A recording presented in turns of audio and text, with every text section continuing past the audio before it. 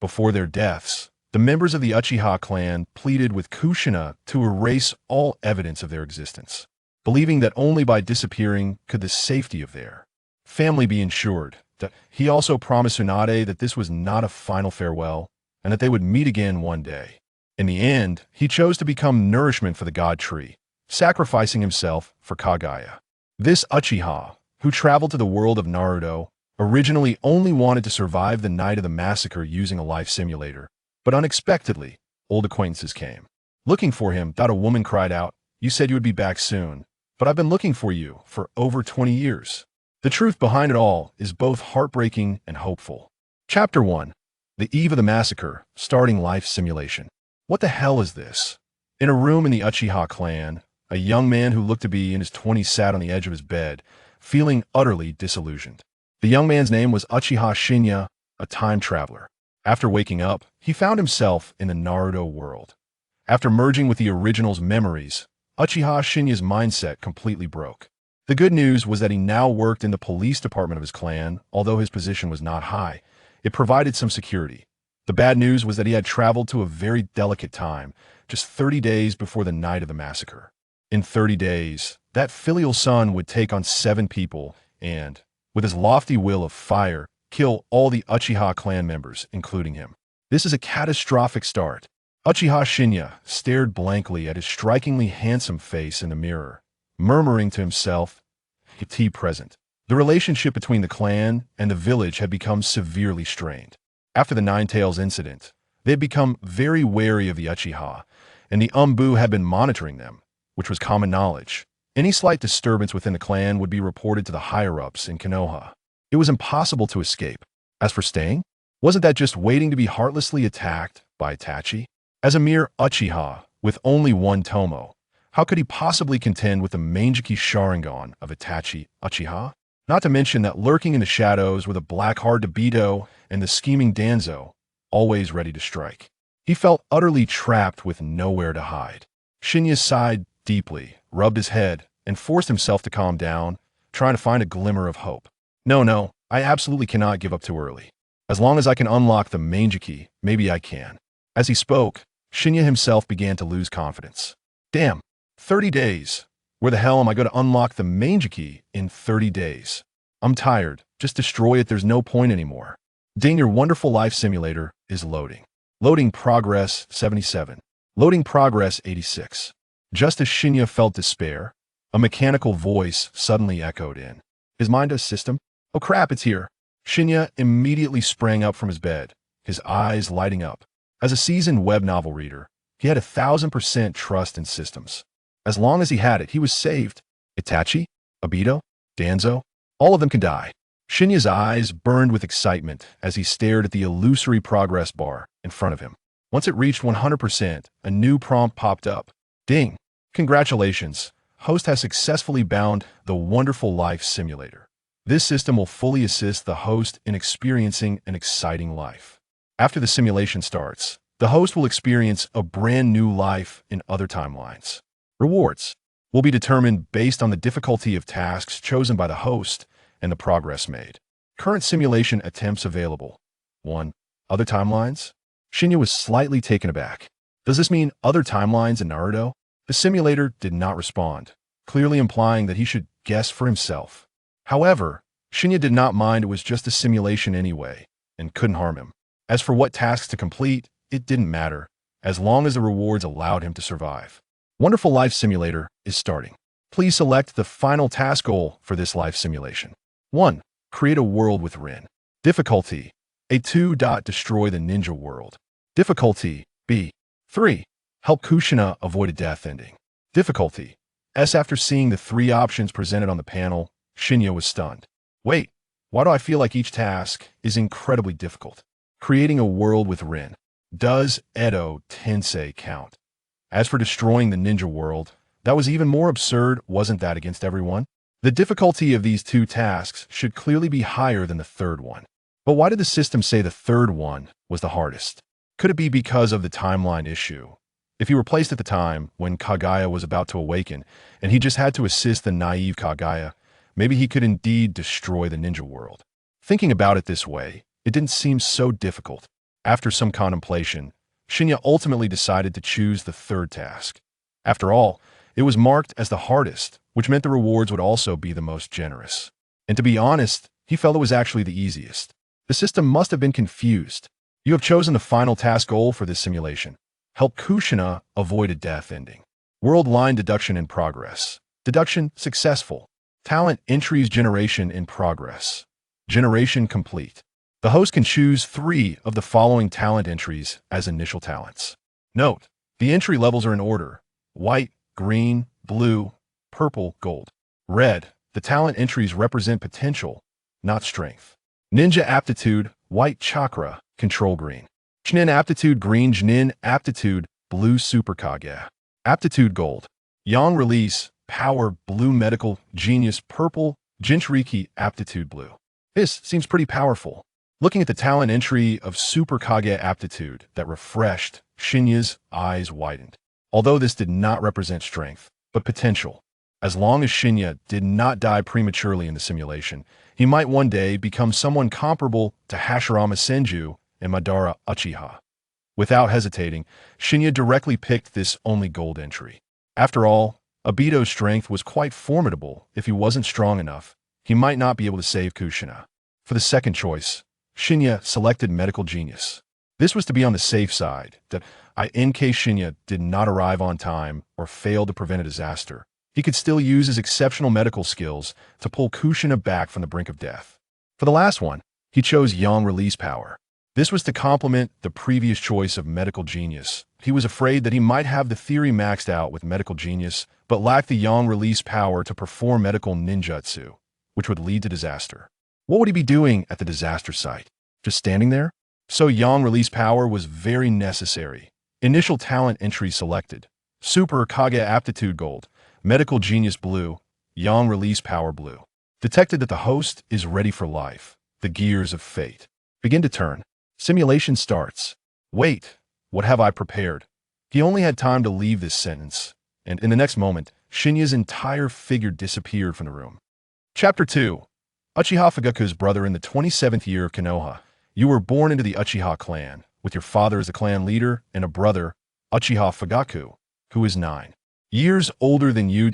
As the second son of the clan leader, you will no longer have to worry about making a living in this life. Jinya was momentarily stunned. No, why am I still in the Uchiha? It's one thing to be in the Uchiha clan, but why do I have to be the brother of Uchiha Fugaku, who gave birth to a rebellious son? Is this a joke? At your birth, unlike other children who cried loudly, you were quiet and calm, staring intently at Uchiha Fugaku, which surprised both your mother and father, leading them to believe you really liked your brother. Fugaku was also at a loss, carefully holding you, feeling an inexplicable warmth in his heart, and for the first time experiencing the cuteness of a younger brother. Even his usually stoic expression broke into a smile as he silently vowed to protect you with his life. Wait a minute. Was that a look of affection? That was clearly a look of hatred. Don't be so self-righteous, you idiot. Since Uchiha Kagumi's death, the Uchiha clan had completely lost its position within the higher echelons of Konoha. Coupled with the issues in the police department, the gap between the Uchiha and the villagers deepened. Your father took action with the hope of relying on his eldest son Fugaku to restore the Uchiha clan standing. But to his disappointment, Fugaku was not ambitious, which led to your birth, and all his hopes were placed on you. Because you were quiet at birth and it happened to be night, your father named you Uchiha Jinya. Soon, amid everyone's expectations, you grew to 3 years old. As a member of the Uchiha clan, you had to lay the foundation for your future ninjutsu training at the age of 3. Being the son of the clan leader, you received immense attention, and it was your duty to take on this responsibility. Main mission started. Help Kushina avoid a deadly outcome. Mission progress. 0. Detected that this mission's difficulty is shrank with additional difficulty requirements. 1. The host cannot kill the murderer Obito in advance. 2. The host only has a lifespan of 20 years in this simulation. Please complete the main mission under the above restrictions. Boom. Jinya felt as if struck by lightning, completely stunned. Wait, you only decided to increase the difficulty now that the simulation has started? Or were you earlier? 20 years of life. That means I can only live until 20, dying young. And at that time, it would be the 47th year of Konoha. In the 47th year of Konoha, the Third Shinobi World War had just begun. Obito would only be 10 years old, and he hadn't even begun to turn dark. There were still several years until Kushina was attacked, and the Nine Tails incident occurred.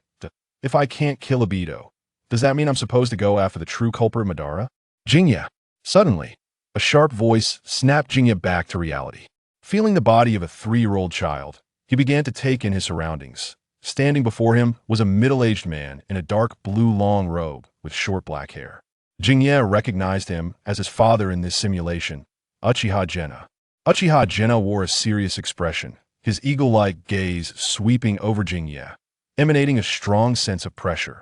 Jinya, you should know that the clan has great expectations for your growth.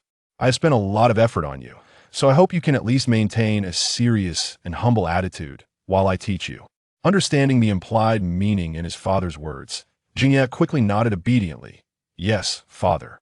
Although Jinya couldn't control the fast-forwarded parts of the simulation, everything that happened felt no different from his personal experience, so he understood what his father was saying.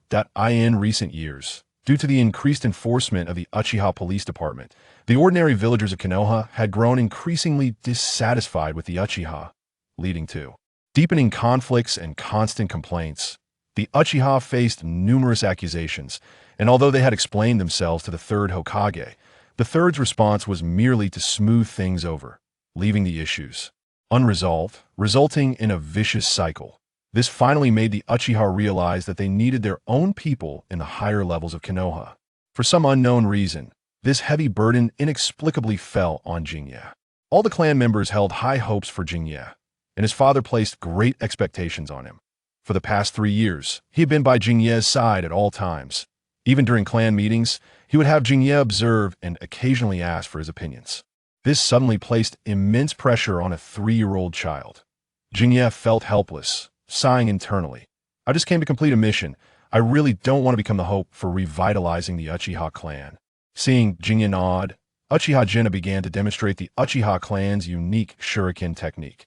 For a 3-year-old child, Uchiha Genna started with basic physical training and body coordination exercises. After all, a child's body and mind are not fully developed at this stage, and their spirit is not strong enough. Stimulating the opening of the Sharingan too early could cause psychological trauma, and no matter how anxious he was for Jinya, he would never force things. That would not be worth it. Moreover, the Uchiha Shuriken technique was their ancestral skill and not easy to master. It included basic throwing, moving target training, multi-angle throwing, wire control basics, and more. If one did not master the correct grip and force application, the thrown shuriken would be weak and ineffective, making it impossible to even crush an ant. After mastering these, one would also need to control precision and force, and practice predicting moving targets. The intricacies were extremely complex, and it would take several months of practice at the very least. And even then, mastery was not guaranteed. The difficulty was evident. Jinya, next I will demonstrate our Uchiha clan's unique shuriken technique. You must pay attention and remember the essence of it. Uchiha Genna held the shuriken, adopting the correct force application posture, and his aura suddenly changed. With the shuriken thrown, the air erupted with the sound of slicing, as the shuriken drew beautiful arcs in the air, hitting the target dead center with enough power to pierce through the entire target. Not only that, Uchiha Genna also practiced shooting at moving targets and multi-angle throwing. His figure in Jinya's eyes shifted and danced, every move flowing effortlessly and beautifully. While demonstrating, he also explained the force application techniques and principles involved. Jinya listened intently, his eyes fixed ahead. For some reason, despite the high difficulty and complexity of the actions, they seemed to be broken down for him, almost like slow-motion playback. He could clearly understand each key point of the demonstration. He had to admit that the talent of this body was incredibly high, with a strong learning ability. This reminded him of the golden talent attribute he had previously chosen, Super Shadow Aptitude. He didn't expect this aptitude to be so terrifying. Everything in his view became simpler, and after observing his father's demonstration, he even felt he could easily replicate it. Jinya, it's your turn. Let me see how much you've remembered. After finishing his demonstration, Uchiha Genna looked at the distracted Uchiha Jinya and couldn't help but shake his head. As expected, was this still too difficult for a 3-year-old child? Okay, father. Jingye pulled back his thoughts and nodded. To be honest, after watching for so long, he's feeling a bit eager to try it out now. Just a little practice. Chapter 3. Fugaku, damn blonde. Uchiha Jinna watched his son in front of him, darting around like a butterfly, and felt completely numb, his mouth twitching. What? I only asked you to learn shuriken techniques, not to master body movement as well. He saw Shizui, who was running at high speed, suddenly come to a screeching halt, plant one foot on the ground, and spring into the air like a spring, turning gracefully in midair before swiftly throwing out 4 shuriken, which flew with a whoosh and accurately hit the target. When he landed, he supported himself with one hand in a handstand, his arms slightly bent and body lowered, then suddenly exerted force again, rolling several times in succession, leaving shuriken shadows in the process. But this did not affect his accuracy at all. Uchiha Jinna's eyelids twitched wildly. He hadn't taught these flashy moves at all. What's going on? This kid can even extrapolate? But it wasn't over yet. In the next moment, Shizui played with shuriken techniques like Uchiha Itachi, making several thrown shuriken collide in midair before hitting different directions. Whoosh, whoosh, whoosh. Every moving target was hit accurately. Uchiha Jinna fell, completely silent, standing there in shock. He had to admit, this child's shuriken skills were indeed impressive. In terms of flashiness alone, they had far surpassed his own as a father. He even suspected that his son had secretly practiced shuriken techniques to give him a big surprise. But that was clearly impossible. Uchiha Jinna kept Shizui by his side every day. Shizui had no time to practice secretly, so there was only one explanation. His son Uchiha Shizui was truly a genius.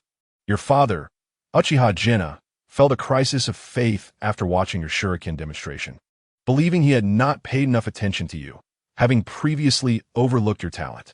Therefore, he raised his expectations for you and decided to be stricter in your training. In the following days, you practiced body techniques and sword techniques diligently every day, gradually mastering chakra, refining techniques. You quickly grasped tree climbing training, water walking training, basic ninjutsu, and even the family's basic fire release. Seeing your rapid progress, your father felt very gratified and noticed your maturity, as your mental strength was obviously much higher than that of your peers. So in your 4th year, he killed the puppy he had raised for 3 years in front of you, giving you a strong shock and triggering your double Sharingan. This news quickly spread throughout the Uchiha clan, awakening the Sharingan at the age of 4, and even double Tomo made you the strongest genius to awaken it in the clan's history, raising your reputation within the Uchiha clan. Gradually, as your strength continued to grow, you shifted your focus to medical ninjutsu and requested medical books from your father for the first time. Initially, your father disagreed. After all, the Uchiha clan prided itself on its ocular techniques, and the Sharingan belonged to In release. The powerful In attribute completely overshadowed the Yang attribute. So the Uchiha were not adept at medical ninjutsu. Your father did not want you to waste your energy on what he considered useless matters. However, when he saw the powerful Yang release you had condensed, he fell silent instantly, even doubting whether you were truly an Uchiha, though he was quite sure of his own lineage. Under your insistence, your father eventually agreed to your request.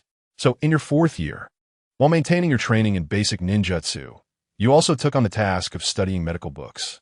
Of course, you did not forget your main quest. However, due to the difficulty adjustments from the last time, you made some changes to your plans. Thus, by the time you reached your 5th year, you finally took the first step in your plan, bringing back a little blonde boy from outside. This scene happened to be witnessed by your older brother Uchiha Fugaku, who had just stepped out, blocking your way and questioning you. Shizui, who is he? Uchiha Fugaku's gaze was fixed on the little blonde boy standing behind his younger brother, his expression as ugly as if he had eaten something foul. He loved his adorable little brother very much and wanted to get closer to him. However, their father always took his brother away, occupying too much of his time, leaving him no chance to properly care for his brother.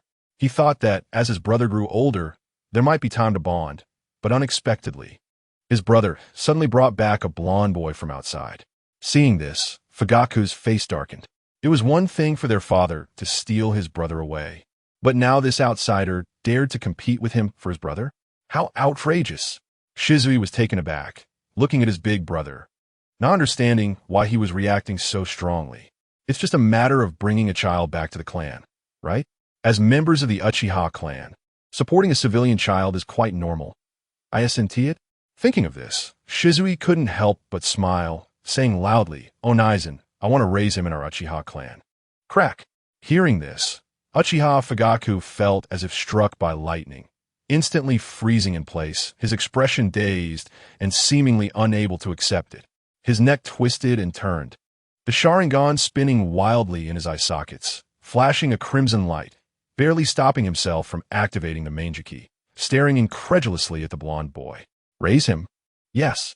Shizui explained, Konoha's orphan, Minato Namikaze, lost his parents early and is now alone, living in an orphanage. It's very pitiful. Of course, this was all a fabricated excuse from Shizui. The real reason was that he wanted to cut off Minato's path to becoming Hokage. After all, this little black son had unknowingly dragged Kushina to death because of some Hokage responsibilities. It's simply absurd. You have to know, Kushina was from the Uzumaki clan, with powerful vitality. Even when extracted from the Nine Tails by Obito, she didn't die. She even managed to release a chain to hold back the Nine Tails while in a state of just giving birth plus being extracted. And that's not all. Even after being pierced through the chest, she could still chat with Naruto for a long time, then release chains to continue stalling. Tell me, does that look like someone about to die? Ultimately, Kushina's cause of death was due to the extraction of the tailed beast, a weakened state, and serious injuries. If Minato had sealed the Nine Tails back into Kushina, she could have survived. Even if she might have died, considering Kushina's abnormal physique, she could have lived for several more years, right? Using those years to properly take care of Kushina's health would have been better, right? If that didn't work, he could have used Tsunade's forbidden technique, rebirth, to give her some vitality, right? But this little black son insisted that Kushina was going to die, even though Kushina had suggested that Minato reseal the Nine Tails back into her. This little black son just wouldn't listen, insisting she was going to die. Then he talked about doing it for the village and for Konoha, completely brainwashed by the third Hokage, directly using the Shiki F gene without giving her a chance to speak. Who wouldn't feel wronged in that situation? It's not that you want to die. Don't drag me down with you. So since you, Minato, are so ignorant and so burdened with Hokage responsibilities, then you should never become Hokage in your life. Just safely protect the Uchiha for me. As for Kushina, Uchiha Shizui will naturally help her get rid of that love-struck brain. She should never fall in love with anyone else in this life, and she shouldn't get pregnant again to avoid the weakening of the seal during childbirth. And then have some little troublemaker take advantage of the situation to release the Nine Tails. That would really make Jingye want to throw up. After all, by that time, he would be long gone and couldn't be saved. Dating can be deadly. Even dogs don't date. Just then, a prompt sound suddenly rang in Jingye's mind. Task: help Kushina avoid a deadly outcome. Task progress. 10 Damn it, Kushina's death is at least 90 your fault, you little black son. Chapter 4. School is about to start. Sure enough, this approach really works. Jingye looked at the task progress in front of him and reaffirmed his plan. As long as he eliminated all the dangerous factors around Kushina, she could survive. Even if he died, as long as Kushina was alive, his task would be complete. However, for now, the little son issue was only half resolved. He still needed to prevent any romantic feelings from developing towards Kushina. Moreover, Tsunade also needed to be dealt with. After all, Tsunade was the best medic in Konoha. If there had been a medical ninja around Kushina at the time, she wouldn't have been so weak and ended up dying. So this medic absolutely couldn't be allowed to escape from me. You have confirmed your plan and successfully persuaded your brother, Uchiha Fugaku, who agrees to let the blonde stay in the Uchiha clan, but states that the matter of training him still needs to be discussed with your father. You gladly accepted Fugaku's proposal and decisively met with your father, but his response was a refusal. After all, this was an unprecedented case. The Uchiha clan had always been proud and would never allow outsiders to step into their territory. The fact that they had never allowed outsiders to interfere with the police department was enough to illustrate the issue. However, the matter of Minato Namikaze was related to your main task, so you were unwilling to give up easily. You knew your father valued your talent and hoped you could lead the Uchiha clan back to glory, so you successfully used this point to threaten him. Your father became furious and scolded you for being unreasonable. You knew it, but you didn't listen. Seeing you still clinging on stubbornly, he was so angry he prepared to use family punishment against you. But he was timely stopped by your brother Fugaku. In the end, he couldn't refuse you. And after your eloquent persuasion, he finally agreed to support Minato Namikaze. As a result, Minato Namikaze was completely branded as a product of the Uchiha clan and began training with you. During this time, you also acted as his little teacher. Although he was a bit reserved at first, as the two of you became more familiar, Minato gradually became more open. You both encouraged each other to improve and often practiced together, but every time, you would win. Minato, undeterred, would always make up for his shortcomings in practice. Time passed quickly, and soon it was time for you to enter the ninja school. During this period, you also received a mental stimulus and successfully upgraded your double Sharingan to a triple, becoming the earliest Uchiha genius to unlock the three-tomo Sharingan. Of course, Minato's strength also saw a significant improvement. He originally had outstanding talent, but due to his commoner status and lack of family training, he had grown slowly. However, with your help, he quickly reached a level close to that of Chunin. You could say that entering ninja school was merely a formality for you both. Bang! A puff of smoke rose, and the Minato you kicked suddenly transformed into a wooden stump. Haha, gotcha! Minato's proud voice came from the left. But before he could finish speaking, Jingye directly turned and kneed him, instantly turning Minato into a bent-over shrimp. Gag! He clutched his stomach and dry-heaved, feeling his stomach churning. That knee from Jingye almost made him vomit the lunch he just ate. Oh, Minato, please feel this pain. Jingye's voice suddenly exploded in his ear, and hearing that familiar phrase, Minato immediately became startled and hurriedly turned his head to close his eyes. But it was too late. His gaze met Jingye's blood-red, three-tomo Sharingan. Oh no! Minato's pupils widened, and the next moment, bang! Like being electrocuted, Minato suddenly stiffened, standing at attention, his eyes rolling back, and he fell straight down. Sorry, Minato. This is the last time. Jingye emerged from the shadows, looking at Minato, who had collapsed on the ground and was sleeping like a baby, and gently shook his head, a faint smile on his face. In the blink of an eye, it was already the age for the two to go to school. Although the plot moved quickly because of the simulator, all the memories were retained by Jingye. Whether it was the familial bond with his family or the camaraderie with Minato, just now was their daily training battle. The result, of course, was that Jingye won again. After all, Minato's strength was only close to that of a Chunin, while Jingye had already unlocked the three-tomo Sharingan. It's important to note that every Uchiha who unlocks the three-tomo Sharingan is inherently at the level of a Jonin. Not to mention a genius Uchiha like Jingye, whose strength far surpassed that of an ordinary Jonin. Calculating the time, the land of whirlpools should have been destroyed, and Kushina was already living with Tsunade and the others in the Senju ancestral land.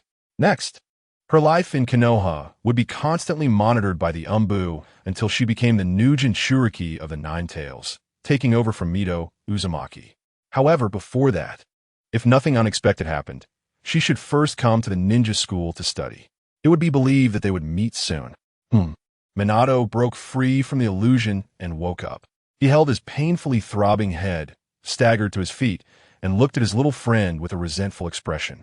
I say, Jingye, can you change the content of this illusion? I'm really suffering from acute stress disorder because of those two things. Now, every time I see red hair and a fox, I break out in a cold sweat and my limbs go weak. But my illusion content is different every time. Jingye glanced at him indifferently and said confidently, ever since they started practicing against each other as kids, Jingye would always use a Sharingan illusion on him just before the battle was decided. He claimed it was to enhance Minato's mental resistance. But he could never escape two elements, a woman with red hair and a fox with 9 tails. Various tortures would change to torment him, leading to Minato now hating the color red more than blue. Speaking of this makes me angry. Yes, the plot in your illusion keeps changing, but your core has never changed, Minato said with a face full of grievance. No matter what I experience in there, in the end, there will always be a 9-tailed fox begging me to seal it, and a blood-soaked woman with red hair saying I killed her. Little Sun had never seen such a scene. He was still just a child. His mind was not mature yet, and suddenly being entangled with these two big things. He now had nightmares every day about the fox and the red-haired woman. He even started to reflect on himself, doubting whether he had harmed them in his past life, which led them to haunt him relentlessly. Looking at little son's almost crying face, Jinya hesitated for a moment before silently turning his head away. Out of sight, out of mind. Hey, don't stay silent. Minato became anxious. Jinya helplessly comforted him. All right, I'll one tea let them out in the future. Tomorrow, you'll meet the red-haired girl, so there's no need for me to keep opening my Sharingan every day to brainwash you. Minato felt surprised and unexpected. Really? Yes. Shizui nodded, watching his happy expression, already starting to look forward to the scene of him meeting Kushina tomorrow. I hope this guy isn't lying to me. It would be best if he really has a stress response to red hair. If not, Shizui couldn't guarantee whether he would personally give him a stress response. Minato, don't blame me. This is for your own good. After all, if you follow the original story, Kushina is doomed. So, to complete my task, I can only put you through some hardship. What did you just say? Minato's ears twitched, as if he heard Shizui murmuring softly. It's nothing. Shizui shook his head, and after a 2-second silence, meaningfully said, just hope you look forward to tomorrow. Chapter 5. He is allergic to red hair. Hello, everyone. My name is Sarutobi Hiruzen, and I will be your homeroom teacher for the next few years. Listening to the homeroom teacher's self-introduction at the podium, Shizui's gaze was entirely focused on the red-haired girl sitting against the wall on the other side. As expected, Kushina really came to the ninja school. This was, of course, the intention of Sarutobi Hizashi and the higher-ups of Konoha. Now that the land of whirlpools has been destroyed and the Uzumaki clan is nearly extinct, the Uzumaki bloodline and their sealing abilities are extremely precious and scarce resources. With Uzumaki me.You aging and about to pass away, the handover of the Nine-Tails Jinchuriki will be a major headache. Due to the powerful chakra attributes of the Nine-Tails, ordinary people cannot withstand or suppress it. However, the Uzumaki clan is different. They have Uzumaki me.You as a precedent and their naturally strong vitality and sealing techniques as guarantees. They can be considered the chosen Jinchuriki. Therefore, although Kushina is a war orphan from the land of whirlpools, Sarutobi Hizashi and the higher-ups of Konoha have long regarded her as a strategic resource to protect the village. They see her as a candidate to cultivate as the next Nine-Tails Jinchuriki. However, if they just casually hand her over, it will inevitably involve risks. After all, a Jinchuriki is the ultimate weapon of a village, and if they lose control, it will lead to disaster for the village. Thus, loyalty to the village and bonds are extremely necessary. In Sarutobi Hizashi's view, sending Kushina to ninja school to cultivate her from a young age and let her build deep bonds with others in the village would not only strengthen the Jinchuriki's trust in the village, but also reduce the risk of losing control, achieving a win-win situation. This is also why, in the original story, Kushina, who was clearly sleeping at the Senju clan's home with Uzumaki me.You guarding her, was suddenly kidnapped by a ninja from the Cloud Village and mysteriously saved by Namikaze Minato. All of this was to establish a deep bond between Kushina and the little black son, Minato, so that Kushina would completely trust the village. Only then could Sarutobi Hizashi fully rest assured to hand over the Nine-Tails to Kushina. Thinking of this, Shizui couldn't help but show a sympathetic gaze. Living life without knowing that one is a puppet in someone else's hands is truly sad. Although Shizui had considered whether to interfere with the intentions of the Konoha higher-ups and suggest they change the candidate for the Nine-Tails Jinchuriki, that would clearly be unfeasible. The Uchiha clan was already marginalized and distrusted, and they had no voice in Konoha. How could they have the right to interfere with the Hokage's decisions? Even if they could interfere, how would they explain knowing that they wanted to cultivate Kushina as the next Nine-Tails Jinchuriki? In the original story, aside from the Konoha higher-ups, almost no one knew that Kushina was the Nine-Tails Jinchuriki. If Shizui suddenly exposed this, it would be tantamount to seeking death, and it would also drag the Uchiha clan into the abyss, accelerating their extinction crisis. Although this is just a simulation, the memories are real, the feelings are real, and the emotions are real. Whether it's his father, who hopes for his son to succeed, or his brother Fugaku, who will have a rebellious child, or the little black son Minato, and the clansmen who hold all their trust and expectations in him. They are all living people. Shizui truly can't bear to watch these caring clansmen die because of him. Perhaps this is also a difficulty in this simulation. Once he immerses himself in the simulation, when the time comes to make choices, will he really be able to make hard decisions? It seems a bit difficult. So for now, the safest option is to eliminate all potential dangers around Kushina and take it step by step. After all, he still has over a decade. All right, it's your turn now. Please introduce yourselves according to the template I just provided. The homeroom teacher, Sarutobi Hiruzen, clapped his hands, then smiled as he called on the students by their seats, starting the much-anticipated segment. Hello, my name is Shigemura. My favorite thing is, my dream is. Hello, my name is Sarutobi. My favorite thing is. My dream is. Just by hearing their surnames, one could tell that most of the classmates in the class came from prominent clans, though there were a few commoners among them. However, their self-introductions were unremarkable and failed to leave a deep impression. Since Shizui and Minato sat in the last row, at the bottom of the class, Kushina, who sat in front of them, stood up first. Bang! Kushina slammed her hands on the desk, placed her small hands on her hips, raised her chin, and shouted loudly. I am Uzumaki Kushina. My favorite food is ramen, and my dream is to become the first female Hokage. Kushina's personality was already somewhat fiery and competitive, and after experiencing the pain of her clan's destruction, Konoha was still a strange new environment for her. So, wanting to avoid being looked down upon by others, she boldly shouted this out. However, it was evident that the classmates were not buying it.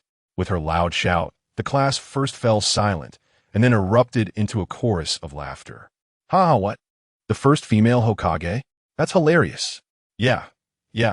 This little girl who hasn't even fully grown up thinks she can become the village's leader. That's really too unrealistic. How embarrassing. Kushina Uzumaki really has no shame.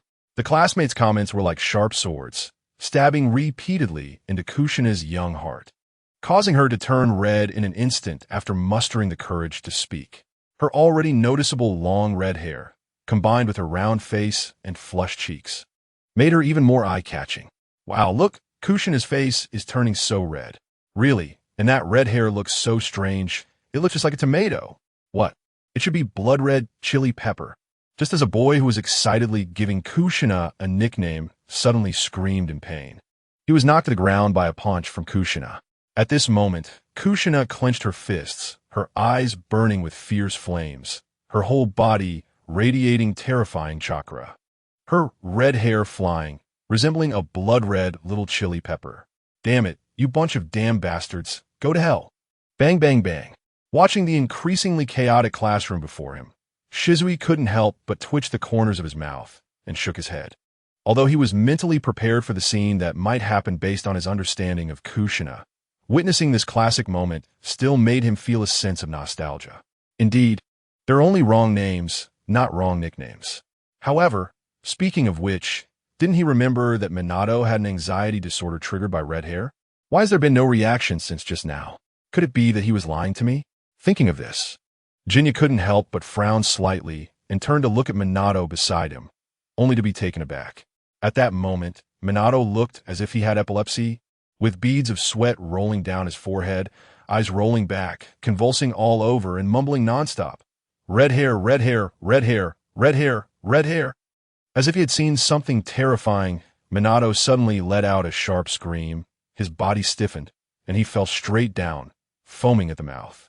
Instantly, the whole class fell silent. Even Kushina, who was ready to throw a punch, stopped and turned to glare with a questioning and fierce gaze, as if vowing not to give up until she got an explanation. Hey, this isn't my fault. Why are you all looking at me? Seeing all eyes on him, Jinya felt a black line on his forehead, truly speechless. Jinya, what happened to Minato? At this moment, Shirin looked over with a pale face, asking with concern. He really didn't expect so many problems to arise on his first day as a homeroom teacher.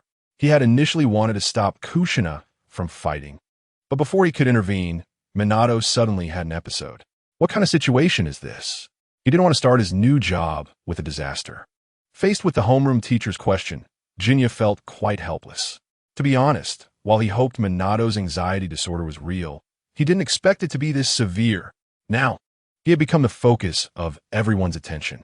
There was no other way but to tell the truth. After all, Minato's condition was partly his fault. Jinya gazed at Kushina's beautiful fiery red hair, and under her puzzled little eyes, he silently shifted his gaze away. What I mean is there a chance that he might be a bit allergic to people with red hair? Kushina, Shirin, everyone. Chapter 6. The Crooked Mouth War, God Minato Sorry. Jinya, I also didn't expect my fear of red hair to be this severe. On the way, Minato, who had recovered, now resembled a little dog abandoned by its owner. Saying in frustration, because of his intense reaction in class, the newly appointed homeroom teacher Shirin was scared half to death, fearing something might happen to him. So he hurriedly gave him a day off to recuperate, to ensure that Minato wouldn't suddenly collapse on the way. He thoughtfully let Jinya take a day off as well. That's how the two ended up wandering the streets. It's fine. Jinya really didn't intend to blame Minato. After all, if they traced the root of the issue, he would have to blame himself. Ultimately, Minato's problem of wilting at the sight of red hair was all due to Jinya scaring him with illusions every day. So, Jinya certainly felt embarrassed to scold him.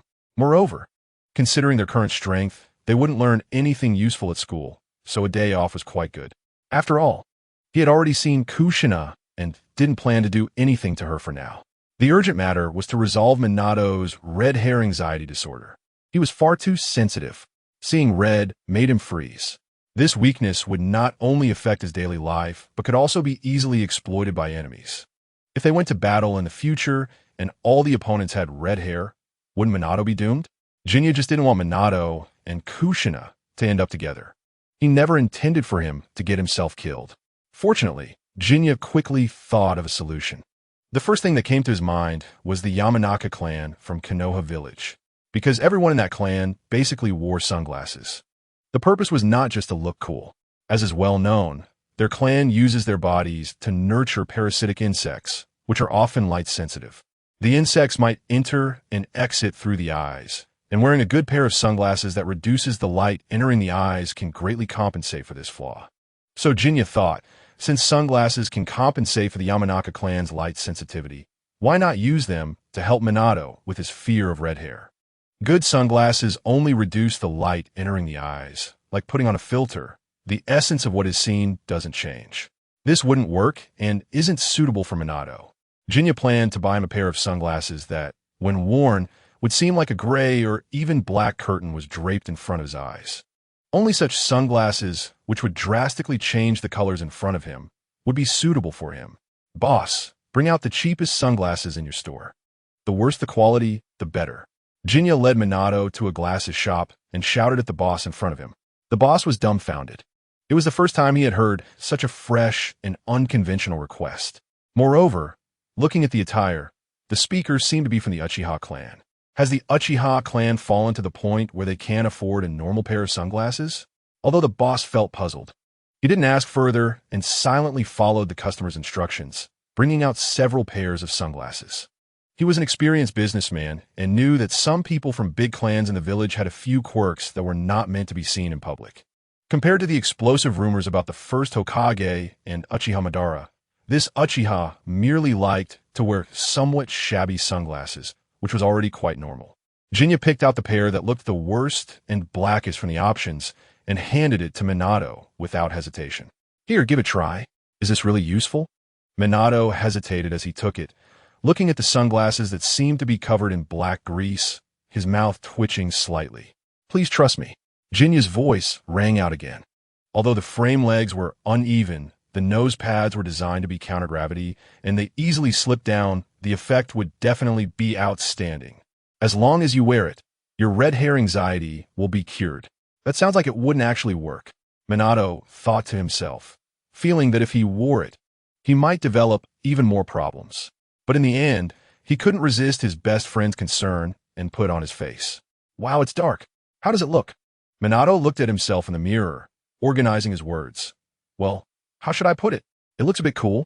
In the mirror, after wearing the sunglasses, he instantly transformed into a crooked-mouthed war god, with one nose pad high and the other low, and the frame legs uneven, instantly becoming a pair of high-low eyebrows. Bruce. The sunglasses slipping down made me.You adjust them so frequently that it was comparable to Parkinson's, fully exercising the dexterity of his hands.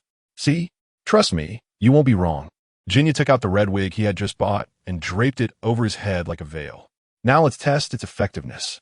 It should be fine, because I now see everything in black. The effect turned out to be surprisingly effective.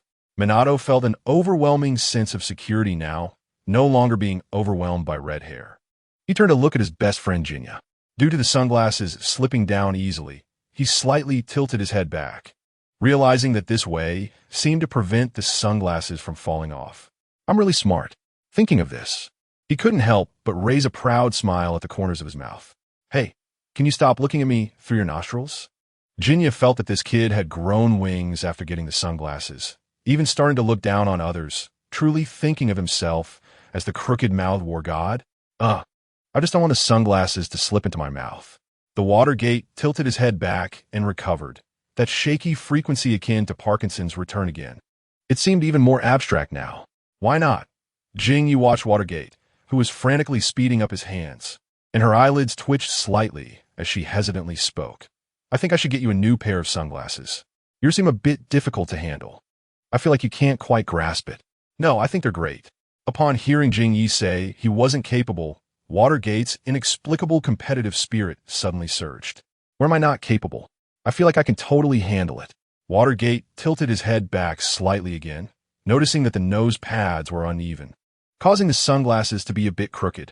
So he tilted his head slightly in the opposite direction until he adjusted it to the perfect angle, allowing the sunglasses to maintain a level height on his face, and then he satisfiedly lifted the corner of his mouth.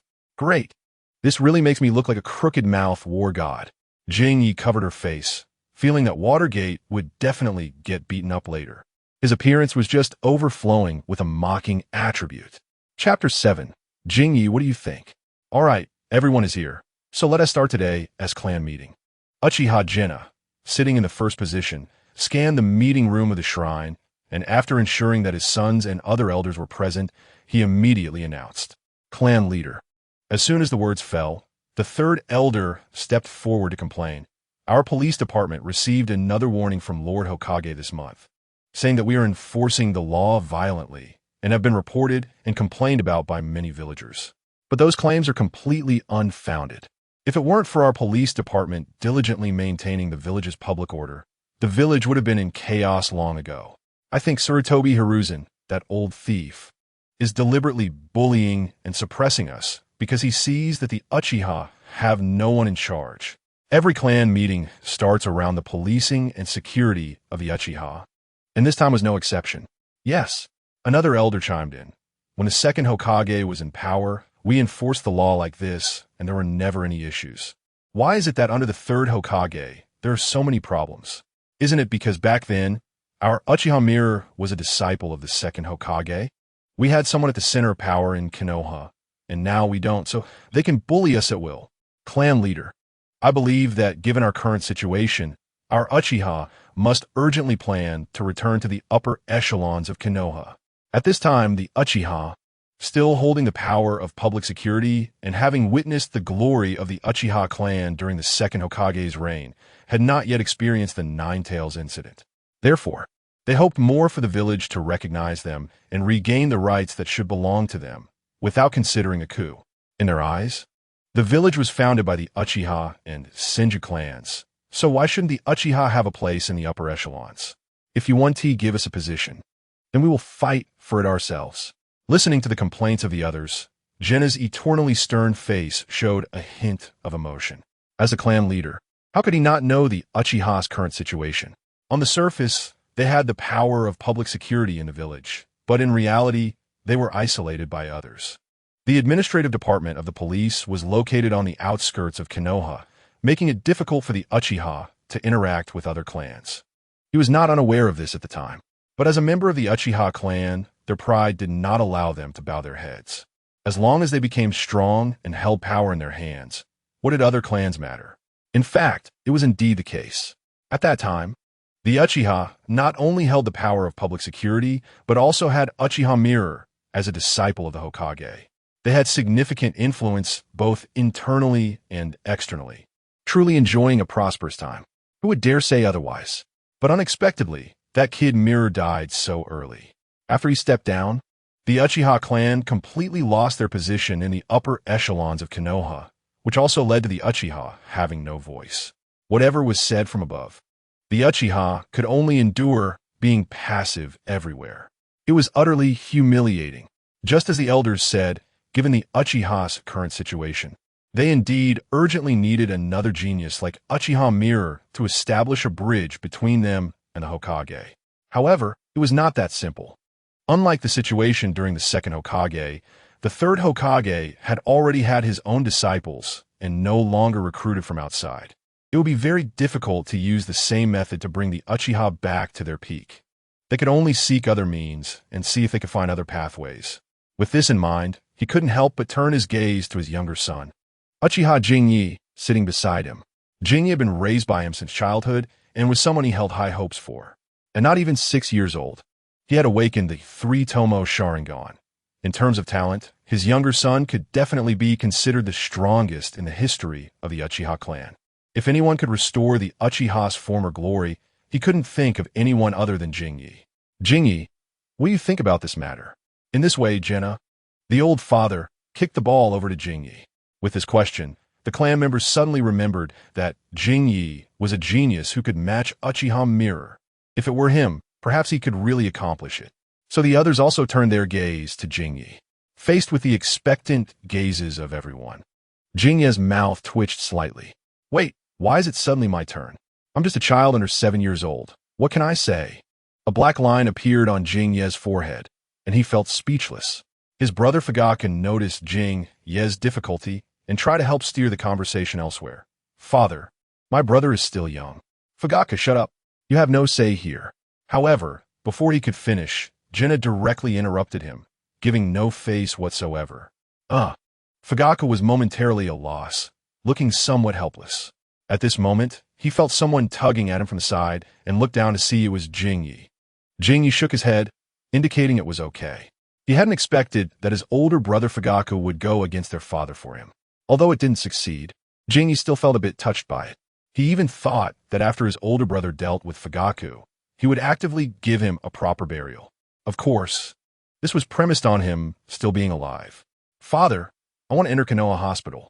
However, just as everyone was looking forward to Jingyi saying something exciting, he suddenly said something completely unrelated to the family. This left the clan members instinctively stunned. Jenna couldn't help but frown slightly. He knew that his younger son had an interest in medical ninjutsu. In fact, he personally approved the medical books for him to read. If it weren't for his outstanding talent and the fact that it didn't hinder his training in other ninjutsu, he would have banned it long ago. But he really didn't expect Jingyi to be so obsessed with medical ninjutsu that he wanted to enter Konoha Hospital. You have to know, the Uchiha clan prides itself on its ocular techniques, and Jinjutsu is their specialty, yet Jingyi insists on studying medical ninjutsu, which is simply putting the cart before the horse. No, Jenna was very disappointed. He had thought his younger son would provide some constructive advice, but unexpectedly, he came up with such a huge blunder. However, Jingyi did not rush to refute, but calmly explained, Father, let me explain. Chapter 8. Tsunade is the next Hokage. Jingyi laid out all the reasons he wanted to join Konoha Hospital. The reason I joined Konoha Hospital is because of Lady Tsunade. Tsunade? Shuanai asked in surprise. Yes. Jingyi nodded and said, Father, you should know that Lady Tsunade is not only the granddaughter of the first Hokage, the niece of the second Hokage, and the disciple of the third Hokage, but she is also the granddaughter of the daimyo of the Land of Fire and the little princess of the Senju clan. The more Shuanai listened, the more shocked he became. Usually, he never considered so much, but now that Jingyi pointed it out, he realized how many terrifying identities Lady Tsunade actually had. Although the Senju clan has been disbanded due to the first Hokage, their foundation still exists. Most of the Senju clan members married commoners. So Lady Tsunade's influence among the common people of Konoha may even be greater than that of the third Hokage. Moreover, with her connections to the Hokage throughout the generations. Even the prominent families of Konoha would not dare to defy her and would give her some respect. As for the Land of Fire, there is no need to mention it. Tsunade is known as Princess Tsunade, with the daimyo backing her. Her status is significant. Jūninai seemed to have figured something out, and his pupils widened slightly. Could it be? Yes. Jinye helped him conclude. As long as Lady Tsunade wants to run for Hokage, almost no one would dare to oppose her. Thinking this wasn't accurate enough, Jinye rephrased it confidently. It can also be said that Tsunade is the next Hokage. A series of gasps echoed in the ancestral hall, as everyone was shocked. Jūninai's eyes lit up as he excitedly looked at Jinye. So this is why you want to enter Konoha Hospital? Yes. Jinye nodded. It is well known that Lady Tsunade is very skilled in medical ninjutsu and is the head of Konoha Hospital. If I enter Konoha Hospital, I can get closer to Lady Tsunade and strengthen the relationship between the Uchiha and the next Hokage. If I'm lucky enough to catch Lady Tsunade's eye, I might even have the chance to become her disciple. Then, when Lady Tsunade becomes Hokage, my status will naturally rise, and our Uchiha clan will rise as well. Boom. This statement seemed to completely flip their excitement switch, sending their brains into overload. Fayek instinctively paused, widening his eyes at Jinye, truly not expecting his younger brother to have such extraordinary foresight. Although Jūninai's face showed no change, his heart was already turbulent. After hearing his younger son's grand vision, he had completely made up his mind. Since the third Hokage doesn't value us, then we won't play with you anymore. We are laying it all out. We will directly follow the fourth Hokage. Wonderful. This move is truly brilliant. He could already foresee how glorious the Uchiha clan would be once Tsunade became Hokage. Jinye looked at their reactions and knew his words had worked. That's right. Instead of thinking about how to please the third Hokage and Danzo, who are always like wolves watching the Uchiha, it's better to think about how to support the next Hokage. As for whether Tsunade wants to be Hokage, that doesn't matter. What matters is that we want her to be Hokage, and that's enough. Tsunade is different from those two old fossils, the third Hokage and Danzo, who claim to be righteous but engage in underhanded dealings that harm others and themselves. As long as you do your job seriously, Tsunade will absolutely not treat you poorly. She values ability over background. Moreover, her medical ninjutsu is also crucial to my plan and concerning Kushina's life. So this simulation must not let Tsunade develop any garbage hemophobia and leave Konoha, causing my mission to fail. She should just stay single and not date. No dating at all. Oh, what's wrong with you?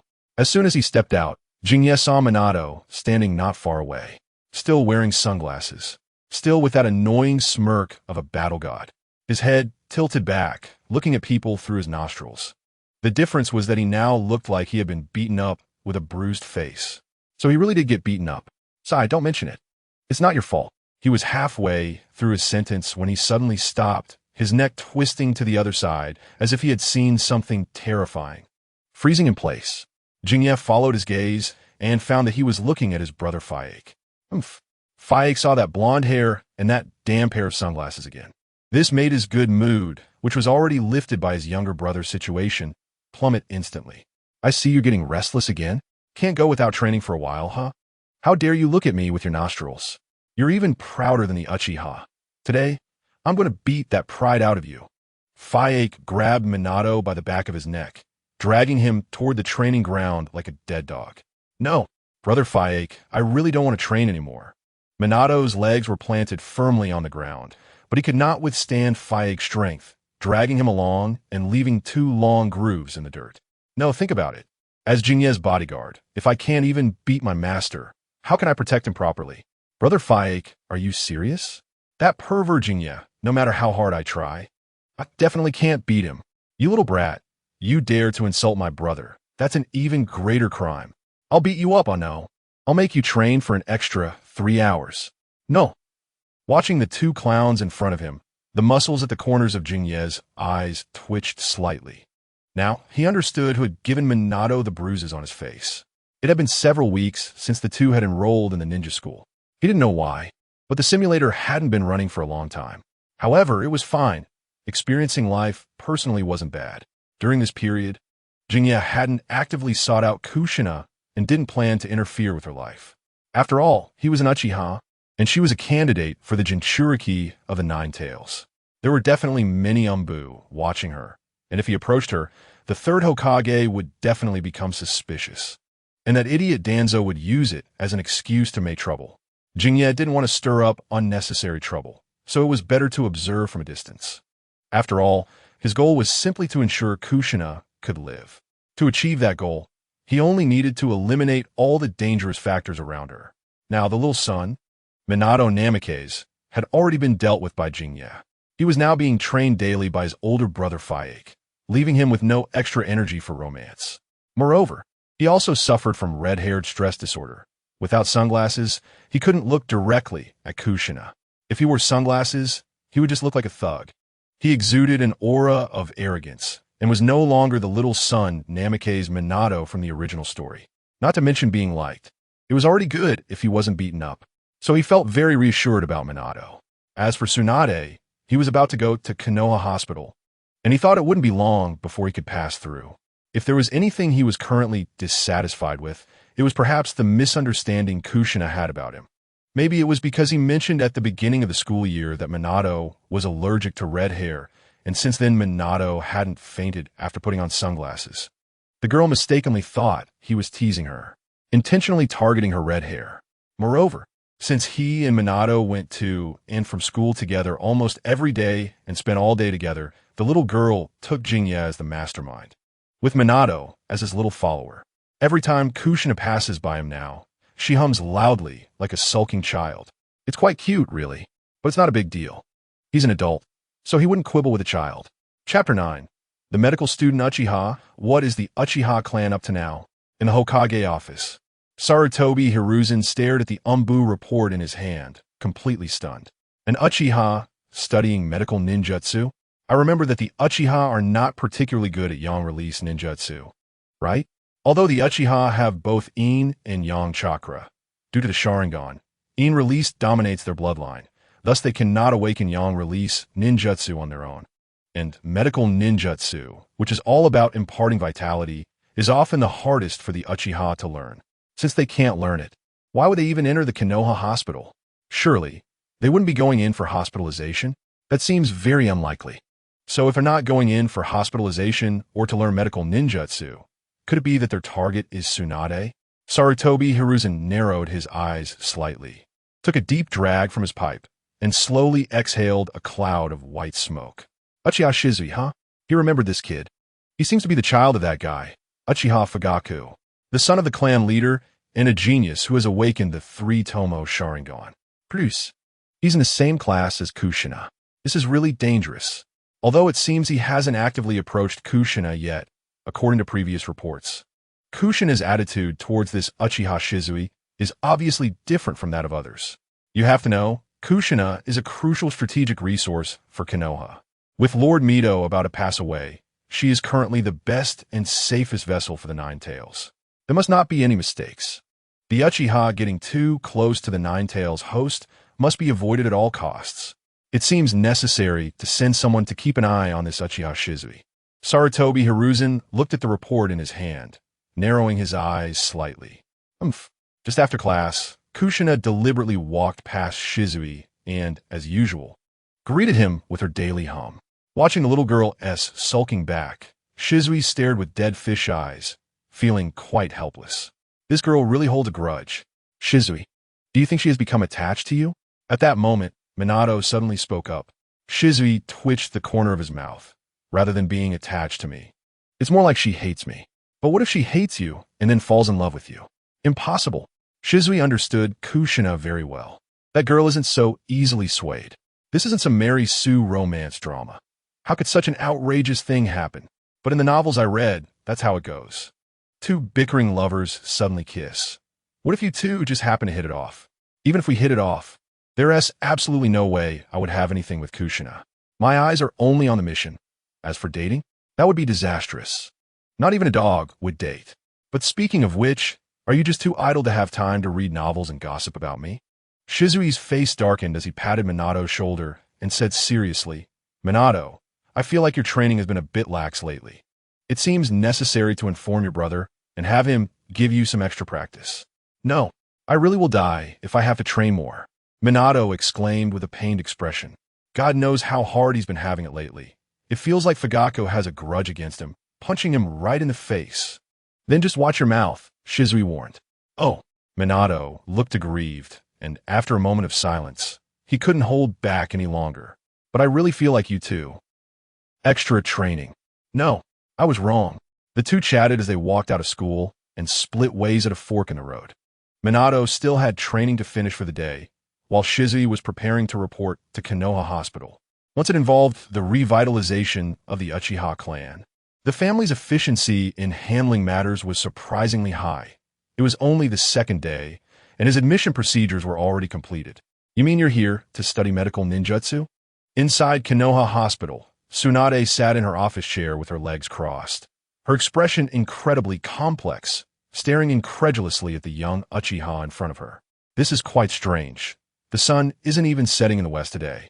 If she remembered correctly, the Uchiha clan couldn't learn yang-release ninjutsu, right? That's right. Shizui nodded obediently.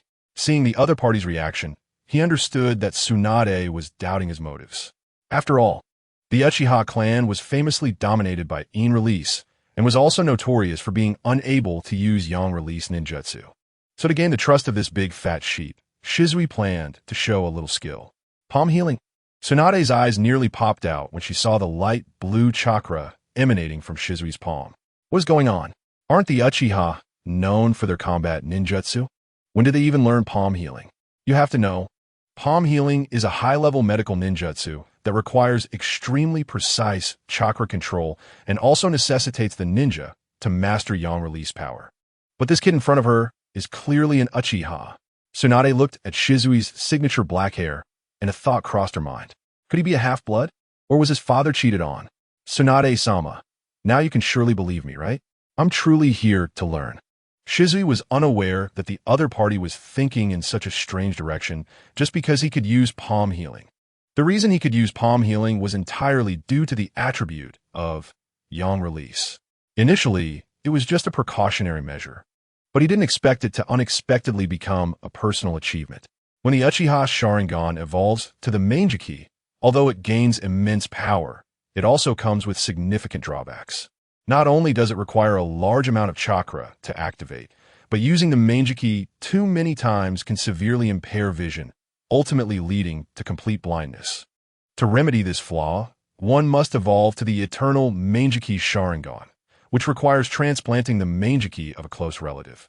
This means that if Shizui does not want to go blind in the future, he will have to dig out his older brother Fugaku's me.You. However, the two have spent a long time together, and there is some familial bond. Shizui doesn't want to do that unless absolutely necessary. So, there is only one other path to take, which is to transplant Hashirama's cells. Although this won't completely cure the side effects of blindness, it can significantly delay the onset of blindness. As long as he doesn't excessively overdraw the me.You, Hashirama's cells can gradually repair the eye tissue and delay vision deterioration. And the essence of Hashirama's cells is, in fact, yang release power. Yang release represents the power of the body, able to infuse strong vitality into the body and repair it. So, even if Shizui evolves his Sharingan to me.You, he won't need to dig out someone else's eyes or transplant cells. He can rely solely on the yang release power he possesses to resist the risk of blindness. This is truly an unexpected gain. Cough, cough. Tsunade realized that her thoughts seemed to have offended the young man, so she quickly cleared her throat to cover her embarrassment. Very well, you've passed the assessment. Wait, is there an assessment for admission? Shizui's head was filled with dark lines, feeling that Tsunade was just saying this randomly. Right. What is it? Tsunade quickly straightened up, thinking she had been seen through, only to turn around and see the Uchiha kid pull out a stack of coins from his pocket. The sheer amount of money made Tsunade's eyes widen. It was enough for her to gamble several rounds. My father said, as the director of Konoha Hospital, Lady Tsunade works tirelessly day and night. So he specially asked me to bring some money to reward you. It's not much, just 30 million ryo. 30 million ryo? Tsunade's eyes widened as she stared intently at the pile of coins on the table. As the princess of Konoha, she naturally wasn't short on money. especially with her exceptional medical ninjutsu, which allowed her to earn quite a bit just from treating patients. However, she had a gambling problem and always lost, earning her the nickname Konoha's Big Fat Sheep. All the money she earned was thrown into the casino, and she was deeply in debt. That's why she was so surprised to hear the amount that Jinya mentioned. In fact, this money wasn't insignificant. A top-level mission in the village would only earn about 1,000,000 ryo, and this was enough for dozens of high-level missions. The amount was roughly equivalent to one Asuma. So, what scheme is the Uchiha clan up to? Tsunade, being AJ Nin and later praised by the demigod Hanzo the Salamander as one of Konoha's legendary three, wouldn't be easily bribed. She quickly snapped out of her daze, leaned back in her chair across her legs, and began to scrutinize the Uchiha kid in front of her seriously. Although she didn't have the same prejudice against the Uchiha as her grandfather and others, she still maintained a level of vigilance. It was suspicious to give her such a large sum of money for no reason. Lady Tsunade, you've misunderstood. This time he really has no other intentions. It's simply because there's too much money. After learning that Tsunade might become the next Hokage, the current Uchiha was filled with passion and drive. They were eager to oust the third Hokage and elevate Tsunade to the position of fourth Hokage, kicking off their revival. So when they learned that Jinya was coming to Konoha Hospital today, they insisted on giving him a pile of money to pass on to Tsunade, claiming it was her startup fund. But given Tsunade's gambling habits, this was clearly just gambling money. However, there was no way around it. His father had pressured him, so Jinya had to bring it. The Uchiha clan lacked nothing but money. If you need a reason, it might be because they want you to take care of me a bit more while I'm in the hospital. To help Tsunade feel justified in accepting this gambling money, Jinya made up a casual excuse. Oh, so that means the Uchiha wanted to take this kid in? Tsunade thought, stroking her chin and weighing the pros and cons. She had heard that the Uchiha clan members tended to have some mental issues and could easily go mad, but that seemed to happen only after severe stimulation. Currently, the kid looked quite normal, and as long as she kept him protected, there shouldn't be any major problems. As for the old man, she could just brush him off. At most, she'd get scolded, and she wouldn't listen anyway. Plus, with the Uchiha casually tossing out 30,000,000 ryo, it was clear they were quite wealthy. If she took this kid as her disciple, wouldn't that solve her future gambling debts? Of course, the kid's talent was also excellent. This was the first time she had seen an Uchiha who could use the sage arts. It was just teaching some medical ninjutsu anyway. How bad could it be? All right, your name is Jinya, right? I, Tsunade, accept you as my disciple. Huh? Jinya was taken aback, beginning to doubt his ears. Wait, why are you suddenly accepting me as your disciple? Tsunade ignored his shock, her eyes sparkling as she stared at the 30,000,000 ryo on the table. This was 30,000,000 ryo. With this money, she could cover her debts. But before that, Tsunade decided to make a trip to the casino first. Her luck was so good today, and with someone bringing her money, her gambling luck might also be decent. If she won, all the extra money could go straight into her pockets. Jinya, get familiar with the hospital. I have urgent business to attend to, so I'm leaving. After saying that, she almost immediately rolled up the money on the table and headed straight for the casino without looking back. Watching Tsunade's hurry back, Jinya felt his mouth twitch. It was obvious she was rushing to give someone money again. Chapter 10. Kushina confessed to? As expected, Tsunade returned empty-handed and seemed a bit dejected. Later, she just let Jinya roam around the hospital by himself. However, this suited him just fine. Thanks to the medical genius trait, he was learning medical ninjutsu quickly, so he needed more practical experience. Over the next few days, Jinya shuttled between school and the hospital. Kushina still came over every day to check on him, while Tsunade, his cheap teacher, asked him to bring her sake daily. Seriously, it's no wonder they were both women living under the same roof. They were both so troublesome. Jinya, that guy in our class, Kimizuru Taichi, is planning to confess to Kushina. What? Just after class. Jinya originally planned to head to Konoha Hospital to find his cheap teacher Tsunade, but unexpectedly, he was suddenly called by Minato, who informed him of this news. Although he had anticipated this and specifically asked Minato to keep an eye on it, he didn't expect it to come so soon. Kushina was already very cute, with her fiery red hair, snow-white skin, and pretty features. Aside from her bad temper, she was genuinely attractive. The boys who often teased Kushina and gave her nicknames were all trying to get her attention. However, they didn't expect Kushina to react so strongly and even beat them up. Even so, it still didn't stop these boys from getting restless. And now, the first one had already stepped up. Jinya trusted Kushina, but he didn't plan to let things go completely. The current situation was no longer following the original plot. If Kushina suddenly agreed, that would be a disaster. To prevent Kushina from dating, he had already turned Minato into a fool. If someone else suddenly swooped in to steal Kushina away, Jinya would truly be so angry he'd spit blood. In the original story, Kushina was killed by Obito because she was dating Minato. Kushina's life and death were crucial to his mission. She absolutely could not date. Let's go. Let's tie that kid up in the grove and give him a good education. Haha, you're anxious, aren't you? Minato laughed shamelessly, acting as if he had known this would happen. Smack! Jinya slapped the back of Minato's head. Stop messing around. I'm just trying to rectify the school's atmosphere. Minors shouldn't date, don't you know? There are no such rules. You just feel guilty because I exposed you. Huh. Uchiha Sundara.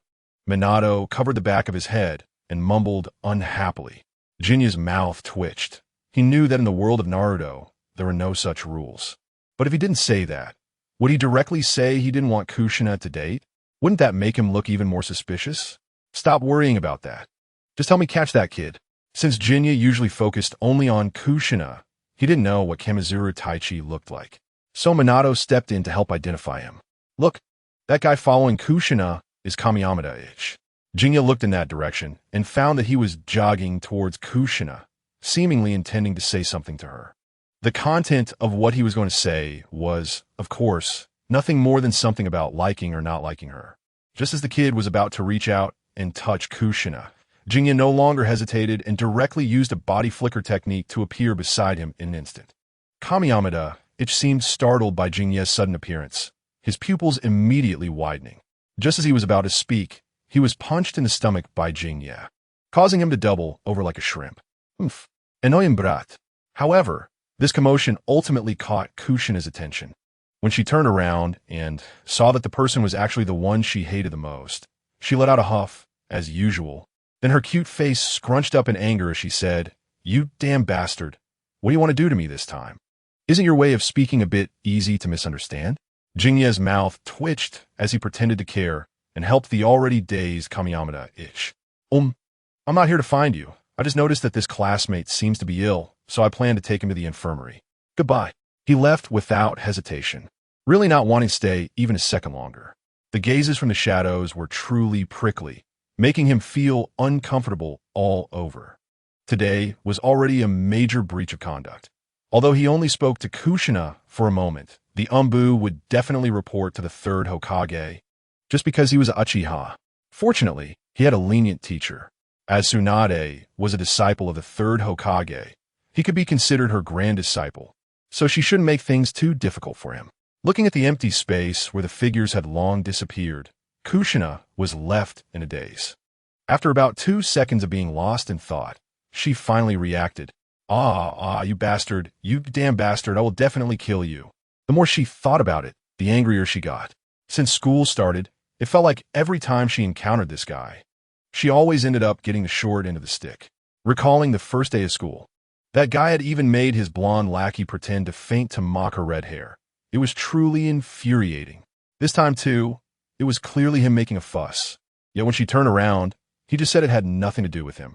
How could there be such a nasty bastard? Kushina's small face slowly puffed up, and she raised her little fist, waving it at the empty air a few times. Next time I must teach that guy a good lesson.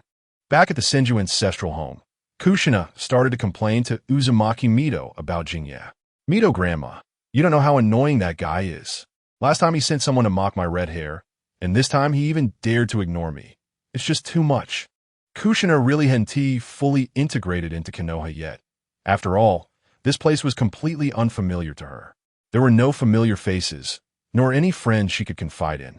Kushina was lonely, and Uzumaki Mito saw all of this. But recently, the same person's name often came out of her mouth. Although that kid seemed very annoying in Kushina's eyes, as an observer, Uzumaki Mito could see that the kid was probably quite innocent. Moreover, in her view, Kushina didn't actually hate him that much. Rather, it was more of a desire to become friends. Uzumaki me.You gently stroked Kushina's red hair, a kind smile on her face. Is it that boy named Jinya? Jinya.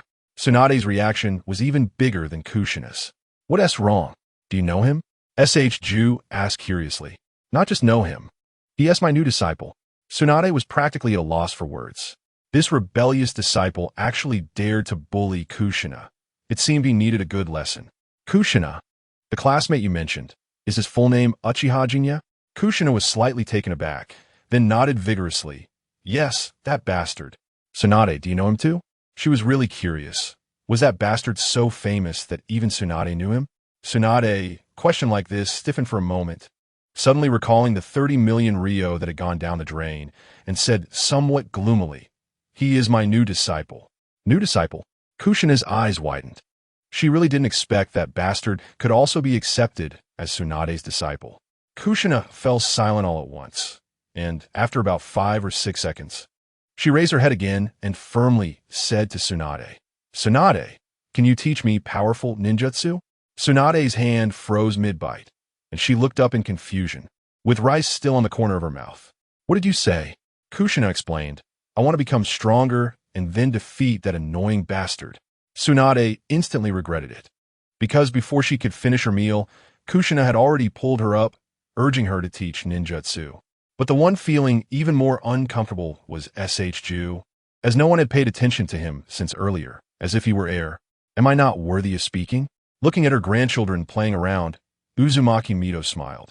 However, her heart was not at peace, because that child's surname was Uchiha. She knew that the monkeys were greatly influenced by Tobarama and held serious misunderstandings and prejudices against the Uchiha. And Kushina was their candidate to replace her as the next Jinchuriki of the Nine Tails. So she certainly wouldn't want the future Jinchuriki to have close ties with the Uchiha clan. But if possible, Uzumaki me.You actually hoped that Kushina could grow up happily in Konoha. She could see that Kushina really wanted to be friends with that boy. With this thought, Uzumaki me.You squinted her eyes. It seemed she needed to find some time to talk to the monkey. Chapter 11. Oh no, is love coming for me? After being severely educated by Jinya, Kamiyamada, it finally dared not to like Kushina anymore and didn't dare to confess to her. Jinya felt very satisfied with this. However, the matter did not end there. In the following days, it seemed like it was confession season. There were always those who overestimated themselves, trying to confess to Kushina, which forced Jinya to personally find them one by one to educate them. It must be said that Kushina's charm was truly great. Among them were even classmates from prominent families who wanted to confess to her. Unlike dealing with commoners, it was not so simple. These classmates often were not afraid of Jinya's violence, so Jinya could only attempt intimidation and threats. Although the Uchiha clan was not favored by the Konoha high-ups, they were definitely not an existence that ordinary Konoha clans could provoke. After all, they still held significant authority over public safety. As long as those from prominent families dared not to listen to Jinya, he would dare to let the Uchiha clan loiter at their clan's door every day. They would catch anyone they saw, detain anyone who came, and throw them all into prison for reflection. As for the charges, it didn't matter. Once you were inside, the Uchiha would naturally pin a charge on you. As for complaints, the Uchiha had long since been complained about countless times. They weren't afraid of just one or two. As long as Jinya said this matter concerned Tsunade becoming Hokage, then the Uchiha would mobilize everyone without regard for the consequences to catch people. They were just worried about how to help out. It was like sending a pillow when someone was dozing off. Things progressed as expected. There were indeed a couple of brave ones.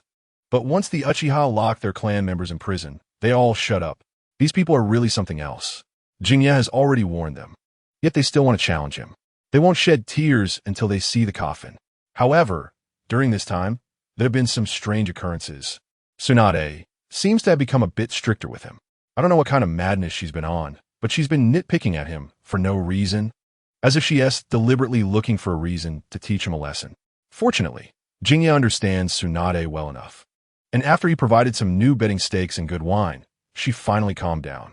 As for Kushina, apart from feeling that she has been training harder lately, she still greets him with her daily hums, as usual. Task: help Kushina avoid a death ending. Task progress: 23. Seeing the task progress increase, Jingye nodded in satisfaction. This proves that whether it was his previous interactions with Tsunade or his measures to prevent Kushina from dating in recent days, everything is moving in the right direction. His thinking was not wrong. As long as he continues to proceed step by step, he believes he will soon complete the task. Just when Jingye felt that everything was on the right track, an unexpected situation suddenly arose. Jingye, you bastard, I want to duel with you.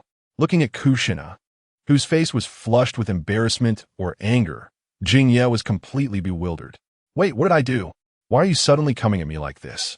You still want to quibble? Quibble about what? I really don't know. Jingye expressed his innocence. He had been busy dealing with Kushina's pursuers lately and had no time to stir up trouble. If this was what Kushina was talking about, then he really couldn't argue. You dare say they weren't sent by you? Kushina pouted, pointing at a few familiar faces nearby, and Jingye instantly recognized them as those he had threatened recently. Oh no! Jingye's pupils widened. You really did come at me for real? I did all this for you, and you're repaying kindness with malice. After seeing Jingye's shocked expression of being exposed, Kushina became even more convinced of her thoughts. I knew it. They called me that because you instructed them to. She crossed her arms over her chest, pretending to be very angry, lifted her head proudly, and huffed. You annoying bastard. When did I become yours? What? Jingye was taken aback. From the conversation earlier, he felt a bit confused, sensing that something was off. Although he had threatened those guys, he didn't instruct them to do anything else. Sister-in-law, this is a misunderstanding. This has nothing to do with my brother. Yeah, sister-in-law. We did this simply out of admiration for my brother. Hearing them call Kushina that, Jingye's muscles twitched slightly. Sister-in-law? Oof. Kushina turned her head away in a huff. Displeased, see, you only know how to bully me and let them spread such rumors. Jingye felt very wronged. This had nothing to do with him. Who is this brother you keep mentioning? He turned to question those people, but they just looked at each other silently, then looked at Jingye as if to say, Isn't our brother you? Seeing this scene, Jingye's mouth twitched. He thought to himself, I just told you not to confess to Kushina, but I never told you I liked her. Why are you all making a fuss? But they had no idea about Jingye's inner thoughts. To them, Jingye's actions in recent days were simply declaring his claim, indicating that Kushina was his. Otherwise, how could he have beaten up almost all the boys in the class? You coward who dares to do but not take responsibility. In Kushina's eyes, Jingye's recent actions were simply trying to shirk responsibility and deny what he had done. Compared to being called sister-in-law, Jingye's irresponsible behavior made Kushina even angrier. Let me explain. No, I won't listen. Then can you not make unreasonable trouble? Unreasonable trouble? Yes. I was unreasonable, but as a boy, you can't even take responsibility for what you've done? But that really wasn't me. You're lying to me again. Ugh. Jingye covered his face, feeling that this matter was completely beyond explanation. Don't bully me, internet friends. When girls get angry, reasoning is completely useless. Jingye, I want to duel with you. Kushina had made up her mind. Since he dared not admit it, she would make him admit it through a fight. Just right. New and old scores would be settled together. In recent days, she had learned a lot from Tsunade and felt that she had made great progress. She was sure she could make Jingye kneel and beg for mercy. Are you serious? Although Jingye had recently focused all his energy on medical ninjutsu and hadn't improved his combat ability, he was still a Uchiha genius who had awakened the three-tomo Sharingan. He had long mastered his clan's ninjutsu, making him far beyond a rookie like Kushina. Kushina's pink lips pressed together, as she couldn't help but clench her little fist, serious. Seeing her determined gaze, Jingye sighed, Fine, if that's what you want, then I accept. As long as you don't want to date, everything is negotiable. Chapter 12. Can Kushina win? As soon as the class bell rang, all the students in the classroom rushed in the same direction. After the morning's little incident, they knew that the duel between Uzumaki Kushina and Uchiha Jingye was about to take place. Both were highly talked about figures in the school, attracting a large crowd of students to watch. Who do you think will win? A little boy with a ponytail suddenly asked. He was Narashika, one of the few who had not pursued Kushina, so he had not been threatened or beaten by Jingye. That's obvious, of course, Kushina. Minato tilted his head back, looking at him with a nose-up, smug expression, as if he knew everything. Naruto was taken aback. He didn't expect him to give such an unexpected answer. Logically, Uchiha Jinye should have a much greater chance of winning. After all, he came from a prestigious clan and was the son of the clan leader, receiving far more resources than ordinary people. How could Kushina, a civilian from who knows where, possibly compete? Why? Naruto asked, somewhat unconvinced. He wanted to know how this guy came to that conclusion. Minato raised his head, one hand on his waist, and the other adjusting his sunglasses, looking mysterious. Of course, it's because Jinye likes Kushina. Is that it? Naruto was speechless. He thought the other would share some amazing insight, but after waiting so long, it turned out to be just a follower. I didn't expect you to still believe those rumors. Of course I don't believe them. Then why do you still say Kushina can win? Because I have absolutely credible first-hand information. What information? First-hand information that proves Jinye likes Kushina. Upon hearing this, Naruto's eyes widened in disbelief as he looked at Minato. Seeing the other's shocked expression, Minato felt satisfied. He had been holding this in for a long time and had long wanted to share it. He immediately spilled everything about how Jinye had sent him to keep an eye on Kushina, speaking with pride as if knowing this was something to be proud of. After hearing this, Naruto was greatly shocked. He never expected that those rumors were not baseless, but had a real and reliable source. He now seriously suspects that the guy in front of him is tricking Jinye, but he doesn't dare to say it out loud. He can only silently watch the two in the center of the arena, and at this moment, he truly doesn't know who will win. Are you really ready? Sarutobi Hiruzen, standing between the two, was completely taken aback. He really didn't expect that this pair of prodigies in his class would actually have to duel. One is the young clan leader of the Uchiha clan, and the other is someone who has received special attention from the Hokage. No matter which of them gets seriously injured, he, as the class teacher, will have to face severe consequences. He originally wanted to stop them, but they insisted on fighting, and both of these little ancestors were not someone he could afford to offend. Thus, he reluctantly became the referee for their duel. He thought that if they got too carried away, he could intervene in time as the class teacher to prevent any major disaster. Ready. At this moment, Kushina, standing on the other side, excitedly said she couldn't wait any longer and wished she could beat Jinye up right now. I'm fine too. Looking at the impatient Kushina, Jinye nodded in agreement. A duel between an Uchiha and the future Jinchuriki of the Nine Tails, given Sarutobi Hiruzen's temperament. He must be observing them with his crystal ball technique at this moment. Just as Jinye expected, Sarutobi Hiruzen was indeed watching through a crystal ball. Initially, when he learned of the conflict between the two, he was against their duel. He even hoped that Kushina wouldn't have too much contact with that Uchiha named Jinye. However, he had just been scolded by Lord me.You yesterday and warned not to interfere too much. After all, Lord me.You is the wife of the first Hokage and a family member of his teacher, someone he respects greatly. So, he could only obediently follow orders and let them handle it themselves. However, he still didn't plan to give up on necessary backup preparations. All right. After hearing their replies, Sarutobi Hiruzen raised his hand, seal of the duality. Both sides complied and raised their hands to form a seal. Once Sarutobi Hiruzen stepped back, the duel officially began. Bastard. Take this. Kushina couldn't hold back any longer. As soon as the teacher left, she pulled out several shuriken from her ninja tool pouch and swiftly threw them at Jinye without hesitation. Whoosh, whoosh, whoosh. The shuriken flew through the air, locking onto Jinye from different angles, all aimed at his lower body with extremely tricky trajectories. Jinye twitched the corner of his mouth. But for him, this was still too childish. He even felt it was less vicious than Minato's underhanded tricks. Perhaps it was due to the influence of the Uchiha clan, but Minato was nothing like the warm little son from the original story. His heart had long turned dark, and every time they practiced together, he would use some disgusting moves. Monkey steals peach, low blows, 1,000 years of death, he would stop at nothing. So facing Kushina's gentle shuriken, Jinye was only briefly surprised. It wasn't until the shuriken was about to hit him that he slowly threw out a few shuriken of his own, knocking them all down to the ground. However, Kushina had already used that brief moment to circle around his back. She knew that Jinye could easily deal with the shuriken, so that was just a diversion. Her real trump card was within herself. The Uzumaki clan possesses a powerful physique and a vast chakra reserve, making them a standard type with thick blood and resilience. Even when severely injured, they can rely on their tenacious vitality to hold on for a long time. Learning physical techniques was just perfect for her. So, during these days, she specifically learned super strength from Tsunade, and although she hadn't fully mastered it, she had grasped some tricks which she could now test on Jinnya.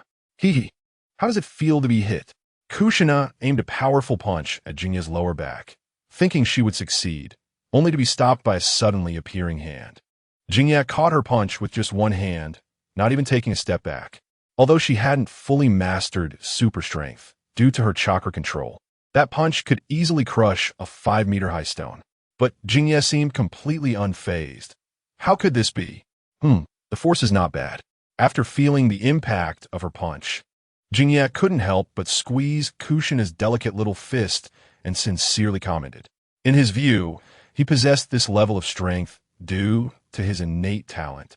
While Kushina had reached this level in a short time purely through her own efforts, which was truly impressive. Therefore, this comment was not meant to mock her. However, after hearing this, Kushina interpreted it differently. She didn't care about any talent. She only knew that the super strength punch she had worked so hard to practice was not only caught by this annoying guy, but also mocked by him. Her anger instantly surged. With her red hair flying and terrifying chakra being released, she shouted, "Damn it, annoying guy, die!" This time, her punching speed was even faster and fiercer, and her movements were constantly changing, making it difficult to predict. Jinya also made his move, but each time he simply neutralized Kushina's punching force without counterattacking, leaving her uninjured. Kushina's offense was fierce, and Jinya was quick to neutralize it. The two of them got entangled, starting an intense physical technique competition. Chapter 13. Dizziness is normal. The battle between the two was extremely spectacular. At least for them as first-year students, it was quite impressive. The surrounding terrain underwent significant changes, and they unleashed several wide-ranging ninjutsu in the process, with fire release and diamond locks being thrown out like they were free, looking incredibly cool. The students nearby were amazed. Sarutobi Hiruzen was even more astonished, staring wide-eyed, exclaiming that the class was full of hidden talents. Minato, on the other hand, was getting more and more excited, and the frequency of his movements was akin to someone with Parkinson's. I knew it. Jinya didn't use Jinjutsu. He really likes Kushina. Minato, who had been a practice partner for Jinya since childhood, was the most qualified to comment on how terrifying Jinya's strength was. When he fought against him, he truly showed no mercy, unleashing all kinds of fire release, Jinjutsu, and Sharingan techniques on him. He didn't care about his life at all, as if they held some deep-seated grudge. However, in his duel with Kushina, Jinya seemed to have completely transformed. He held back in every way, afraid of hurting her.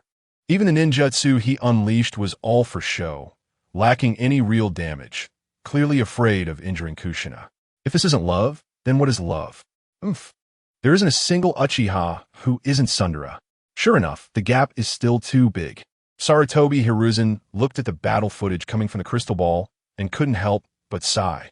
Kushina was being toyed with the whole time, and Uchiha Jinya didn't even activate his Sharingan. However, this was within his expectations.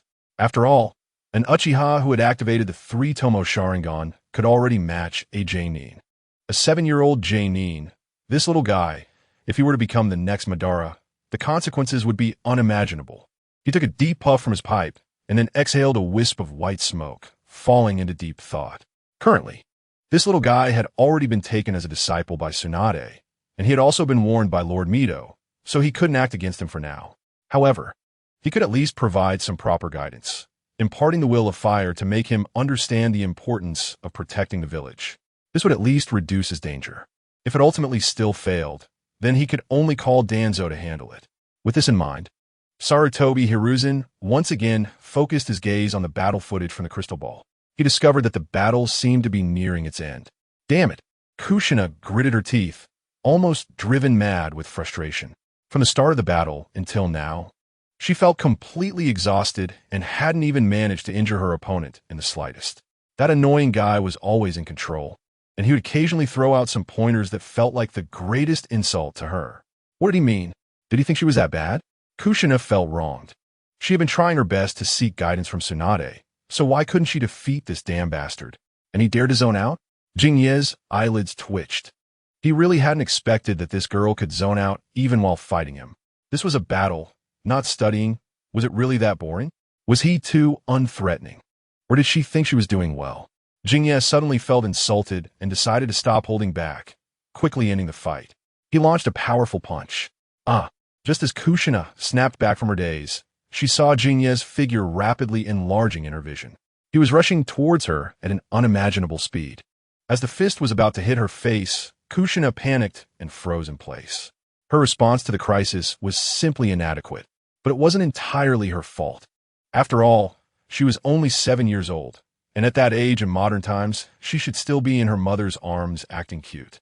Moreover, the disparity in strength between her and Jingye was enormous. It was reasonable for her to fluster in the face of his sudden seriousness. Seeing Kushina's small figure trembling with her eyes tightly shut, Jingye's heart softened. He abruptly halted, transforming his fist into 2 fingers that gently tapped her forehead. Kushina thought she was done for. That fierce punch would surely hurt if it hit her face, just as she felt wronged. What landed on her was not a fist, but a gentle, soothing touch. Feeling the warmth on her forehead, Kushina was momentarily stunned. She didn't understand what was happening. Did the teacher intervene? She cautiously opened one eye, hesitatingly looking around, and was met with the very familiar face that annoyed her so much. Now, aside from the relatively intact ground beneath their feet, everything around them was a testament to their battle. Staring at this annoying guy who always irritated her, Kushina's expression turned slightly dazed. She couldn't understand why, at the decisive moment, he suddenly changed his attack to end it with such a trivial light tap. Was it because he didn't want to hurt her? She suddenly recalled that when they had been fighting moments ago, he had also done the same. He clearly had the strength to crush her, but chose not to, instead dissolving her attacks in a gentle manner, always yielding. Rather than a confrontation, it felt more like guidance. Jingye was teaching her how to fight. Kushina truly couldn't fathom that this annoying guy could have such a gentle side. Perhaps she had misunderstood him all along. Maybe he wasn't that annoying after all. A breeze blew, and her fiery red hair danced in the wind. The girl lowered her head, gently extending her right hand to stroke the spot on her forehead where he had just touched, a faint blush appearing on her face. Her calm heart was slightly rippled. However, this subtle feeling shattered in an instant the next moment. What? Scared to the point of wetting herself? Hearing Jingye's teasing laughter, the calmness in Kushina's heart turned into a raging tide. Damn it, he was still so annoying. You. Kushina, trembling all over, pointed at him, struggling to hold back her anger. Taking a deep breath, dizziness was normal. However, after hearing those words, she finally couldn't hold it any longer. Her chest heaved violently. Feeling her blood surge, she wished she could tear Jingye apart right then and there. But thinking about how she couldn't defeat him, she angrily stomped her feet a few times before huffily running away. I will definitely come back. Listening to Kushina's parting words, Jingye chuckled and shook his head, considering it just a momentary tantrum of the girl wanting to save face. After this confrontation with Kushina, he realized something important. He might have overlooked a detail. If he wanted to eliminate the dangerous elements around Kushina, what if she herself was the dangerous element? Just like how she zoned out during their fight. If this happened on the battlefield, it would be disastrous. She could get killed, and her opponent wouldn't show mercy. However, he had heard from Tsunade that Kushina seemed to be seeking her guidance recently. After losing to him this time, Kushina would likely be dissatisfied and work even harder. So for now, Jingye didn't need to worry about her combat ability. What he needed to consider was how to enhance Kushina's vitality. Like the Uchiha clan, which inherited Indra's bloodline and could evolve their Sharingan through stimulation to gain immense power. Logically, the Uzumaki clan, inheritors of Ashura's bloodline, should also be able to enhance their own power through some means. Perhaps he could consider increasing the purity of their bloodline. In this regard, the Hyuga clan was a typical example. They're descendants of the Otsutsuki clan, and as long as their bloodline and Byakugan purity reached a certain level, they would definitely awaken the Tensigan. So when Kushina's bloodline purity reaches a certain level, she would likely transform into another form. From the current state of her Uzumaki bloodline, it had already made her life resilience incredibly terrifying. This point was evident in the original work, where even in a state of exhaustion, Kushina survived a claw from the Nine Tails without dying immediately. So if her bloodline were to be further enhanced, her vitality would surely become even tougher. After some contemplation, Jinye made up his mind. With his medical genius and having Tsunade, the best medical ninja, as his mentor, he might really be able to achieve this. Although the process might be difficult for Kushina's safety and for his mission, Jinye had to make it happen. Chapter 14. Bloodline Purification Method. Since that day, Jinye began visiting Tsunade every day, delving into methods to increase bloodline concentration. Currently, there are 3 known methods. The first is external cell transplantation. In the original work, Orochimaru attempted to merge the power of Senju cells into other ninjas. This method is definitely not feasible. He wanted to increase Kushina's own bloodline concentration, not to add other bloodlines. Moreover, if he were to turn Kushina into something like Danzo, he himself wouldn't be able to stand it. It would be unbearable to look at, so he discarded this option. The second method is intermarriage within the clan. For instance, the Hyuga clan's branch families combined with the main family, producing highly talented individuals like Hinata and Hanabi with very high Byakugan concentration. However, this method would only enhance the bloodline concentration of the next generation and would not help Kushina at all. So this was also discarded. All that was left was the third method. This method was actually thought up by him. It mainly referenced how the Uchiha clan needs stimulation to awaken their eyes and the example of the Takuchi clan, which can naturally absorb energy and undergo sage transformation to enhance their own power. In simple terms, it involves intervening with external forces and stimulating oneself to excavate and enhance bloodline concentration. The human body has many acupoints, some of which are special and can stimulate the potential of bloodlines. During this period, if one absorbs special energy to enhance the bloodline, there is a great possibility of increasing the bloodline's concentration. The process is somewhat similar to the Sage mode, but different. Sage mode transforms natural energy into Sage chakra, while this method uses natural energy to enhance the bloodline potential, thereby increasing its concentration. Although both require natural energy, their essence is different. Of course, before enhancing Kushina, he would first conduct an experiment on himself. He is from the Uchiha clan and has inherited Indra's bloodline, which can also be purified. If successful, he could use the same method to help Kushina, making it much safer. It is important to note that Kushina's life and death are tied to his mission, and he must ensure her safety. However, this method requires the use of the 3 great holy places. After all, the natural energy there is the purest and most abundant, making it easier to enhance the bloodline. Among the people Jinye is currently familiar with, only Tsunade has a connection to one of the 3 great holy places, the Wetbone Forest. Therefore, he must try to get Tsunade to teach him about the summoning techniques related to the Wetbone Forest. But before that, he is facing another tricky problem. You annoying brat, let's duel. Yes, that's right, Kushina has been bothering him these days. Bang! The office door was suddenly pushed open. Seeing Kushina strutting in with her little head held high, Jinye sighed helplessly. Ever since that little girl lost to him that day, his services have expanded from a daily hum to a daily duel, which has left Jinye completely worn out. Even though Kushina loses every time, and there were even a few occasions when Jinye's strikes were too heavy and injured her, she still enthusiastically comes to find him. This made Jinye suspect that Kushina has some special masochistic tendency. Moreover, due to her relationship with Tsunade, Jinye could hardly avoid her. She always comes to the hospital for research, which is basically Kushina's home ground, the 3rd training ground of Konoha. Jinye almost instinctively blurted out, familiar to the point of being heart-wrenching. Soon, the 2 arrived at the familiar training ground, and, as usual, they started fighting, with Jinye winning again as usual. Then Kushina would say her classic line, "Humph, I'll be back." Jinye has lost count of how many times he has heard that line. His ears are almost callous from it. "Teacher, you have to stand up for me." Back at Konoha Hospital, Jingye complained to Tsunade.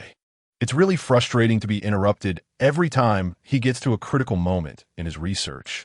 He wants a quiet environment. Do you think it's easy for me? Besides Jingye, Kushina bothers Tsunade the most, pestering her every day to teach her powerful ninjutsu. But she's just an ordinary medical ninja. Aside from being a bit stronger, she really isn't anything special.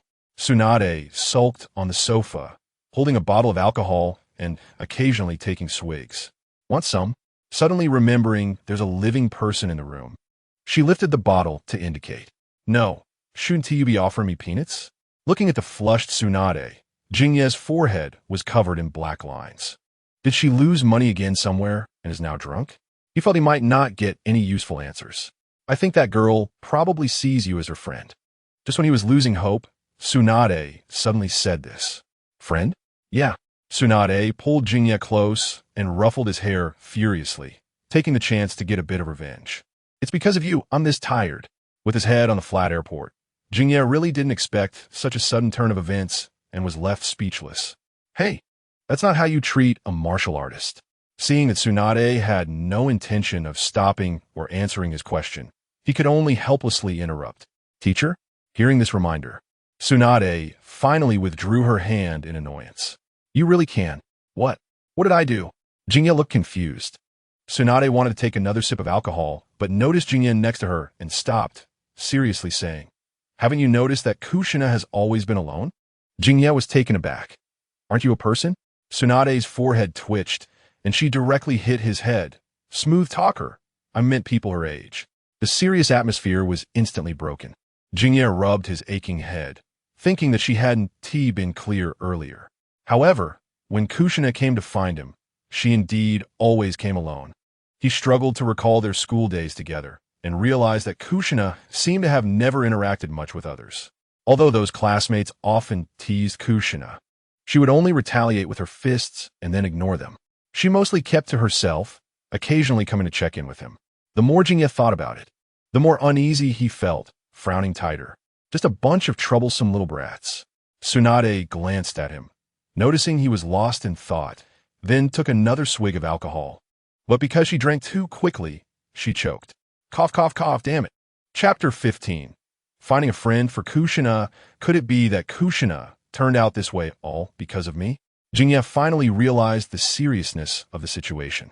His interference led to Minato, who would have entangled with Kushina and become her friend, no longer having any connection with her.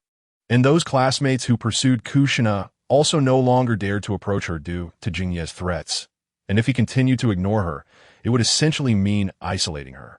Jingye rubbed his forehead in frustration, realizing he had done so many foolish things. Although his intentions were to protect Kushina, these actions had indeed caused her harm. A little girl who has lost her family. What she longs for the most is not love and friendship.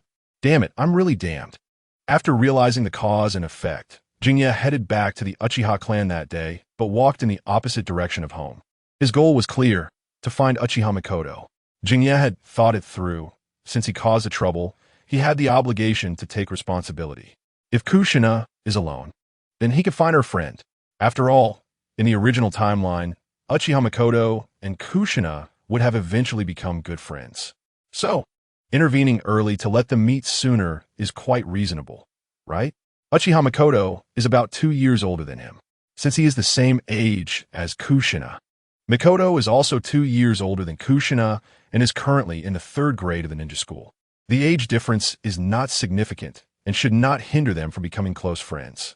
Moreover, Mikoto is known for being gentle, considerate, and understanding, which would perfectly complement Kushina's fiery temperament, making them highly compatible. Young master, you've come. Upon arriving at his destination, he saw a beautiful girl with long black hair standing at the door, like a well-behaved neighbor girl, smiling warmly at him. Mikoto, didn't I say not to call me that? Jingye smiled wryly. Since he became Tsunade's disciple, the title of young clan leader has spread among the clan members. Despite his repeated corrections, asking them not to call him that, the clan members seem oblivious and continue to call him with enthusiasm. Even his father and his adopted older brother showed no objections when they heard it, as if they tacitly approved. This made him feel a lot of pressure. Jingye, frowning all the time isn't good. It will make you age faster, a soft and tender girl's voice sounded. Mikoto stepped forward and gently reached out her small hand to smooth his furrowed brow, instantly closing the distance between them, and Jinye could even smell a pleasant fragrance. He was momentarily stunned, looking at the girl in front of him, and suddenly recalled the moment they first met. It was shortly after Minato arrived a few years ago. Jinye, as usual, was forced by his father to attend the clan meeting and was preparing to go to the training ground for the daily water gate activity. However, he encountered a little girl on the way, and her iconic long black hair allowed Jinye to recognize her immediately as Uchiha Mikoto. What is she doing here? Seeing her somewhat helpless appearance piqued Jinye's interest. Out of consideration for her being the future wife of his adopted older brother, he voluntarily stopped and inquired about her situation. It was then he learned that Mikoto was looking for help from the clan leader because her mother was ill and she had no way to help her. Although the Uchiha clan is a large clan, resources are limited, and there is no special care for those ninjas without talent. So even among the Uchihas, differences in talent mean that lives can vary significantly, especially for someone like Mikoto, who came from a single-parent family with only her mother and herself. If her talent was not outstanding, life would be even more difficult. The Uchiha clan was indeed their support, but they were not philanthropists, at most. They would provide a basic guarantee to ensure clan members wouldn't starve. To improve their quality of life, they would need to rely on their own efforts. However, given Mikoto's current family situation, it was clearly impossible. With a deceased father, an ill mother, and her own helplessness. Damn, this script is amazing. Jinye had watched Naruto, but the original work never depicted Mikoto's childhood experiences. So, naturally, he was unaware of her difficult past. Thinking about how, despite all this, she could become the clan leader's wife in the future, Jinye couldn't help but admire her. Isn't this a kind of life turnaround? Just as he was thinking this, he suddenly froze. Wait, what did she just say? Looking for the clan leader? Could it be that this is the opportunity for my older brother to meet Mikoto? To be clear, that guy Fugaku was 7 years older than Mikoto, definitely an old cow eating young grass. With such a huge age gap, it would be impossible to move towards marriage without some opportunity to meet. So did this mean he had intercepted his brother's future wife? With that thought, he turned to leave, but Mikoto clung to him tightly. In the end, unable to resist her, Jinye had no choice but to help his brother. After all, since he was here, he might as well help to the end. Moreover, perhaps he was overthinking. If Fugaku had already taken a liking to Mikoto when she was so young, it would only mean he was a pervert. So, whether he intervened or not, it would affect their future acquaintance. Jinye, what's wrong? Mikoto noticed something was off and leaned in to ask with concern. It's nothing. Meeting her watery eyes, Jinye instinctively shook his head and sighed. It's just that thinking about such a gentle and beautiful sister Mikoto marrying someone else makes my heart feel uncomfortable. Although Fugaku would eventually be the clan leader, his looks were really not commendable. Clearly, they were born of the same mother. So why was there such a disparity in appearance? With that mature-looking young face, it was truly unfair to Mikoto. Just thinking about it made Jinye feel sad for her. What does Jinye mean by that? Mikoto's curled eyelashes trembled slightly, and her pretty face unconsciously flushed. In fact, she had always had a secret. She still remembered a few years ago when she felt the most helpless. A little boy appeared before her, not only helping her cure her mother's illness, but also improving their family's living conditions. He even found a clan elder to specifically teach her. Before that, these things were unimaginable to her.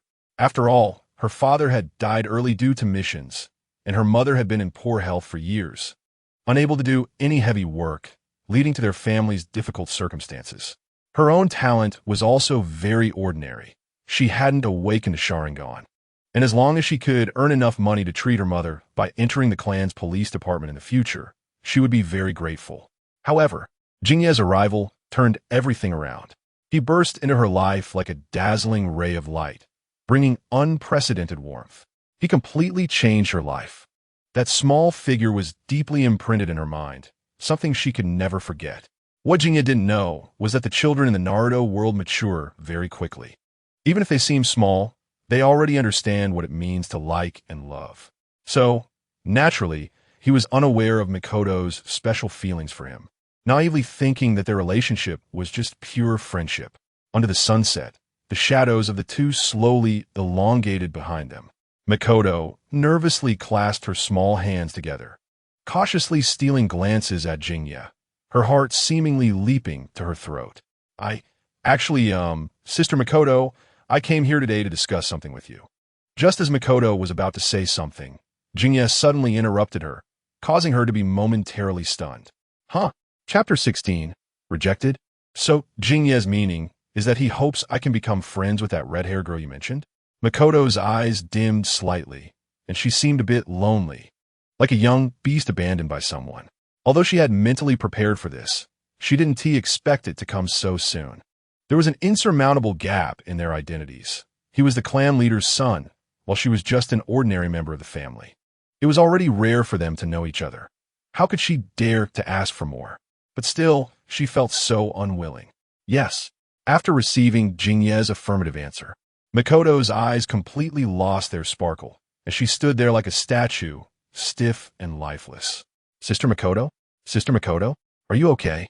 Her state startled Jinya greatly. He thought, Kushina isn't a monster. Why are you resisting so much? It's nothing. After a while, Makoto smiled faintly, lifted her head, and her eyes gradually regained some light as she looked at Jinya with a more determined gaze. I understand now. Jinya, I will help you. As if she had made a significant decision, she took a deep breath and said, Since I can't stand by your side now, then let me be the one behind you. Even if it meant helping him pursue other girls, it didn't matter, because this was his request. Makoto was such a sensible girl. Her early experiences and environment had forced her to mature quickly, making her gentle and learn to care for and empathize with others' feelings. Perhaps, in terms of personality, it also determined her fate. Looking at the suddenly cheerful Makoto, Jinya felt somewhat confused and couldn't figure out. However, he didn't think much of it. Since the other party had already said they would help, there was definitely no problem. He understood me.Yu's temperament very well. She would never lie to him. So far, everything seemed normal and seemed to be going according to his plan, which made Jinya quite satisfied. Jinya, it seems you've been dumped. As soon as the class bell rang, Mizumoto began gossiping in his ear. I don't even have a girlfriend, so how could I be dumped? Jinya rolled his eyes. The current little son had a heart full of darkness, and not a word could be trusted. Exaina. Mizumoto gestured for him to look the other way. Look, ever since Exaina made a new friend, she doesn't even acknowledge you. Jinya followed the direction and saw two graceful figures standing not far away. One was Exaina, and the other was me.You, who had become good friends with Jinya a few days ago at his request. Upon seeing this scene, he felt not only no displeasure, but also relief. The two now looked close, like good sisters, chatting and laughing, and the little girl seemed very happy. At last, she wouldn't be lonely anymore. Finally, she wouldn't bother him. Jinya breathed a sigh of relief. Now, he could peacefully start his research experiments on bloodlines. However, before that, he first needed to familiarize himself with the various acupuncture points of the human body, which was a prerequisite for the Chonmai and required a lot of clinical experience. Fortunately, Jinya was now Tsunade's disciple and a member of Konoha Hospital. As long as he participated more in the treatment of patients, he would naturally become familiar with acupuncture points. So there was no need to worry too much. The rest could be left to time. I don't want to be friends with that annoying person. At this moment, Exaina, leaning against the corridor, suddenly raised her little head proudly, displaying a nonchalant expression. Although me.You had told her many of Jinya's good qualities, in her view he was still that big bad guy who loved to tease her. Unforgivable. Sure enough, it was like this again. me.You looked at her new close friend in front of her, feeling troubled. To be honest, her feelings were complicated. Although she had initially interacted with Jinya at his request, after spending these days together, she had genuinely grown fond of this somewhat rough and tumble little girl. Perhaps due to self-protection instincts, Exaina mostly displayed an overbearing attitude towards others. But me.You knew that she actually meant no harm. She just wasn't good at getting along with others. Those seemingly fierce words were all heartfelt concern. A person's character is largely shaped by their environment. Na's awkward personality was mainly due to her witnessing the despair of her clan being exterminated and then being thrust into a completely new and unfamiliar environment before she could stabilize her emotions. This led her to become so vigilant that she would unconsciously say things that were contrary to her feelings. In me.Yu's view, Na clearly wanted to be friends with Jingye just now, but when it came to her mouth, she put on an indifferent facade. She must be regretting it in her heart now. Truly tsundere. However, these issues were not a problem for me.You. In her eyes, Na's attitude was just because she didn't have a sufficient reason to take action. As long as me.You provided her with a perfect motive, it would be a problem to get Na to take the initiative. So me.You immediately began to share all the wonderful aspects of Jingye that she knew with Na, subtly influencing her feelings towards him and raising her fondness for him to an appropriate threshold. Sure enough, just as me.You had thought, the method worked. Well, since that's the case, there's nothing I can do. I only agreed out of sympathy for that jerk, me.You said, smiling at Na, whose cheeks were slightly flushed and who was flustered. Yeah, I know, she nodded. After all, as long as she catered to Na, she wouldn't refuse. me.You had long since figured out the operation manual for Na. Now that she had successfully won her over, Jingye would surely be pleasantly surprised later. Achu, what's wrong with you? Did you catch a cold because Na ignored you and it got to your head? Jingye shot an incredulous glance at Mizumoto and then rubbed his nose, saying, maybe someone is missing me. Chapter 17. Forced friendship in the following time. Jingye welcomed a period of tranquility. During this time, he spent almost all his time at Konoha Hospital. He interacted with patients daily and diligently studied the acupuncture points of the human body. Regarding acupuncture points, the Hyuga clan, with their Byakugan, were experts. They primarily practiced close-range gentle fist techniques, and when in Byakugan mode, they could see through the chakra pathways and the chakra points where chakra was released. Therefore, they were extremely familiar with the body's meridians and acupoints. Thinking of this, Jingye soon went to the Hyuga clan to seek advice. However, the process did not go smoothly, as he was decisively rejected. It is well known that the Uchiha and Hyuga clans are the two major ocular jutsu clans in Konoha, and they are in a competitive relationship, so the Hyuga would naturally not help their rival progress. But to Jingye, this was completely a joke. The Byakugan is strong, but it has too many limitations. Aside from having outstanding abilities in perception, it is almost completely inferior to the Uchiha Sharingan in other aspects. What could they compare to the Uchiha?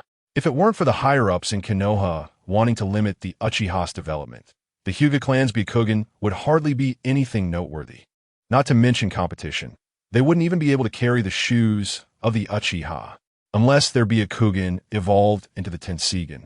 But the conditions for that evolution were extremely harsh. It not only required a certain concentration of their bloodline, but also a high purity of the Byakugan. Currently, no one in the Hyuga clan could meet these conditions. So Jingye didn't take them seriously, since he politely sought their advice and they refused. Then he would simply resort to coercion. He was now Tsunade's disciple, and there was no need to elaborate on her status in Konoha. Just the title of being the third Hokage's disciple was enough to instill fear in others, let alone anything else. Thus, Jingye used his teacher's title to begin a series of operations. In the end, he successfully obtained what he wanted. The Hyuga clan could only resentfully teach Jingye. Although this matter might later reach Sarutobi Hiruzen's ears and lead to suspicion, Jingye didn't care.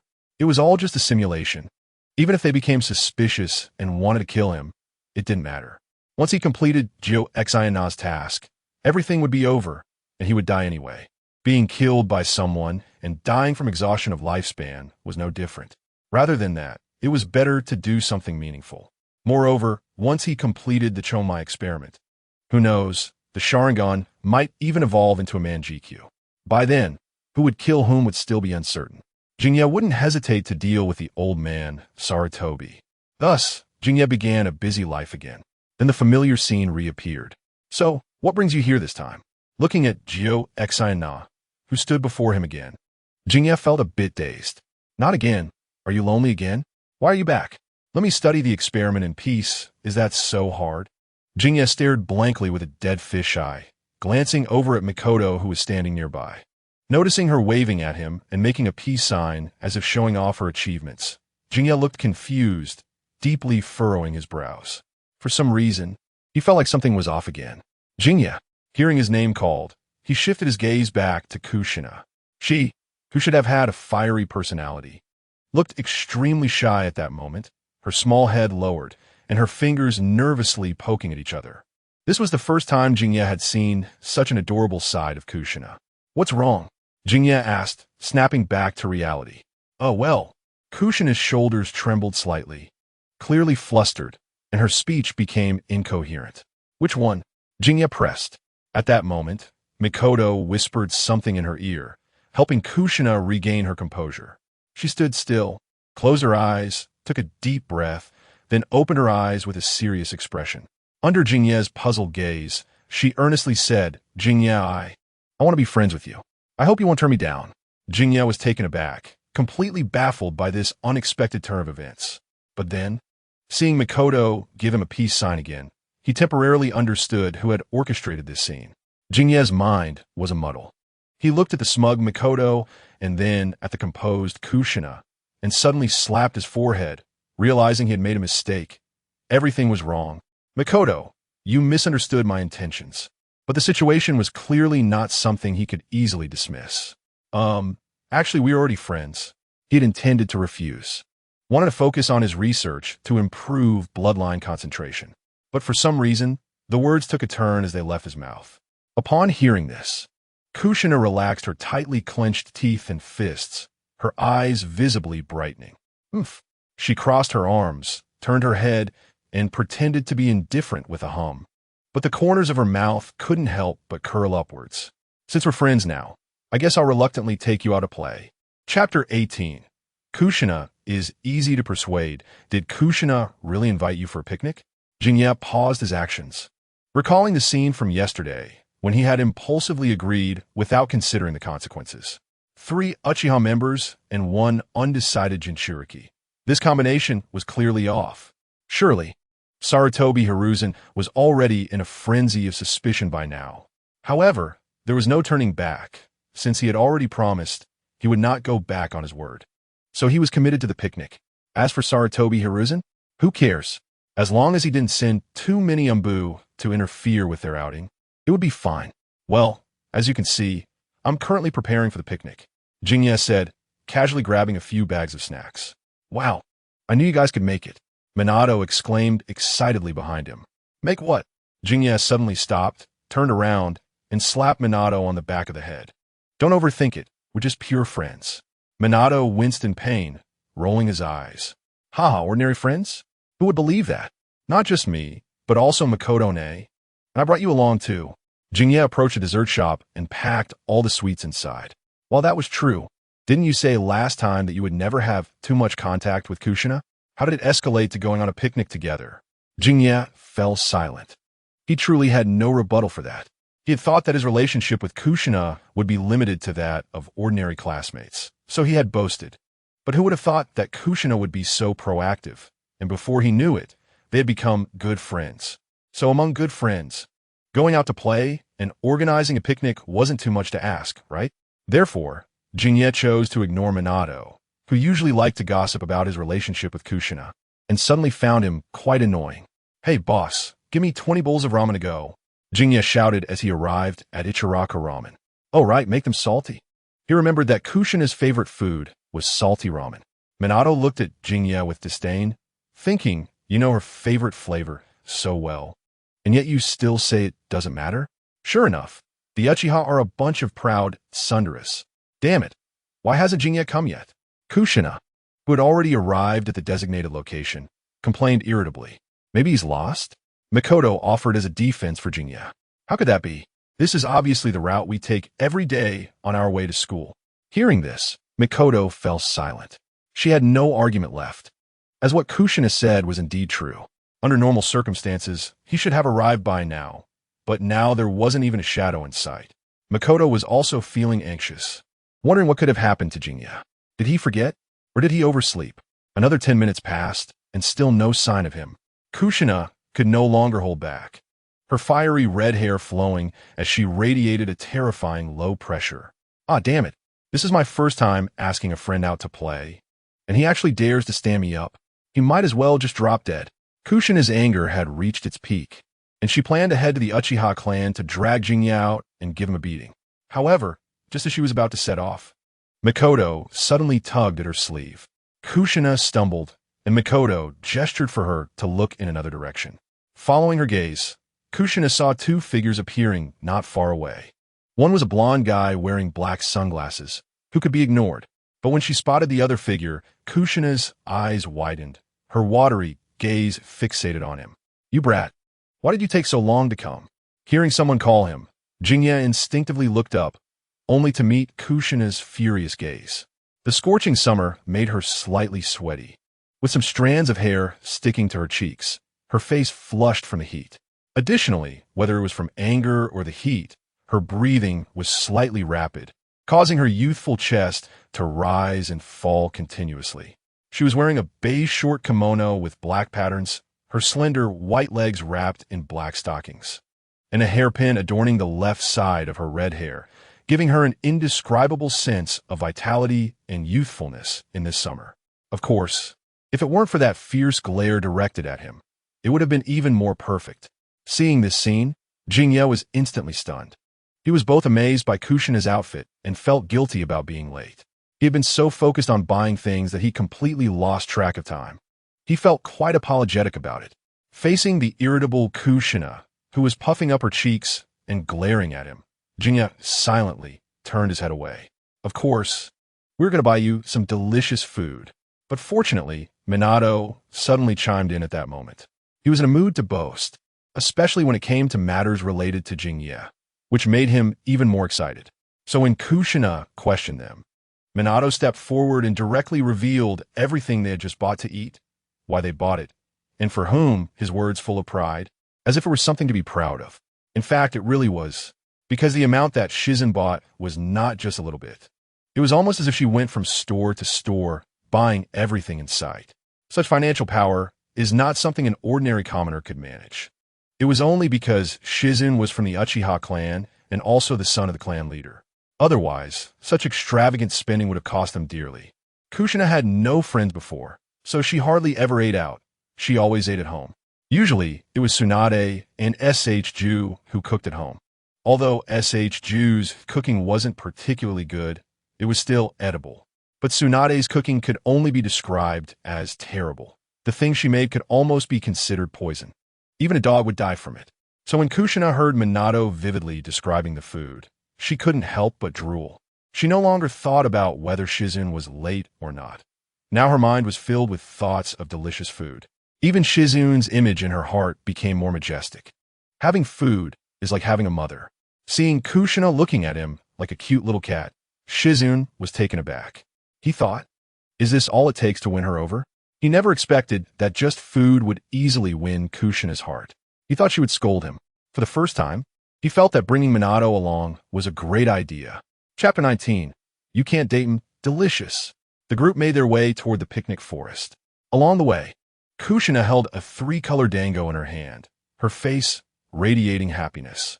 Shizen smiled. The food was originally prepared for this picnic, and it made him very satisfied that Kushina enjoyed it.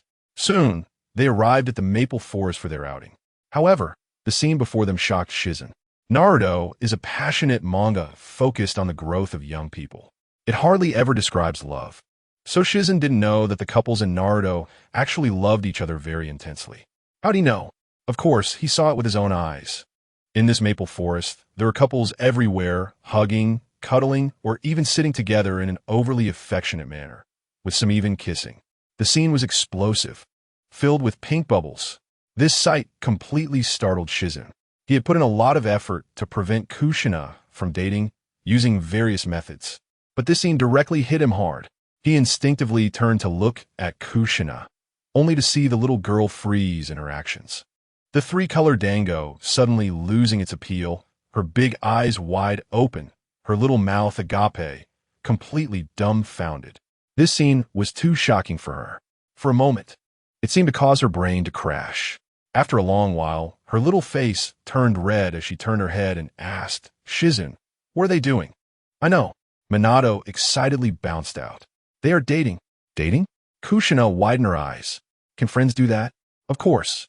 Minato said proudly. Our former Uchiha clan leader, Uchiha, and his good friend, the first Hokage, Senju Hashirama, did things 100 times more exciting than this. Kushina was stunned.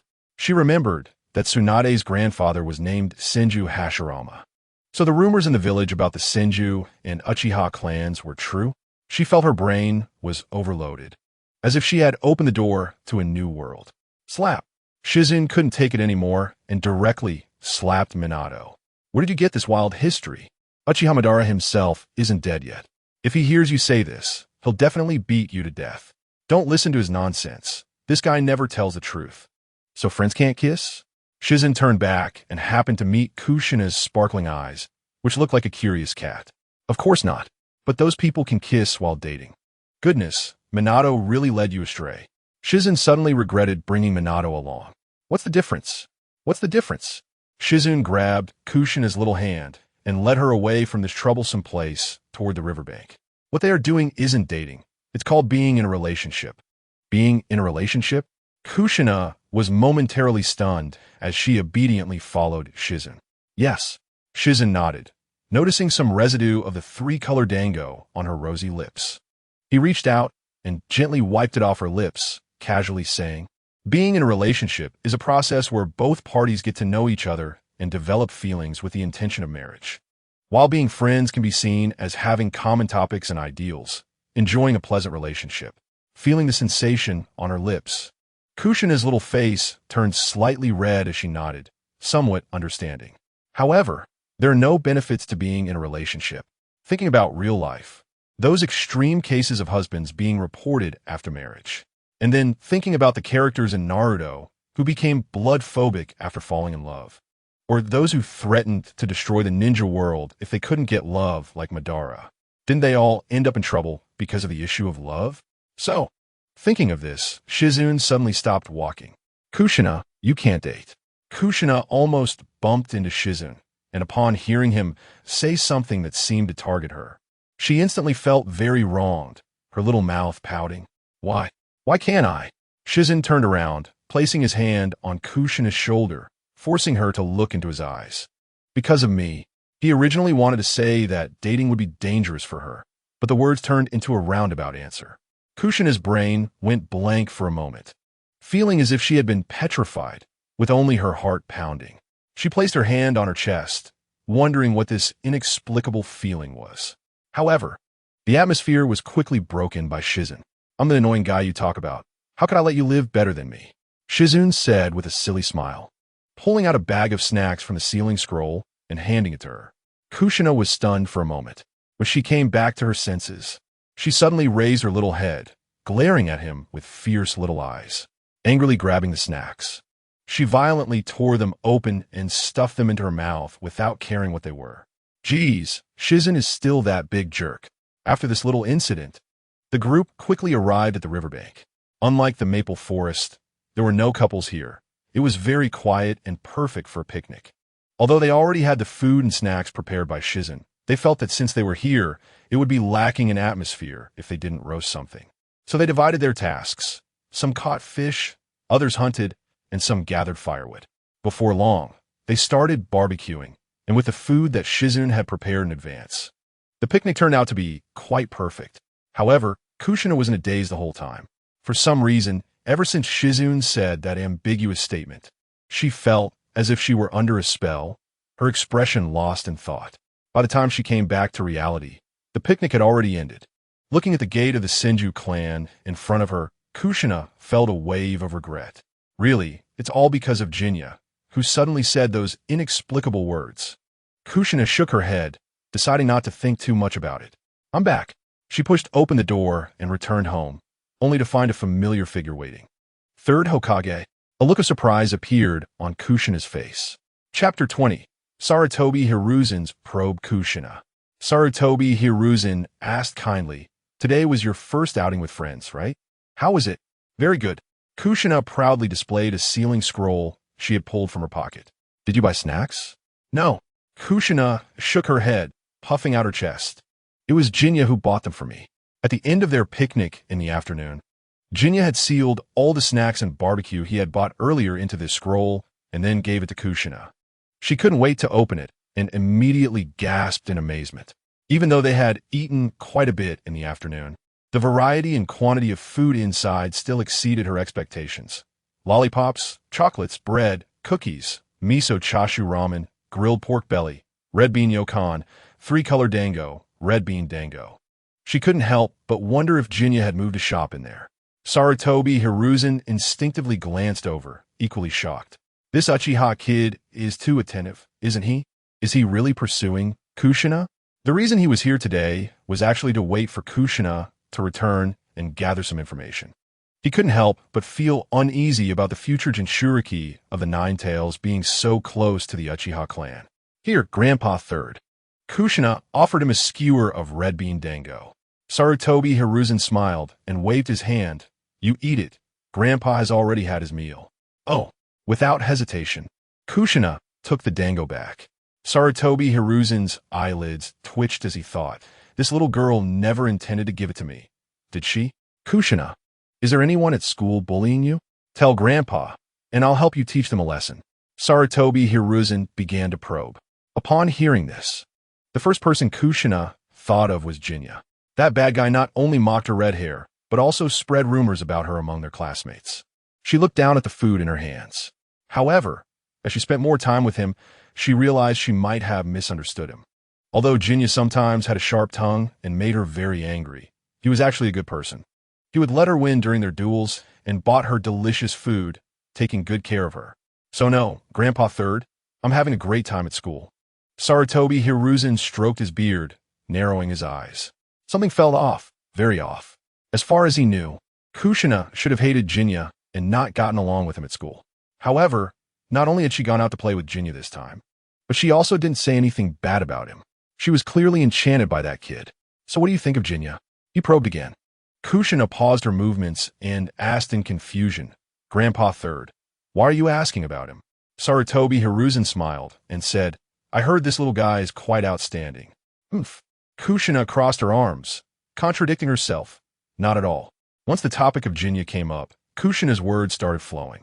She began to complain about Jinya, but this time, the direction of her complaints was quite strange, making Sarutobi Hiruzen feel like he was listening to a couple teasing each other.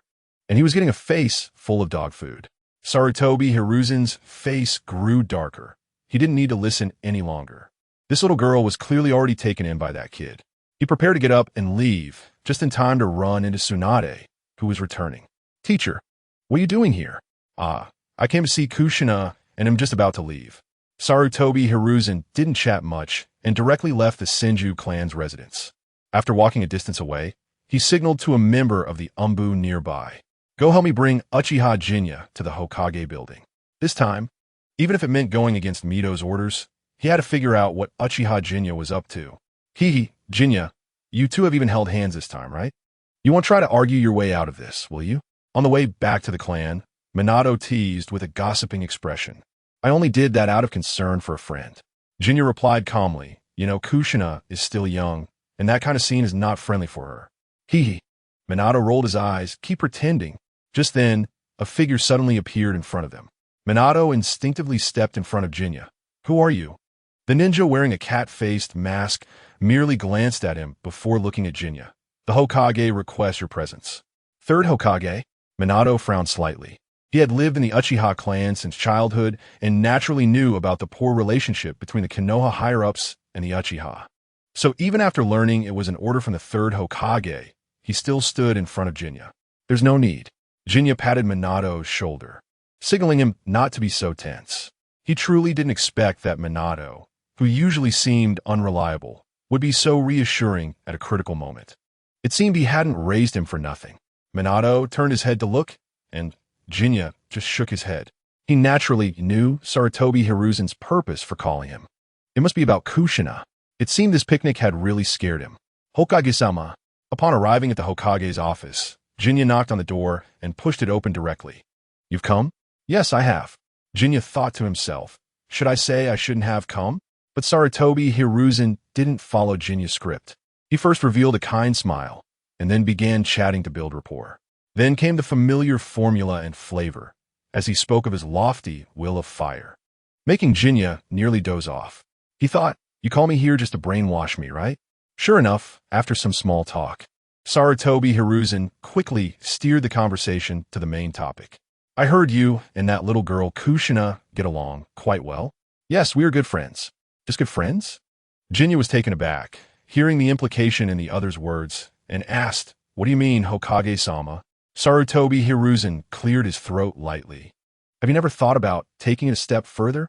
Even though he was the Hokage, discussing this topic made even his old face blush slightly. Upon hearing this, Jinya immediately frowned, thinking, "What do you take me for?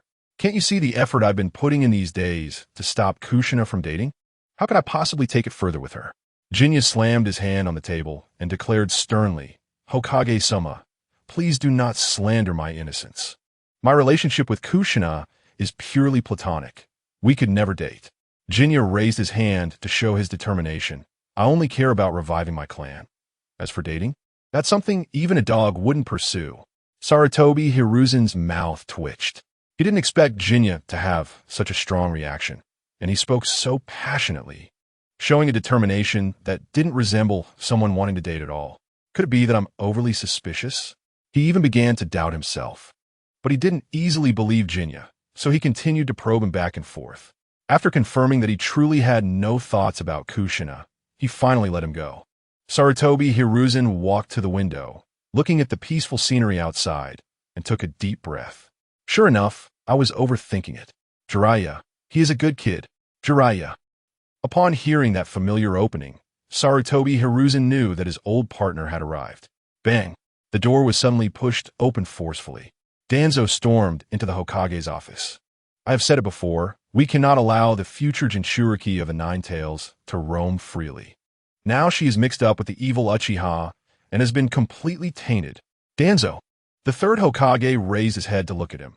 "A Jinchuriki is still a person. She needs to grow up happily and integrate into the big family of Konoha. Besides, Kushina is not yet the Jinchuriki of the Nine Tails. Don't forget this was entrusted by Lord me.You." Although Danzo was aware of Lord me.Yu's involvement, he was still dissatisfied with Sarutobi Hiruzen's decision. In his view, as long as it was for the safety of the village, what did it matter if it went against Lord me.Yu's orders? "Hiruzen, this candidate for the Jinchuriki has already been tainted. I have a better candidate than that girl from the Uzumaki clan. How about—" "Danzo, I am the Hokage. I know how to choose the Jinchuriki. I don't need you to teach me." Just a moment ago, Danzo, who had been so adamant, was completely stumped by the third Hokage's words. "I am the Hokage." His face twisted with anger, but apart from feeling impotent rage, he could do nothing else. "Hiruzen, you will regret this." With a bang, Danzo slammed the door shut and turned to leave the office. Immediately, the room began to fill with smoke. Chapter 21. Task Progress Improvement. During this conversation, you temporarily gained the trust of Sarutobi Hiruzen. However, observations and tests in the dark are still necessary. You are well aware of this. Now is not the time to flip the table. From that day on, you began to work even harder and more diligently to treat the patients in the hospital, partly to become familiar with the human meridians and acupoints taught by the Hyuga clan, and partly to increase Tsunade's favorability towards you, allowing you to gain the opportunity to enter the wet bone forest. As days went by, your medical skills became increasingly refined, especially in the field of bloodline treatments, where you gained significant authority and were trusted by your colleagues in the hospital. During one of the medical operations, you unexpectedly caught the attention of Orochimaru, who came looking for Tsunade. He was extremely interested in your special medical techniques and extended a sincere invitation to you, but you declined, citing your own considerable shortcomings. After a while, the so-called Konoha Shadow Danzo also came looking for you, similarly interested in your research in the bloodline field. You were well aware of Danzo's nature. He was essentially a sinister person. Your research in this area was purely for the sake of Kushina, so you did not want to attract any other troubles and also refused him in words. Of course, during this period, your outdoor cooking activities with Kushina and others did not stop, going out almost once a week. Through continuous interaction, your bond with them gradually deepened. And Kushina's attitude towards you changed significantly, often starting to care about you, whether intentionally or unintentionally. As your interactions became more frequent, your feelings deepened, and your relationship became quite close. Whenever Kushina was unhappy, she would always come to find you. Although you initially appeared somewhat impatient, your body honestly accompanied her in play. Gradually, your relationship evolved beyond ordinary friendship, and Kushina had become accustomed to your company. However, you knew that your time was limited and that you could not always be with her. So you decided to work even harder on your training and promised to give her a surprise. Kushina felt very happy and expressed her anticipation. Have you really made up your mind? Upon hearing Jiraiya's request, Tsunade looked shocked. She truly did not expect that this kid could refine his medical ninjutsu to such a high level in such a short time. In certain areas of research, he even surpassed her as his teacher. At first, she only wanted an extra wallet. She did not expect this disciple to achieve anything in medical skills. After all, he was an Uchiha, and although he could use sage techniques, his innate conditions were not as good as others. So Tsunade did not hold out much hope for Jiraiya. But who would have thought that her disciple would be so outstanding, finding an alternative path and becoming self-taught? He transformed into a medical expert in bloodline diseases. Yes, teacher, I made up my mind. Through research on human meridians and special acupoints, Jiraiya discovered that when ninjas perform ninjutsu, they need to channel chakra through most meridians and acupoints to succeed. However, in reality, many ninjutsu do not require chakra to flow throughout the entire body. It is sufficient to stimulate specific meridians and acupoints to achieve success. Those with powerful bloodline limits who use vast chakra to forcibly drive and perform techniques are mistaken. This not only causes serious erosion and damage to organs and even cells, but, over time, will lead to physical weakness and ultimately death. This discovery was entirely an unexpected byproduct of research, yet it was such a byproduct that made Jiraiya inexplicably become a medical expert in treating bloodline diseases. Many people came seeking his expertise, but what Jiraiya truly wanted was a method to enhance bloodline concentration. Now his foundational theories and practices had been fully exercised. He only needed to enter the 3 great holy lands for the final pulse-opening steps. All right. In fact, she had long planned to teach Jiraiya summoning techniques. The reason for her hesitation was the fear that he would act recklessly and attempt to learn Sage Mode at will. It is known that this is a technique that even she cannot master. The risks of learning it are extremely high, and a slight mistake could lead to death. However, if she reminded him a little, it might not be so serious. After all, Jiraiya is a relatively reliable kid. Tsunade took out the summoning scroll for the wet bone forest from her pocket and handed it to Jiraiya. Without much hesitation, he decisively signed his name. Now, she finally gathered all the conditions. After successfully contracting with the slugs of the wet bone forest, you began the formal experiments of bloodline purification techniques. First, you stimulated some of your own special acupoints to activate bloodline potential, and then used natural energy to attempt to open the meridians, expanding your bloodline potential. Repeating this process continuously, classes during the day, returning to the wet bone forest at night, seeking treatment from the slugs when injured, your life became extremely regular, keeping you incredibly busy. During this period, the 3rd Hokage, Sarutobi Hiruzen, came to find you several times. But each time it was just to brainwash you about the will of fire. Later, you found it tiresome and simply refused to meet him. Thanks to your status as the young clan leader of the Uchiha clan and also Tsunade's disciple, Sarutobi Hiruzen did not say anything about you. But you always felt that his attitude towards you seemed to have changed. You noticed this, but now you were entirely focused on increasing your bloodline concentration. So you temporarily did not pay too much attention to it. Just like that, 3 years passed in the blink of an eye. Through your relentless efforts, you finally managed to elevate your intra-bloodline concentration. You could clearly feel that your control over in-release power had strengthened, your mental energy had increased, and your ocular techniques had become exceptionally powerful. Even in the state of the 3-Tomo Sharingan, you could activate the complete body Susanoo.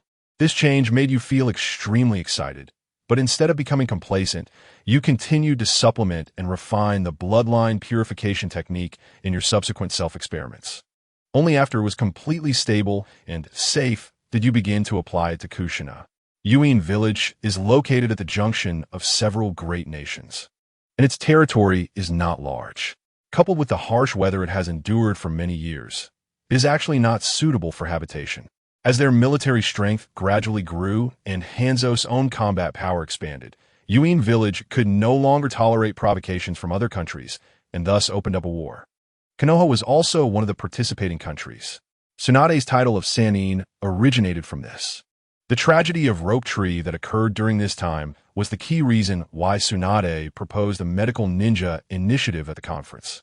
This also allowed that incompetent blue-haired girl to come into contact with Tsunade, leading her to develop hemophobia in the future. Therefore, in order to prevent Tsunade from running away from home again, Jinya planned to save Rope Tree while also stopping the blue-haired girl from approaching Tsunade. Chapter 23, Graduation Exam Time Flies. Before they knew it, the graduation exam day had arrived. The graduation exam is starting now. Students whose names are called should come to the next room for assessment. The homeroom teacher, Sarutobi Hiruzen, announced the topic from the podium. The entire class fell into silence, enveloped in a heavy atmosphere. According to the usual ratio, at least 2/3 of the students in the class would be eliminated, so such a small number of qualified candidates naturally made them feel nervous. However, Jinya and the others were different from everyone else. They were still chatting and laughing, appearing extremely relaxed. "Hey, let's go have a picnic later," Minato proposed excitedly. Over the years, he had been trained by Jinya's older brother, Fugaku, and while honing his skills, he had also made significant improvements. He even created his own new jutsu, the Rasengan. His strength had already reached the level of a CH Nin elite. Therefore, he didn't care at all about this simple graduation exam, which only involved a basic technique. Since you all asked me so nicely, I'll reluctantly agree. During this time, Kushina had also not slackened off and had been consulting Tsunade, along with her own diligence, leading to tremendous progress. Moreover, Jinya had previously helped her develop her physical potential, allowing her strength to advance even further. Now, the graduation exam was merely a formality for her. Jinya did not participate in their discussion. As the most talented genius of the Uchiha clan throughout history, his strength among the three was undoubtedly the strongest. Just having the three-tomo Sharingan allowed him to surpass ordinary J-Nin. In addition, his years of research on bloodline purification techniques had led to further transformation. His mental and ocular powers received an epic enhancement. With the three-tomo activated, he could use Susanoo, which could be said to be achievable only by him apart from their ancestor Indra. The body replacement technique was truly child's play for him. As students in the class were called one by one for the exam, it soon came to their turn. Uzumaki Kushina. Upon hearing her name, Kushina immediately stood up. "Good luck," Jinya encouraged. "If you pass the assessment, I'll buy you a lollipop." "Who wants your lollipop?" Kushina turned her head away, trying to hide her inner excitement. TSK, the little couple is flirting. As soon as Kushina left, Minato immediately teased from the side. "We're just normal friends," Jinya explained seriously. "You can hold hands and go on dates, and you've already come this far. Do you still say you're not dating?" Minato rolled his eyes, not believing it. Boruto Minato. Next, his name was called. After Minato left, the surroundings immediately quieted down. Jinya turned to look out the window. He was also not unaware of the relationship between him and Kushina. However, they were destined to be out of reach. His lifespan was limited. He could only live to about 20 years old. If the mission progress went smoothly, that time might even be shorter. If he disregarded everything and got together with Kushina, what would happen to her after he died? What if Kushina, like Tsunade, developed some phobia due to his death? That would be disastrous. If the enemy grasped his weakness, the consequences would be unimaginable. All of Jinya's previous efforts would go to waste. Therefore, rather than becoming lovers and relying on each other, it was better to just know each other and forget in the rivers and lakes. Uchiha Jinya. Finally, it was his turn. Jinya entered the next room, where Sarutobi Hiruzen and a group of teachers sat behind a table. A row of ninja headbands was placed on the table, symbolizing their identity as Konoha ninjas. The exam content was to draw one technique from the body replacement technique for assessment. Shadow Kron technique. Sarutobi Hiruzen's voice suddenly rang out. Yes. Jinya did not hesitate at all and quickly formed hand seals with both hands. Boom. Several flawless clones immediately appeared before the teachers. Generally, as long as 2 clones were created, one could pass the exam perfectly. However, the number of clones Jinya created far exceeded this standard, completely accomplishing the task beyond expectations. It wouldn't be an exaggeration to give him the highest score. In fact, this was not even Jinya's limit. When practicing with Minato, he created even more clones, practically resembling the multi-shadow clone technique. But since this was just a graduation exam, there was no need to take it so seriously. Sarutobi Hiruzen looked at his proud student and felt a sense of nostalgia. It must be said that this child was absolutely the most outstanding student he had taught since he began teaching. He believed that in a few years, he would become an elite Jonin and a solid force for Konoha village. It was a pity he was born into the Uchiha clan. It was well known that the higher-ups of Konoha did not trust the Uchiha. Previously, the Hokage had instructed him to pay close attention to the relationship between Jinya and Kushina. He would report to the Hokage almost every week. Although he did not know what secrets were involved, it always felt like it wouldn't be good news. Sigh, he could only let this child fend for himself. Uchiha Jinya. Full marks. Sarutobi Hiruzen announced the result loudly. So impressive. The students gathered outside showed expressions of envy. Such an easy exam. Scoring full marks is quite normal. Isn't it? Minato, who had already passed the exam, said while adjusting his sunglasses coolly. Not bad at all. Kushina tilted her head, her beautiful eyes secretly glancing in Jinya's direction. Thank you, teacher. Jinya bowed and thanked as he received the headband. After graduating from Konoha Ninja School, he had officially taken the first step towards becoming a genin. Generally, they would be assigned a Jonin as a team leader, forming a small 3-person group to complete tasks. However, a while ago, Yuin village had officially declared war on Konoha. Most of the CH-nin and J-nin in the village had gone to the front lines, and even Tsunade and the others were no exception. At this time, Konoha was internally empty, and there probably weren't many spare J-nin left to lead them. But it didn't matter. He never intended to follow the school's arrangements anyway. Jinya, come take a photo. Hey, I'm coming. Jinya was pulled over by Minato and Kushina. Snap! The scene was frozen. In the photo, Minato was adjusting his sunglasses, grinning while giving a thumbs up, while Kushina was crossing her arms, tilting her head slightly with an expression that seemed to convey disdain. Standing between the two, Jinya looked the most normal, holding the ninja headband with a harmless smile on his face. The 3 of them officially graduated. Chapter 24. Uchiha goes to war. Uchiha clan's residence. Jinya saw a figure from a distance, exuding an air of authority. Father. He stepped forward and asked in confusion, "What are you doing here?" "I just came out from Hokage-sama's office." Uchiha Jinya walked ahead without looking back and said, "The situation at the front lines is very tense." Jinya was taken aback, not understanding what his father suddenly meant by that. "So, Hokage-sama wants his Uchiha to go into battle." Jinya frowned slightly. He did not trust that old man. He had initially not allowed the Uchiha to participate, so why did he suddenly remember them now? Could there be some conspiracy at play?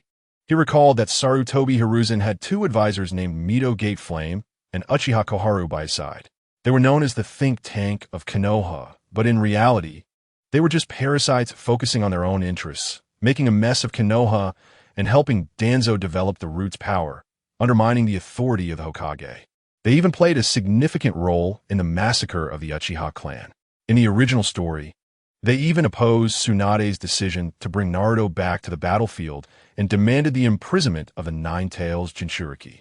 One could say that these 2 old men were entirely detrimental to Konoha, utterly disgusting. They were like rats in the gutter, colluding with Danzo. Could they also have a hand in this? Sure enough, shortly after Uchiha Jinya left, a ninja wearing a cat-faced mask suddenly appeared beside Jinya. "Lord Danzo requests your presence." A member of Root? Jinya looked at the ninja, who was dressed exactly like an Umbu member, feeling a bit surprised. He didn't expect Danzo to have established Root so early, even infiltrating the Umbu. If there was no tacit approval from the 3rd Hokage, he wouldn't believe it. One could only say that these two old men truly loved each other. Jinye followed him. The reason was simple. He suspected that Danzo was involved in this Uchiha matter, perhaps even the mastermind behind it. He remembered that this old man had sought him out before. At that time, his attitude was quite forceful, actually trying to coerce him into working for him. Naturally, Jinye could not indulge him and directly chased him away. Perhaps, since that time, Danzo harbored resentment against him. And coupled with his pre-existing hostility towards the Uchiha, he would not let Jinye off easily. It was likely that this visit was also meant to pressure him. However, Jinye was not afraid of him. Recently, Jinye had received a shock and unexpectedly awakened his me.You Sharingan, perhaps due to his obsession with lifespan. The ability he awakened was related to time, called time stretch. His left eye could cast Jinjutsu, causing the target to experience a distortion in their sense of time, making days feel like years or a year feel like a fleeting moment.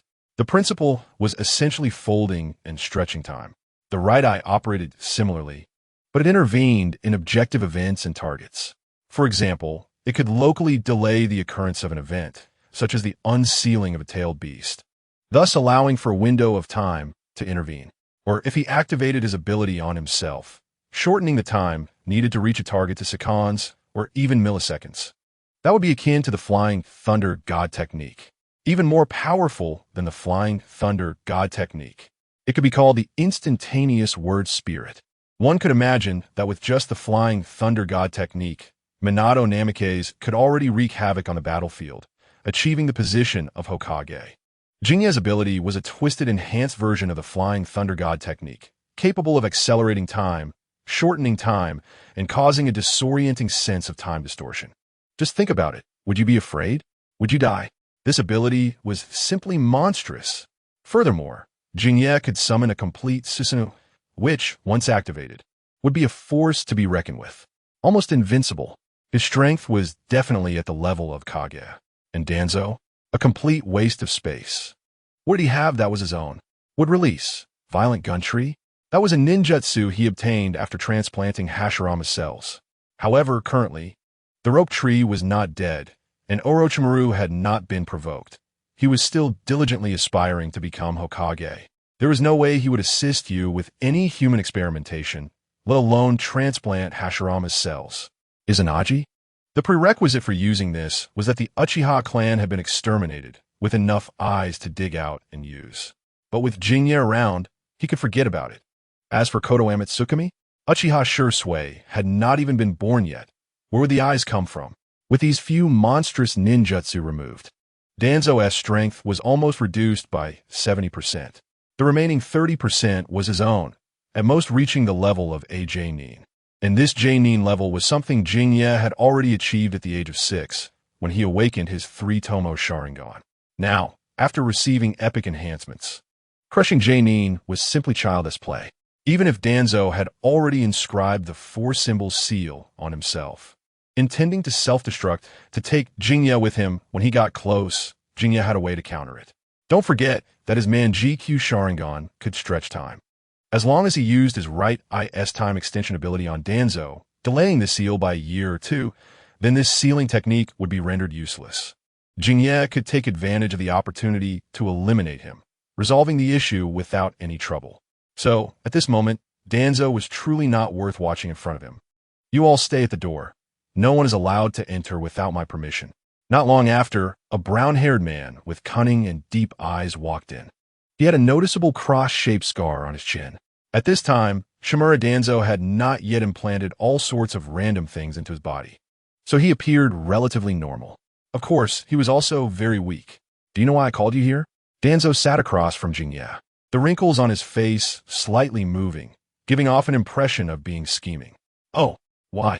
Jinye showed an interested expression. He genuinely wanted to see what tricks this old man was up to again.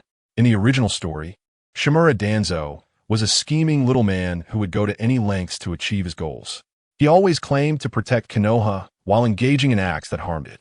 He desired to become Hokage, but hesitated at critical moments. When the second Hokage, Senju Tobarama, was attacked by the Cloud Village, he hesitated out of fear and did not stand up, resulting in Sarutobi Hiruzen being chosen as the next Hokage. As a result, this guy actually believed that the reason he did not become Hokage was that he did not stand up at that moment. He had been haunted by this matter, and during the third Hokage's reign, he continued to covet the Hokage position. He even attempted to assassinate the third Hokage in a despicable act. But in reality, Sarutobi Hiruzen had already been predetermined for the position since the first Hokage's time. In terms of background, Sarutobi Hiruzen was a disciple of both the first and second Hokage. In terms of prestige, Sarutobi Hiruzen held the title of a ninjutsu professor at the time. In terms of strength, Sarutobi Hiruzen was proficient in 5 different chakra natures and excelled in all Konoha ninjutsu. And what about Shimura Danzo? The only thing he could boast about was perhaps his own clan. However, Sarutobi Hiruzen also had the Sarutobi clan behind him, so there was no comparison between the two. Furthermore, someone who always talked about self-sacrifice but could not do so when it truly mattered did not deserve to be Hokage. If one believed his words, the outcome would only be like Uchiha Shursui, ending up with their eyes gouged out. Jinnya would not fall for his tricks. Chapter 25. Countering Shimura Danzo, do you want to save the Uchiha? Jinnya was taken aback for a moment and asked, what does that mean? You should know about the third Hokage sending your Uchiha clan in a battle, right? I just learned about it. From what I know about Sarutobi Hiruzen, he definitely wants your Uchiha clan to charge into battle first, while he reaps the benefits, winning the war while simultaneously weakening your clan. Speaking of this, Shimura Danzo displayed a confident expression. You should also be aware that the higher-ups in Konoha are very wary of your Uchiha clan. I suppose I'll believe your nonsense. Jinnya thought to himself, ISNT at you who is most wary and hostile towards this Uchiha? Just because you want to obtain the powerful Sharingan of the Uchiha clan, you would wipe out the entire clan.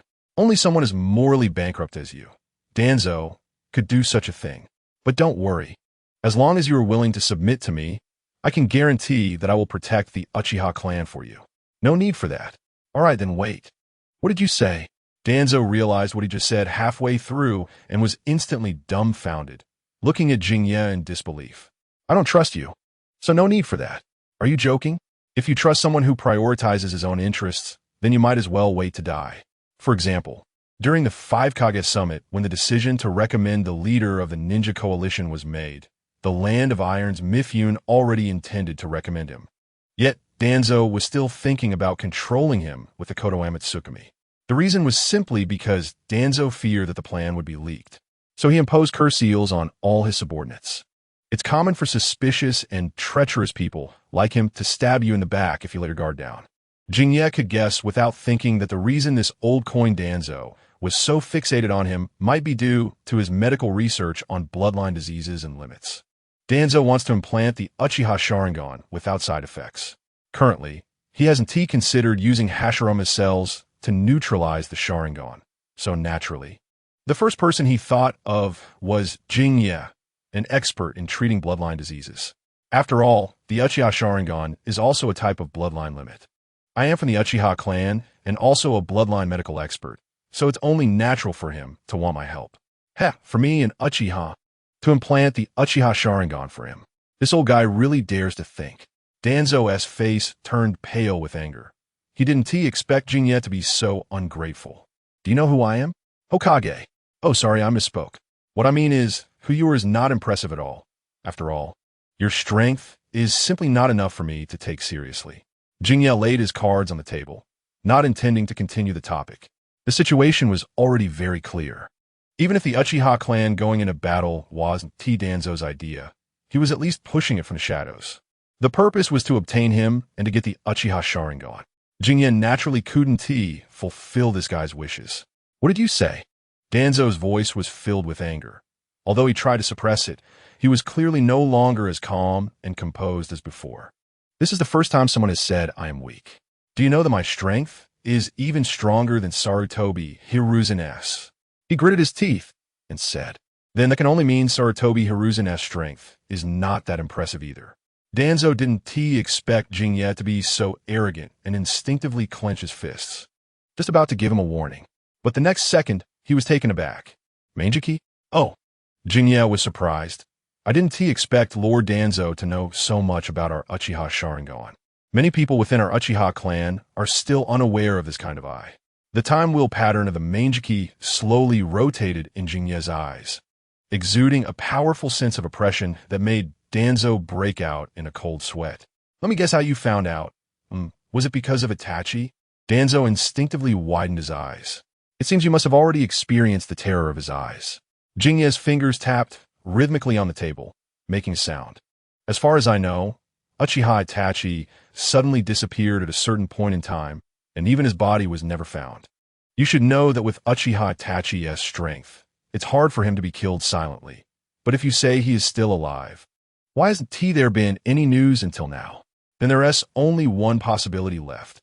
He was killed by someone he trusted. Don't you think so, Lord Danzo? Danzo's face twisted instantly, and he slammed the table, shouting, "Nonsense!" Whether it's nonsense or not, Lord Danzo knows better than I do. After he finished speaking, Jinye could clearly feel a strong killing intent surging towards him like a cold tide. Danzo had already developed a murderous intent. With his mediocre skills. He wants to kill me? Jinye couldn't help but scoff, and the me.You Sharingan spun wildly as he glared fiercely. Danzo's pupils instantly widened. Not good. Before he could finish his sentence, the next second, Danzo suddenly felt as if he had been electrocuted. His legs kicked out, his body stiffened, and he froze in place. The room fell into silence. Jinye didn't kill him. He only trapped him in a time illusion, letting him experience what it feels like to suffer along. Torturous time. To be honest, he actually wanted to kill Danzo. After all, this old thing is too reckless. The tragedy of Konoha, at least more than half of it, was caused by this guy, directly leading to a gap in the talented ninjas of Konoha and a sharp decline in overall strength. As a result, when the Nine Tails were released, there wasn't even a capable ninja left. They had to let Minato, at the cost of his life, seal the Nine Tails. If White Fang hadn't been forced to death, Orochimaru wouldn't have defected, Jiraiya wouldn't have left, and Tsunade wouldn't have developed hemophobia. Then Minato wouldn't have had to seal the Nine Tails, and Kushina wouldn't have died either. Therefore, Danzo, this unstable factor, Jinye must kill but not now. At least, not in the village. After all, he couldn't guarantee that Sarutobi Hiruzen, that old coin, wasn't using his so-called crystal ball technique to watch this place. You should know that Sarutobi Hiruzen was the Hokage who held office the longest in the original story. His calculations in his heart couldn't possibly be clean. He is a cunning old fox. Regarding Danzo sending root members into the Umbu, it's impossible for him to have no precautions at all. The reason he tolerated Danzo was entirely due to the so-called bond between the two. Jinye still needed to stay in the village to enhance Kushina's bloodline. Now is not the time to turn the table. Chapter 26. Wearing black stockings and stepping in Uchiha, Jinye actually activated the me.You Sharingan. Just as Jinye thought, Sarutobi Hiruzen was indeed using a crystal ball to observe their conversation. After all, he had been Hokage for so long. He still had some precautions. He turned a blind eye to Danzo because he felt guilty towards him. After all, one was basking in the sunlight of Konoha, while the other was buried deep underground among the roots. Once there were any shady actions, Sarutobi Hiruzen would find Shimura Danzo. Let him take the blame. Sarutobi Hiruzen truly couldn't do without Shimura Danzo. In the Hokage office, Sarutobi Hiruzen had a serious expression. Although he had long been on guard and paid attention to Jinye, he still didn't expect him to activate that legendary eye so early. In his memory, Uchiha used that eye to argue and fight with the first Hokage, Hashirama Senju. In his eyes, those were dangerous and violent eyes, posing a threat to the village's safety that needed to be addressed. It seemed he needed to find Danzo. He realized halfway through his sentence that Danzo was currently in a confrontation with Shizen and that he couldn't let him take the blame. So he continued to watch the scene in the crystal ball. What? The disappearance of Kaguya was actually related to Danzo? When he saw this, Sarutobi Hiruzen's eyes immediately widened. Uchiha Kaguya, like them, had once been a member of the elite guard of the second Hokage. He was one of the few who were not bound by narrow clanism. In his eyes, Kaguya was different from other Uchiha. He was wise, extremely calm in his actions, loved the village more than anyone else, and was an Uchiha who could sacrifice everything for the village. If he were still alive, he could definitely serve as a bridge between the Uchiha and the village. Unfortunately, he died young, and at that time, he had even felt a bit of sympathy for him. But unexpectedly, it was his old comrade who did him in. Danzo, you fool. Sarutobi Hiruzen sighed in regret. But now that it had come to this, there was no way to change it. He took a deep puff from his pipe. The urgent matter was still to deal with Shizen. In his view, the one who posed the greatest threat to the village now was Shizen, who had awakened the Mangeki Sharingan. As for Danzo killing Uchiha Kagami, that was something that couldn't be helped. Once someone dies, they cannot be brought back to life. And Danzo was his old comrade. He couldn't possibly take action against him. At most, he could offer a warning. How did you come out? A root member guarding the door looked at Shizen, who walked out casually, feeling surprised. I saw that Lord Danzo was asleep, so I came out, Shizen casually fabricated. Asleep? The root member frowned slightly. Shizen ignored him, taking advantage of the other party's distraction to turn and leave. The purpose of her visit this time was twofold, to gather intelligence and to give Danzo a warning. Now that both objectives had been achieved, there was no reason to stay. Lord Danzo, a root member who pushed the door open, called out gently to the frozen Danzo, who stood there like a statue. But Danzo still showed no response, as if he had been frozen in place, completely motionless. Lord Danzo, are you finally awake? After a while, Danzo finally came to, his eyes bloodshot, his whole body exhausted as he began to breathe heavily, beads of sweat forming on his forehead. Huff, huff, huff. Where did that evil Uchiha brat go? Just as he broke free from the time illusion, Danzo began searching for Shizen. He left. Left? Yes, yes. Damn it. Danzo slammed his fist on the ground, feeling despondent. He instantly felt drained, utterly lacking in strength. The feeling of spending time in nothingness was truly terrifying. It had almost consumed all his will. His body could not move, yet his mind remained alert. He had maintained that state for a full 3 months. The exact duration was a bit blurry, but at least from his senses, it felt like 3 months had passed. This kind of pain was no different from a water torture. It involved binding you in place and positioning a dripping water device above your forehead, allowing each drop to fall in the same spot. You could not sleep because every time you were about to doze off, the water would wake you up. You could not die because each drop was too small to cause death. This method tortured both physically and psychologically, making one wish for death and ultimately leading to a complete mental breakdown. To be honest, Shizen had actually gone easy on him, not being too harsh, fearing that if he was driven mad, Sarutobi Hiruzen would come to cause trouble. Uchiha Shizen. Shimura Danzo glared with bloodshot eyes, looking extremely fierce. I will never let you go. It seemed that Shizen's warning had completely failed to reach him. Time moved to the afternoon. At this moment, the Maple Grove had gathered quite a few couples, among them Shizen and Kushina sitting on a bench under a tree. Kushina held a red bean dumpling in her hand, her mouth stuffed full, making her already round face appear even more plump and adorable. Woo, Shizen, aren't we having a picnic today? She said, stuffing another one into her mouth. Slow down. Shizen couldn't help but remind her. We're not having a picnic. Woo, actually, I didn't want to have a picnic that much either. She felt that just spending time with Shizen like this was pretty good. I'm leaving tomorrow, Shizen suddenly said after thinking for a moment. Huh? Kushina paused her movements, feeling astonished. Leaving? Where to? To the front lines. Shizen looked up at the sky and explained. The Hokage asked us Uchiha to go to battle, but we just graduated and aren't even genin yet. Kushina put down the red bean dumpling, feeling unhappy. That's just a title. Shizen smiled and said, our strength has already surpassed that standard. You should know that. Can't you not go? Kushina lowered her head, her small hands resting in her lap, tightening slightly. I'm afraid not. If it didn't go, Nagashi would die. And if Nagashi died, Uncle Snake's mindset would collapse, leading him to pursue immortality, ultimately defecting from Konoha. Tsunade would be heartbroken and submit a proposal for medical ninjas, then get provoked by the blue-haired one, developing a fear of blood and leaving Konoha. A series of terrible events would all be set in motion.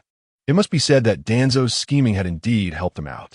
Without him unexpectedly sending the Uchiha to battle, Shizen would not have been able to go to the front lines. In that case, he would have had to find a reason to sneak over. which would have been quite troublesome. But with Danzo's intervention, everything was resolved.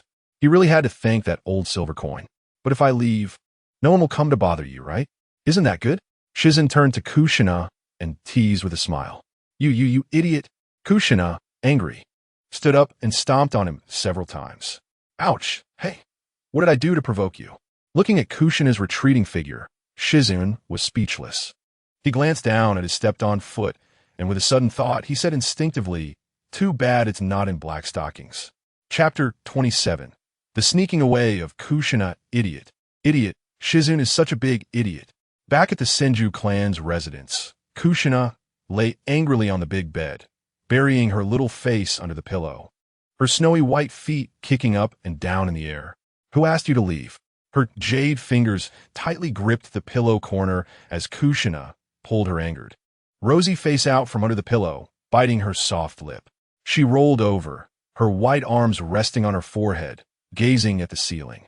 Now that Konoha was at war with the Rain Village, many ninjas had gone to the front lines, including Tsunade and Nagashi. The house was left with only Uzumaki Mito and Kushina. At first, she didn't pay much attention, as she still had good friends to accompany her. They would go on picnics every week, and today would have been no different, but the news she received was that Shizun was going to the front lines. She lay on her side, crossing her arms tightly around the pillow. Shizun said the Uchiha were all going to the front lines, and since Makoto and the others were also Uchiha, they would naturally go together. Only she would be left behind. Thinking of this, her body curled slightly, her rounded hips creating a fuller curve in her yukata. I don't want to be alone anymore. Was there any way for her to go along too? Yeah, wait. Kushina suddenly had an idea. I could sneak along. As long as no one knows, it's fine. Yes, that's right. Kushina's eyes were filled with the light of hope, sweeping away the previous gloom, igniting a fire. Soon, the next day arrived. Uchiha Jinna, as the clan leader, had already chosen the people to go to the front line the day before departure. Fugaku, Shizui, Minato, and Makoto were naturally going along. The battlefield is the best training ground for ninjas, and for them, this was an opportunity to improve themselves. At this time, the Uchiha had already left the village for quite a while. Do you think Kushina will miss us? On the road, Makoto felt uneasy. After years of companionship, she had already regarded Kushina as one of her most important friends and genuinely cared about her. She will probably miss Shizui, Minato said directly without much thought. In his eyes, these two were already a couple and would definitely think of each other. Kushina and I are just ordinary friends, Shizui instinctively retorted. To be honest, he was also quite worried about Kushina. Tsunade and SHJ had already gone to the battlefield first, and now with the departure of their friends, Kushina was really left all alone. She must be feeling lonely, but there was no way around it. SHJ's life was crucial, and he had to be saved. Moreover, Kushina's identity was very special. She was an orphan of the Uzumaki clan and the future Jinchuriki of the Nine Tails, so Sarutobi Hiruzen would never let her leave. Even if she could leave, Shizui didn't plan to bring her along. Because the battlefield changes rapidly, a moment's carelessness could put her in danger, and he didn't want Kushina to encounter any risks. After a brief discussion about Kushina, the group stopped thinking about it and focused on their journey toward the battlefield in the Land of Rain. Jinna was considered a mature old ninja, and he was very thorough in terms of vigilance and reconnaissance. So the journey was relatively smooth, and the team did not encounter any dangers. After several days of travel, as the sky gradually darkened, he instructed the team to stop and rest. Phew, finally we could take a break. Minato slumped down onto the ground. We still can't let our guard down. What if enemies ambush us? Makoto reminded with a smile. It shouldn't be, right? After she said that, Minato also felt a bit uneasy. They were actually quite close to the battlefield in the Land of Rain, and there might really be enemies sneaking around. Maybe the first one to ambush you. Shizui began to joke. In fact, he thought that with old Jinna watching over them, there shouldn't be too much a problem. Who's there? Suddenly, someone shouted loudly. No way, what a coincidence. Hearing this shout, Minato jumped up from the ground. Are there really assassins? Shizui was stunned and immediately became alert. Makoto also took out her kunai from her ninja tool pouch, ready for battle. At the same time, All the Uchiha members activated their Sharingan and looked in that direction. Shizui could clearly see the bushes shaking slightly. Ugh, I'm not an enemy. This voice sounds a bit familiar, doesn't it? Soon, a small figure walked out from the bushes. Kushina, seeing the familiar red hair. The group exclaimed in surprise at the same time. Ugh, huh. Kushina appeared a bit awkward. Her pretty face flushed, but she was still holding on. I just accidentally got lost. Minato instinctively looked at Shizui. What's going on? Are you secretly hiding a girl? He thought Kushina was brought out secretly by Shizui, with the purpose of venting his pent-up desires. Shizui rolled his eyes. He was even more confused than Minato. Ugh, it's so good to eat. Kushina was gobbling down food. She hadn't had a proper meal for several days to keep up with the Uchiha's pace. Slow down, don't rush, it's all yours. Makoto gently patted her back, speaking with concern. Ha ha, we can consider this a belated picnic. Minato couldn't help but laugh. At this moment, they were sitting around like before, with the food Shizui had prepared in the middle. The only difference was probably the change of location. Kushina, have you been following us the whole time? Shizui looked at her with a complex expression. Humph. Kushina instinctively avoided his gaze, turning her head defiantly and saying, I got lost. Seeing her reaction, Shizui knew he was right. Kushina had indeed been following them from the beginning, and being this hungry must have been tough for her. It was possible that her claim of getting lost was true. After all, Jenna's reconnaissance ability was quite reliable. If Kushina had been following at a distance, he wouldn't have failed to notice. The only explanation was that she had truly lost them at some point. Upon realizing this, Shizui couldn't help but facepalm. Should he say she was lucky or unlucky? Forget it. As long as she was safe, that's what mattered. Shizui simply changed the topic and asked, so, does Mito-sama know you came out? She should know, right? Kushina trembled slightly, her gaze becoming even more evasive, stuttering as she spoke. What do you mean she should know? Shizui's forehead twitched. Good grief, so you ran out by yourself secretly? In other words, Hokage-sama is now frantically searching for you all over the village? I don't know. Kushina lowered her head more and more, shaking her head in guilt. The muscles at the corner of Shizui's eyes twitched slightly. He could almost imagine how anxious Sarutobi Hiruzen would be upon learning of Kushina's disappearance. That room must be filled with smoke again. Well, in a few days, you should go back to the village. Upon hearing this, Kushina suddenly raised her head, her eyes wide open, looking at Shizui with a face full of grievance. Why? She had worked so hard to sneak out. Why should she be sent back? Because you snuck out by yourself.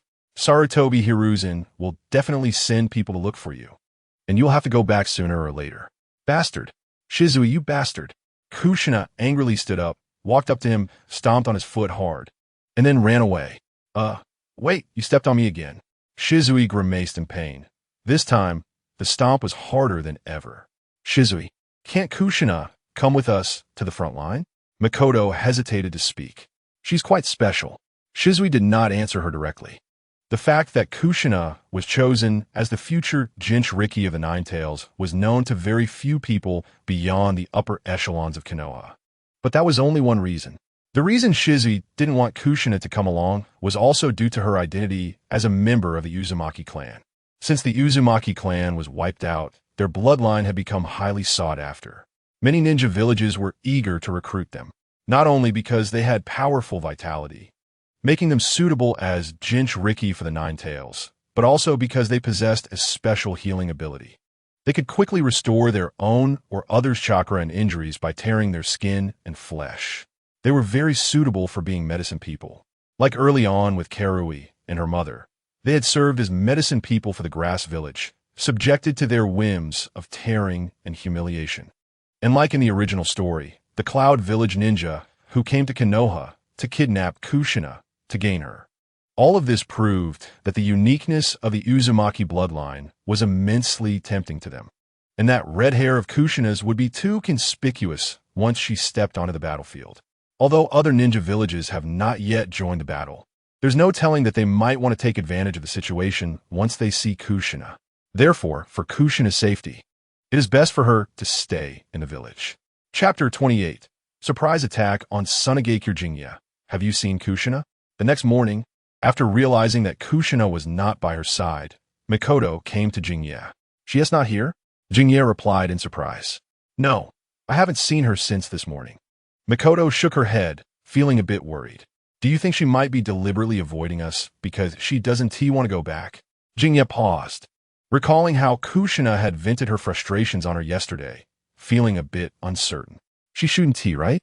She said, but given Kushina's personality, it was possible. Jinnya, we're getting ready to leave.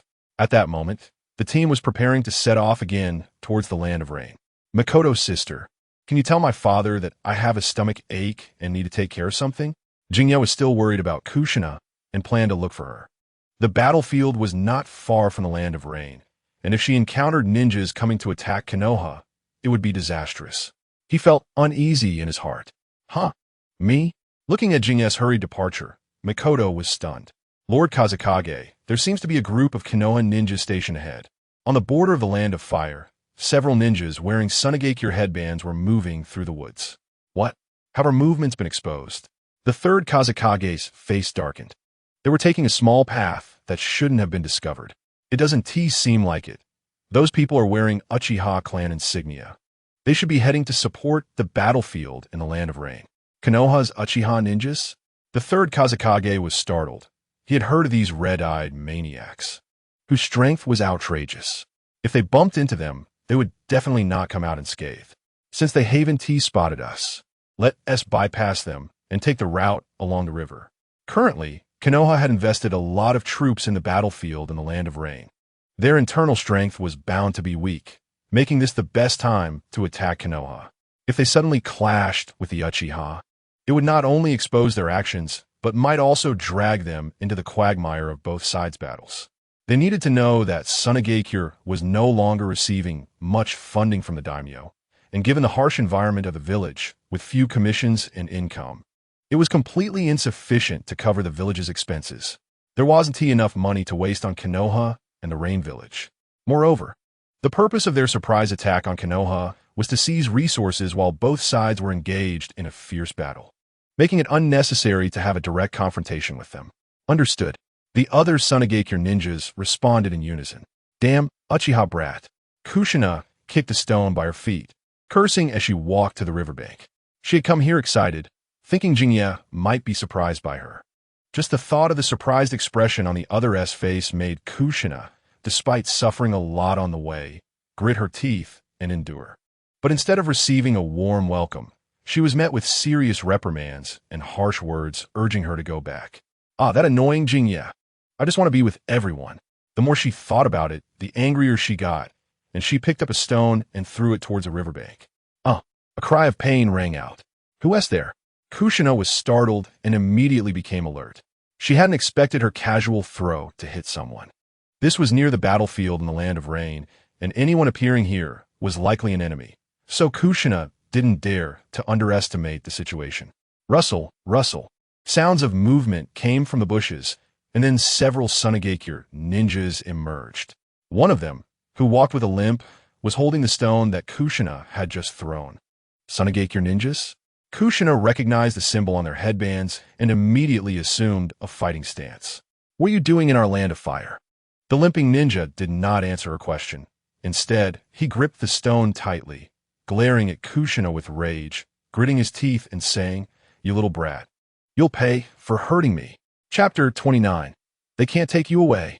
Kushina, you must not get hurt. Jinnya was rushing through the forest, reflecting on himself. He finally realized how his actions had hurt Kushina greatly. After all, Kushina was just a little girl who yearned to be with her friends. There was nothing wrong with that. He shouldn't deprive her of her freedom or make decisions for her simply because of her identity. Such actions were no different from those of Sarutobi Hiruzen and Shimura Danzo, one under the guise of caring for a friend, and the other under the pretext of village safety. Jinnya had fallen into a misunderstanding.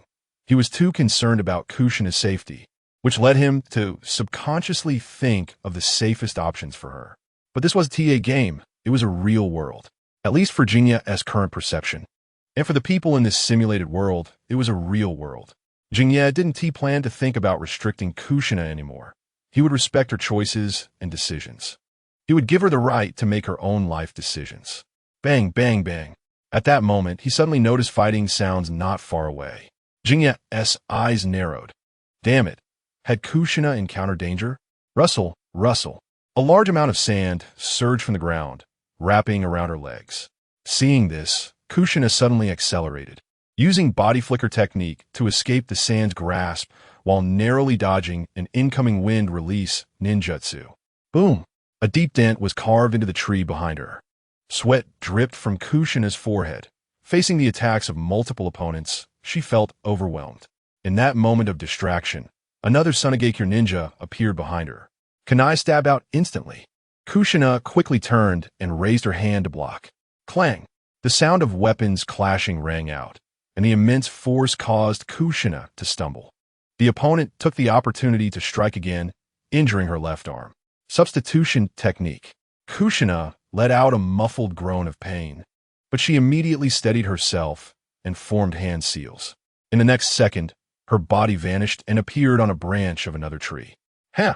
This little girl has some skill. The ninja casually flicked his kunai, laughing mockingly. Hey, Leftwood, that brat is my prey. The ninja who had been injured by Kushina was furious. I'll make her understand what pain is. This little girl has the Uzumaki bloodline. The third Kazakage's gaze fell on Kushina's long red hair and suddenly reminded them. Don't kill her, we need her alive.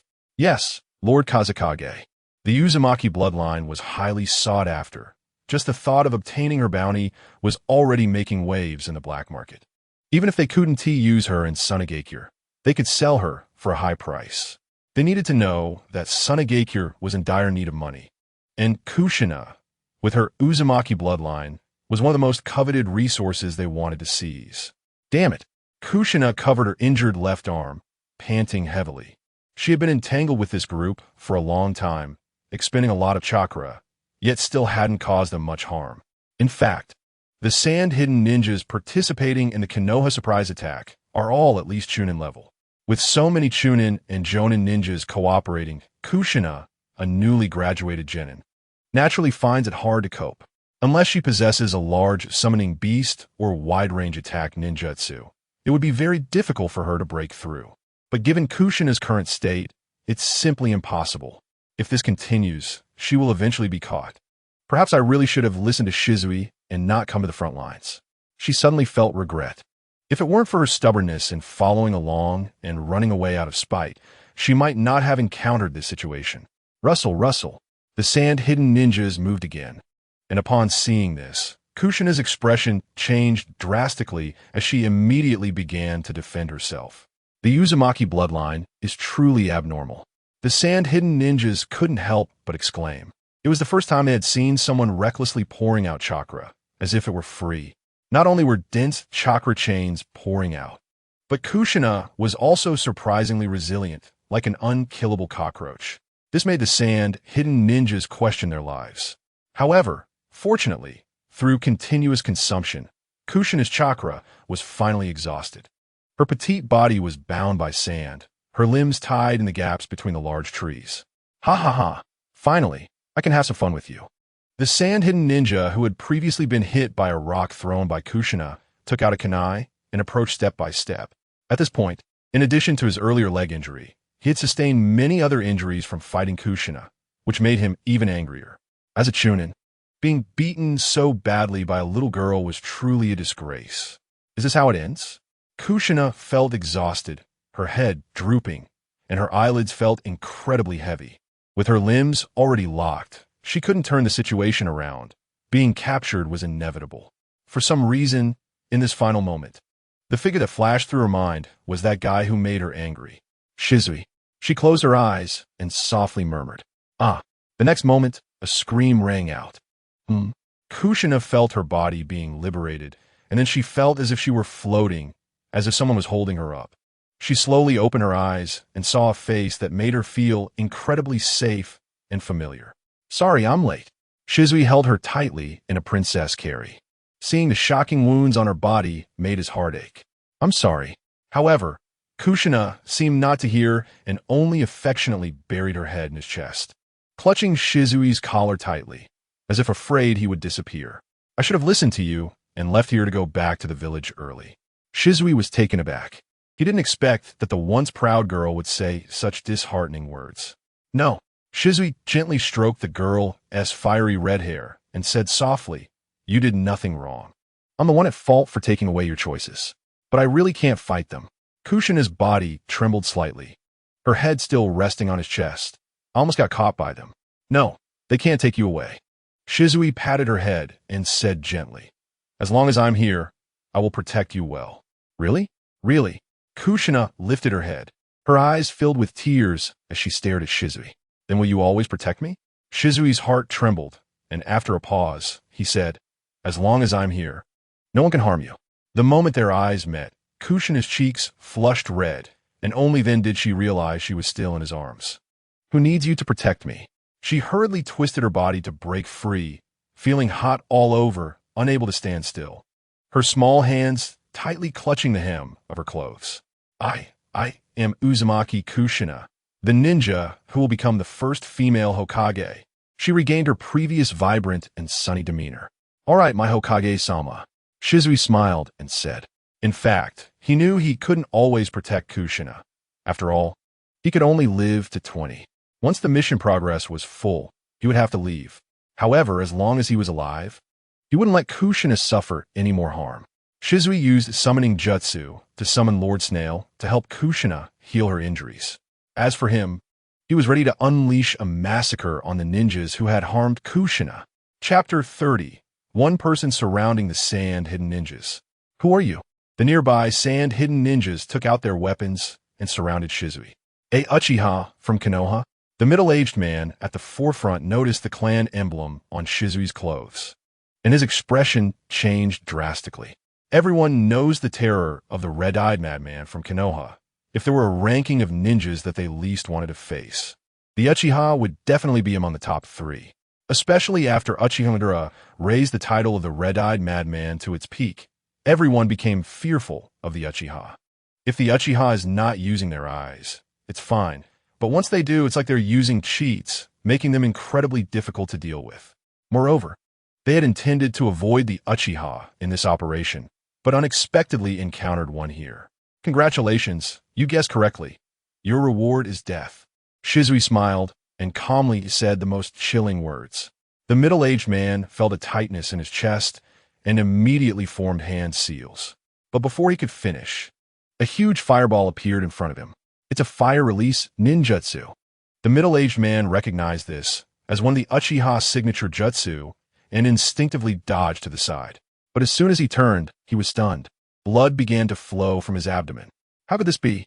The next moment, a pair of scarlet eyes met his gaze. The Uchiha excels at Jinjutsu. As you should know, the 3-tomo Sharingan spun, and in his astonished gaze, Shizui thrust a kunai deep into his heart. "Be careful in your next life." Shizui shook his head and said with a sigh, "You."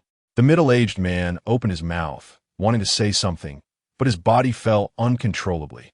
He died without even realizing when he had fallen under a Jinjutsu.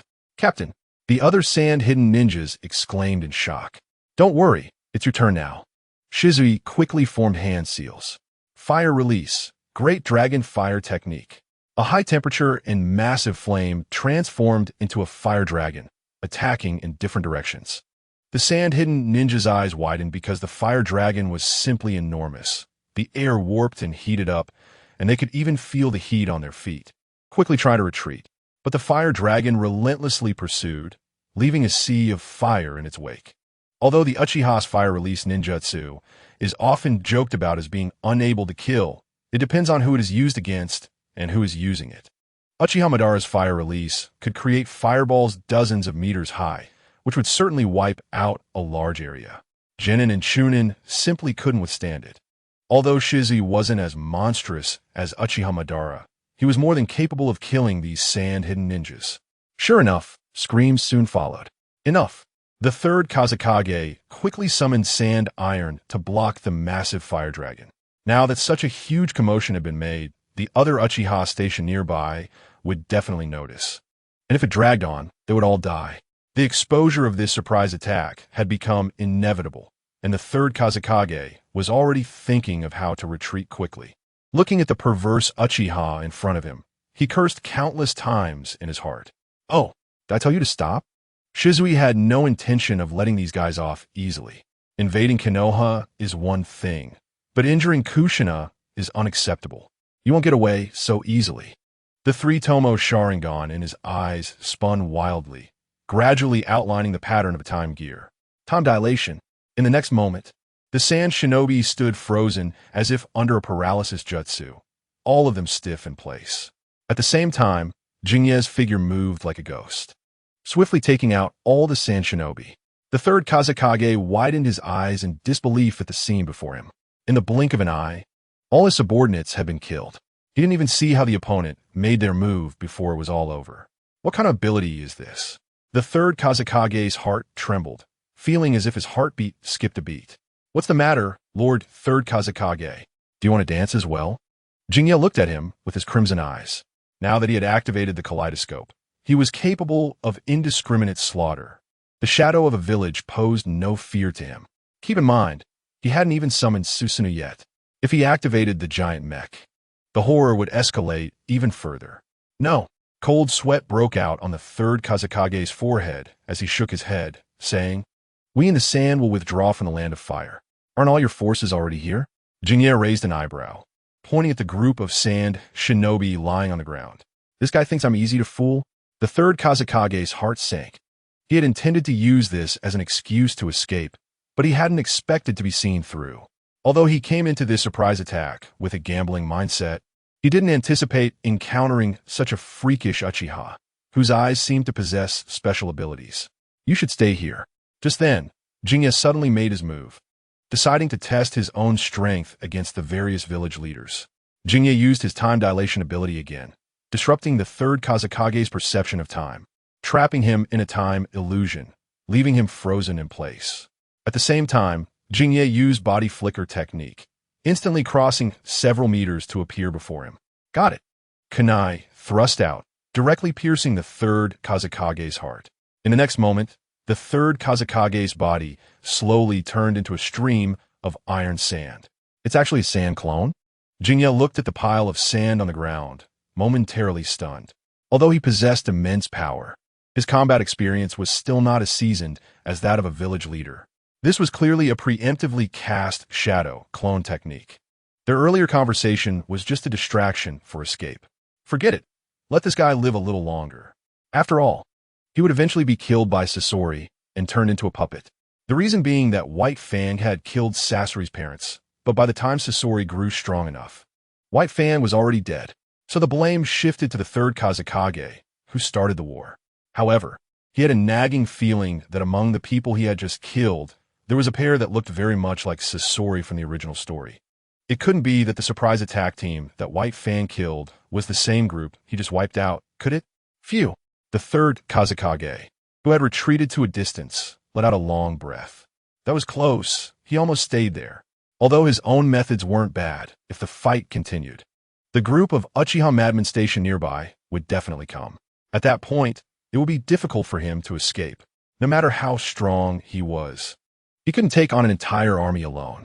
However, although he managed to escape, that surprise attack team included Chiyo's son and daughter-in-law. He had intended to save them, but they were still killed by that Uchiha brat. Now, he was the only one returning, and he had no idea how to explain it to her. Chapter 31.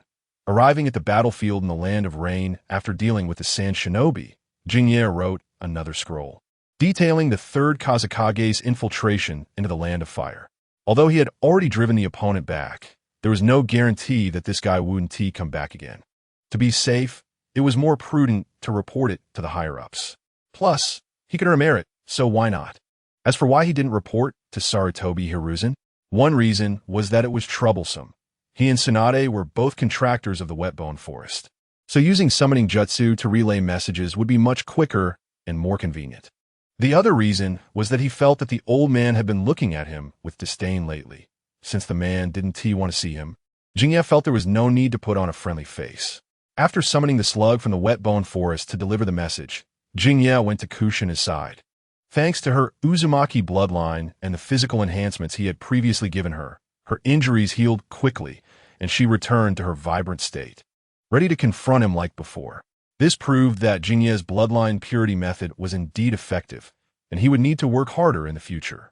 Once he confirmed that Kushina was truly fine, Jingye took her back to the campsite where the Uchiha had set up the night before. Kushina, where have you been? Do you know how much I worried about you? As soon as they returned, Mikoto rushed over and hugged Kushina. I'm sorry, Mikoto-ne, I made you worry. Kushina lowered her head like a child who had made a mistake, obediently listening to Mikoto's scolding. Did you go on a date? At this moment, Minato came to Jingye's side and nudged his shoulder with his elbow. Date my ass. Jingye smacked the back of his head. This guy was still as mischievous as ever. After a bit of small talk, the team once again set off towards the battlefield in the Land of Rain. Of course, Kushina followed along. Jingye had no intention of sending her back. It was indeed a bit pitiful for the young girl to stay alone in the village. Moreover, as he'd said earlier, Jingye would no longer overly interfere with Kushina's choices. Since she wanted to come along, he would take her with him. As for safety, as long as he was there, Kushina wouldn't be harmed. They encountered no further attacks on the way, and the team took a day and a half to successfully arrive at the battlefield in the Land of Rain. Kushina, how do you feel? Is there any discomfort? Do you want your sister to treat you? Tsunade immediately came forward to check on Kushina upon seeing Jingye and the others. This was because when Jingye reported the surprise attack from the Sand Village, he also included the incident of Kushina being injured, which made Tsunade worry about her. I'm fine now, Tsunade-ne. Kushina felt guilty for causing so many people to worry because of her recklessness. That's good. Tsunade breathed a sigh of relief and then turned her gaze to Jingye. You brat, our Kushina is grateful for your care. When she learned that Kushina had almost been captured by the Sand Shinobi, Tsunade was nearly scared to death. If it hadn't been for Jiraiya and Orochimaru holding her back, she would have planned to charge directly from the front lines to the Sand Village. Thankfully, Jingye later said the problem was resolved, which calmed her down, but she still felt worried. After all, after these years of getting along, she had already regarded Kushina as family. It was just a simple effort. As Kushina's friend, I certainly couldn't just watch her get into danger. Jingye waved his hand. By the way, what does Konoha plan to do about the surprise attack from the Sand Village? Don't worry, I've reported this matter to the old man. I believe there will be a result soon. Tsunade clenched her fists and said, It's time to teach these disobedient Sand Shinobi a lesson. That said, Jingye believed that Konoha probably wouldn't send troops. After all, with Sarutobi Hiruzen's indecisive nature, he would rather negotiate than go to war. He is submissive to outsiders, but strikes hard within the village. Like in the original story, during the incident where Jūninai kidnapped Hinata, it was clearly the fault of the other party, and logically, the ninjas from Jūninai village should be held accountable. However, Sarutobi Hiruzen, fearing that the hard-earned peace would be disrupted again, immediately turned his spear towards his own village. He pressured the Hyuga clan to hand over the person who saved Hinata from Jūninai to be dealt with by them. In the end, they had to give Jūninai the corpse of Hyuga Hisashi as a substitute for Hyuga Hayashi. This also led to a rift between the Hyuga clan and the village.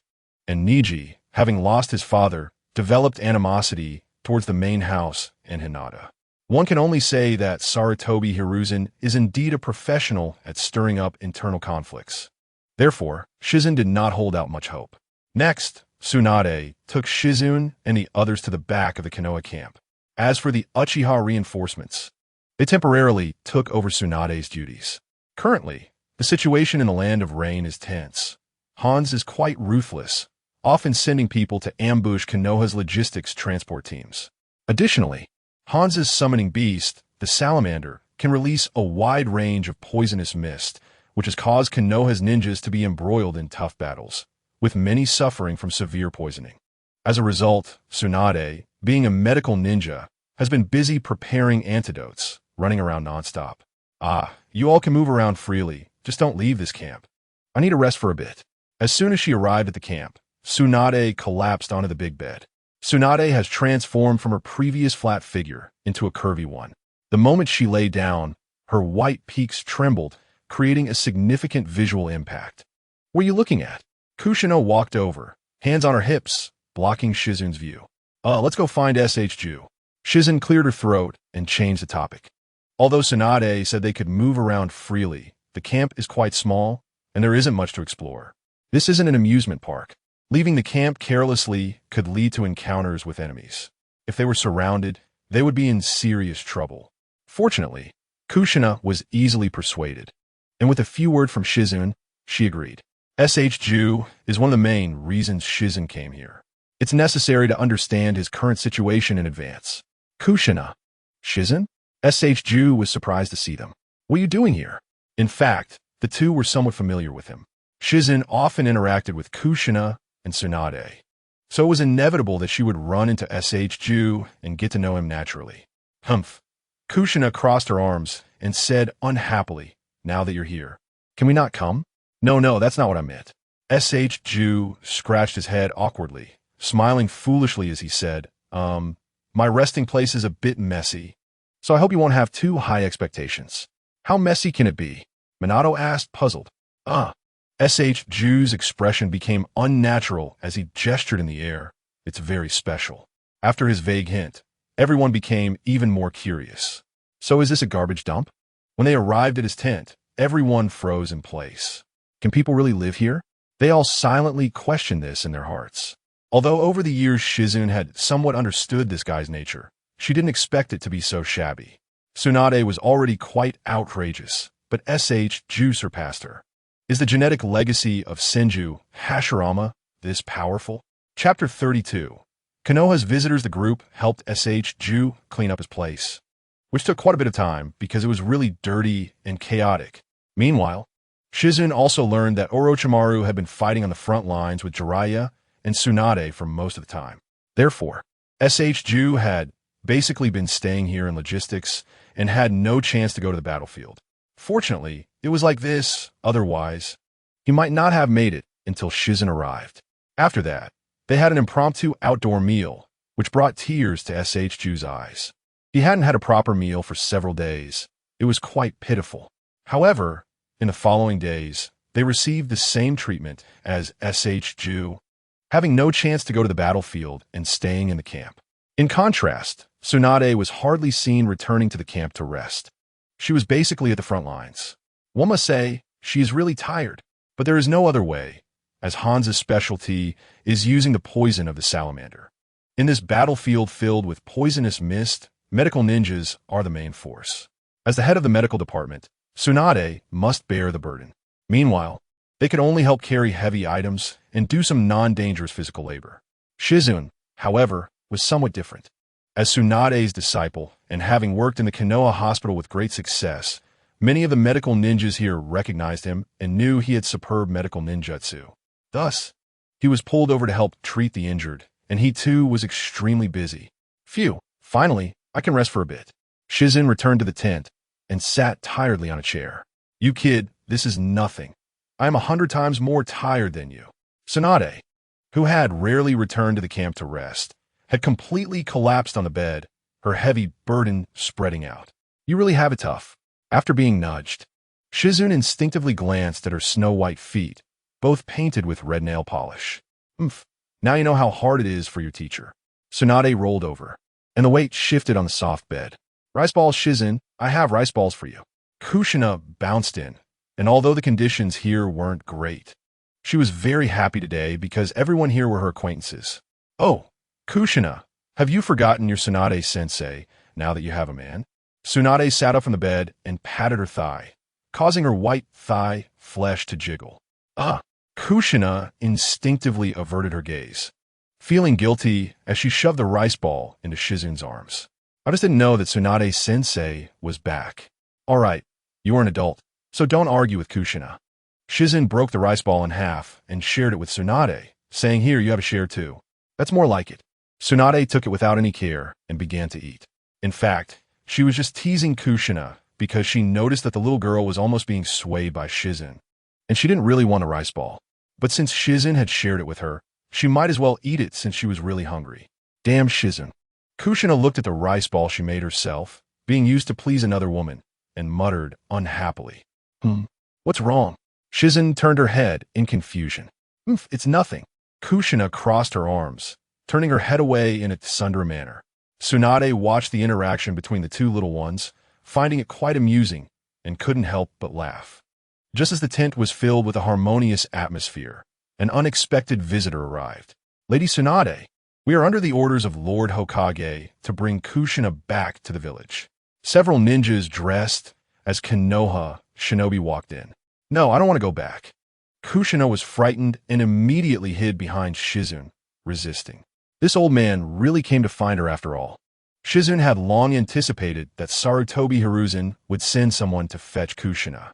After all, in the eyes of this group of Konoha high-ranking officials, Kushina is an extremely important strategic asset for Konoha Village. I'm sorry, you heard it too. Kushina doesn't want to go back. Please report to Lord Hokage that Uchiha Shingetsu, will protect Kushina, so he doesn't need to worry. Shingetsu stood in front of Kushina. The few ninjas were momentarily stunned, and upon hearing it was Uchiha, they hesitated even more, hesitating in place. You can go back now. At that moment, Tsunade spoke up, waving her hand and saying, Tell the old man that I will take good care of Kushina, so he doesn't need to worry. Yes, Lady Tsunade. After hesitating for a moment, the few ninjas bowed and said, After all, Tsunade was a disciple of the third Hokage, and her words carried some weight. Wait a minute. Just as they were about to return to report, Shingetsu stepped forward to stop them and said, Did Lord Hokage mention how to handle the matter of the Sand Ninja surprise attack on the Land of Fire to kidnap Kushina? The few of them immediately exchanged glances, and none of them spoke. Seeing their hesitant expressions, Shingetsu smiled. As expected, Sarutobi Hiruzen intended to remain silent and treat it as if nothing had happened. You can just speak the truth. Tsunade, noticing something was off, frowned and pressed for an answer. The middle-aged ninja, who was leading, stepped forward and hesitated for a moment before saying, Lord Hokage said that the village no longer has the extra strength to deal with other villages, so he intends to. Intend to what? Intend to treat it as if nothing happened? Bang! Upon hearing this, Tsunade was so angry that she smashed the table in front of her with a punch. So we are just supposed to endure it? They're directly pushing it in our faces. Please understand, Lady Tsunade, Konoha has invested a lot of troops in the battlefield of the Land of Rain. If we clash with the Sand Village now, Konoha will be attacked from both sides, the middle-aged ninja said after hesitating for a moment. All right, I understand. Tsunade rubbed her forehead and said, You can go back now. Upon hearing this, the few of them did not stay any longer and quickly left. Sorry, Shingetsu. You also heard it. Kushina's matter may have to be put on hold for now. It's fine. Shingetsu shook his head and said, Since it is Lord Hokage's order, we naturally should obey. He had long anticipated this outcome. He knew Sarutobi Hiruzen's nature better than anyone, appearing weak externally while being strong internally. In fact, the ninja just now was quite right. Konoha had indeed expended too much energy in the battlefield of the Land of Rain, making it unsuitable to engage in new battles. However, he strongly disagreed with Sarutobi Hiruzen's attitude towards this matter. This incident was initiated by the Sand Village, provoking them first. I understand that you don't want a war, but can't we at least issue a statement of condemnation? The 5 great nations have signed a peace treaty, and they are clearly violating it. No matter how friction occurs between the villages, there has never been a case where the shadow of a village has taken action. You must know that the Cloud Village has been the most eager to fight. They have long wanted to engage in battle with others, but have always lacked a reasonable excuse. Once you issue this condemnation statement, the Cloud will definitely rush in with their army under the banner of justice. Even Hanzo, with his sense of righteousness, might not be able to resist joining in. Wouldn't that relieve some pressure? Moreover, we are the victims. We are the ones in the right. As the Hokage, when the village is being bullied, you can't even say a word. Does that make sense? Even if you swallow your anger now, in the original story, didn't the Sand Village still declare war on Konoha? So, this war will have to be fought sooner or later. It just depends on who strikes first. Rather than passively taking hits, it's better to take the initiative. Indeed, Sarutobi Hiruzen is too weak. For the sake of Kushina's future, this Hokage position should be taken over by someone else. Shingetsu's gaze fell on Tsunade. Considering the current overall situation, Tsunade is undoubtedly the most suitable candidate. Not only does she have no prejudice against the Uchiha, but she is also not someone willing to suffer losses. When a village is bullied, she will not tolerate it and will take action when necessary. Most importantly, she treats Kushina very well. This is a significant plus. At least it can ensure that Kushina will not face unfair treatment once Tsunade takes office. It's just a pity that Tsunade is not interested in being Hokage. However, this is not an issue. If she is unwilling, Shingetsu will make her willing. Tsunade is not Kushina. Making decisions for her does not count as breaking an oath. Of course, he believes that if necessary, even killing Sarutobi Hiruzen is acceptable. Hey kid, why you been staring at me? Tsunade puffed out her chest, causing her clothes to sway. It's nothing, I just think you look pretty good. Before he could finish, Kushina stepped on him directly. Ugh. Chapter 33. The deadline of me.You approaches soon. The leisurely days of Shingetsu and the others came to an end. The purpose of Jūninai bringing them here was to train them, so he couldn't just let them lie around. Taking advantage of the situation as the battle situation gradually became clearer, he directly took the few of them to the front line. Among them, Kushina and Ju also came along. Kushina was brought along because Shingetsu was afraid that the little girl would sneak out again on her own, so rather than that, it was better to take her directly. Staying by his side was much safer than her running around alone. As for Suyu, it was simply because Orochimaru didn't take him to play, so he insisted on coming. This guy's level of troublemaking is not inferior to Naruto in the original story. He was all fired up, insisting on being on par with his grandfather, Hashirama Senju. But he didn't consider what kind of monster his grandfather was. His true identity was the reincarnation of Ashura's chakra. How could he not be powerful? His wood release was so brilliant that even the Nine Tails appeared as a well-behaved puppy in his eyes. With such a huge mountain in front of you, it's really hard to surpass. However, Shingetsu couldn't ignore Ju. After all, this guy still had the death mark on him. He had no choice but to keep a close watch on him. Thus, Shingetsu suddenly had two temporary companions. But this was nothing to him. After all, he was one of the only two Uchiha who could activate the complete body Susanoo in the 3-tomo state and had awakened a kaleidoscope related to time abilities. Even if these two accidentally encountered danger, as long as they were within his line of sight, he could slow down time to create a gap to save them. Moreover, with Kushina's current abnormal physique and that massive chakra, as long as she didn't encounter a situation like the last time with the Sans ambush, it would generally be difficult to inflict significant injuries on her. Ju, although looking relatively weak, should also be fine as long as he doesn't step on an explosive tag. As expected, the state of the few of them was very good all the way. Shingetsu's own strength was already quite abnormal, and coupled with his previous combat experience with a Sand Ninja, he was truly unstoppable, like he had turned on a cheat. Not only were his achievements outstanding, but he also made significant contributions in treating the wounded. He was truly excelling in every aspect, causing Uchiha Jūninai to exclaim, "My son has the demeanor of a Hokage." Kushina also performed exceptionally well, perhaps due to her experience with the Sans kidnapping incident. She became much more cautious when facing enemies, and her responses were very reasonable. As for Ju, although he didn't have many highlights, at least he didn't die, which made Shingetsu feel relieved. As for Minato, his current development route had completely deviated from the original story, due to Jinye taking him to the Uchiha clan since childhood. He was branded as one of their lackeys and could not become Jiraiya's disciple. Naturally, he was not favored by the Hokage and did not receive the space-time ninjutsu Flying Thunder God. Thus, he could not achieve the title of the Yellow Flash's second man. However, perhaps because he was often trained by his older brother Fugaku, he developed the Rasengan early on, allowing him to dominate the battlefield and carve out a space for himself. In the end, Mikoto also activated her Sharingan with 3-tomo after witnessing the brutal scenes in this war, significantly increasing her strength. However, she still needed to rest well, as it was her first experience of the brutal war, and her spirit would undoubtedly be impacted, especially for the Uchiha clan. Their understanding of love is deeper than anyone else's, and the trauma they suffer is more profound than that of ordinary people. War is ultimately cruel, and death is inevitable. No one knows when they might suddenly leave this world. Time passed quickly, like a fleeting moment. During this time, Jinye also conducted several potential enhancements for Kushina.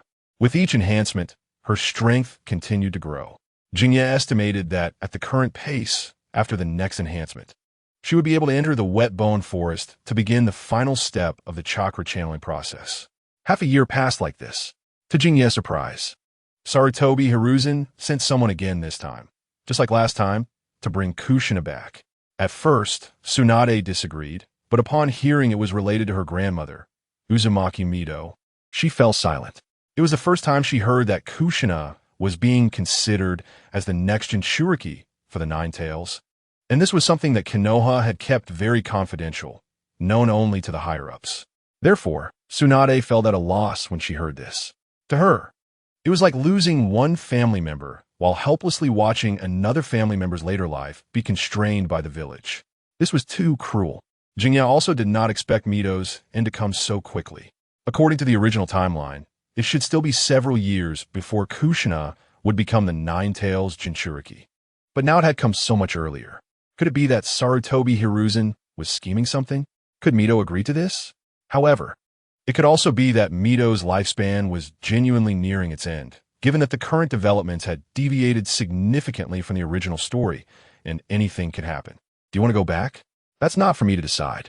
Kushina lowered her head, gripping the hem of her clothes, standing anxiously. To be honest, it was also the first time she heard about the Jinchuriki. She was afraid that her beloved grandma me.You would pass away because of this. And she was also afraid that her life would suffer imprisonment afterward. If you don't want to, no one could force you. Jinnya met her gaze, his Sharingan slowly spinning, finally revealing a pattern of gears of time, demonstrating his determination to stand against everyone. I mean it. Kushina was momentarily stunned, her watery eyes looking a bit dazed, seemingly not expecting Jinnya would go this far for her. After a while, she came to her senses, and her face instantly flushed. No, she shook her head. Grandma me.You has been very good to me. I like her very much, and I don't want to disappoint her. If doing this would make her happy, then I'm willing. Then a brilliant smile appeared on her delicate face. But Jinnya, thank you. This was the first time she expressed her feelings so straightforwardly to someone. Whatever decision you make, I will support you. Jinnya smiled, gently reaching out to stroke her head. In fact, he had long anticipated this outcome. Kushina was a kind girl who valued the people around her, and she would not sit idly by regarding Grandma me.You, who had given her warmth and favoritism.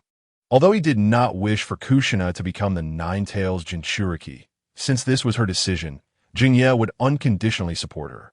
After all, he had previously said that he would respect Kushina's choice and would not control her life with what he thought was good. Although this path would be fraught with danger, as long as Jinnya was there, he would not let Kushina suffer the same fate as in the original story, being stripped of the Nine Tails and dying in anguish. Task: help Kushina avoid a death ending. Task progress: 67, Chapter 34. An anxious Kushina had already returned to Konoha for a month. During this time, she completed the transfer of the Nine Tails and became the new Jinchuriki. At the same time, her grandma me.You indeed passed away. Once the tailed beast is extracted, the Jinchuriki is almost certain to die. Although me.You was from the Uzumaki clan and had a strong life force, she was ultimately too old, having exhausted all her energy. Naturally, she could not live on. However, before her death, Kushina did meet with me.You. me.You stroked her red hair and advised Kushina on many things, hoping she would be happy, but she also knew the fate of the Jinchuriki, where many things were beyond her control. To this, Kushina felt no resentment or regret. The moment she chose to become a Jinchuriki, she had accepted everything. For Grandma me.You, she felt more gratitude and thankfulness. Without me.Yu's companionship and favoritism, Kushina might not have integrated into Konoha so quickly. Now, after me.Yu's passing, the Senju clan was left with only Kushina. Big Fox, why haven't Jinnya and the others come back yet? After lying on the table for a while, Kushina got up and wandered around the room. A month had already passed.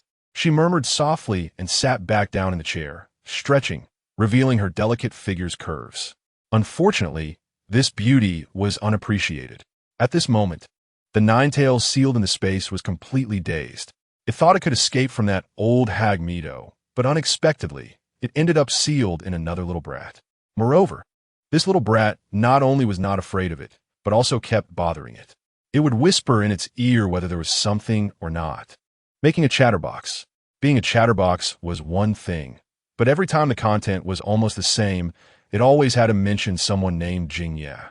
The fox's ears were nearly getting calluses from hearing it. Now, it didn't even care who this Jinnya was. It just hoped that this person would come back quickly. Otherwise, it was really going to be driven crazy.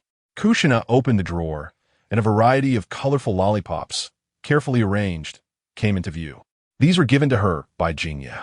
Every time they met, he would always prepare some and said that eating these would make her happy. But there were too many of these treats for her to finish, so she had stored them away. Her gaze fell on a particularly special lollipop. This was the one Jinya had given her to cheer her up after saving her from being kidnapped by the Sand Ninja. At this moment, the image of that figure seemed to appear before her again. He held her in his arms, reached out to stroke her fiery red long hair, gazing at her with gentle eyes, and softly said, "With me around, no one can hurt you." "Oh, no. Why'd I ask such a thing back then?" Kushina curled up in the chair, burying her flushed face in her arms. Just thinking about it made her feel hot all over, with a strange thrill in her heart. She had never felt this way before. But since returning to the village, the longer she stayed here, the stronger that inexplicable impulse became. She suddenly remembered what Grandma Mito had said to her. "I hope you can fall in love with this village and meet someone you love." Someone you love? For some reason, the image of Shizune in her mind became clearer. Kushina felt warmth in her body. She reached out her small hand, picked out a lollipop, unwrapped it, and stuffed it into her mouth. So sweet. A happy expression immediately appeared on Kushina's face. "Teacher, are you finally going to teach me?" Orochimaru looked at the excited Sage Suk in front of him and couldn't help but twitch the corner of his mouth. If it weren't for knowing that this child had a personality very similar to Tsunade's, both were straightforward and spoke their minds, he would have thought there was a hidden meaning in his words. Subtly accusing him of being an incompetent teacher. "Sh Suk, you have quite the spirit." Orochimaru chuckled ominously. In fact, he wasn't doing it on purpose. Now, he was the chief of staff on the battlefield in the Land of Rain, and he had to deal with a lot of intelligence and documents every day, leaving him no time to teach Sh Suk. He felt guilty about this. That's why today, he had specifically brought Sh Suk along while executing a reconnaissance mission, intending to teach the child some real skills. "Of course, teacher, I've been waiting for this day for too long." Sh Suk danced with excitement. It must be said that when it comes to providing emotional value, Sh Suk is definitely a genius. "I heard you've been honing your skills on the battlefield with Uchiha Shizune and the others for a while." Orochimaru extended his forked tongue, his tone low and hoarse, revealing no emotion. "Yes," Sh Suk nodded and said, "but I want to become even stronger." "Very good." Orochimaru smiled broadly. "Then let me see where your limits are." Immediately, several figures wearing Konoha ninja uniforms darted through the woods. Among them, a small figure appeared somewhat awkward, with his hands behind his back, striking a signature running pose of the Hokage style. "Sh Suk, your morale has already been crushed." At this moment, Orochimaru, who was at the front, said with a sinister smile. Upon hearing this, Sh Suk's face flushed red. He had just managed to get guidance from teacher Orochimaru, and he couldn't be looked down upon. Thinking of this, he gritted his teeth, immediately increased his speed, swung his arms, and chased after them, his legs almost leaving after images. However, despite this, he still couldn't run as fast as the other ninjas. This couldn't be entirely blamed on his lack of effort. It was just that these ninjas were adults, and in terms of height and physical ability, they had an advantage, which Sh Suk naturally did not possess. "Stop!" At that moment, a ninja dressed as a rain ninja suddenly appeared ahead. "Konoha ninjas?" His face changed drastically upon seeing their attire. Hidden shadow snake hands.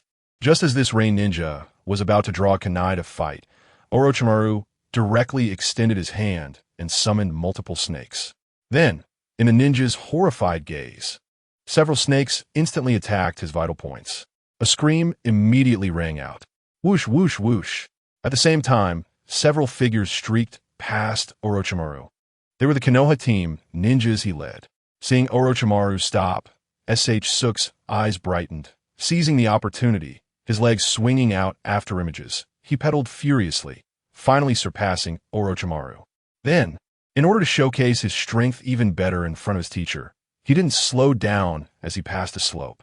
With a powerful push from one foot, he leaped into the air, jumping gracefully straight to another small slope. In the next second, boom! Under Orochimaru's horrified gaze, Sh Suk exploded. Chapter 35. everyone returns to the village, Orochimaru stood there frozen. Watching his disciple die before his eyes made him question his life. Just as his mindset was about to collapse, a familiar voice suddenly came from behind. "You idiot, didn't I warn you not to run around alone? Look, if I hadn't arrived in time, you would have been dead." Shizune was truly furious. Just thinking about what had just happened still sent shivers down her spine. She didn't expect that the mischievous little brat Suk had sneaked out while she was at the medical team treating the injured. Then, just like in the original story, he performed a show of stepping on an explosive tag. Thank goodness Shizune Sharingan was related to time manipulation skills, allowing her to stretch time, delay the explosion, and speed herself up. Otherwise, she might not have been able to save Suk. If that were the case, Uncle Snake and Tsunade would have exploded with rage, completely ruining Shizune's plans. One could only say that Suk was really reckless. He'd been fine all this time, but just a moment of inattention almost cost him his life. "But it was my teacher who called me here." Suk lowered his head, looking very disheartened, as he had indeed almost died just now. If Shizune hadn't arrived in time, he wouldn't even have had the chance to argue or explain. "Your teacher called you here, so you came." Shizune had repeatedly warned him that without her permission, he was not allowed to go out with anyone. Anyone here certainly included the teacher. "Shouldn't I come?" Suk was a bit confused. In his opinion, his teacher's words were certainly without issue. "Of course you shouldn't have come. After all, your teacher is Orochimaru." "Huh, just look at that name. Does it sound human at all?" Orochimaru. Seeing this scene, Orochimaru felt slightly stunned, as if he were afraid he had fallen under a jinjutsu, still finding it hard to believe. At this moment, Shizune noticed the gaze Orochimaru was directing at her and felt a little embarrassed. She had blurted out a moment ago and inadvertently said that he wasn't human, which was indeed a bit offensive. Although the ninjutsu he used and his name were all related to snakes, and in the original story, he could even possess others and change gender. If one set aside these aspects and only considered physiological structure, he could still be regarded as a person. Sorry. Lord Orochimaru, I was just a bit careless earlier. I didn't mean to offend you," Shizune quickly explained. She hoped that Suk's matter wouldn't cause Aunt Snake's mindset to explode, and instead, her careless remark would become the key to pushing him over the edge. Orochimaru didn't mind what she had just said. Recovering from his earlier shock, he simply stared quietly at Shizune's eyes and said with a sinister smile, "Did you just use your eyes ability?" Shizune was taken aback and couldn't help but frown. Was Aunt Snake suddenly interested in the Uchiha Sharingan, like in the original story? To dispel his thoughts, Shizune intentionally downplayed the Sharingan's abilities during her introduction. But even so, after Orochimaru listened, he still laughed and stuck out his long tongue. "Interesting. You really do have a beautiful pair of eyes." "Don't say that. The more I hear, the more uneasy I feel." Shizune shivered all over. Suk. At that moment, Tsunade arrived. This was naturally contacted by Shizune. Since someone almost died on the battlefield, she certainly needed to contact the child's parents. "You fool." Tsunade immediately launched into a tirade. "Just rushing in without a care? Didn't you think to watch out for traps under your feet? But you were reckless too." Suk muttered under his breath. "What did you say?" Tsunade bent down, poking his nose, and ordered from now on, "You're not allowed back on the battlefield. Go back to the village." Sister, I was wrong." Ju immediately knelt down and hugged Tsunade's thigh, crying uncontrollably. "Please forgive me this time. I will definitely be more careful next time. You know, my biggest dream is to become Hokage, and if I don't go to the battlefield to hone my skills, how can I achieve my dream? No way." However, Tsunade was determined not to relent this time. You see, she had just received the news that her younger brother almost got blown up, and she nearly had a heart attack from the shock. Now that Granny Mito had just passed away and Kushina had become a Nine-Tails Jinchuriki, her freedom in life was restricted, and she truly didn't want any more family members to face any accidents. With Ju's foolish personality, staying on the battlefield would eventually lead to disaster. It's better for him to return to the village early. For Tsunade, whether Ju becomes Hokage is not important. As long as he is safe, that is what matters. Naturally, Ju was unwilling to go back and continue to make a fuss but Tsunade would not allow him to stay no matter what. Hihi, Orochimaru. Were you also startled by Ju? When Tsunade received the news, Jiraiya happened to be nearby, so he came along. He ran over to Orochimaru and nudged him with his elbow. Boring. Orochimaru rolled his eyes at him, answering evasively. Now let me tell you an interesting piece of news. Jiraiya seemed to be used to his reaction and was not at all discouraged. He covered his mouth with a mysterious look and said, Actually, Tsunade wants Ju to return to the village because she received an order from the old man. The teacher's order? Orochimaru was surprised. Yes, Jiraiya continued. He told us all to return to the village to rest, saying that Danzo would take over our work afterward. Orochimaru frowned immediately. He wasn't stupid. Wasn't this obviously stealing the credit? When the situation was bad at the beginning, he didn't come to help, but now that victory was in sight. He thought about showing up. Isn't this just trying to steal the credit? Unlike the later Orochimaru, who was solely focused on his research for immortality. The current Orochimaru still had a strong sense of career. Jinye was also surprised. Danzo was a cunning guy who would stop at nothing to achieve his goals. His sudden arrival at the front lines must mean he had some bad intentions. Moreover, he had previously made Danzo look foolish. So it was hard for Jinye not to suspect that he was the target. Chapter 36. What is your dream? Jinye and the others were already on their way back to the village. A few days ago, Tsunade received an order from the third Hokage to return to the village. And Jinye was brought along by Tsunade. Of course, Minato and Mikoto were also included, so they were all companions returning with Ju. Upon seeing that he wasn't the only one going back, Ju immediately stopped crying and was overjoyed. However, Jinye still felt worried because of Danzo's arrival. Before leaving, he had warned his father, Uchiha Jenna, to be careful. He always felt that Danzo's arrival at the front lines was likely targeting the Uchiha clan. In the original story, this guy was very eager for the Uchiha Sharingan. Although Jinye had warned him before, it was clear that it had no effect. He was clearly looking for trouble. Although Jenna had been listening to Jinye the whole time, he didn't seem to take his words seriously, wearing an expression that suggested the Uchiha were invincible. Jinye felt quite helpless about this. The Uchiha clan was known for their stubbornness, and his father, Jenna, was the epitome of that. He was the type who wouldn't shed tears until he saw the coffin. Sigh, I just hope I'm overthinking this. A few days later, they returned to the village. Tsunade and the others, as the commanders at the front lines, needed to report some matters to the Hokage first. As for Jinye and the others, due to the long and exhausting journey, their first task upon returning was to go home and rest well. By the next day, the group's condition had fully recovered. Since they hadn't seen Kushina for a long time, they held a long-awaited outdoor cooking event again. However, this time, there was an extra person, Ju. Perhaps due to their shared experience at the front lines, he quickly blended in. Gulugulu, Jinye's food is still the best. Ju grabbed a skewer of grilled fish and stuffed it into his mouth. Ever since he tasted this flavor at the front lines, he couldn't forget it. But since Kushina left, Jinye hadn't made it again, which had made him crave it for a long time. Of course, you don't see who made this.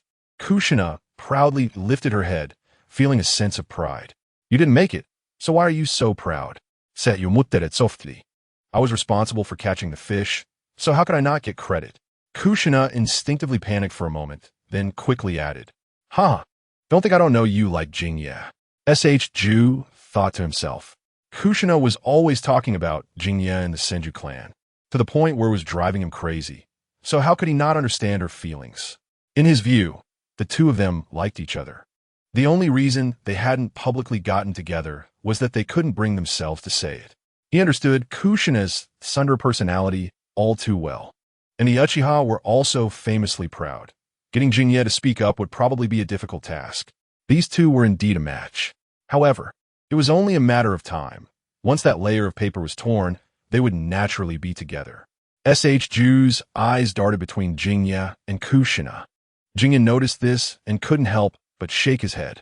He knew Ju was thinking in a strange direction, but he couldn't blame him. After all, his relationship with Kushina was indeed a bit special. Jinye's task target was Kushina, so it was inevitable that he would show her a bit of excessive concern. For example, the reason the grilled fish tasted so good was that Kushina wanted to have an outdoor cookout. So Jinye specifically used his Uchiha connections to find a substitute with a flavor similar to the seasonings from his past life, then utilized the cooking skills he learned in his previous life to grill it. But his purpose in doing all this was simply to ensure the physical and mental health of his task target. The two of them were completely innocent. Why aren't you eating? Don't you like it? At this moment, Minato, who had finished his portion of grilled fish, saw Ju in a daze and immediately snatched a share. Then I'll help you finish it. He had been craving Jinye's grilled fish for a long time, and now that he had the chance thanks to Kushina, he naturally wanted to eat more. Hey no, I'm still eating. Give it back to me. Ju panicked when he saw his food gone. This was the grilled fish he had been looking forward to for a long time, and he couldn't let this guy take it away. Haha, it's really lively. Mikoto covered her mouth and smiled, quietly watching the beautiful scene before her. Soon, the group was full and laid back on the grass, enjoying a moment of peaceful afternoon tranquility. However, this tranquility was naturally not meant to last, as there was an energetic and lively Ju, comparable to Naruto from the original story, among them. He quickly grew restless and began to ignite his youthful spirit and fighting spirit. What are your dreams? What are you on phone? Jinye's lips twitched. My dream is to become Hokage like Grandpa, to protect the village, and to protect my family and the villagers. Ju said without feeling awkward, continuing on his own. You bastard, I will definitely be the Hokage. It's no surprise that they are kids. As soon as Kushina heard that the other person's dream collided with hers, she immediately retaliated. After their commotion, the atmosphere became lively. Minato couldn't help but join in. Humph. He adjusted his sunglasses and said mysteriously, my dream is to become a ninja stronger than Shizune, and then have him cook grilled fish for me every day. Wow, that's unfair. You cheat too much. Ju seemed to be quite interested in this dream, showing a look of regret for not thinking of it himself. No way. Shizune wouldn't make that for you. Kushina immediately protested upon hearing that. That's impossible to achieve. Why are you all taking this seriously? This dream is really getting more outrageous. Shizune's muscles twitched slightly at the corner of his eye. As for my dream. At this moment, Mikoto's voice rang out. She slightly turned her head to look at Shizune and said, I hope to be someone useful to my family, if nothing unexpected happens. With Shizune's current reputation in the Uchiha clan, he will be the next clan leader. So Mikoto's dream clearly had a hidden meaning. Of course, she didn't intend to interfere with the feelings between Kushina and Shizune. She just wanted to quietly guard by the other's side. Your dream doesn't sound too hard to achieve. Ju said, stroking his chin. Dreams should be achievable. Kushina stood up for her good friend. Mikoto's dream sounds pretty good. Minato adjusted his sunglasses. Actually, it's not that great. Mikoto shyly waved her hand. Now that everyone's dreams have been shared, only Shizune remained silent. So they all looked at him in unison. Seeing their gazes, Shizune felt a bit awkward. If I don't say anything, it seems a bit out of sync. Facing the looks directed at him, Shizune thought for a moment and said, if possible, I want to live. Chapter 37. The fear of Kurama. Everyone was stunned. What kind of dream is living? Aren't you already alive? Shizune had anticipated their bewildered expressions. After all, the dream he mentioned was a dream in reality. Facing the impending night of clan extermination, he needed to become strong enough to survive. And to become stronger, he had to complete this simulation. So indeed, he needed to complete the task as soon as possible to help Kushina avoid a tragic end. Thinking of this, his gaze involuntarily turned to Kushina. What are you doing? Kushina noticed Shizune staring at her and suddenly recalled how he had hugged her when he saved her earlier. Her small hands nervously clenched the hem of her clothes, and she instinctively panicked. How's your body feeling? Is there any discomfort?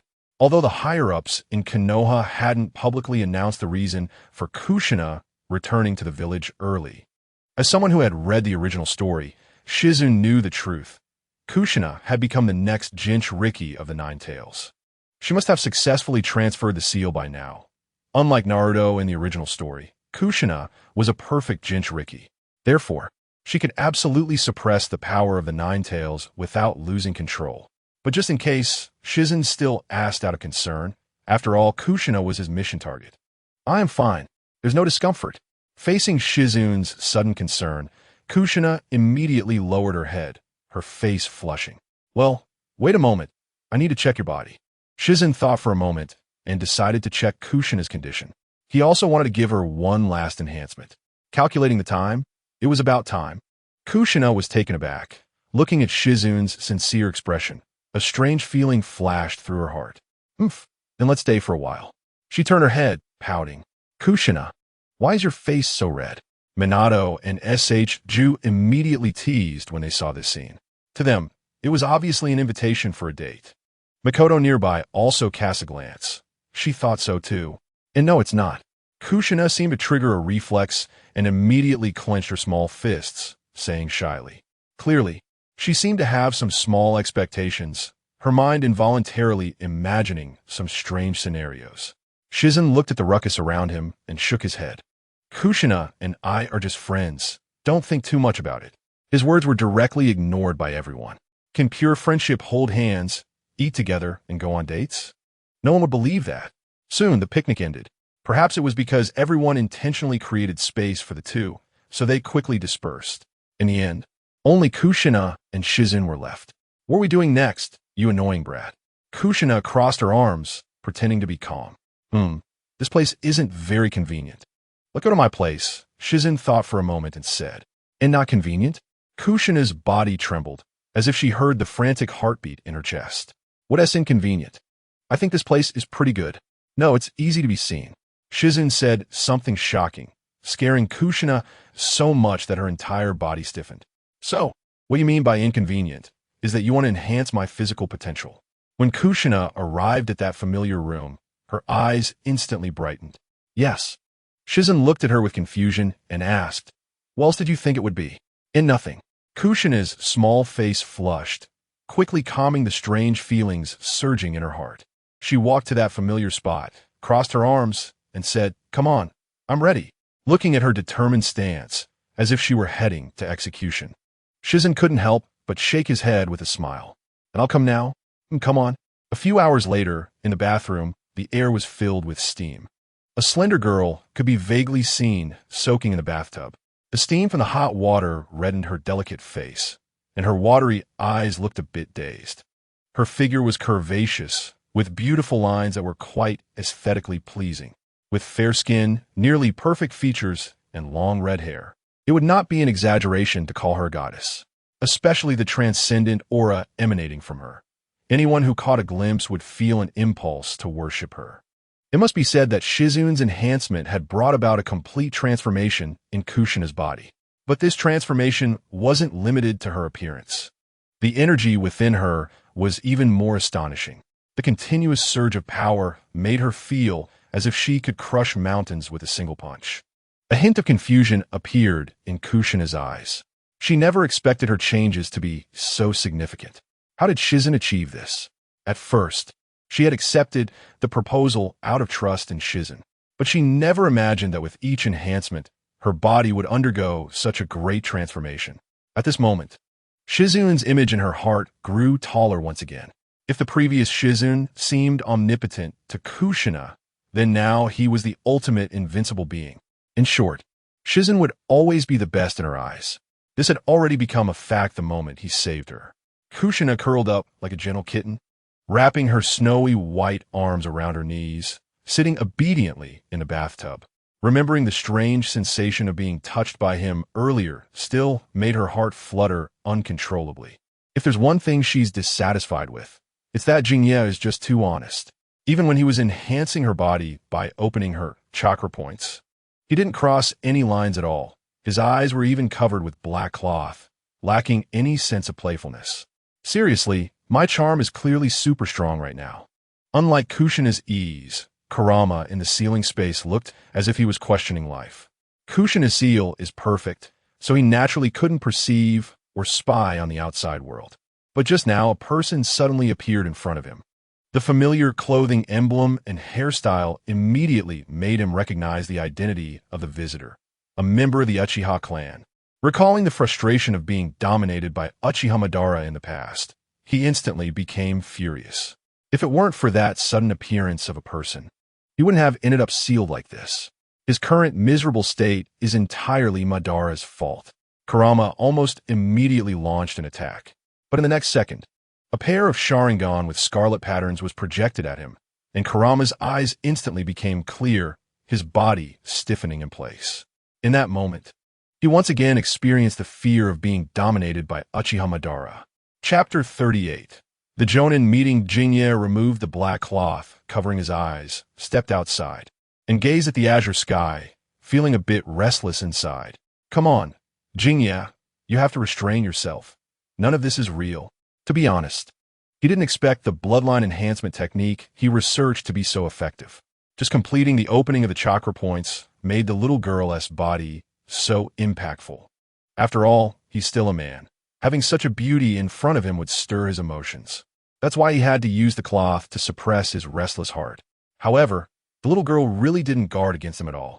Just now, when he was checking Kushina's body, he accidentally entered the ceiling space within her body. You see, over the years of interacting with Kushina, Jinye inevitably learned some sealing techniques from the Uzumaki clan. And because he possesses the super shadow talent trait, he learns ninjutsu very quickly, picking it up just by watching. Plus, he is a medical practitioner, so he naturally picked up some strange research habits, similar to what Aunt Snake does.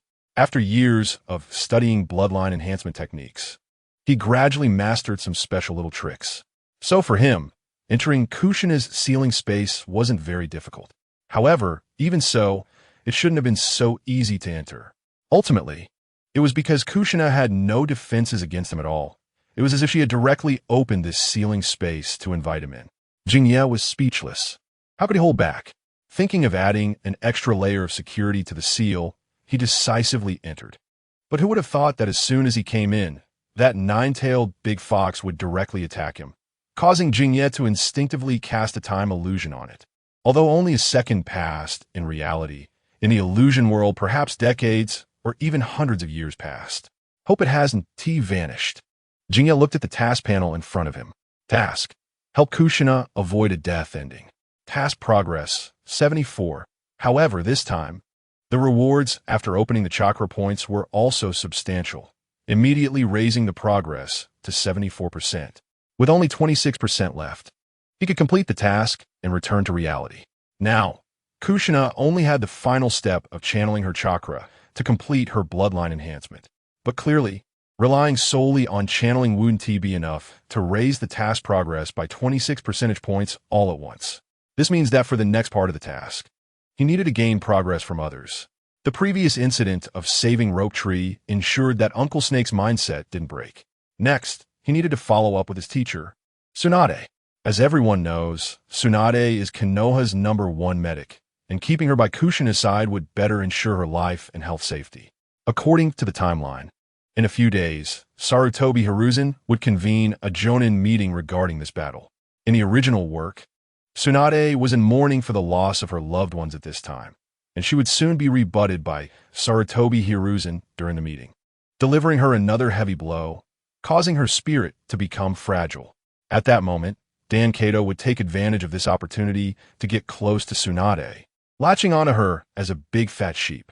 However, now that Rope Tree's fate has been altered by Jinye, Tsunade naturally wouldn't be easily broken through by Dan Kato as in the original work. But it can't be guaranteed that Tsunade won't propose to include a medical ninja in the task team. After all, her intention in proposing this was to improve the survival rate of team members and the success rate of missions, which is a good starting point. In fact, the role it played in later important battles proved the correctness of this measure. However, given the current tight war resources and technical deficiencies, it simply cannot support the implementation of the plan. So, Sarutobi Hiruzen would definitely refuse Tsunade, just like in the original work. This would once again give Dan Kato the opportunity to get closer to Tsunade. Although Tsunade's mental defenses are not as easily breached as in the original work without the negative influence of Rope Tree's passing, one cannot let their guard down. Dan Kato is an extremely cunning schemer. It's hard to say that his support for Tsunade's proposal during the meeting was without ulterior motives. After all, he later deliberately suggested to Tsunade that it was too late and unsafe and offered to escort her home. Can you see? This motive is just too obvious. You, a ninja who only knows the technique of intangibility and would be done for once the enemy gets close, are going to protect someone like Tsunade, who is invulnerable and possesses immense strength? Who is protecting whom? It's really hard to say. Then he even started to play the emotional card, making Tsunade reminisce and feel a sense of empathy for him, almost causing her to fall into despair. This led her to go out on the rooftop at midnight, feeling the cold wind. Finally, he even pulled out a dream that was consistent with her brother Rope Tree's. My dream is to become Hokage. Goodness, this chain of events is just too clever. One can only say that this schemer has truly remarkable methods. Therefore, in order to prevent this blue-haired schemer from getting close to Tsunade, Jinye decided to participate in this Jonin meeting as well. Half a month had passed in the blink of an eye, and during these days, nothing significant had occurred in Konoha. Jinye, apart from occasionally going out for picnics with Kushina and others, spent most of the time improving his strength within the clan. This was to be prepared for any situation. If the final task required him to take down the mastermind Uchiha Madara, he must possess comparable strength. So it is always wise to prepare in advance. Time flew by, and soon it was the day of the Jonin meeting. Hey kid, what are you doing here? At this time, the meeting had not yet started, and Tsunade happened to notice Jinye sitting nearby, looking quite surprised. As Tsunade is Jinye's teacher, she knows his situation well. How could he, who isn't even a Chunin, participate in a Jonin meeting? I'm here to represent the family. Jinye noticed her confusion and explained proactively. Every family needs to send a representative to the Jonin meeting. The Uchiha clan's main forces are currently all at the front lines and cannot be spared. So Jinye easily seized this opportunity. By the way, teacher, are you going to propose this plan to Lord Hokage later? Jinye's gaze fell on the documents on Tsunade's desk. As expected, Tsunade was still going to propose the training of medical ninjas. Chapter 39, I, Uchiha, support Tsunade. Oh, you mean this? Tsunade picked up the proposal document, her expression becoming serious, and said, now that the war has reached its mid to late stages, it often requires ninjas to execute long-term missions deep in enemy territory in small teams. At this time, if one gets seriously injured and cannot receive timely medical treatment, there's a high risk of death or even mission failure. At this point, she suddenly paused, frowning. However, in reality, these injuries could be completely avoided if there were a medical ninja in the team to perform some simple treatments.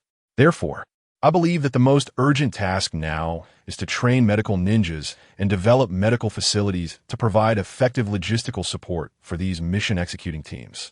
In fact, Tsunade had already noticed these issues during her previous missions. It was only after the war broke out and caused a large number of ineffective casualties that she became even more convinced of this idea. When Rope Tree almost faced a life-threatening situation, she fully implemented this idea. She wanted to take advantage of this Jonin meeting to have the third Hokage, Hiruzen Sarutobi, carry out these measures. But to be honest, given the current wartime situation, it would be very difficult for the proposal to pass. She knew very well that her teacher, Hiruzen Sarutobi, was the type who would not act on things he wasn't sure about. Therefore, she lacked confidence in her proposal. In fact, she was right. In the original work, Hiruzen Sarutobi really rejected her, causing Tsunade's mindset to collapse. As a result, the blue-haired bitch took advantage of the situation. Knowing all this, Jinye naturally would not allow such a thing to happen again. Teacher, I believe you can do it. In the original work, Tsunade's quick downfall also had a major reason. At that time, the only person supporting Tsunade was Dan Kato. This sudden ray of sunshine during her isolation touched Tsunade's soft heart, leading her to subconsciously think he was that special person, which is why she was deceived by him. Now that Jinye was here, he would certainly refuse any special treatment from the other side. No matter the outcome, I will always support you. Tsunade instinctively paused, looking at Jinye's serious expression. She felt her heartbeat slow for some reason. The last person who unconditionally trusted her was her recently deceased grandmother, Uzumaki Mido. Teacher, you're not so moved by what I just said that you can't speak, are you? Jinye waved his hand in front of her. Tsunade immediately came back to her senses, sitting up straight, her back slightly leaning forward, a heavy burden overwhelming her, and Jinye could even smell a faint fragrance. You little brat. Your teacher is not that weak. I don't believe it, Jingye pouted. If you were really that strong, you wouldn't have been deceived by that blue-haired bitch. Hey, you rebellious disciple. Just wait until I teach you a lesson. Tsunade pulled him into her embrace, and Jingye immediately felt a wave of suffocation. He finally managed to break free, realizing how close he was to being smothered. At the same time, Jingye suddenly sensed a piercing gaze directed at him from the shadows. Following the direction, he saw Dan Kato sitting across the aisle, looking at him with a resentful glare. Oh, look who's showing their true colors. I said you could never be that innocent. In his view, Dan Kato was a hypocritical person whose ambitions far exceeded his capabilities. He shouted grand slogans about wanting to become Hokage, to protect the village, and to protect everyone. But in reality, he only knew this spirit transformation technique, a purely supportive ability. Without powerful ninjas protecting him, he wouldn't even be able to save himself, let alone save others. If he became Hokage, when the village faced a crisis, the village's shadow would need to find a stronger ninja to protect him while also guarding the village. Isn't that just ridiculous? Moreover, he did not have a background to run for Hokage. He came from a civilian background, and even after becoming a so-called Jounin, he remained outside the power structure of Konoha. His achievements were also quite average, unable to stand on his own. If in the original work he sought Tsunade as his girlfriend without thinking of using her as a bargaining chip for his Hokage ambitions, Jingye absolutely wouldn't believe it. If he were that innocent, how could he have deliberately targeted Tsunade, who has an incredibly powerful background? If you insist on saying it was merely admiration, Jingye truly had no words left. But anyway, as long as he was here today, that bitch would have no chance to approach Tsunade. Soon, the third Hokage, Hiruzen Sarutobi, along with his two advisors, Hamura Mitokado and Kohru Uchiha, walked in. They took their seats at the front of the room, and the meeting was officially announced to begin. The Jounins each presented their opinions and ideas. The third Hokage and his two advisors nodded in agreement, but did not give any direct response. They either muddled through or outright refused to approve. Right after, Tsunade stood up. She reiterated the thoughts she had just shared with Jingye to the Hokage and his two advisors. But as expected, she was rejected by Hiruzen Sarutobi, with the reason being, as Jingye had thought, that due to the village's tight resources and manpower, it could not be executed. What a joke, you old man. At present, Tsunade had not experienced the heavy blow of her brother's death, so she was not as emotionally unstable as she appeared in the original work. However, she still couldn't help but feel anger. In her view, many ninjas' deaths were fundamentally due to the lack of timely medical treatment. If there were a medical ninja on every team, it would greatly increase their survival rate. In fact, this idea was completely correct. Unfortunately, it was proposed at the wrong time. During wartime, even children had to go to the front lines, and there was no time to train medical ninjas. If they waited until the war was over to slowly advance the proposal, it would be entirely feasible. But none of this mattered.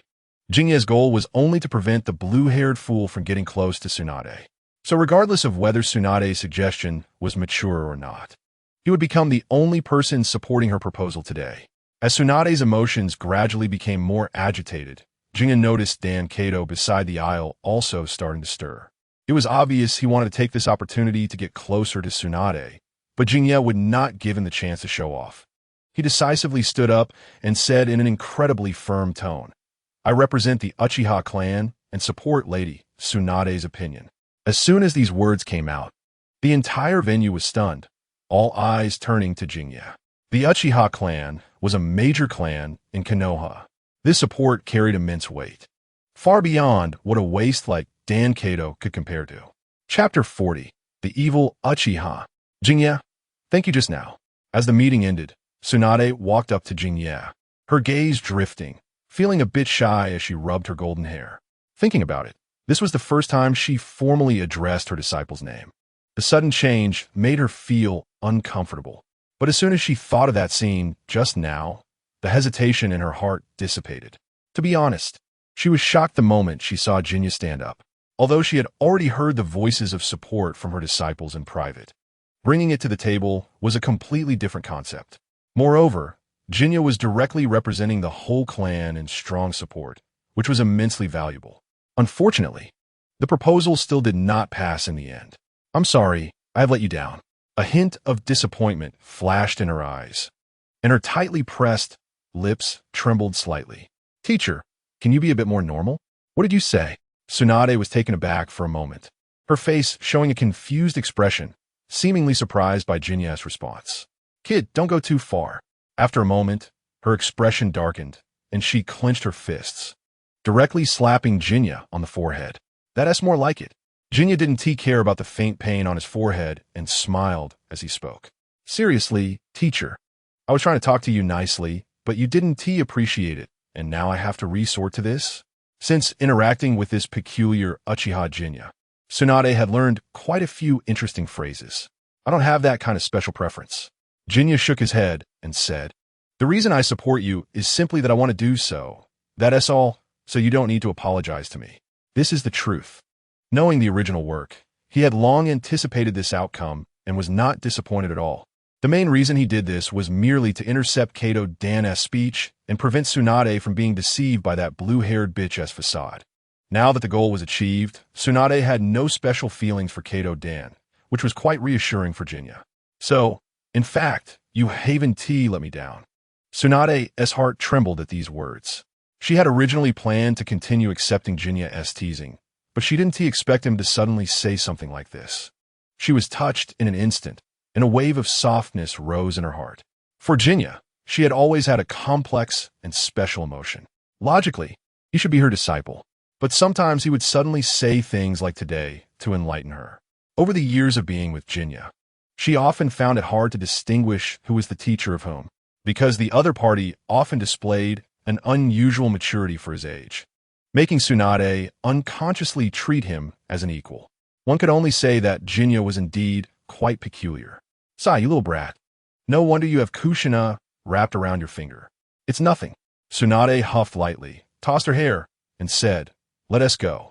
She hurriedly turned and walked ahead, her graceful figure showing a different curve as she moved. Jinya regained his senses and looked not far away, where a sneaky figure was lurking. The most notable characteristic was the blue hair. Jinya had actually noticed him early on. After all, in the original work, Kato Dan had gone to great lengths to pursue Tsunade. Naturally, he wouldn't give up so easily. This guy was deliberately lingering at the entrance to encounter her when Tsunade came out, and then, just like in the original work, proposed to escort her home. One could only say that the portrayal of his meticulous thoughts in Naruto was indeed not wrong. It's just that this meticulousness was not applied to being a ninja, but rather to pursuing Tsunade. Jinya certainly wouldn't let him succeed. Just as the two were about to collide, Jinya took action. Tsunade, it's too late, and it's not safe. Let me escort you home. Jinya stepped forward and grabbed her wrist, blocking her in front of him. Seeing the scene, Kato Dan's words got stuck in his throat like a fishbone lodged there, his eyes wide open. His expression was as ugly as if he had eaten shit, seemingly saying, what you said, those are all my words. Jinya noticed the alternating green and white shades on his face and couldn't help but laugh. That's right. He was doing on purpose, hitting where it hurts. Faced with a guy wanting to take advantage, he would strike hard. But just at that moment, a soft sensation suddenly came from his forehead. Tsunade stepped forward, stood on tiptoe, and used her delicate little hand to measure Jinya's forehead temperature. Up close, Jinya easily saw the white skin rising and falling at Tsunade's collar. The abyss resembling a bright light made him feel dizzy. What are you doing? Jinya quickly took a step back and asked, shouldn't I be asking you that? Tsunade retorted confidently, glaring at Jinya with a look of disbelief. Asking back, say that again? Who are you going to escort? You. Hearing this, she was immediately both angry and amused. Who am I? You're my teacher. That's right. Tsunade placed her hands on her hips, puffed out her chest, and said, your teacher is quite impressive. Jinya was momentarily taken aback, thinking to himself, she really is impressive. However, he had no intention of backing down, as Jinya's fundamental goal was to prevent Kato Dan. At this moment, Kato Dan, hiding not far away in the corner, watched the interaction between the two and suddenly felt a sense of despair. He instinctively clenched his fists, and a twisted expression appeared on his face. This should have all been his, But Jinya's appearance had shattered all his plans, and his gaze gradually turned resentful. When he saw the two truly leave together, Kato Dan could no longer hold back, and the anger in his heart was burning. Evil Uchiha. Jinya was unaware that he had provoked Kato Dan to the point of shouting words similar to Danzo. At that moment, he was on his way to escort Tsunade back to the Senju clan. Ultimately, Tsunade could not withstand his advances and agreed to let Jinya take her home. To be honest, this feeling was quite subtle. Although she had a straightforward personality, this was her first experience in this regard. It was the first time someone had suggested to her that it was unsafe to go home alone at night, and the one making this request was actually her disciple. Thinking about this, Tsunade couldn't help but twist her waist, feeling a bit uneasy. During this recent Jonin meeting, did you have anyone who left a deep impression on you? At that moment, Jinya's voice suddenly came through. A deep impression? Tsunade looked at him and couldn't help but roll her eyes, thinking to herself, with your speech today, who could leave a deeper impression than you? Yeah, Jinya tentatively said. For example, the one with blue hair. Who is that? Jinya gave another hint. For instance, someone named Kato Dan. Don't know him. Tsunade answered without hesitation. She had never heard of what Jinya was talking about. Seeing her reaction, a smile appeared on Jinya's face. Task. Help Kushina avoid the death ending. Task progress. 78. This wave secured. Chapter 41. The new clan leader of Uchiha. After sending Tsunade back to the Senju clan, you returned home to begin your training. In the following days, Kato Dan did not give up on pursuing Tsunade and tried to create several opportunities. But they were all thwarted by you one by one. With continuous failures, Kato Dan gradually felt disappointed in Tsunade, ultimately giving up on unrealistic fantasies and abandoning shortcuts. At the same time, there were multiple frictions and conflicts between the various countries outside of Konoha, particularly intense between the Rain Village and the Sand Village, leading to war. Danzo seized the opportunity, launching a full-scale attack on the Rain Village while Hans needed to balance both sides.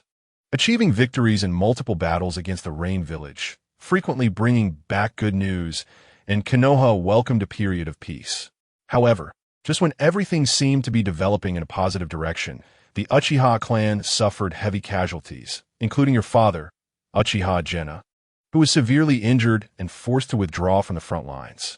Upon your inquiry, you learned that all of this was the fault of Danzo, who deliberately sent the Uchiha to the front lines without timely support and logistical backup, resulting in significant losses for the Uchiha. Although you knew this was all a simulation, having grown up in the Uchiha clan, you had real feelings for your clan members and your father, so upon discovering the truth, you decided to seek justice for them and place Danzo on your kill list. However, the immediate priority was to heal your father Jenna's injuries. Fortunately, due to your years of studying medicine and the help of your teacher Tsunade, Jenna quickly recovered from danger, but he was left with lingering health issues, making it difficult for him to return to the battlefield in the future. After learning everything, he did not lose control of his emotions, but instead focused on you. In his eyes, the future of the Uchiha clan did not lie with him, but with you.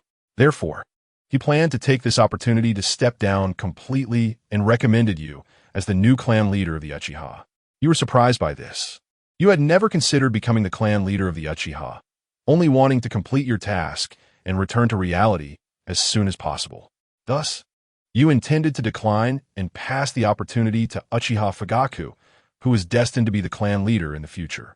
However, to your surprise, Uchiha Fugaku refused and expressed his support for you to become the new clan leader, even offering to assist you, which left you dumbfounded. Given your outstanding performance on the battlefield, no one doubted your abilities. Moreover, you were Tsunade's only disciple, and the current goal of the Uchiha clan was to promote Tsunade to the position of Hokage, so there was no dissent regarding your succession as the next clan leader. You never expected this matter to exceed your expectations. Jinya looked at the dark kimono he was wearing and couldn't help but shake his head and chuckle. This was the unique attire of the Uchiha clan, mainly worn for the upcoming clan leader inauguration ceremony. Indeed, he still couldn't resist everyone's enthusiasm and was forced to become the new clan leader of the Uchiha. This would undoubtedly put him in a position where many things would be constrained, making him prioritize family interests. However, His purpose here was not to develop the clan, but to save Kushina and complete his task. He leaned back, sinking into the sofa, and slowly exhaled. But upon reflection, it wasn't without its benefits. Task: help Kushina avoid a death ending. Task progress: 80. After resolving the issues concerning Tsunade, the task progress had stagnated at 80. During this period, he had made some attempts and found that he could no longer gain progress from Kushina or the 3 legendary Sannin. Next, he needed to focus on the higher-ups of Konoha, such as Danzo Shimura and Hiruzen Sarutobi. If he wanted to take action against them, the clan's power would be an important weapon. Once he became the new clan leader of the Uchiha, many clan decisions and policies would align with his side. This was beneficial for him, so things were not as bad as he had imagined. Of course, since he had become the clan leader, he would also naturally take on the corresponding duties to ensure that the clan could obtain the appropriate benefits. Jinye, the clan leader handover ceremony, is about to begin. At this moment, his older brother Uchiha, Fugaka, walked in from outside, urging him. Sai, it has come to this. I might as well be the clan leader. After completing the final clan leader handover ceremony with Jenna, you truly became the new clan leader of the Uchiha. The first order you issued as the new clan leader was to withdraw the Uchiha's combat forces from the front lines to the second line. Now that you're the new clan leader, no Uchiha would disobey your orders. Danzo Shimura, aware of this matter, felt angered by your order and pressured you in his capacity as the commander-in-chief, but you remained undaunted and did not change your decision. As a result, Danzo escalated the issue to Hokage Hiruzen Sarutobi, who called you to the Hokage office after learning of the situation. Looking at you, who had now become the Uchiha clan leader, he felt a moment of bewilderment, but quickly regained his composure and discussed the Uchiha situation on the front lines, hoping you could prioritize the village's interests and not clash with Danzo. In response, your stance was firm, stating that Danzo had ulterior motives to harm the Uchiha clan. And as the clan leader, you must prioritize the lives of your clan members. Unless the commander-in-chief was changed, this matter was non-negotiable. This immediately caused Hiruzen to frown. He was aware of how Danzo was treating the Uchiha harshly, but given the previous situation where the Uchiha always chose to endure, he had not taken action. And he also supported weakening the Uchiha's power. However, he did not expect such a significant shift in attitude after you took office as clan leader. Hiruzen did not want to see his old friend suffer, so he hoped you could be like before and let the Uchiha endure for a while. But you directly refused and turned to leave, leading to a stalemate. Until a month later, Tsunade announced war against Konoha, claiming that Uchiha Jinye had killed their advisor Chiyo's son and daughter-in-law, demanding Konoha hand over the real culprit or they would officially launch an attack on Konoha. Chapter 42. Rumors running wild, have you heard? Tsunade has declared war on us. Konoha. What? This is bad. We in Konoha are already struggling against the Rain Village and have no extra strength to fight Tsunade. Yeah, it's all because of the Uchiha. They dragged Konoha into hell. Uchiha? What does this have to do with the Uchiha? Of course, it has to do with that person named Uchiha Jinye who killed the Tsunade advisor's son. That's why they want to attack us. But it seems they only want the murderer. As long as we hand over Uchiha Jinye, they will immediately cease hostilities. Then what are we waiting for? Hurry up and hand over this culprit. We in Konoha can't afford any more wars. No way. The Uchiha are a prominent clan in Konoha, known for their pride. No one can command them. What about the Hokage? Don't they care about the Hokage? Sigh. The Hokage is also in a difficult position right now because Uchiha Jinye has pulled back all their frontline troops, leading to Konoha's successive defeats on the Rain Village battlefield. Damn, such a person is too disgusting. Why are they still in Konoha? Who says they're not? Listening to the villagers' curses along the way, Minato couldn't help but clench his fists and gritted his teeth as he returned to the Uchiha base. Jinye, those foolish people are really too detestable. They talk nonsense without knowing the truth. I really want to tear their mouths off right now. Just endure it. Jinye said without raising his head. I'm not in a hurry. Why are you? But it makes me so angry to hear. Minato said indignantly. If it weren't for Jinye's appearance, he wouldn't know which orphanage he would be in now. Everything he had was given by Jinye, and he wouldn't allow anyone to speak ill of him. Yeah, Jinye, is it really okay to let it go like this? Makoto, who was watching from the side, couldn't he help but speak up. Now she had worked hard to become Jingye's little secretary, handling many clan matters for him. It's useless. Jingye shook his head and said, they only want to hear what they want to hear. Even if you tell them the truth, they won't believe it. What should we do? Minato looked anxious. Are we just going to be misunderstood and scolded like this forever? No. Jingye revealed a sunny smile and said, to stop the spread of rumors. We can only release an even more explosive rumor to divert their attention. Minato showed a puzzled expression. Is there something more explosive than this? There is. Jingye pointed at the ceiling and said, Hokage. In fact, what he was going to say was not a rumor. Mikoto immediately widened her eyes, worried that Jingye's actions would lead to big trouble. It's about time this old guy got what he deserved. Minato also felt surprised, but what he felt more was a sense of relief. Adjusting his sunglasses, he said, I suspect that the rumors in the village this time were instigated by this old guy. Otherwise, how could they spread so quickly? Jingye glanced at him. Actually, he thought the same. Previously, after Tsunade declared war on Konoha, this old guy had approached him. At that time, he was always hinting that he wanted Jingye to sacrifice himself to protect the village. Isn't that just obviously trying to send Jingye out? Although with his strength, even if he was sent to the enemy, there would be no danger to his life. However, he was very unhappy with Sarutobi Hiruzen's disgusting behavior. So he ruthlessly drove him away and refused. Moreover, he had previously had a dispute with him over the Uchiha front issue. This accumulation directly made Sarutobi Hiruzen feel angry. So he probably thought of using the current rumors to take revenge on him. He even deliberately used the same tactics that were used against White Fang in the original story to force Jingye. This Sarutobi Hiruzen really has no shame. His style is becoming more and more like Danzo's. What a nuisance. Suddenly, a flash of red light appeared, and a graceful figure pounced over. Just as the two were about to collide, Jingye lightly tapped his finger, hitting the smooth forehead of the other party. What are you doing? Looking at the increasingly mature girl in front of him, Jingye felt helpless. Ariuoke? Kushina rushed over as soon as she heard the rumors in the village.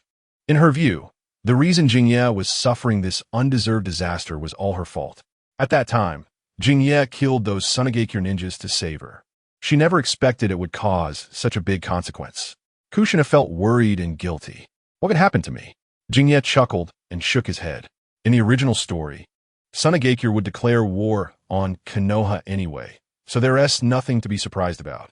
The only thing that surprised him was this reason. Unexpectedly, there were indeed Scorpion's parents among that ambush team. Is this fate?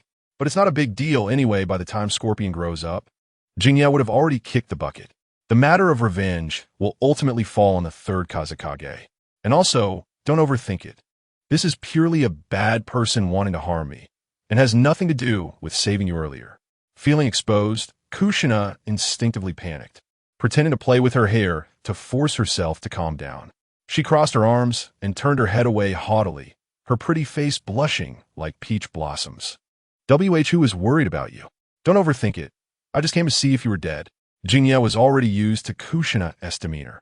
He smiled and patted the girl's head, then, as usual, handed her a lollipop. Since you insist on giving it to me, I can't refuse. Kushina pouted. However, Jingye noticed the barely perceptible joy on the girl's face. He knew the little girl was happy. He couldn't help but smile. Then they arrived outside the door, and at that moment, a member of the Uchiha clan appeared in front of him. How'd it go? Report to the clan leader. Everything is ready. Good. Then let us take action tonight. Jingye took the newspaper that the clan member handed over. The content on the paper was about Sarutobi Hiruzen using the telescope technique to spy, including, but not limited to, monitoring, live streaming, peeping at his wife, women's bathhouses, etc. In short, it was a scandal big enough to ruin Sarutobi Hiruzen's image. Jingye couldn't help but look towards the Hokage office. Since you're not benevolent, don't blame me for being unjust. Sarutobi Hiruzen, I hope you enjoy this gift. Chapter 43. The Hokage is a pervert. The next day, early in the morning, although the sky was still dim, Sarutobi Hiruzen, as the Hokage, was already sitting in the Hokage office. There were many matters in the village that required his attention every day. Now, with the war on the front lines against me.You and Tsunade, documents were piling up like mountains. However, despite this, he still showed no signs of complaint or grievance, tirelessly flipping through the documents in front of him. As a Hokage beloved by the villagers, it was his duty to protect the village and maintain order within it. Now, the Uchiha must be having a tough time. He suddenly recalled Uchiha Jūninai, who had rejected him some time ago. Wherever the leaves of Konoha flutter, the fire of the village continues to burn.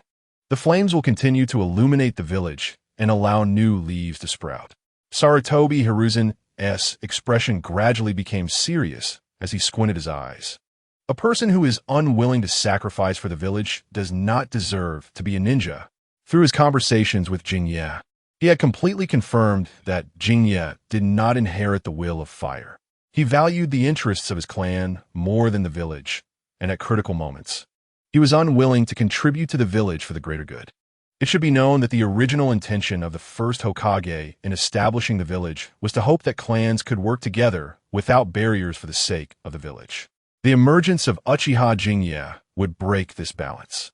Therefore, in order to protect the tranquility of the village, even if he had to use some villagers, he felt it was unavoidable.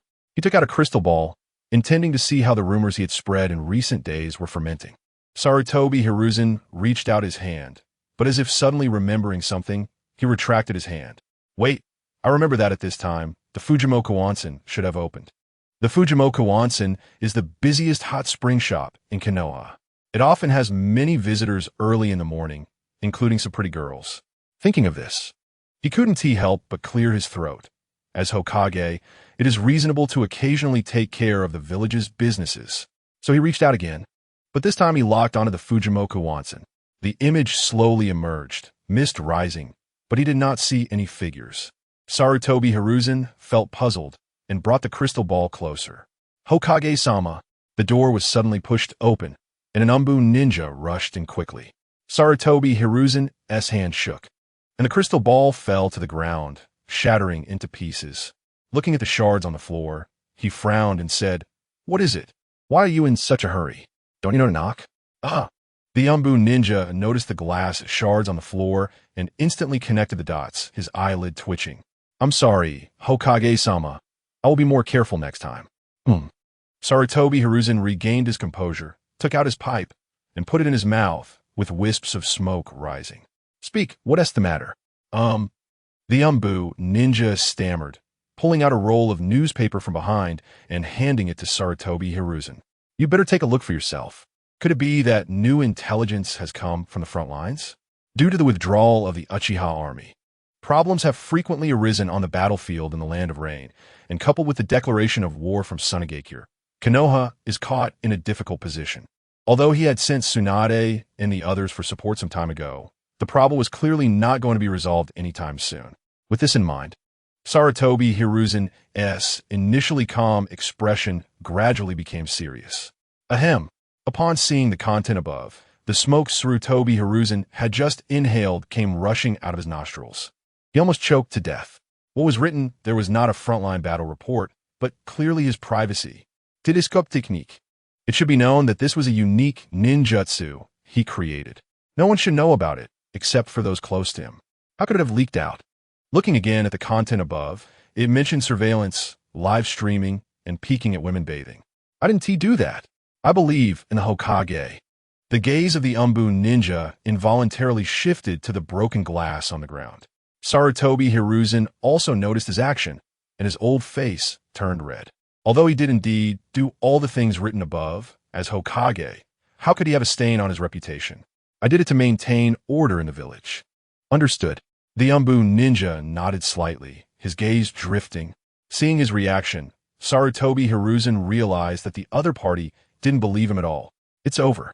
His lifelong reputation was completely tarnished. Sarutobi Hiruzen felt a wave of suffocation in his chest, struggling to catch his breath. After a moment, he finally asked, "The content above hasn't been spread, right?" The Umbu ninja's lips moved, suddenly unsure how to explain. Should he say that the news had already spread everywhere, and everyone had a copy of the Hokage's voyeuristic deeds? Wouldn't that truth be too cruel? Hiruzen. Just as he began to feel conflicted, the door was once again blown open. Mito Gate in and T-Rune Koharu stormed in aggressively. Hiruzen, what on earth are you doing? The two threw the newspapers they were holding directly at Sarutobi Hiruzen's face. How do you also have those? Sarutobi Hiruzen took the newspaper off his face, his eyes widening in disbelief. Huh? The two stared at him with a look of incredulity and said, how can we not have it? Now the news about you peeking at women bathing in the village is everywhere. Mito Gate and pointed outside the window, saying that many villagers had already gathered at the Hokage building to complain about him as Hokage. What? Sarutobi Hiruzen's voice suddenly grew louder as he hurried to the window, sticking his head out to see the noisy crowd below. Hokage-sama, you need to give us an explanation. The telescope technique is a forbidden jutsu that must be banned. Don't you have a wife? Peeking at other people's wives bathing. Is that your so-called maintenance of village order? As Hokage, you should set an example, not do sneaky things. Sarutobi Hiruzen, you're unworthy of being Hokage. Sarutobi Hiruzen, you peeked at my body, tarnished my purity, I want compensation, I want to complain. Come out. Are you afraid to face what you've done, scumbag? Ugh, disgusting. Pervert. Behind him, T-Rune Koharu shook her head and sighed, saying, Hiruzen, your reputation is now infamous. Sarutobi Hiruzen's pupils trembled, and he almost stumbled and fell. It was a complete mess. Not only had his reputation fallen into the gutter, but the village's order was also in chaos. The crowd below included not just ordinary villagers, but also owners of hot springs and bathhouses. The exposure of Sarutobi Hiruzen's incident would greatly affect their businesses. A gaze that could be cast at any moment made it hard not to care. Now everyone dared not go out to bathe or soak in hot springs. Could these business owners not be angry? In fact, a large part of the villagers were there just to watch the fun. They didn't care much about the matter. They simply found it entertaining. However, as the momentum was fueled by the water army arranged by Shizui, their emotions were ignited, and they couldn't help but join in the shouting. This was the effect Shizui wanted. Now who cared about Uchiha Shizui? Everyone came to attack their respected Hokage. Chapter 44. Brothers in conflict after calming all the rumors. Sarutobi Hiruzen launched a series of investigations. Ultimately, he discovered that all the leads pointed to one person, Uchiha Shizui. Looking at those few words, Sarutobi Hiruzen couldn't help but clench his fists. A trace of killing intent flashed in his eyes. He initially thought he had outsmarted the other party, but unexpectedly he was countered. Moreover, the most crucial point was that Uchiha Shizui actually knew about his telescope technique. Could it be that Tsunade told him? Sarutobi Hiruzen thought for a moment and shook his head. Tsunade may seem reckless, but she is more meticulous than anyone else. Besides, he is her teacher, so she shouldn't tell Uchiha Shizui. If that is the case, how did Uchiha Shizui find out? Sarutobi Hiruzen took out his pipe, put it in his mouth, and let the smoke rise. He was filled with doubt, realizing that Uchiha Shizui seemed to be shrouded in a layer of fog, making it impossible to see through. Not only had he awakened the Mangeki Sharingan, but he also possessed strength comparable to Uchiha Madara, along with an unknown source of intelligence and exceptionally clever methods. The most frightening part was that he was uncontrollable. First, he withdrew Uchiha from the front lines, then used public opinion to induce his name to be dragged through the mud. Now, the Nine-Tails Jinchuriki was also very close to him. If he had any bad intentions and used the Jinchuriki against Konoha, it would be a disaster. No, he must take action. As Hokage, it is his duty to protect the village. Calculating the time, Sarutobi Hiruzen should have discovered that I was the mastermind behind the rumors.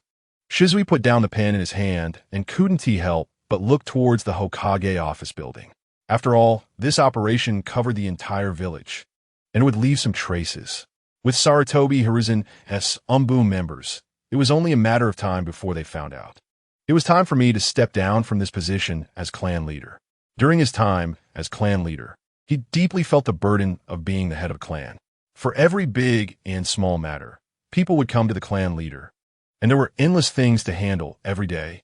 Although many things could be delegated to Makoto to handle, there were still some matters that required his personal presence. This led to a drastic reduction in his personal training time. Continuing to be the clan leader would only bring him disadvantages, not benefits. Furthermore, previously, he took revenge on Shimura Danzo and Sarutobi Hiruzen using his position as clan leader, and now they must surely bear a grudge and want to take action against him. Continuing to be the clan leader would drag down the Uchiha. Rather than that, it would be better to take the initiative. After confirming the plan, you quickly began implementation. In the following months, you pushed away nearly all matters within the Uchiha clan and began to focus on training. As your training deepened, you found that your chakra pulse technique seemed to have remarkable effects on refining chakra and practicing sage mode. Originally, you only had strength and powerful ninjutsu, but your chakra volume was not much, and high-consuming ninjutsu made your chakra levels comparable to Kakashi's. However, now that you have undergone transformation, your chakra levels have changed significantly, equivalent to going from Kakashi to Naruto. You no longer have to worry about the issue of high chakra consumption. At the same time, you also successfully learned the sage mode of the wet bone forest, with your power and speed increasing several times. With your current strength, even facing Uchiha Madara is no longer a problem. However, during your intense training, significant changes occurred within the Uchiha clan. Due to your negligence, many affairs within the Uchiha were left unresolved, leading to doubts about your leadership among the clan members. As more issues remained unaddressed, their dissatisfaction grew stronger, and various rumors began to circulate. During this time, Uchiha Fugaku conducted an investigation and discovered that the rumors about the Hokage were indeed your doing. For the honor of the Uchiha, he proposed to remove you from the position of clan leader. Given your previous inaction, the clan members had already accumulated a great deal of discontent towards you, and upon learning of this vote, they immediately supported it. With Uchiha Fugaku's proposal and the support of the clan members, you were successfully ousted from your position, and Uchiha Fugaku replaced you as the new clan leader. After becoming the new clan leader, Uchiha Fugaku immediately reported your involvement in the Hokage rumors to Hokage Sarutobi Hiruzen, who was taken aback, as he had been planning to take action against you himself. He did not expect Uchiha Fugaku to resolve the matter first, leaving him feeling flustered. Seizing the moment, Uchiha Fugaku suggested sending you to the front lines to be handed over to Tsunade to quell the war. Sarutobi Hiruzen was initially stunned, but after receiving Uchiha Fugaku's assurance that he could subdue you, he ultimately agreed to the proposal. This is too much. Minato slammed his fist on the ground in anger and said, Fugaku brother has betrayed me. How could he do this? Kicking his brother out of the clan leader position and reporting me to the Hokage for rumors is one thing, but planning to hand me over to Tsunade is no different from sentencing me to death. Jinya, did you have a falling out with Fugaku brother? Mikoto also felt anxious.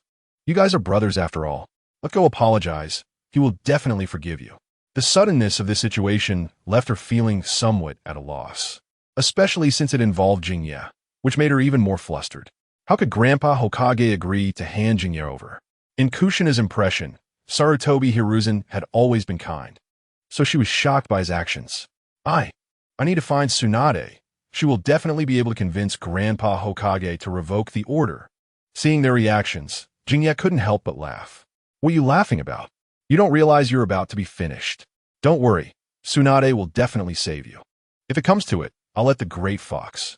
As they were about to stand up in a panic, Jinya finally explained and reassured them, don't worry. This was all planned out between me and my brother long ago. Planned out? The others were stunned, their faces showing expressions of doubt, as if they couldn't believe it. Seeing their continued skepticism, Jinya revealed everything, though he concealed the true reason behind it. Remaining lifespan, 180 days, Chapter 45. Have you seen the light? This lifespan prompt was something Jinya only noticed after finishing his training. When he discovered he only had about 100 days left to live, he was dumbfounded. Wasn't it supposed to be guaranteed that he could live to 20? How could it be shortened by so much all of a sudden? He was only in his teens and should have had several more years to live. After reviewing the details of his dwindling lifespan, he finally understood everything.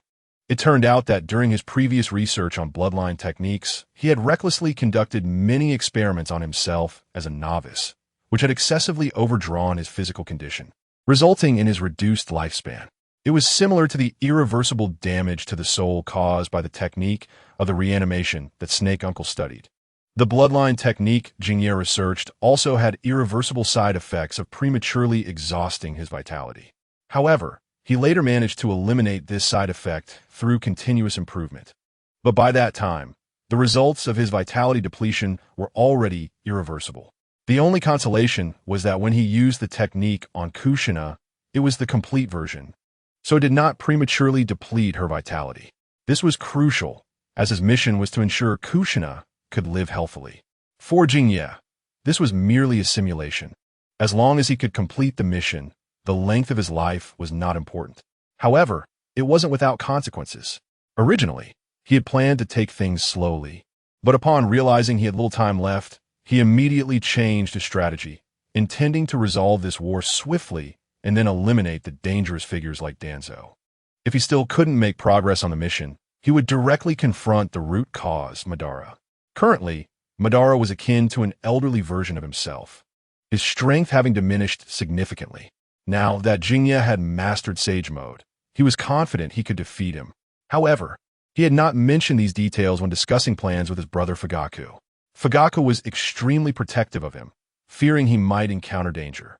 Just a plan to have Fugaku remove him from the clan leader position and send him to Tsunade had been rejected multiple times.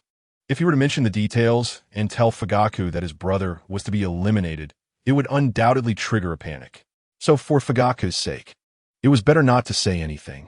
Moreover, Jingye's decision to sever ties with the Uchiha in advance was also for the sake of the clan. After all, he was likely to embark on a killing spree soon. If the Uchiha clan leader was labeled as a traitor, it would directly imply that the entire clan had betrayed. If Jingye could survive, that would be one thing. He could bear the burden of the clan's betrayal. But with only 6 months left to live, if he died, it would be the end. So, it was better for him to act alone from now on. Is this just a play you and Fugaku brother are acting out together? After hearing Jingye's explanation, Minato suddenly realized. Yes, Jingye nodded with a smile. So you don't have to worry about my safety. I won't die. But isn't that still a bit too dangerous? Mikoto still felt concerned. Although this had all been arranged by Jingye beforehand, he would still be facing the army of Tsunade alone, which was bound to be overwhelming. Don't worry, you know my strength, right? Jingye gave a thumbs up and said, guaranteed win. Really? Kushina placed her hands on her hips, glaring at Jingye with mock anger. You annoying brat. You made me worry for nothing. Jingye turned to her, calculating the time. In 2 months, he could begin the next stage of the pulse treatment for Kushina. Unlike opening acupuncture points, which required repeated stimulation, the pulse treatment only needed to be done once. After thinking for a moment, he extended a finger towards Kushina, revealing a sunny smile, and said, see you in a month. Kushina met his gaze, her face instantly turning red. She hurriedly turned her head away and pouted. I don't want to see you. In the following period, nothing major happened in Konoha. Everything seemed calm and peaceful. However, that was not the reality.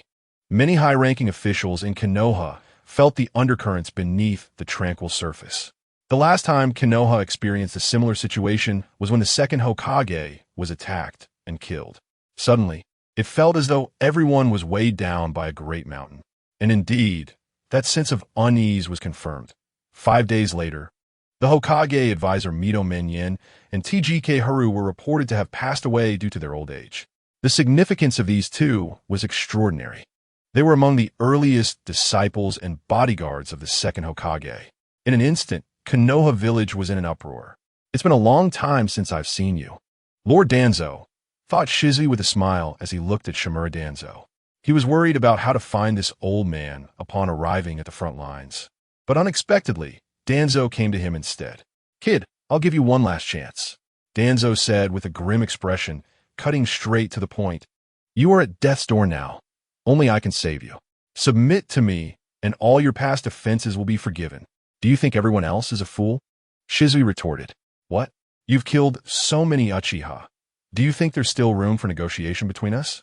That was all for the village. Sacrifices are inevitable in battle. Whether it was for the village or not, you know in your heart, Shizui said, pointing at Danzo's bandaged right face. If you have the guts, take it off. I want to see if it's hiding our Uchiha Sharingan. It seemed that Shizui's earlier warning not only did not deter Danzo, but instead made him even more obsessed with the power of his Sharingan.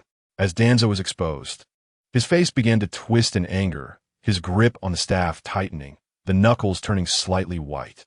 Very well. With a cold snort, Danzo summoned a group of root ninjas wearing masks, surrounding Shizui instantly. The atmosphere froze. However, Shizui remained calm, unfazed by the threats, and slowly said, "Danzo, have you ever seen the light?" "What?" The next moment, the ground suddenly trembled without warning, and a giant golden figure hundreds of meters tall abruptly rose from the earth.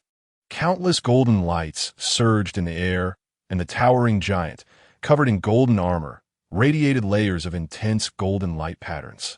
"Danzo, I hereby sentence you to death."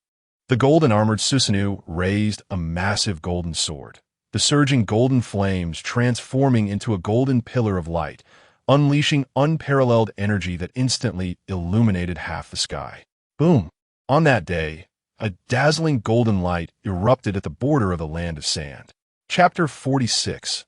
Journey to Amagakure. Due to the commotion you caused, you attracted the attention of various forces, especially the third Tsuchikage Noki of Awagakure, who was trembling in fear upon seeing that terrifying armored giant.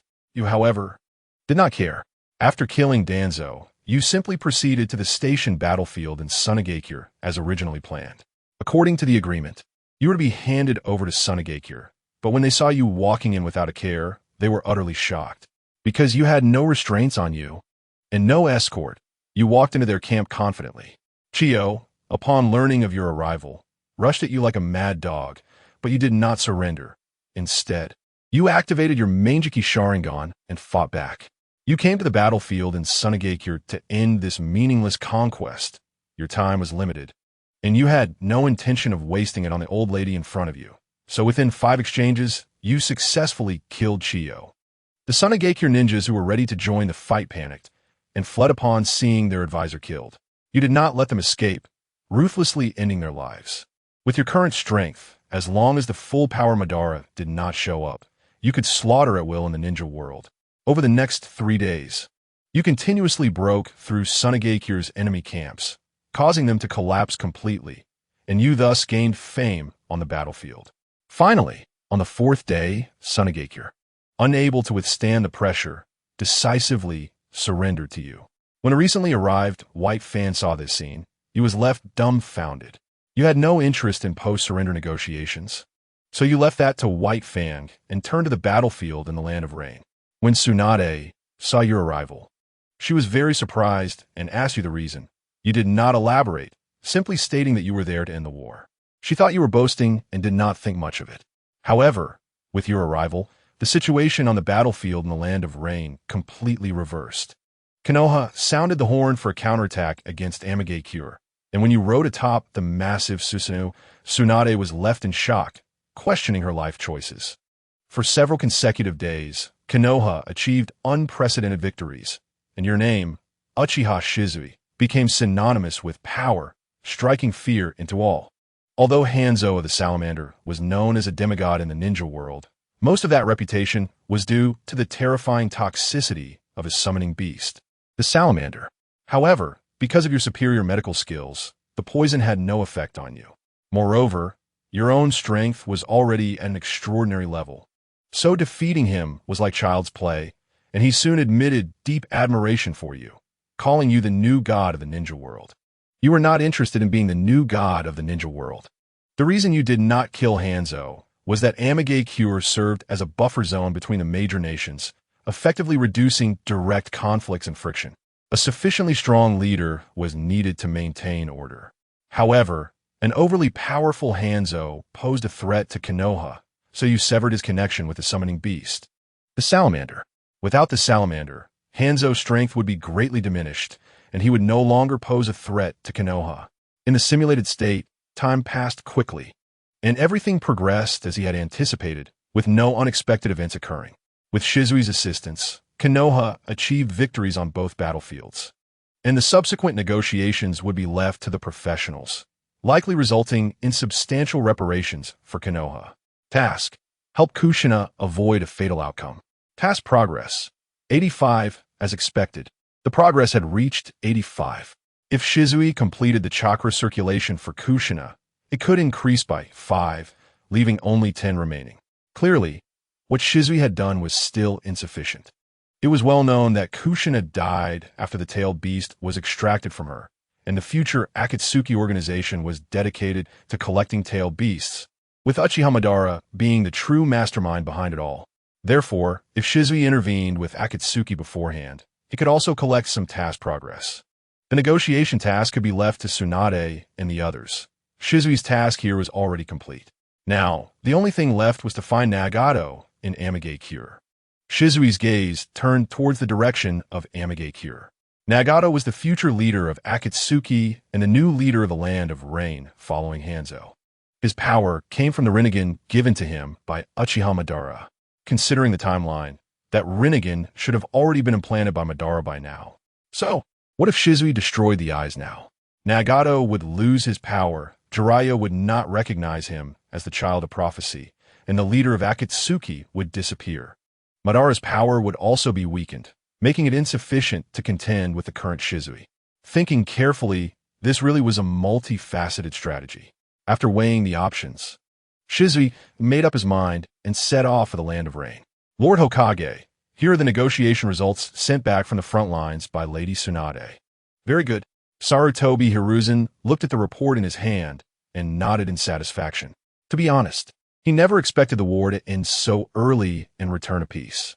Originally, according to estimates, the war would at least be stalemated for another year or two, and the outcome was uncertain. Now, not only had they achieved victory in 2 battles, but Konoha also directly took the dominant position in the negotiations, allowing them to receive even more substantial reparations. One could say that the current situation was absolutely perfect. However, even so, Sarutobi Hiruzen still felt a surge of frustration in his heart. After the deaths of his old friends Mito Kazuma and Teen Nami Kamuro, he received the news of his old partner Shimura Danzo's death. The blow to him was significant. He hadn't had a good meal in a long time.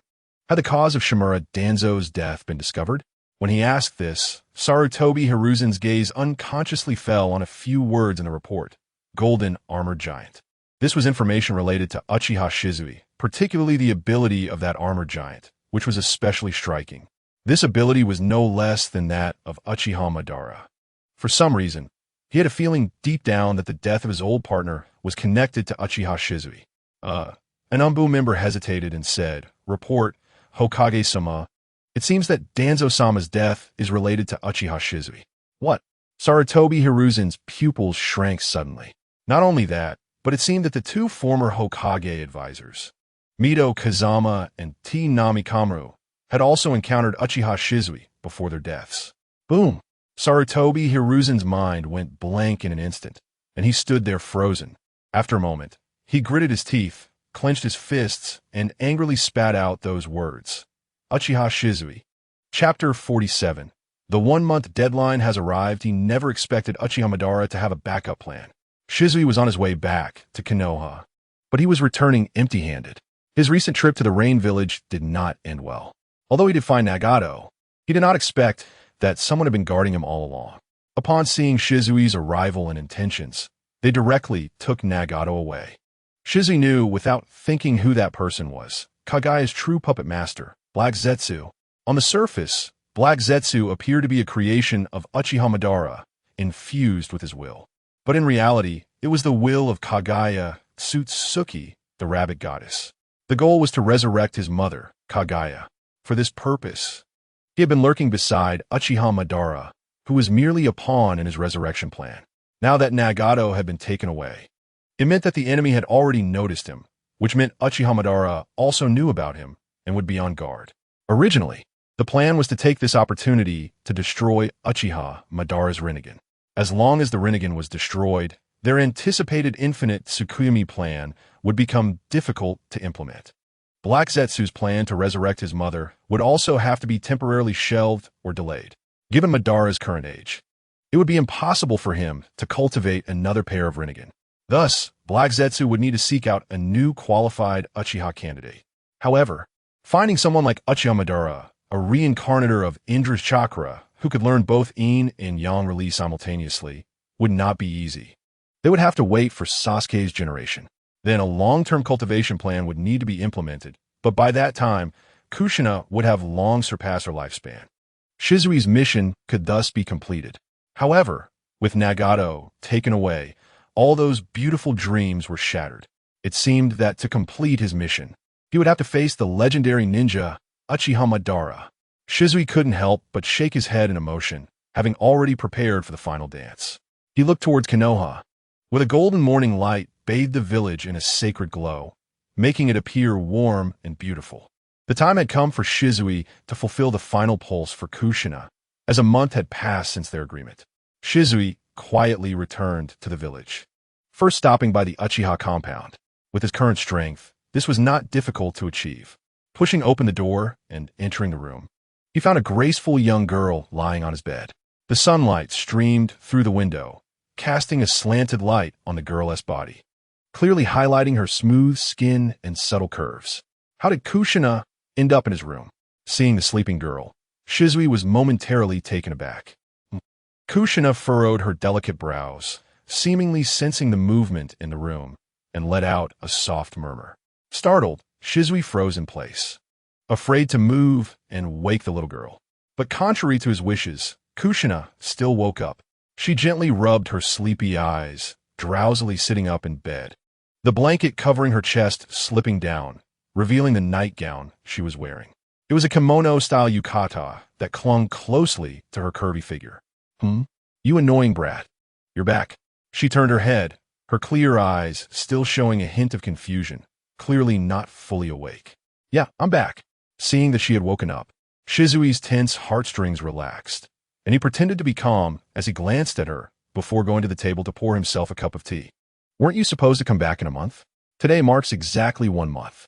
Shizui took a sip of tea to alleviate the dryness from his journey. Oh. Kushina nodded in a daze, just about to get out of bed when she suddenly froze. What are you dazed about? Shizui casually asked, noticing her lost expression. How did you end up in my room? Kushina realized something was off, feeling his gaze on her, and instinctively pressed her hand against her chest, her face turning red. Your room? Shizui pointed around and said, Are you saying this is your room? Kushina looked around and suddenly froze. She remembered that last night. She had chatted too late with Mikoto, thinking that Shizui was not home, so she directly stayed here. She lowered her head, feeling a wave of embarrassment, her small hands tightly gripping her clothes, fidgeting nervously. All right, let's sign this. Shizui didn't press her further and directly tossed over a scroll. This is? Kushina caught it and looked at it, tilting her head in confusion. The summoning contract for the wet bone forest. This was what Shizui had asked Tsunade for. He thought it would take a lot of effort, but she had handed it over without hesitation upon hearing that it was for Kushina. Should I say she's too trusting? Or does she just have no sense of caution? Shizui couldn't help but shake his head at this thought. As agreed, I'll perform the pulse for you in a month. Kushina nodded thoughtfully. Shizui had already told her that the pulse needed to be completed in the wet bone forest, so she had no doubts about it. However, unexpectedly, it was Shizui holding the scroll, not Tsunade. She remembered that this was an important thing passed down from Hashirama's grandfather. Tsunade actually trusts this annoying brat so much? Kushina shook her head, quickly dismissing the chaotic thoughts, and signed her name on the scroll. Then you should keep this scroll for now. And me? Kushina was just about to hand it back to Shizui, but then she heard this and blinked in confusion. Yes. Shizui looked up to meet her gaze and said, Since you live with the teacher, it would be more convenient for you to hand it to her. In fact, Shizui thought that if he held on to it, it might be a bit difficult to return it later. After all, the fact that he killed the 3 elders of the Hokage's advisors has already been known by Sarutobi Hiruzen. So the identity he is likely to face next is that of a rogue ninja. Oh, I see. Kushina noticed his sincere expression and inexplicably felt a strange sensation in her heart. Huffing, you really have to rely on me in the end. Without further delay, after Kushina changed her clothes, the two quickly arrived at the wet bone forest to perform the final pulse activation. Once he completed the last step of the bloodline technique for her, it would be time for him to leave Konoha. Chapter 48. The final pulse activation. You won't just leave me behind and run away alone, right? in a certain mountain area of the wet bone forest. Just as Kushina was about to perform the final pulse activation after completing her preparations, she suddenly stopped and looked at Shizui with a questioning gaze. For some reason, she felt a bit unsettled. It wasn't the kind of nervousness one feels before an important event, but rather a sense of anxiety, as if someone was about to leave her side. Clearly, completing the pulse activation should be a good thing for her. Yet she felt an instinctive resistance from deep within. Are you too nervous? Shizui took out the potion needed for the pulse activation and placed it aside. Not at all. Kushina pouted, crossing her arms in frustration. It's just that I'm too excited. All right, I understand how you feel right now. Shizui didn't give her another chance to retort. In fact, many of us tend to feel fear and anxiety when facing the unknown. He continued to reassure Kushina, the pulse activation is an unprecedented experience for you. So it's natural to feel uneasy. But I assure you, as long as I'm here, you'll definitely be fine. Really? Really? Seeing her finally calm down, Shizui let out a long sigh of relief. To be honest, he never expected the little girl to be so perceptive. He indeed had the intention of running away after completing her pulse activation. It seems that even if he had such thoughts in his mind, he could never let them show in front of Kushina. The pulse activation soon began. As the natural energy around them continuously converged towards Kushina, her delicate brows furrowed slightly.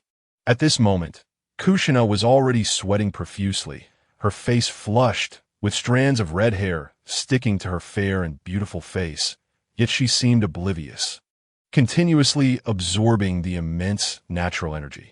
Watching this scene, Shizui couldn't help but feel that his earlier decision to enhance Kushina's physical foundation through the opening of her chakra points was undoubtedly correct. Just looking at the natural energy she was absorbing, if it were an ordinary person, they would have already exploded from the overload. However, with Kushina's Uzumaki physique combined with the enhancement from opening her chakra points, her physical limits had reached an extremely terrifying level.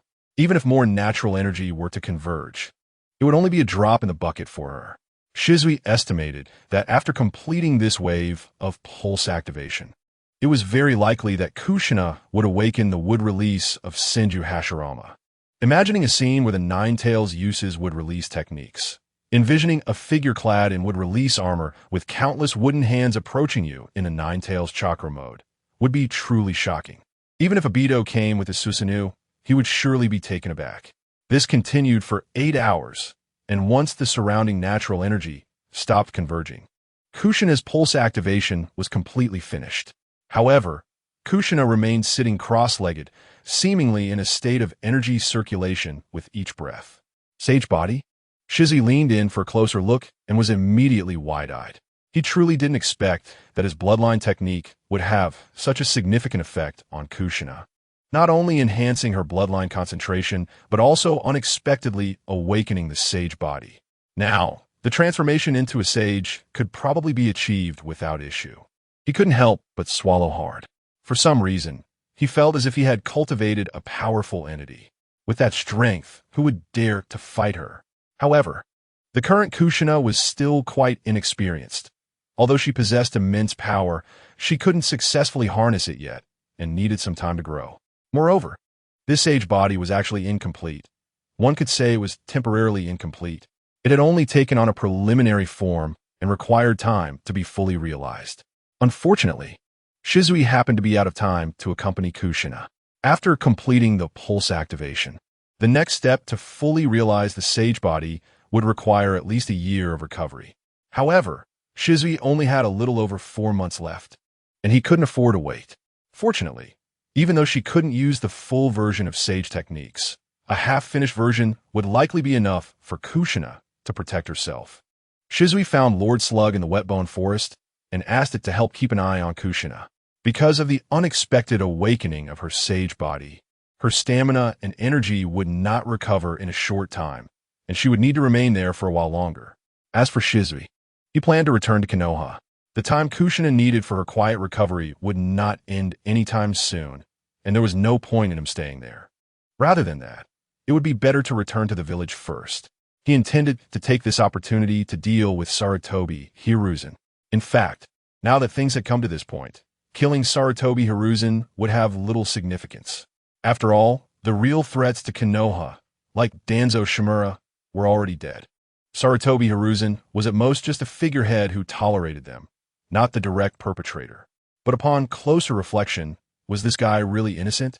In the original story, Minato sealed the Nine Tails and ended the Nine Tails incident, and he should have been celebrated as a hero of Konoha. Naruto, as the son of a heroic martyr, should have been respected, yet he became a target of everyone's ire as a fox demon.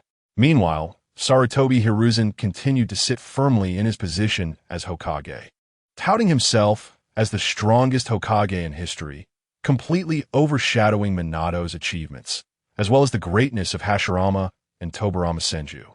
Then he consumed the inheritance of the fourth Hokage couple, playing the role of a kind old man, brainwashing Naruto with the mission to protect the village daily. His selfishness was glaringly obvious. The Konoha White Fang incident was similar. Danzo Shimura was wary of White Fang's accomplishments, so he deliberately tarnished his name. However, this could not have spread so widely without the Hokage's tolerance and approval, ultimately leading to White Fang's death. Sarutobi Hiruzen's tolerance stemmed from his fear that White Fang's achievements would replace him as Hokage. Even the Uchiha clan massacre was because their power threatened him, which is why they were eradicated. Each and every one of these incidents proved that Sarutobi Hiruzen was a petty man who was jealous of the talented. Now, with Shizui's assistance, Kushina had not only awakened Wood Release and gained immense power, but had also awakened the Sage Body, granting her powerful vitality and physical energy. Coupled with her status as the Nine Tails Jinchuriki, her potential for growth was terrifyingly high. It wouldn't be impossible for her to surpass the first Hokage and become a new legend in the ninja world. Given such a formidable Jinchuriki, considering Sarutobi Hiruzen's character, would he allow her to grow safely? Absolutely not. He would definitely imprison Kushina, constantly monitoring her and depriving her of her freedom. If Kushina were dissatisfied and resisted, leading to a confrontation with the Hokage, it could escalate to the point of her breaking away from Konoha, leaving on her own. This would completely contradict Shizui's original intention. He wanted Kushina to be able to live well in Konoha. Therefore, rather than allowing that to happen, it would be better for Shizui to take action himself. He would eliminate Sarutobi Hiruzen and resolve the trouble for Kushina in advance. However, once he actually did it, he would completely become a rogue ninja of Konoha, and there would be no place for him to hide in Konoha anymore. Chapter 49. You killed the Hokage? Where is he? Where did everyone go? As Sarutobi Hiruzen walked into the Hokage building, he immediately sensed something was off and paused. They won't be coming today. Jinnya silently emerged from the shadows, standing behind him. It's you, Uchiha Jinnya. Upon seeing those scarlet eyes, Sarutobi Hiruzen's mind instantly recalled the tragic image of his old partner dying at the hands of the other, and his expression twisted in pain. You came to kill me? Yes, Jinnya admitted directly. The two had a natural opposition. To protect Kushina, he had to kill Sarutobi Hiruzen. Moreover, for Jinnya, this was merely a simulation, and his relationship with Sarutobi Hiruzen was no different from that of strangers, making it burden-free to kill. The Uchiha are all evil. Hiruzen, you will regret this. The words of his old friend echoed clearly in his ears, and Sarutobi Hiruzen's face gradually turned pained. Danzo, you were right. I really regret it now. Jinnya looked at Sarutobi Hiruzen, who was like a puppet playing with emotions, feeling confused. He thought the other would ask him where he had hidden the people here, but he never expected him to start regretting first. Indeed, Hiruzen and Shimura Danzo are true love. Sarutobi Hiruzen's eyes gradually became resolute, and his gaze towards Jinnya held a hint of determination. Uchiha Jinnya is an absolutely evil existence. He would withdraw the troops from the front lines, incite the villagers, and kill the Hokage's advisor, as well as his dear friend. He must take revenge for his dear friend. Uchiha Jinnya, even if I have to risk my life today, I will never let you slaughter the innocent villagers of Konoha again. The 3 trash I killed can also be called innocent villagers of Konoha? Sarutobi Hiruzen didn't care about Jinnya's thoughts. He was busy brainwashing himself, shaping his image as a selfless and great Hokage, and was completely fired up. Watch closely. I'm going to show you a technique you've never seen before. He quickly formed hand seals. Sealing technique, dead demon consuming seal.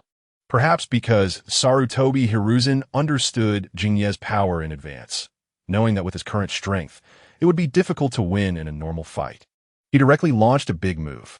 When the hand of death pierced through the soul of the third Hokage, Sarutobi Hiruzen, the ritual was finally complete.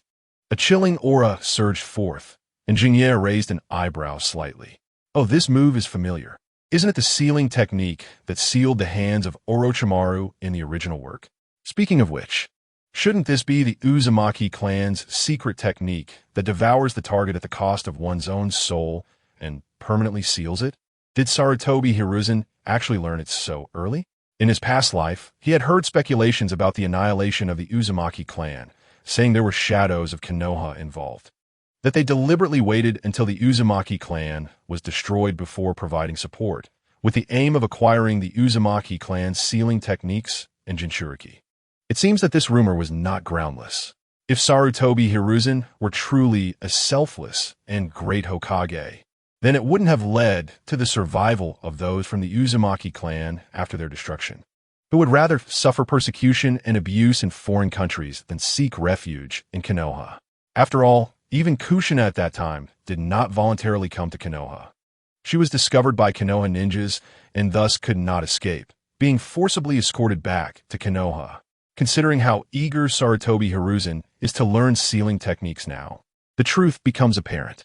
The third Hokage, Sarutobi Hiruzen, is definitely a black-hearted man. Swish! In the next moment, Sarutobi Hiruzen appeared in front of Jinye, gripping his shoulders tightly. A victorious smile on his face. Uchiha Jinye, it's all over. A ghostly hand, carrying a chilling aura, burst forth from Sarutobi Hiruzen's chest and reached for Jinye. Where the leaves of Konoha flutter, the fire burns eternally. My will be inherited by the next generation, and you, Uchiha. Just as he thought he was about to kill Jinye and ignite his lofty will of fire, he suddenly found that the ghostly hand had stopped halfway. How could this be? Sarutobi Hiruzen's pupils constricted sharply as he locked eyes with Jinye's kaleidoscopic Sharingan, which bore the pattern of time gears. Sorry. In front of my eyes, no sealing technique can work. The kaleidoscopic Sharingan, capable of temporal distortion, allows its right eye to intervene with objective events and targets. For example, delaying the time for tailed beasts to break free from their seals, or postponing the time of the dead demon consuming seal that is occurring now. Although this does not directly sever the causal chain that would lead to him being sealed and consumed, it buys him enough breathing room. Jinye could fully seize the opportunity, using this extra time to deliver a fatal blow to the caster, thereby changing the outcome of being sealed. After all, as long as the caster dies, the jutsu will naturally be lifted. With no hesitation, Jinye took advantage of Sarutobi Hiruzen's momentary daze and directly pierced the heart of the third Hokage with his ninja blade. So this is really the end. Sarutobi Hiruzen looked down at the ninja blade that had pierced his chest, his gaze becoming unfocused. He wanted to raise his hand but felt powerless, his body gradually growing cold, and finally, in unwillingness, he passed away. Looking at the body of Sarutobi Hiruzen lying on the ground, Jinye felt little emotion. He had little contact with this person, so there were no feelings to speak of. Furthermore, due to the simulation, he regarded this as unreal, leading him to adopt a somewhat indifferent attitude towards life. Now that Sarutobi Hiruzen is dead, I should leave. Jinye. However, at that moment, an angry shout from a female high-pitched voice erupted. Tsunade, who had just returned to Konoha, stood frozen in place, her pupils trembling. She looked in disbelief at the bloody Jinye and the lifeless body of her teacher, the third Hokage, Sarutobi Hiruzen. This scene made it clear what had happened. You killed the old man. Chapter 50. Konoha Rogue Ninja Uchiha Jinye. In the clear sky, waves of wind suddenly surged. At this moment, Konoha village seemed to be shrouded in a layer of gloom, the atmosphere so heavy it was suffocating. Sigh. Jinye felt a bit helpless, silently lamenting that he had intended to leave quietly. Now, his identity as a rogue ninja was completely cemented. Slowly turning around, he looked at Tsunade in front of him. How could this be? When she finally saw that face clearly, Tsunade felt a strong impact in her heart, her eyes widening slightly. Jingye was not only her disciple, but also her friend. They were both teacher and student, and even more so, she had taken care of him more. Jingye's betrayal was something she could not accept. Jingye! Tsunade gritted her teeth and growled. How could it be you? I didn't want it to be like this. Jingye's expression was somewhat helpless. I'm sorry, sensei. He paused for a moment, raised the blood-stained ninja blade in his hand, and said with a slight smirk, I am indeed the one who killed the Hokage. With these words, he had completely blocked his escape route. The Hokage is the highest leader of Konoha. The crime of killing the village's shadow could not be covered up by anyone. Jingye would completely become a rogue ninja. Hunted by Konoha, anger filled Tsunade's eyes, her steps quickening as if she wanted to grab the collar of the other and give him a harsh lesson. But Jingye did not give her this opportunity, his figure flickering, making it difficult to capture. Damn! The clenched fist tightened even more, the joints slightly pale, and Tsunade's face was frosty as she coldly questioned, why? In her tone, one could clearly feel that she was trying hard to suppress the complex emotions deep within her. Jingye paused for a moment and shook his head. There is no why. In the end, he still did not reveal the reason. After all, it was simply too ridiculous. Just because the future might threaten Kushina, he decided to kill someone in advance. This reason was utterly incomprehensible, saying it would only make people think his thoughts were too extreme. It was better to say nothing. And what about Kushina? Tsunade was obviously dissatisfied with this reasoning and continued to coldly retort. What you did, does it justify Kushina? You can't tell me you really didn't notice her feelings for you. Now that you have killed the old man, betrayed Konoha, and become a rogue ninja, do you want to leave her all alone? Jingye fell silent. To be honest, he wasn't a block of wood, no matter how dull he was. He could feel Kushina's special feelings for him. In his past life, he had never been in love and had little opportunity to interact with girls. Kushina could be said to be his first female friend. Moreover, the girl's playful cuteness and her impeccable appearance and figure made him naturally have feelings for her. However, the two were ultimately not from the same world. Jingye would return to reality after completing his mission, while Kushina would continue to stay in this simulated world. Being together was not very realistic. Now that it had come to this point, there was even less possibility. So please, take good care of her for me, teacher. Suddenly, footsteps were heard outside the door. If he didn't leave now, it would be difficult to escape soon. If possible, it would be even better if she could avoid harm. After all, this was the task Jingye had always wanted to accomplish. Bastard!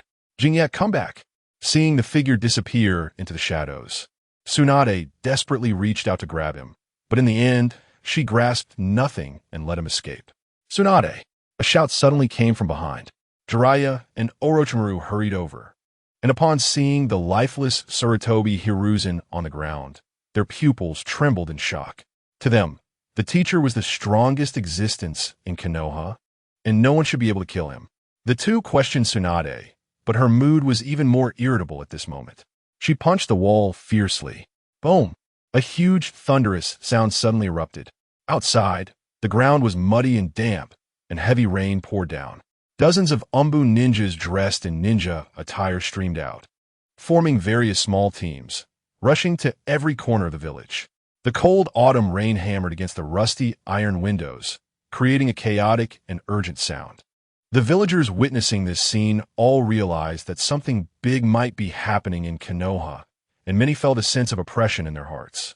Soon, the Hokage building issued a shocking announcement. The third Hokage Sarutobi Hiruzen has been assassinated. A manhunt order is now issued for the rogue ninja Uchiha Jingye. When the villagers saw this, they were instantly struck as if by lightning, frozen in place. Although Sarutobi had previously been involved in a peeping scandal over the years, he seemed to have made no major mistakes, and his reputation had always been good. Even for the villagers of Konoha, he was a wise and capable Hokage. Just recently, under his leadership, Konoha had won 2 battles without suffering significant casualties. He could be considered a very qualified and excellent village leader. Yet, such an outstanding Hokage had met with this kind of fate, and at this moment, everyone felt as if a great mountain was pressing down on their hearts. When Minato and others discovered that Jinye had become a rogue ninja, they were filled with disbelief. They couldn't understand why Jinye had inexplicably become a rogue ninja just after going out for a while. Was there some misunderstanding? Previously, Jinye had returned secretly, and during that time, he had only seen Kushina, so they were completely unaware of what had happened. They just wanted to go to the Hokage building to demand an explanation, to prove Jinye's innocence. But compared to them, Uchiha Fugaku was the most shocked person. The news of his brother becoming a rogue ninja brought him immense impact. Clearly, the plan they had discussed earlier was not like this. Why had everything changed in an instant? Even their father was neglecting his brother, fully focused on the Hokage building, saying it was the best time to elect a new Hokage. In fact, this was something Jinye had discussed in advance with Uchiha Jenna. Taking advantage of the chaotic situation, they would push Tsunade to the position of Hokage. He had not discussed this step with Uchiha Fugaku. After all, with Fugaku's personality, if he had known the entire truth of the plan, he would never have allowed his brother to take such a risk. Jinye was even afraid that he would be unable to go to the front lines, which was why he excluded him from the plan. At this moment, Fugaku, who had been severely stimulated, radiated a gloomy aura, his eyes flashing red, and his three-tomo Sharingan spun wildly, faintly showing signs of awakening the Manjiki. Brother. Chapter 51, Kushina Returns. Jenna successfully pushed Tsunade to the position of Hokage according to the plan Jinye had previously laid out. Although Tsunade was unwilling, she could not withstand Jenna's various tactics and ultimately triumphed over all candidates, taking the lead. Konoha, having just experienced the unexpected death of the Hokage in 2 battles, was in a precarious state, so Tsunade had to step up immediately to stabilize the situation within the village. Fortunately, Jinye did not harm the villagers, so resolving the situation was not too difficult. However, as the key figure in this Hokage election, the Uchiha clan did not receive Tsunade's trust and importance. In fact, the villagers' attitude towards the Uchiha clan had also worsened. After all, Jinye had killed their respected Hokage, and Jinye was from the Uchiha clan, now that he had escaped. This anger naturally had to be vented on the Uchiha. In fact, Jinye had anticipated this outcome. The moment he killed Sarutobi Hiruzen, no matter who became Hokage, the Uchiha situation would not be good. His identity was simply too sensitive. The son of the former clan leader, the brother of the last clan leader, and the current clan leader. If it weren't for Jinye having previously severed ties with the Uchiha clan and having some inter-student bond with Tsunade, perhaps the Uchiha would have already faced repercussions. Nevertheless, Jinye always felt guilty toward his clan. As the former clan leader, he not only failed to improve the lives of his clansmen, but instead plunged them into dire straits. For this, all Jinye could do was hope that Tsunade would treat her clansmen well. Thus, when Tsunade saw the negotiation content sent by Jinye, she couldn't help but laugh in anger. I will make the other 4 great nations suffer heavy losses, allowing Konoha to stabilize. My only requirement is to take good care of the Uchiha. Otherwise, I can't guarantee whether I will turn my targets towards Konoha. In fact, Jinye had thought of this long ago. Under his intervention, although the war had ended early, Konoha had lost a shadow-level powerhouse to sit in charge, and it was inevitable that they would be coveted by other great nations, especially the Cloud Village. These black-skinned brutes loved to act as robbers the most. In the original story, the Third Great Ninja War would be ignited, thanks to these guys. At that time, Tsunade began searching all over the world for their missing Kazekage, leading to a swift response from Kimobikure. They thought, you lost your leader, so why not let us lead you instead? Without hesitation, Kimogakure launched an attack on Tsunade, not caring whether there were any resources worth plundering, simply because they perceived them as easy targets. Now, Konoha has also lost its Hokage and suffered 2 battles, resulting in significant losses in combat power, putting them in a weakened state. It's hard to guarantee that Kimogakure 1T take advantage of this situation to attack. Once Kimobikure makes its move, other ninja villages will not sit idly by and will all want to take a piece of the pie, and that's when Konoha will be finished. It's important to note that Jinye's motive for killing Sarutobi Hiruzen was to ensure that Kushina could live in Konoha without worries in the future, not to see Konoha fall into turmoil and robbery. Therefore, In order to prevent another war, Jingye plans to balance the military power among the major countries before confronting Madara. Konoha has lost a Hokage, so other hidden villages must also suffer losses. With Jingye's current strength, taking on one village alone is not a problem. Frankly speaking, his ideas align with Tsunade's. She also believes that, given Konoha's current situation, if they don't appear to be strong, they are very likely to be eyed and bullied by other villages. She was still pondering how to demonstrate their military strength when she unexpectedly received Jingye's negotiation proposal, causing chaos within other hidden villages, leading them to have no extra energy to focus on Konoha, is indeed a good suggestion. As the Hokage, she should naturally prioritize the interests of the village. To achieve certain goals, even cooperating with rogue ninjas is reasonable. Damn it, that bastard Jingye. Does he think he has me under control? But when she thought about the fact that the partner in this cooperation was Jingye, Tsunade couldn't help but feel anger. After becoming Hokage, she summoned many me.You members to investigate the reason behind Jingye killing the old man. She unexpectedly discovered that Jingye not only killed the Hokage, but also murdered the two Hokage advisors, Midogate and Narashikaku. Even the death of Shimura Danzo on the battlefield of Tsunade was also caused by Jingye. Tsunade never expected that this kid would silently commit so many major acts. The image of her obedient disciple had undergone a tremendous change. She couldn't understand what had happened in between that led Jingye to commit so many insane acts. Why didn't he even consult her, his teacher? After venting her frustrations, she gradually calmed down. Tsunade had indeed been manipulated by him and agreed to the negotiation content. After all, given Konoha's current situation, they indeed need to recuperate and cannot experience war again. However, she truly cannot fully trust the Uchiha now. Jingye's betrayal has become a permanent pain in her heart, making it impossible for her to show genuine feelings toward the Uchiha anymore. However, she can still manage to keep the villagers calm as Hokage. In the following days, the hostility of the villagers towards the Uchiha indeed decreased significantly. Later, Tsunade held a funeral ceremony for the third Hokage, Sarutobi Hiruzen, in the image of a hero of Konoha. Almost everyone in the village attended, including the Uchiha. If they didn't come, they would inevitably face backlash, as the person who killed the Hokage came from their clan, so they had to show up. Minato appeared somewhat silent, seemingly feeling depressed about Jingye leaving him behind. Mikoto also looked haggard. She had already learned about Jingye killing the Hokage and still found it hard to believe. Fugaku seemed to be experiencing some mental issues, becoming somewhat extreme recently. And the things he did left the clan members fearful, worried that another clan leader might become a rogue ninja, which would truly spell disaster for the Uchiha. Thus, Konoha temporarily welcomed a period of peace, until Kushina finally recovered her body and returned from the Wetbone Forest. Sister Tsunade, have you seen Jingye? With a whoosh, the door was pushed open, revealing a pouting, pretty face.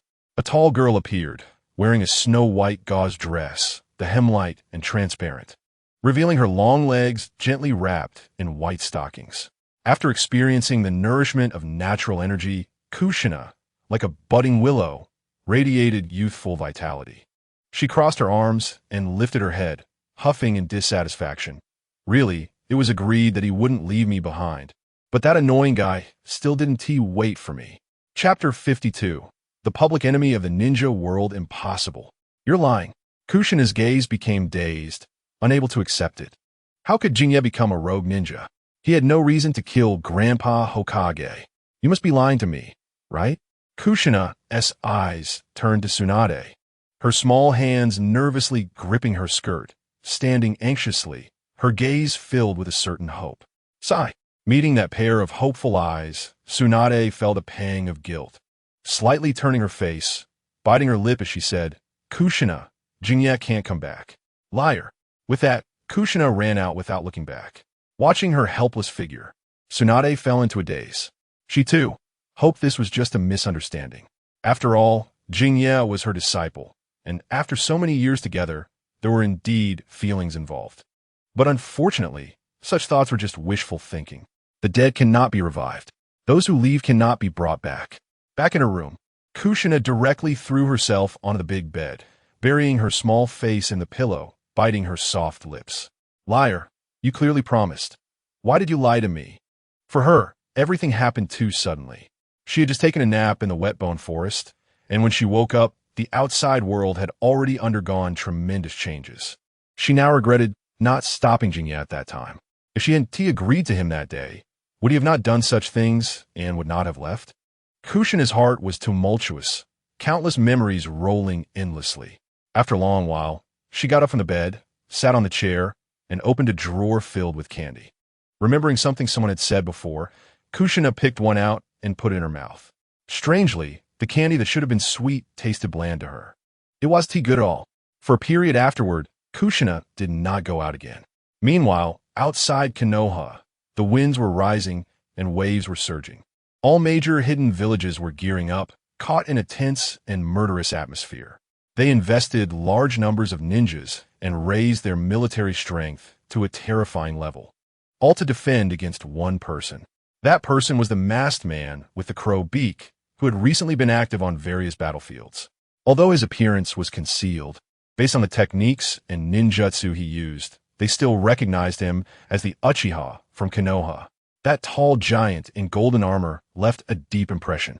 Although his speed was not fast, the overwhelming pressure he emanated made even the earth tremble. No matter how many ninjas the hidden villages sent, they could not shake him in the slightest. For him, ninjas below the Chunin level were merely cannon fodder, easily wiped out with a single step. The terrifying pressure that rushed toward them made even the leaders of the major hidden villages feel a sense of pressure. The only thing that can be done is to make use of the terrain advantage to barely delay, but it cannot fundamentally solve the problem. Thus, wherever the golden-armored giant passes, it will turn into a wasteland. This kind of situation has been repeating itself over the past month. Kushina walked alone on the streets of Konoha, her originally bright eyes filled with confusion. With Shiny's departure, her life seemed to have become a mess. Although she still occasionally went out with Mikoto and the others, the feelings she once had seemed impossible to regain. She could also clearly sense that Mikoto and the others were feeling just as bad. Shiny's disappearance cast a shadow over everyone's hearts. In recent days, news from other villages had also reached Konoha. Now that Tsunade has become Hokage, Kushina naturally knows the truth. All of this commotion was caused by Jūninai. With his lone power, had reversed the balance of power between the major nations, becoming a presence that made all the hidden villages tremble with fear. It sounded quite imposing, but Kushina still felt worried, as if there were a heavy stone blocking her heart, making her very uneasy. The last time she felt this way was during Shiny's chakra acceptance. After that, upon returning from the wet bone forest, the news of Jūninai becoming a rogue ninja and fleeing Konoha broke out. So this inexplicable feeling made her even more anxious, fearing that something irreversible might happen again. Just as she was lost in thought, a sudden exclamation reached her ears. What was that? A golden giant, the golden-armored giant. Not only that, but there was also a blue giant, and they seemed ready to fight. No way, if they fight, the ninja world is doomed. Upon hearing the commotion, Kushina quickly turned around. She saw a golden-armored giant, several hundred meters tall, wielding a golden long sword, pointing at a similarly towering blue-armored giant across from it. The two stood off against each other, the atmosphere tense and deadly. How could this be? After seeing this, Kushina was instantly frozen in place, her red lips instinctively parting slightly. That golden-armored giant she was all too familiar with. It was Jūninai. That was the reason that had instilled fear in the major nations for more than a month. But who was that other blue-armored giant? Besides Jūninai, could there really be someone else who could summon such a towering behemoth? For some reason, the unease in her heart grew stronger. At this moment, her complexion was pale, almost transparent. Time rewinds to a few hours earlier. After more than a month of traveling between nations, Jūninai had successfully made himself the public enemy of the ninja world. His appearance was even more terrifying than Uchiha Madara. At least Uchiha Madara had Hashirama Senju to stop him. But Jūninai, he truly had no limits, purely destroying for the sake of destruction. The major hidden villages were now in a state of panic, fearing another king might descend from the heavens, furious and fierce. Of course, this was just their one-sided worry. In fact, by this time, Jūninai was already preparing to withdraw. The ninja world had reached a relatively balanced state after his previous actions. Moreover, the major hidden villages had all suffered some degree of damage and urgently needed to recuperate and repair their villages. They had no extra time to wage war. Thus, there was no need for Jūninai to take any further action. He had now arrived near the me.You bridge from the original work. His gaze was directed towards a massive underground cave entrance not far away. There a figure was slowly emerging. Jūninai slightly squinted his eyes, his body instinctively tensing up. The final battle was about to begin. Chapter 53. Turning the chessboard at this moment, Uchiha Madara was dressed in the attire of the Warring States period. He wore a tight black combat suit, overlaid with red layered armor, and carried the Uchiha clan's traditional flame fan on his back. His appearance had changed significantly. He was thin, his face covered with many wrinkles, but his eyes remained sharp, and his will and intimidation had not diminished in the slightest. He emanated an imperial aura and arrogance, having absolute confidence in his own strength, viewing all living beings as ants. What surprised Jūninai the most was Madara's eyes, rippling outward from the center. The Rinnegan, Uchiha Madara, had actually reimplanted his Rinnegan. What was going on? Was it because of him? Previously, he had actively approached Nagato, wanting to destroy that pair of Rinnegan, but was preemptively taken away by Kaguya. It must be that Madara had already started to be wary of him at that time. Then, upon discovering Shiny's movements over the past period of time, constantly running back and forth between the major nations and engaging in meaningless destruction, Madara began to be on guard against him. Coupled with Shiny's strength, which forced him to be cautious, he had recollected the Rinnegan ahead of time. However, this was a problem. Although Uchiha Madara was now in his twilight years, his strength should not be underestimated. This guy was a legendary ninja. Even if his body was weakened, his power remained above the Kage level. Additionally, he later implanted Hashirama's cells, mastering Yin-Yang release, awakening the Rinnegan, and successfully summoning the Outer Path Golem. The Outer Path Golem is essentially the 10-tailed shell drained of chakra, but as a physical body. It still possesses strong vitality and combat power, remaining formidable. Therefore, overall, Uchiha Madara in his twilight years had theoretically increased his abilities compared to his youth. According to Shiny's plan, he was supposed to take advantage of Madara's weakened body and the absence of the Rinnegan to achieve a swift victory. But now that Uchiha Madara had reclaimed the Rinnegan, all of that had become mere fantasy. With the Rinnegan, Madara was practically immune to Shiny's Jinjutsu. It is known that the Rinnegan has basic resistance to Jinjutsu, granting him the ability to see through, break, and even rebound most Jinjutsu. Furthermore, Uchiha Madara's ocular power was already at a ceiling level. Unless he used techniques like Izanagi or Izanami at the cost of blindness, it might have some effect. Otherwise, it would merely be wishful thinking. This meant that moving forward, Jūninai would need to rely on his powerful ninjutsu and taijutsu to confront him. But then again, Uchiha Madara himself was a master of taijutsu, with extensive battle experience that Jūninai could not compare to. So now, things are getting complicated. Kid, do you want to dance? Upon hearing this, Jūninai couldn't help but twitch the corner of his mouth. Wow, this was so much like Madara. Indeed, even in his twilight years, Madara's arrogant attitude remained unchanged. Unless someone like Hashirama Senju earned his recognition, to him, everyone else was just ants. I am here to stop you from destroying the ninja world. Stop me? Yes. Jūninai looked at him, a gentle smile on his lips, and slowly said, I will not let you successfully implement the infinite Tsukuyomi plan. Without any hesitation, he directly revealed Uchiha Madara's plan. But he did not tell him that all of this was actually Kaguya's conspiracy. Now that it had come to this point, Uchiha Madara had to die. Jūninai could not bank on the hope that he might reform. Human nature is the most unreliable thing. Not to mention, Uchiha Madara's character was extremely self-centered, completely distrusting others and only thinking of forcibly realizing his ideals of peace through his own methods. Even if Jingye revealed the truth to him, it would likely only cause a rift between Uchiha Madara and Kaguya, but the Tail Beast plan would still remain unresolved. Jingye effectively helped someone eliminate a risk factor without gaining anything in return, which was incredibly unprofitable. Therefore, rather than that, it would be better to treat this as a trump card. At a critical moment, He could use it to disrupt their mindset and gain an opportunity for a decisive blow. Given that the enemy was strong and he was weak, Jinye naturally needed to make the best use of everything he could. Uchiha Madara instinctively paused for a moment, seemingly not expecting Jinye to mention this plan. After pondering for 2 seconds, he suddenly tilted his head back and erupted into his signature Uchiha-style maniacal laughter. Humans are destined to harm one another, wherever there is light. There must be shadows, and true understanding between each other is forever unattainable. Conflict and suffering will persist indefinitely, and only infinite dreams can bring peace to the world. Having experienced the death of close relatives, betrayal from his clan, and the disappointment of his best friend, Uchiha Madara was already thoroughly disillusioned with the reality of peace. He now stubbornly believed that only his way was the only method to save the world. Since you are aware of the infinite Tsukuyomi plan, you must have seen the content on the family monument as well, right? He referred to the text visible only when the Sharingan was activated. In the Uchiha Nanha Shrine, there is a very special monument, said to be left by the Sage of Six Paths. The text recorded on it can only be seen by Uchiha clan members who have activated their Sharingan.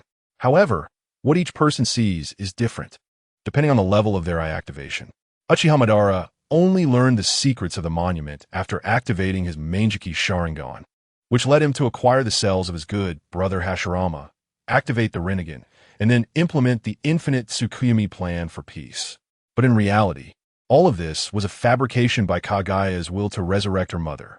Poor Uchiha Madara believed in the content within, naively thinking that this was the only way to save the world.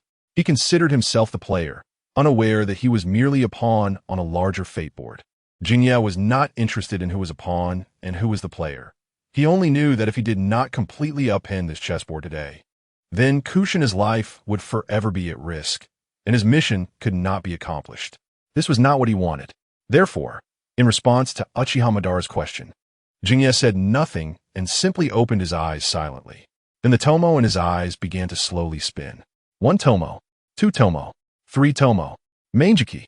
Under Uchiha Madara's slightly astonished gaze, Jinye's Sharingan directly evolved into Mangeki. Seizing the moment of Madara's distraction, Jinye decisively activated his ocular technique. Time dilation. Chapter 54, Clash of the Kings. Is it an ability to disrupt the perception of time? Uchiha Madara's Rinnegan instantly saw through the essence of Jinye's time illusion and broke it. Then, with a slight glare, the repulsive force of Shinra Tensei suddenly erupted, acting on Jinye and sending him flying away as he had just approached Uchiha Madara. It should be known that the Rinnegan was a skill that Madara had given to Nagato, and naturally, he could use the skills that Nagato could use as well. As for why Uchiha Madara didn't use it in the original story, it was because his combat preferences were different. He belonged to the type of ninja who enjoyed using physical techniques and flashy ninjutsu to toy with his opponents. This also aligned well with his arrogant personality, as he enjoyed testing his opponents and relishing the fun that combat brought. Jinye felt as if a rope had been tied around his waist, being dragged backward by immense force, and then suddenly smashed downward. Just as he was about to crash into the ground, Jinye quickly adjusted his posture, planted his feet on the ground, and stabilized his balance. Boom! A massive sound wave spread out.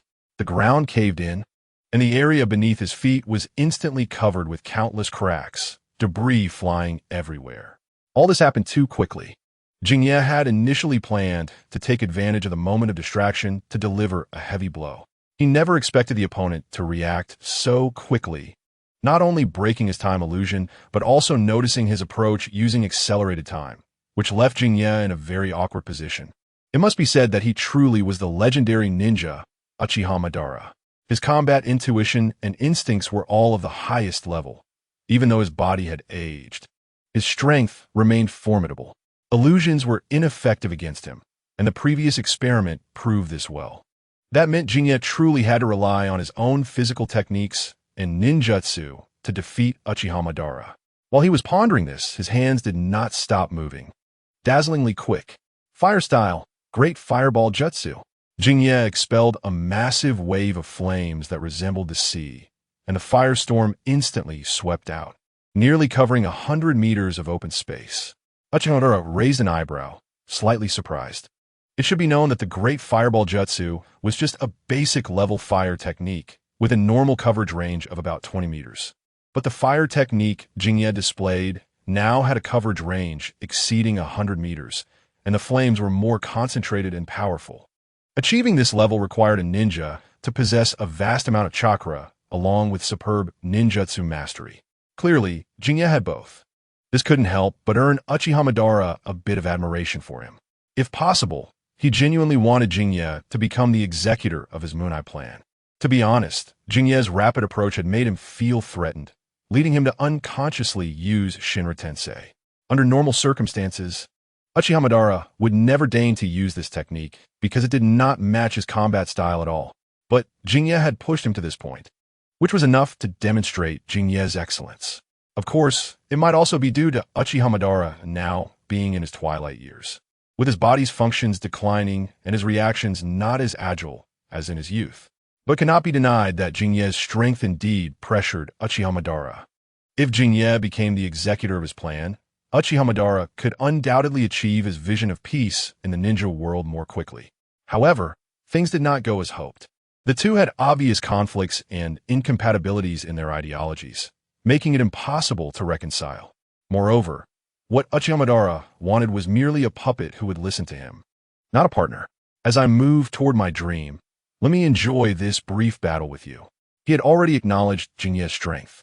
Thus, the ensuing battle would be taken somewhat seriously, and Uchiha Madara similarly unleashed the Great Fireball Jutsu, with coverage and power comparable to Jinye's. Boom! The two surging waves of flames collided violently, instantly creating a thunderous explosion. Scorching heat waves swept in all directions, and the surrounding terrain was blown to pieces. In the blink of an eye, the two had engaged in combat.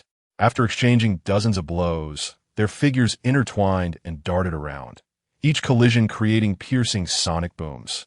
For a moment, it felt almost evenly matched. Uchiha Madara was a very proud person. Even though his bodily functions had diminished, he still enjoyed using his exquisite physical techniques and flashy ninjutsu to engage with Jinye, thoroughly relishing the enjoyment that this combat brought. In contrast, Jinye felt it was quite strenuous. It was only when he personally faced off against this legendary ninja that he truly realized the gap in combat experience. Although Madara's body was not as robust anymore, he could always use techniques to maintain the initiative and offense, putting Jinye at a disadvantage and making him seem very passive. The two sides appeared evenly matched, but Jinye knew clearly that if this stalemate continued, he would eventually lose. Moreover, Uchiha Madara had clearly not used his full strength yet. If he truly got serious, it would be terrifying beyond measure. Previously, Jinye had always been far more powerful than his opponents, leading to one-sided crushes where there was essentially no need for a battle process, which hadn't reflected any issues with his combat experience. But now, facing an opponent he could no longer rely on overwhelming strength to quickly defeat, this problem became extremely fatal. Normally, Jinye was just in his teens, still a youth, so it was natural for him to lack combat experience. As long as he went through more battles in the future, his experience would naturally increase. The problem was, he simply didn't have that time. With only a few months left to live, even if he accumulated some combat experience, it could never compare to Uchiha Madara, who had been experiencing battles since the Warring States period. Moreover, now that the fight had already begun, it was clearly unrealistic to talk about accumulating combat experience. Therefore, the only way to turn the tide of battle was to use some special means. Jinye's expression darkened as he quietly gathered a wind-release, spiraling shuriken in his hand. This was a ninjutsu he had created based on Naruto's techniques, while secretly learning the Rasengan from Minato, belonging to the S rank and possessing terrifying power. When Uchiha Madara saw the spiraling shuriken flying toward him, he couldn't help but frown slightly, quickly manifesting the skeletal frame of his Susanoo to block it. It was meaningless. Whether it was meaningful or not was not for you to decide. Seizing this opportunity, Jinye swiftly created distance while activating his own Susanoo, a towering golden-armored giant rising up to hundreds of meters. Seeing this, Uchiha Madara also completed the remaining skeletal frame of his Susanoo, activating its complete form. A blue armored giant of the same height, as Jing-Yi suddenly appearing. Uchiha Jing-Yi, I admit your strength is enough to dominate in this era. But have you seen my peak period? Chapter 55, Attack the Heart. Peak period? Jing-Yi couldn't help but laugh, disdainfully saying, what of your peak period? No matter how strong you are, aren't you just a dog under someone else's command? What do you mean? Uchiha Madara frowned tightly, his face darkening as he gritted his teeth. I, Madara, will never be a slave. Jing-Yi could clearly sense the intense, killing intent from him. Evidently, his words truly touched a nerve with Uchiha Madara. If you really don't want to be someone else's dog, then why are you still executing the Eye of the Moon plan according to the stone tablet's contents? Are you trying to use this twisted reasoning to disturb my will? That is an extremely foolish approach. Uchiha Madara's expression turned cold as he controlled his blue Susanoo to directly attack. The moment the wings on the back armor spread open, the two paired swords erupted with a deep blue light. The massive chakra, long sword, slashed downward at an angle. The giant blade cut through the air, creating a fierce gust of wind, possessing destructive power with just one strike. As the sword descended upon him, Jing-Yi's eyes flashed with a kaleidoscope of crimson. And then a giant sword made of golden flames appeared in Susanoo's hand. Raising his hand, he clashed with Uchiha Madara's blue twin swords. Boom! A massive sound wave erupted. The mountains beneath them exploded like firecrackers, and the originally flat ground surged like turbulent waves. Just the aftermath of the battle caused the surrounding terrain to change, and the clouds in the sky parted, allowing sunlight to shine down. Uchiha Madara, you can't seriously believe that the words on the stone tablet were written by the Sage of Six Paths, can you? What? Uchiha Madara's assault paused, and Jing-Yi quickly seized the opportunity to turn defense into offense. Uchiha Madara, don't you think all of this is too coincidental? Why is it that just when you suffered a major blow and felt disillusioned with the world, you just happened to see those words that reignited your hope? Uchiha Madara's expression changed. He previously thought it was just his luck, but after Jing-Yi pointed it out, he suddenly realized that there were indeed many suspicious points. When he looked at that stone tablet before, he clearly felt nothing. Why? Right after he became disheartened due to the Uchiha clan being marginalized in Konoha, did the stone tablet give him a new path? If all of this were truly a coincidence, it would be too absurd. But if someone suddenly altered the content of the stone tablet during this time, everything would make sense. Coupled with Jing-Yi's earlier claim that he was being used as a dog, as he thought of these things, Uchiha Madara's heart began to surge with turmoil, completely disrupting his rhythm of attack. Jing-Yi's expression shifted slightly, seizing the chance to launch a fierce attack while continuing to speak, disturbing Uchiha Madara's state of mind. Let me tell you a story. It is said that in ancient times, a goddess from the heavens brought the seeds of the divine tree and planted them on this planet. After the divine tree matured, it bore fruit, and the goddess swallowed it, gaining immense power, ruling the world, and was revered as the goddess of the rabbit. The goddess of the rabbit, under the blessings and prayers of the people, gave birth to two offspring, one of whom was the eldest son later known as the Sage of Six Paths, the progenitor of the ninja world. But what the people didn't know was that the goddess of the rabbit had other companions. Fearing their arrival, she resisted, activating the infinite Tsukuyomi to sacrifice everyone to the divine tree, but was stopped by the peace-loving Sage of Six Paths and sealed away. However, before being sealed, the goddess of the rabbit left her will in the outside world as a means to resurrect herself. Will. Upon hearing this word, Uchiha Madara instinctively paused, seemingly remembering something. Does it feel familiar? Jing-Yi grinned. That's right, its name is Kaguya. Impossible. Uchiha Madara's face twisted, his Rinnegan glowing with purple light as his aura surged dramatically. It was clearly a product of my will. Nonsense. Uchiha Madara, have you become this foolish after losing Senju Hashirama? Didn't I say before? The goddess of the rabbit activated the infinite Tsukuyomi to sacrifice all of humanity to the divine tree. Can't you connect the dots? Why did you come up with a plan to activate the infinite Tsukuyomi, just like the goddess of the rabbit when researching the stone tablet?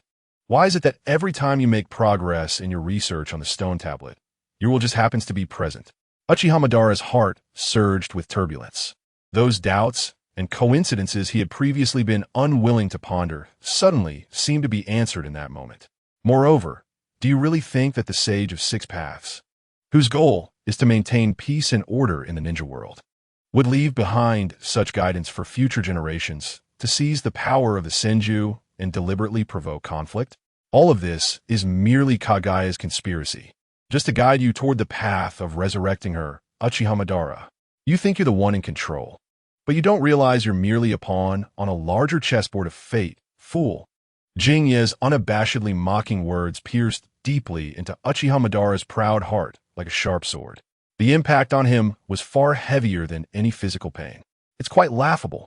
Really, you actually fell out with your good friend Senju Hashirama just to realize someone else's dream, then abandoned your Uchiha pride, fake your death to escape, and spent a lifetime hiding, too afraid to show your face. I truly have to thank you for leaving the Uchiha. Otherwise, I wouldn't be able to bear such shame. This is simply too humiliating. His ideals crumbled completely, and his long-held obsessions shook and shattered. Uchiha Madara had already lost the desire to continue fighting. What a good opportunity. Upon seeing this situation, Jinya couldn't help but smile. His subordinates wasted no time and quickly seized the moment, pouring all their chakra into the golden giant sword in Susanu's hand, swinging it fiercely toward Uchiha Madara. However, at this critical moment, the will of Kaguya, Black Zetsu, appeared on Uchiha Madara. Previously, he had been constrained by Jinya's ability to manipulate time, limiting his actions and preventing him from coming out. As a result, he was forced to hear what Jinya had just said, leaving Black Zetsu utterly shocked. He never expected that Jinya knew about his mother and had correctly stated everything. If the other party were to spread this information, he couldn't even imagine what would happen. How could he resurrect his mother in the future? Black Zetsu had now raised Jinya's danger level to the highest, believing that as long as Jinya was around, his plan to save his mother could never be realized. So at this moment, he was completely determined to eliminate Jinya at all costs. He directly possessed Uchiha Madara, who was in a state of lost will, making it easy to control him. Uchiha Jinya, you are too dangerous. For the sake of my mother, I must kill you. Seeing Black Zetsu, who resembled a venomous entity attached to Madara, Jinya was slightly startled, realizing that he had just injected too much chakra, leading to the cancellation of the part maintaining the Sharingan. This is bad. At this point, it was completely impossible to stop it. Uchiha Madara's Susanu, now under his control, was expanding like an energy body. It collided with the golden holy sword that Jinya had swung down. The next moment, boom. The shockwave from the explosion instantly affected Kushina and the others, who had just arrived nearby. Chapter 56. Mission accomplished facing the sudden surge of explosive airwaves. Kushina and the others had no time to be shocked and instinctively crossed their arms in front of them, simultaneously wrapping their bodies with chakra to mitigate some of the impact. Everything happened too suddenly, leaving them with no extra time to react.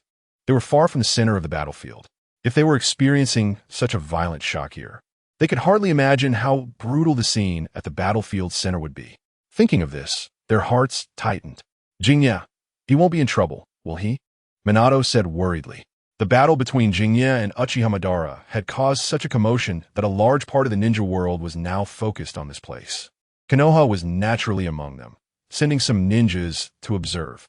Kushina and the others were not originally on the list, but Tsunade could not bear her restlessness, so she agreed.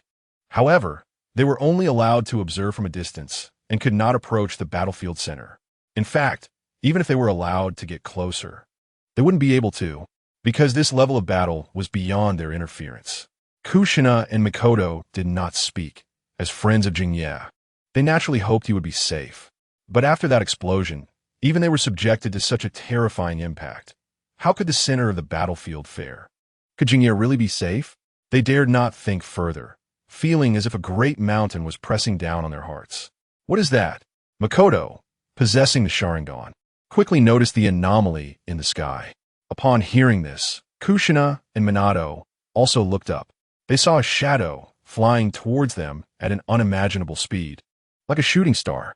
In the blink of an eye, it crashed into the nearby ruins. Jinya. When Minato recognized the true identity of that figure, he exclaimed in disbelief. How could this be? Makoto's eyes widened, her hands covering her mouth.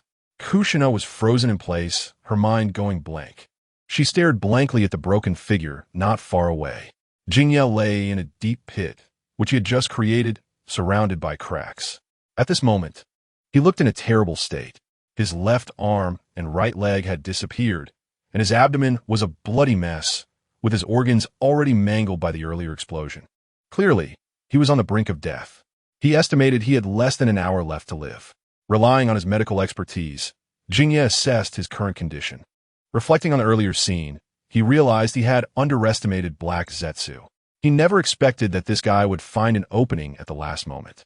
However, Jinya was fortunate enough to seal Black Zetsu in time at the cost of his own blindness. This guy's essence was a product of Kaguya's will, not a conventional life form, so he could not be killed by regular means, only sealed.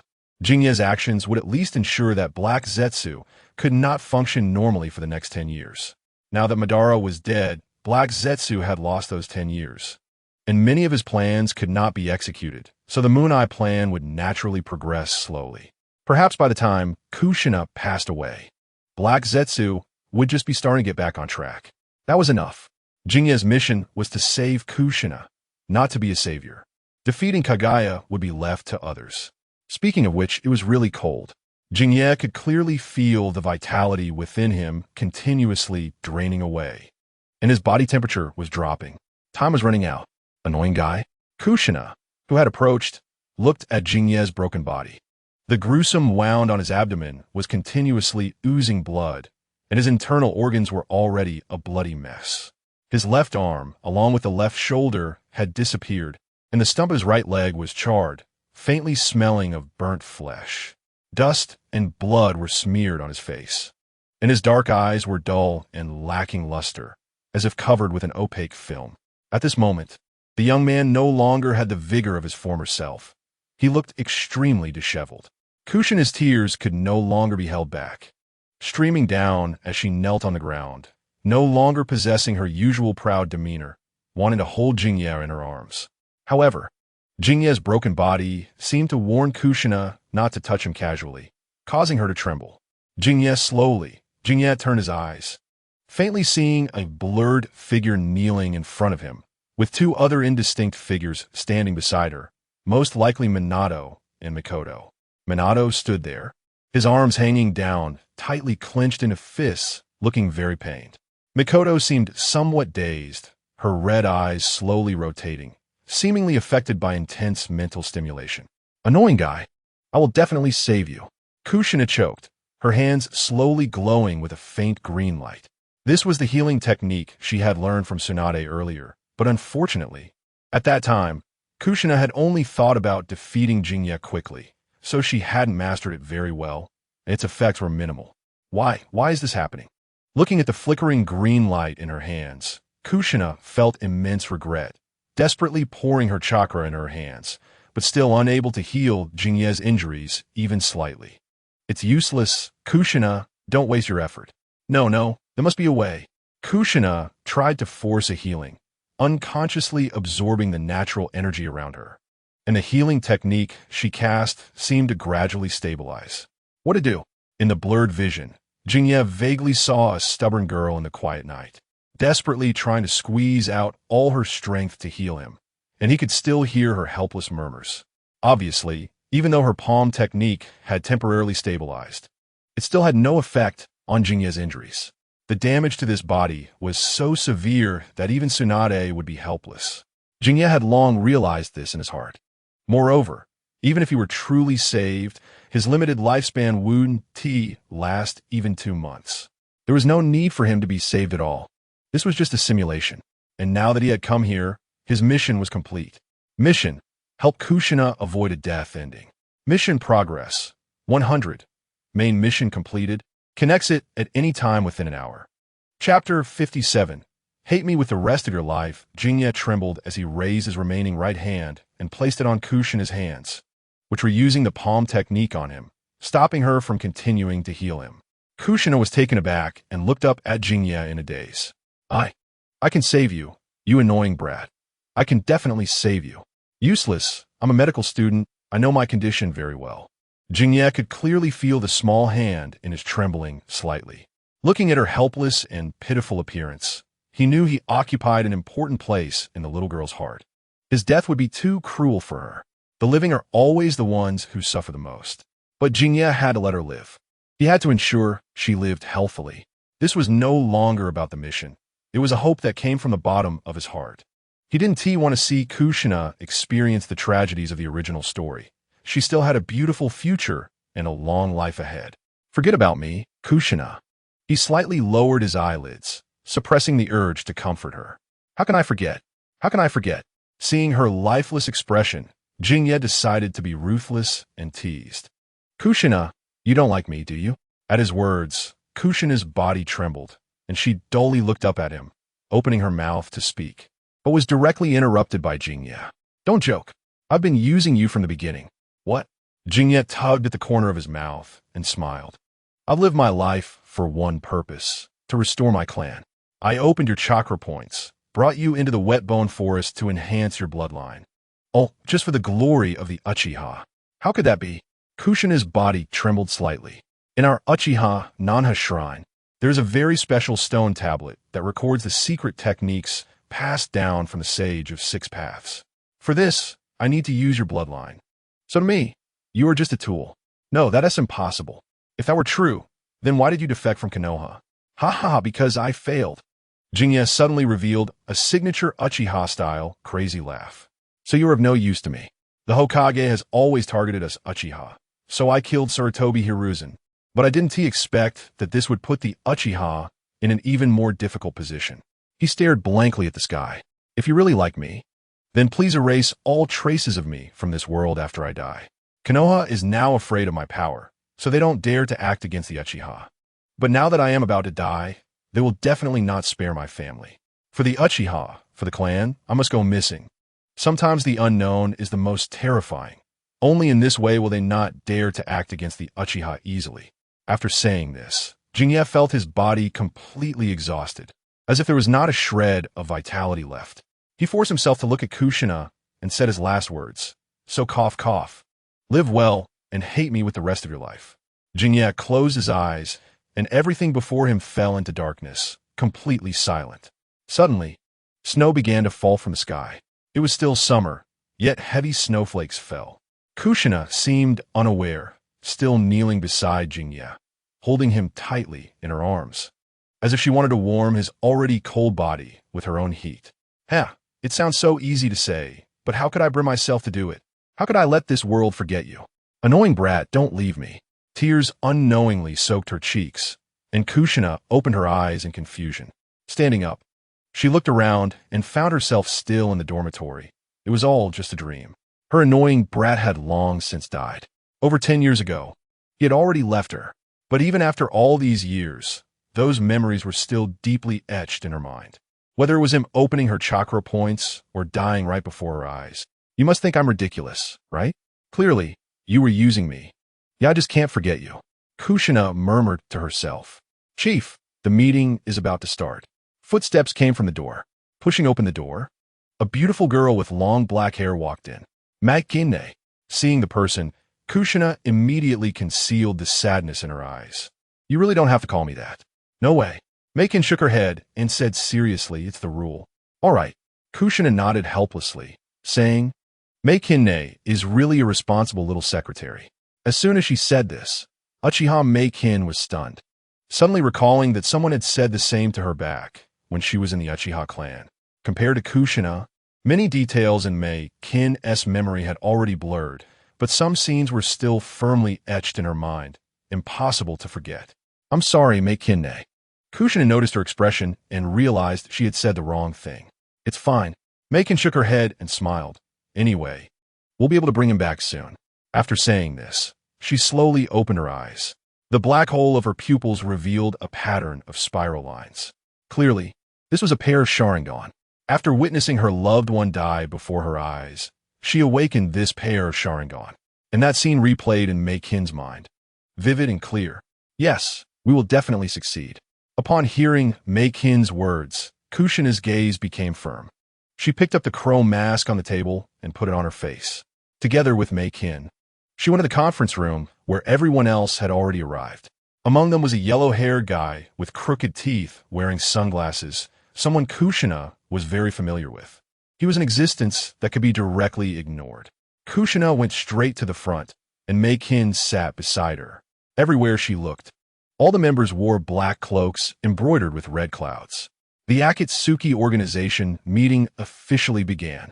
Watching the organization gradually take shape, Kushina's gaze became resolute. Recalling what her annoying brat had said about that stone tablet, as long as they gathered all the tailed beasts and let me.You unlock the Rinnegan, they could realize the infinite Tsukuyami plan. I want to create a world with Jinye. At this moment, in the Uchiha clan in Konoha, Jinye had just exited the simulator and opened his eyes. He still didn't know that because of his actions in the simulator, Kushina and the others had completely darkened. Chapter 58, Simulation Reward Settlement Hiss. As soon as Jinye woke up, the massive memories accumulated in the simulation flooded him like a tidal wave. It was as if he had suddenly learned a lot of knowledge. Among them, the bloodline technique he created in the simulation was also completely transmitted to him. This was something that surprised him. To know, the bloodline technique was created by him at the cost of a significant amount of his own energy and life force.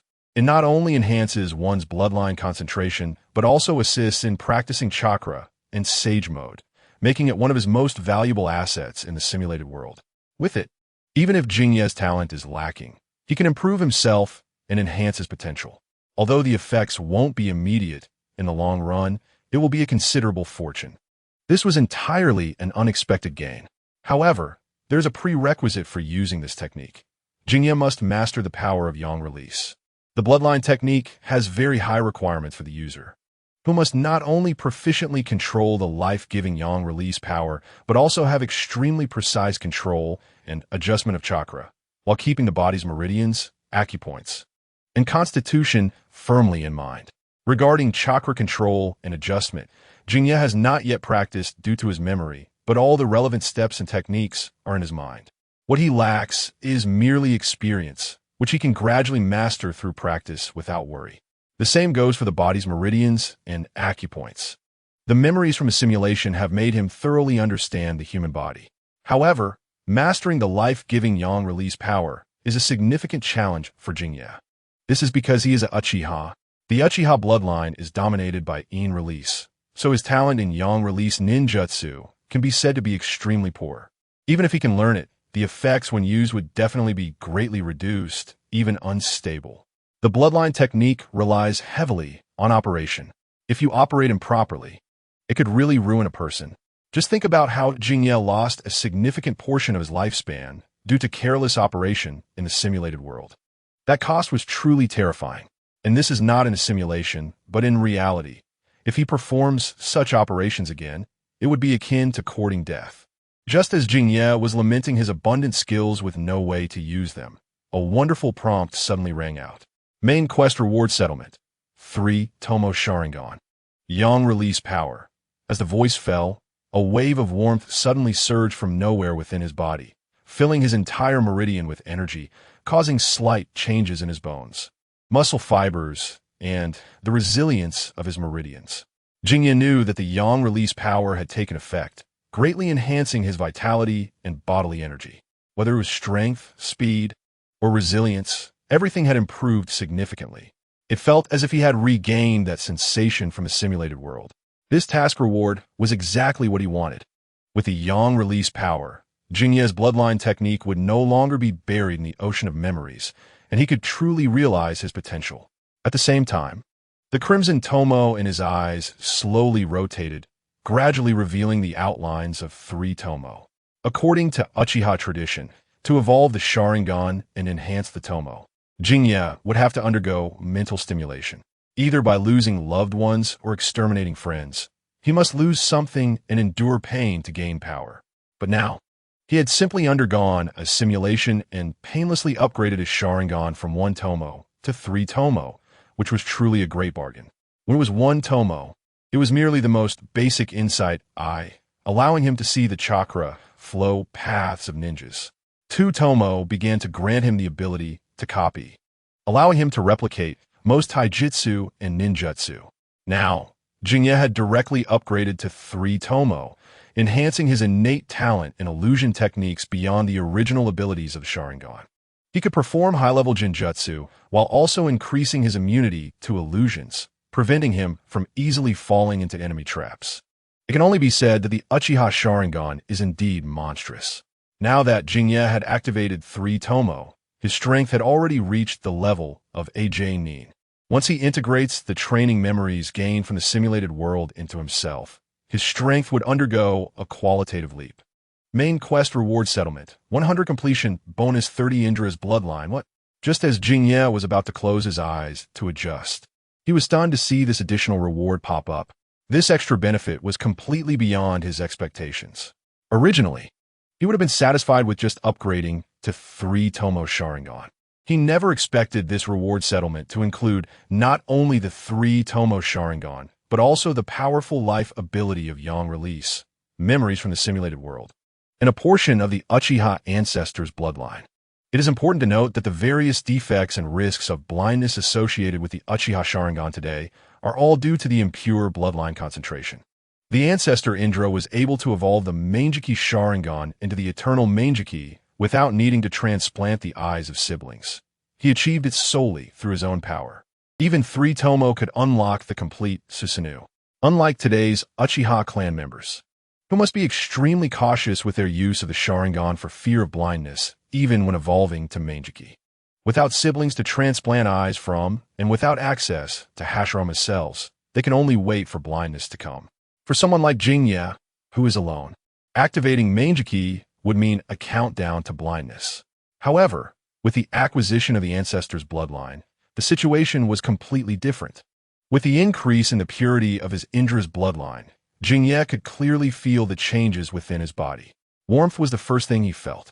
His body was warm, as if his blood were boiling, and the scorching blood flowed through him, inadvertently drawing out his Sharingan, as if some shackles had been broken. His visual and mental strength significantly improved, and his crimson eyes became even more eerie. Feeling this change, Jingye's excitement was beyond words. Although he could use the bloodline technique to purify his bloodline concentration, that was a very slow process, and the required cycle could not be achieved in a short time. It was nothing like now, where he had instantly raised his progress by 30%. For Jingye, who was about to face the night of clan extermination, this was a very advantageous situation. To gain so many rewards from just one simulation, if he were to undergo a few more, Jingye could hardly imagine how strong he would become. Perhaps he wouldn't even need to use the bloodline technique to directly raise his purity to 100%. In that case, how could he not be considered the reincarnation of Indra, if he were to additionally acquire Ashura's body or cells? Thinking of this, he couldn't help but think of Kushina. In the simulated world, he had helped Kushina raise her bloodline purity to the highest level. Perhaps he could use her body to evolve his Rinnegan. However, the two ultimately do not exist in the same world. Moreover, he had said so many hurtful things before dying. She must hate him very much now. Chapter 59. Heading to the police department. Jingye let out a long breath. Suppressing the strange emotions in his heart, he began to analyze his current situation. Although he seemed to have become stronger after receiving the task rewards, in reality, many things were actually illusory. Jingye now appeared to be like a castle in the air built on power and knowledge. He had theories, but no practical experience. If he did not master these powers and solidify his foundation, then when he encountered a strong wind, this false height would instantly collapse and disintegrate. So if possible, Jingye plans to spend some time digesting the rewards he gained from this simulation. Calculating the time, there are still about 30 days until the day of the massacre. The motivation stems from Shursue's death and the escalating conflict between the Uchiha clan and Konoha, which led Itachi to take on Danzo's mission. In other words, if Jingye can prevent Shursue's death, the clan's extermination can at least be delayed for a while. It's important to note that what Jingye needs right now is time. As long as he has enough time to digest his power, the night of the massacre will not be a problem. After determining his goal, Jingye arrived at the police department. In his memory, both he and Shursui were team leaders in the police department, so it was definitely the right place to find someone. When Jingye walked into the police department, the few people inside immediately fell silent, the room becoming quiet in an instant. The looks directed at Jinye carried a hint of disdain. Among them, Uchiha Yin, whose build was like an iron tower, darkened his expression and directly blocked Jinye's path, saying with a tone of disgust, "What are you here for?" Faced with the sudden hostility from his clansmen, Jinye was slightly taken aback and felt shocked. But as memories surfaced in his mind, he suddenly realized there were two people in the police department who were not well received. One was Shui, and the other was him. One was seen as a traitor for always speaking on behalf of the village, while the other was seen as someone who got his position through favoritism. Shui was labeled as a traitor and a fence-sitter because he often sided with the village, which gradually soured the clan's perception of him. As for Jinye, it was due to his power. With only one Tomo activated, his strength was quite ordinary in the police department, yet he had become a team leader, making it strange that he wasn't considered to have gotten in through the back door. Naturally, having someone who was not as capable as you instruct you on how to do things would lead to dissatisfaction. Among them, the one with the worst attitude toward Jinye was Uchiha Yin. According to strength, he was the strongest here. Logically, he should have been the team leader, but unexpectedly, his position was taken by this unknown guy, which led to his resentment and deliberate targeting of him. "This place doesn't welcome the weak. You should leave," Uchiha Yin said, his face darkening with anger as he recalled Jinye taking his position. Just as he was about to continue scolding, he unexpectedly met Jinye's scarlet eyes. 1, 2, 3. 3 Tomo. They were so close that he couldn't be mistaken. His body suddenly froze, and his words got stuck in his throat. In that instant, Uchiha Yin suddenly recalled the fear he felt as a child when his father had beaten him due to bloodline suppression. Like a mouse seeing a cat, his strong body began to tremble, nearly losing his balance, a stark contrast to his earlier domineering demeanor. "Can you let me in?" Jinye said. You can go in," Uchiha Yin nodded in a daze. Seeing the way was cleared, Jinye didn't hesitate and directly entered the room. He hadn't wanted to do it this way, but thinking about it, as a team leader, he had a patrol mission in the afternoon. If they didn't listen to him, would he have to complete the work by himself? That wouldn't do, so he slightly displayed some of his strength. "Since you say I'm weak, how about this 3 Tomo?" As expected, upon seeing the Sharingan, the others immediately fell silent. As for Uchiha Yin being scared to that extent, Jinye speculated it was likely due to him having just integrated the Indra bloodline. After all, he was the ancestor of the Uchiha clan, and it was normal for there to be some bloodline suppression. The group, which had initially looked down on him, now avoided his gaze as he approached, not daring to speak, pretending to be busy. There was nothing to be done. Jinye was just too extraordinary today. He had suddenly evolved from 1 Tomo to 3 Tomo, and had frightened Uchiha Yin to the point of trembling with just one look. Furthermore, when he cast that glance, it felt as if they were submerged in deep sea, enveloped by an overwhelming pressure, unable to escape or move. How could they still dare to look down on him? They almost wanted to kneel on the spot. Jinye ignored them and went straight to the second floor. As the team leader of the police department, he could have an independent office. Jinye decisively headed to Shusui's office, but was immediately taken aback. Where had Shui gone? He went to find the Hokage. Came to reply. "All right, you can get back to work," Jinye said to the kind colleague and returned to his own office. It seemed he would have to wait a little longer. At this moment, Shui, who had already arrived at the Hokage office building, was walking towards the Hokage's office with a nervous heart. He didn't know why the Hokage had called him this time. He felt troubled. As a double agent, he was caught between the village and his clan, in a difficult position. Every time he came to meet the Hokage, his feelings were complicated.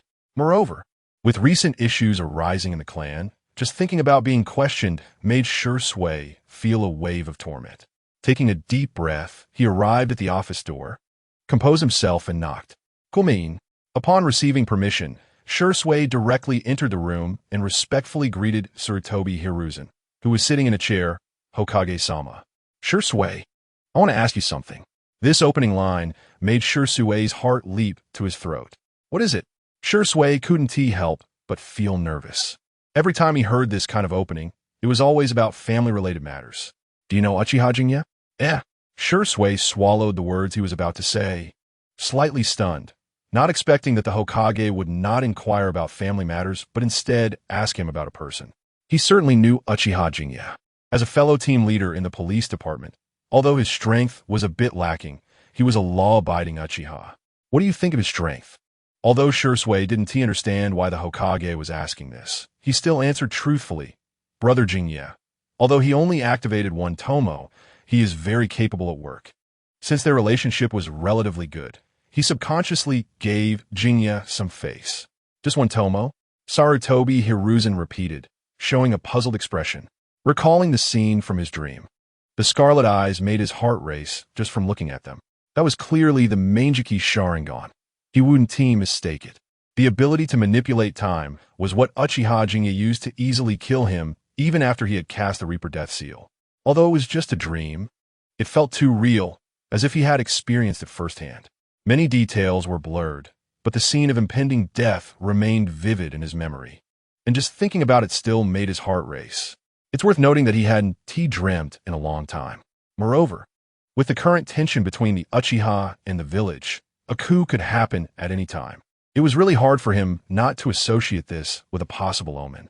Sarutobi Hiruzen's expression was dark and uncertain as he took a deep puff from his pipe, the smoke curling up. The fourth Hokage had sacrificed his life to protect the village's peace, and it was hard-won. As someone who has inherited the wishes of 4 generations, he must eliminate any potential threats to the village. Jishui, do you think he might just be hiding his true strength? Hiding strength? Jinye? Jishui was slightly taken aback and felt astonished. Since he and Jinye were both captains in the police department, they often engaged in sparring sessions. At first, he thought Jinye was intentionally concealing his skills. After all, how could someone who became a captain be weak? However, as they sparred more frequently, he realized that Jinye might not be intentionally modest but was genuinely weak. Becoming a captain might have been due to connections. Despite this, Jishui did not look down on Jinye, as he gradually discovered that Jinye, aside from his lack of strength, excelled in other areas and was very capable in his work. When addressing issues in the village, he was not narrow-minded like other Uchiha and could treat everyone equally. In Jishui's view, Jinye was very likely, like himself, an Uchiha who inherited the will of fire. Lord Hokage, Jishui was anxious, fearing that Sarutobi Hiruzen might misunderstand Jinye, and quickly explained, Jinye is truly weak. There is absolutely no possibility of him hiding his strength. As someone who has sparred with him multiple times, I can vouch for the truth of this matter. He harbors no malice towards the village. On the contrary, he is one of the few Uchiha who has inherited the will of fire. Is that so? Sarutobi Hiruzen clearly did not believe him. The images in his memory remained vivid, and after pondering for 2 seconds, he said somewhat helplessly, Jishui, you know, ever since the Nine Tails incident, the relationship between the Uchiha and the village has been very tense. What I do is for the village. Lord Hokage, Jishui, you are an Uchiha who has inherited the will of fire. Leaving the Hokage's office, Jishui felt a heavy heart. He could sense that the Hokage's wariness towards the Uchiha had deepened. Now, even with him, there was an extra layer of vigilance and distrust. Although it was not very obvious, Jishui was very sensitive about the relationship between his family and the village. Therefore, when interacting with Sarutobi Hiruzen, he often focused intently and clearly caught a fleeting look of disdain on the other's face. Sigh. Jinye is just an ordinary Uchiha. Unknowingly, he had returned to the police department. As he pushed aside the curtain, Uchiha In, whose body was as sturdy as an iron tower, directly blocked his path. Wearing a look of disdain and speaking impatiently, traitors are not welcome here. Get lost. This time, just like how he blocked Jinye earlier, he was now blocking Jishui. His tone was even worse than when he dealt with Jinye. Compared to Jinye's connections, the clansmen were even more disgusted with capable traitors who turned their backs on their own. Facing the harsh words from his clansmen, Jishui sighed inwardly, feeling a bit wronged. Not only was he being watched by the high-ranking officials in Konoha, but even his clansmen had long harbored resentment towards him. He had completely become a joke that was unappealing to both sides. Still not leaving? Uchiha Inglerth, seemingly wanting to vent all the anger he had received from Jinye onto Jishui, becoming even more agitated. As the two stood stubbornly at the door, neither willing to back down, Jinye came down from the second floor. And, step aside, he patted Uchiha on the shoulder and said gently, Oof. If it weren't for Captain Jingye's words, I would never let you off so easily today. After saying this, Uchiha hesitated for a moment and then walked away. In that instant of turning around, Jishui saw a clear look of fear on his face, seemingly afraid of someone. But apart from Jingye and himself, there was no one else present. From the way he just treated Jishui, it was evident that this person he feared was not Jishui. So it must be Jingye. But wasn't Uchiha the one who disliked Jingye the most? Why would he fear him? Jishui felt that his eyes might be having issues, and a look of astonishment appeared on his face. Noticing the expression on his face, Jingye turned around and revealed a bright, sunny smile. Jishui, let us have a chat. Chapter 61. Changing Positions. Following the tradition of the Uchiha clan, the two went to the waterfall. Here, the sound of the flowing water could effectively cover their conversation. Throughout the journey, Jishui kept replaying the earlier events in his mind. Why was Uchiha afraid of Jingye? Could it really be as Lord Hokage said, that Jingye was hiding his strength? It wasn't until they reached their destination and saw Jingye's sunny smile that Jishui shook his head, dismissing his wild thoughts. After spending so much time together, how could he not know what kind of person Jingye was? As a fellow inheritor of the will of fire, how could he doubt him? Thinking this, Jishui completely let down his guard, and a hint of fatigue appeared on his face. Jingye, how can our clan regain the village's trust? Just as Jingye turned around, he was left speechless upon hearing Jishui's words. Right now, the Uchiha were on the brink of being targeted, and he was not worried about them, but rather concerned about the village. His thinking was completely off. Indeed, it was high time for Jishui to receive a political lesson. Jishui, it's not about how the clan can regain the village's trust, but how the village can trust the Uchiha. Seeing his confused expression, Jingye knew that this guy's mind was still not in the right place. After all, Uchiha Jishui had always been a person without decisive thought. His stance had never been firm enough, always trying to please both the clan and the village without considering where the real issue lay. In politics, there's no such thing as peace, only interests and compromises. Jishui, how many people in the clan are harboring anger? Yet to prove their innocence, the clan has repeatedly endured, repeatedly relocated, moving from the center of the village to the outskirts, completely withdrawing from Konoha's high ranks. Not only that, but they also have to constantly endure the village's surveillance. Setting aside the pride of the Uchiha, we have compromised to this extent. The village should see our sincerity. Yet why have we still not gained their trust? Yes, why? Jishui was completely stunned, and his confusion was even greater than before. If Jingye had not listed all the things the clan had done, he would not have realized that the clan had long since put aside their pride to prove their innocence. Yet, he had previously thought that it was the clansmen who could not let go of their pride, leading to the village's distrust. Now, it seemed that the problem was truly with the Uchiha. Seeing his bewildered expression, Jingye couldn't help but sigh inwardly. The Uchiha's education on such matters was clearly too insufficient. Uchiha Jishui's mind was clearly often muddled by Sarutobi Hiruzen's will of fire. His thought process was completely off track. Although Jishui was a complete genius when it came to ninjutsu, he was utterly confused when it came to politics, often getting trapped by conceptual tricks, going around in circles. With that kind of mind, how could he possibly compete with Sarutobi Hiruzen and Shimura Danzo, those old foxes? But perhaps it was precisely because of this that Jingye had enough room to maneuver and could attempt to use similar methods to help Jishui wake up. In the quiet night, Jingye's lips curled into a barely perceptible arc, and a smile flashed in his eyes. Jishui, the problem has never been with the Uchiha, but rather with the village. The mention of village made Jishui's pupils widen slightly, but he saw Jingye displaying a somber expression, feigning a melancholic demeanor as he said, "Yes. Do you know Elder Shana?" Jishui's face showed confusion. What did the village's problems have to do with Elder Shana? Uchiha Shana was a member of the police force during the administration of the second Hokage, Senju Tobarama. He inherited Uchiha Madara's will and was quite dissatisfied with Tobarama's policies towards the Uchiha, which led him to incite a rebellion among his clansmen, only to be imprisoned by Tobarama. Although he was released later under Sarutobi Hiruzen, he had since become disheartened, yet his influence remained, making him a typical representative of the Uchiha Hawks. Jisue, you're still too naive. Jinye shook his head and said, you should also be aware of the second Hokage's attitude towards us Uchiha. It has always been one of vigilance and suspicion. Now, the upper echelons of Konoha, including the Hokage, are all disciples of the second Hokage. How do you think they will treat the Uchiha? Jisue's heart trembled, and he suddenly froze in place. Recalling the days when he had always been regarded with suspicion by them, and he remembered the disdainful attitude shown to him by the third Hokage. He felt a sense of existential doubt. No, that's impossible. At least the Hokage. Stop deceiving yourself. Jinye interrupted directly. Jisue, ask yourself, after all these years of serving them, have you really been wholeheartedly accepted by them? Jisue fell silent. It was clear as day. After all, such a thing was impossible. Not to mention that the Uchiha would never be fully accepted by them. Even among themselves, there was still distrust. Politics could never offer you true sincerity in exchange for sincerity. It was all about interests and compromises.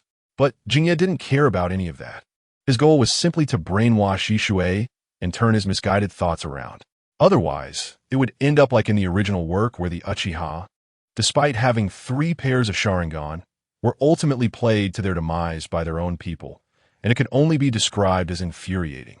So Jisue, as long as Sarutobi Hiruzen remains in the position of Hokage, no matter what we Uchiha do, it will be useless. Jinye displayed a frustrated and powerless expression and sighed. Then what should we do? Jisue frowned at the words, suddenly feeling anxious. Just a few hours ago, he wouldn't have even worried. It would have been good enough if he hadn't reported Jinye's earlier words to the third Hokage, Sarutobi Hiruzen. But now look at this anxious demeanor. He was even more worried than Jisue himself. Seeing his expression, Jinye couldn't help but smile triumphantly. Indeed, as long as the right moves were made, no corner could withstand the digging. He didn't believe that the Uchiha, united with their 3 pairs of Sharingan, couldn't stand against Konoha. At that moment, a frowning Jisue seemed to have thought of something and suddenly said, by the way, Jinye, the Hokage, just mentioned you to me. Saying this meant that his stance had completely changed, now standing on the side of the family. However, upon hearing this, Jinye was momentarily stunned and felt surprised. In his memory, Uchiha Jinye should have been just an obscure character. Why would Sarutobi Hiruzen know about him and deliberately mention him in front of Jisue? Chapter 62, Jiraiya. The 5th Hokage Jinye, are you okay? Seeing the serious expression on the other person's face, Jisue couldn't help but feel nervous and worried. After Jinye's earlier brainwashing, he had completely regarded him as the future hope of the family. I'm fine. Sensing Jisue's concern, Jinye shook his head and quickly brushed away the chaotic thoughts in his mind, revealing a reassuring smile. He was afraid that this hard-won ally would betray him again to Sarutobi Hiruzen, that old fox. After all, this person was notoriously indecisive. Without someone to guide him, he might do something foolish again. No one is born standing on one side. Everyone moves step by step into the embrace of the other. Previously, due to a layer of Hokage filter that favored Sarutobi Hiruzen, he had been manipulated and brainwashed by that old fellow, losing track of what was primary and what was secondary. But now, thanks to Jinye's appearance and the shattering of the Hokage filter, he had finally been rescued back. However, if something happened to Jinye, he would undoubtedly be lost again, losing direction. He might even return to collaborating with Danzo in the original work, ending up with the fate of being tricked into losing his eyes and committing suicide, leading to the extinction of the Uchiha clan. Such a result was absolutely not what Jinye wanted. Therefore, his top priority now was to stabilize Jisue, who was lost in life. As for Sarutobi Hiruzen's attention on him, ever since the Nine-Tails incident, the Uchiha had been under constant surveillance by the Umbu. Even if he happened to catch their attention, it should be considered normal. Looking at the bewildered expression in Jisue's eyes, Jinye reaffirmed his thoughts in his heart. First, he needed to keep this Uchiha with a pitfall in his head convinced. Jisue, don't lose heart. Although the 3rd Hokage has inherited the 2nd Hokage's thoughts, he is after all getting old and will eventually step down. Think about it. During the 4th Hokage's reign, the Uchiha were never targeted, right? The 4th disciples and his wife's close friends were all Uchiha. and Kakashi's one Sharingan was left behind out of respect for the fourth. Plus, he personally had no prejudice against the Uchiha. At that time, the relationship between the Uchiha and the village reached an unprecedented height. If the fourth hadn't died early, the Uchiha's issues would have been resolved long ago. Yes, Jishui, who had also thought of this, felt a glimmer of hope appear in his eyes after hearing Jinye's words. However, he seemed to think of something again, and soon his expression dimmed as he sighed. But the fourth Hokage is no longer here. It seems that there is no one in Konoha now who can take over the third Hokage's position. Jiraiya. Jiraiya? Yes. Looking at him, Jinye revealed a sunny smile and said, in terms of strength, Jiraiya is currently among the strongest in the village. He has fought against the demigod of the ninja world. In terms of prestige, Jiraiya is known as one of the legendary 3 ninjas and has close ties with many great clans in the village, as well as being a disciple of the third Hokage. Undoubtedly, he is the most suitable candidate right now.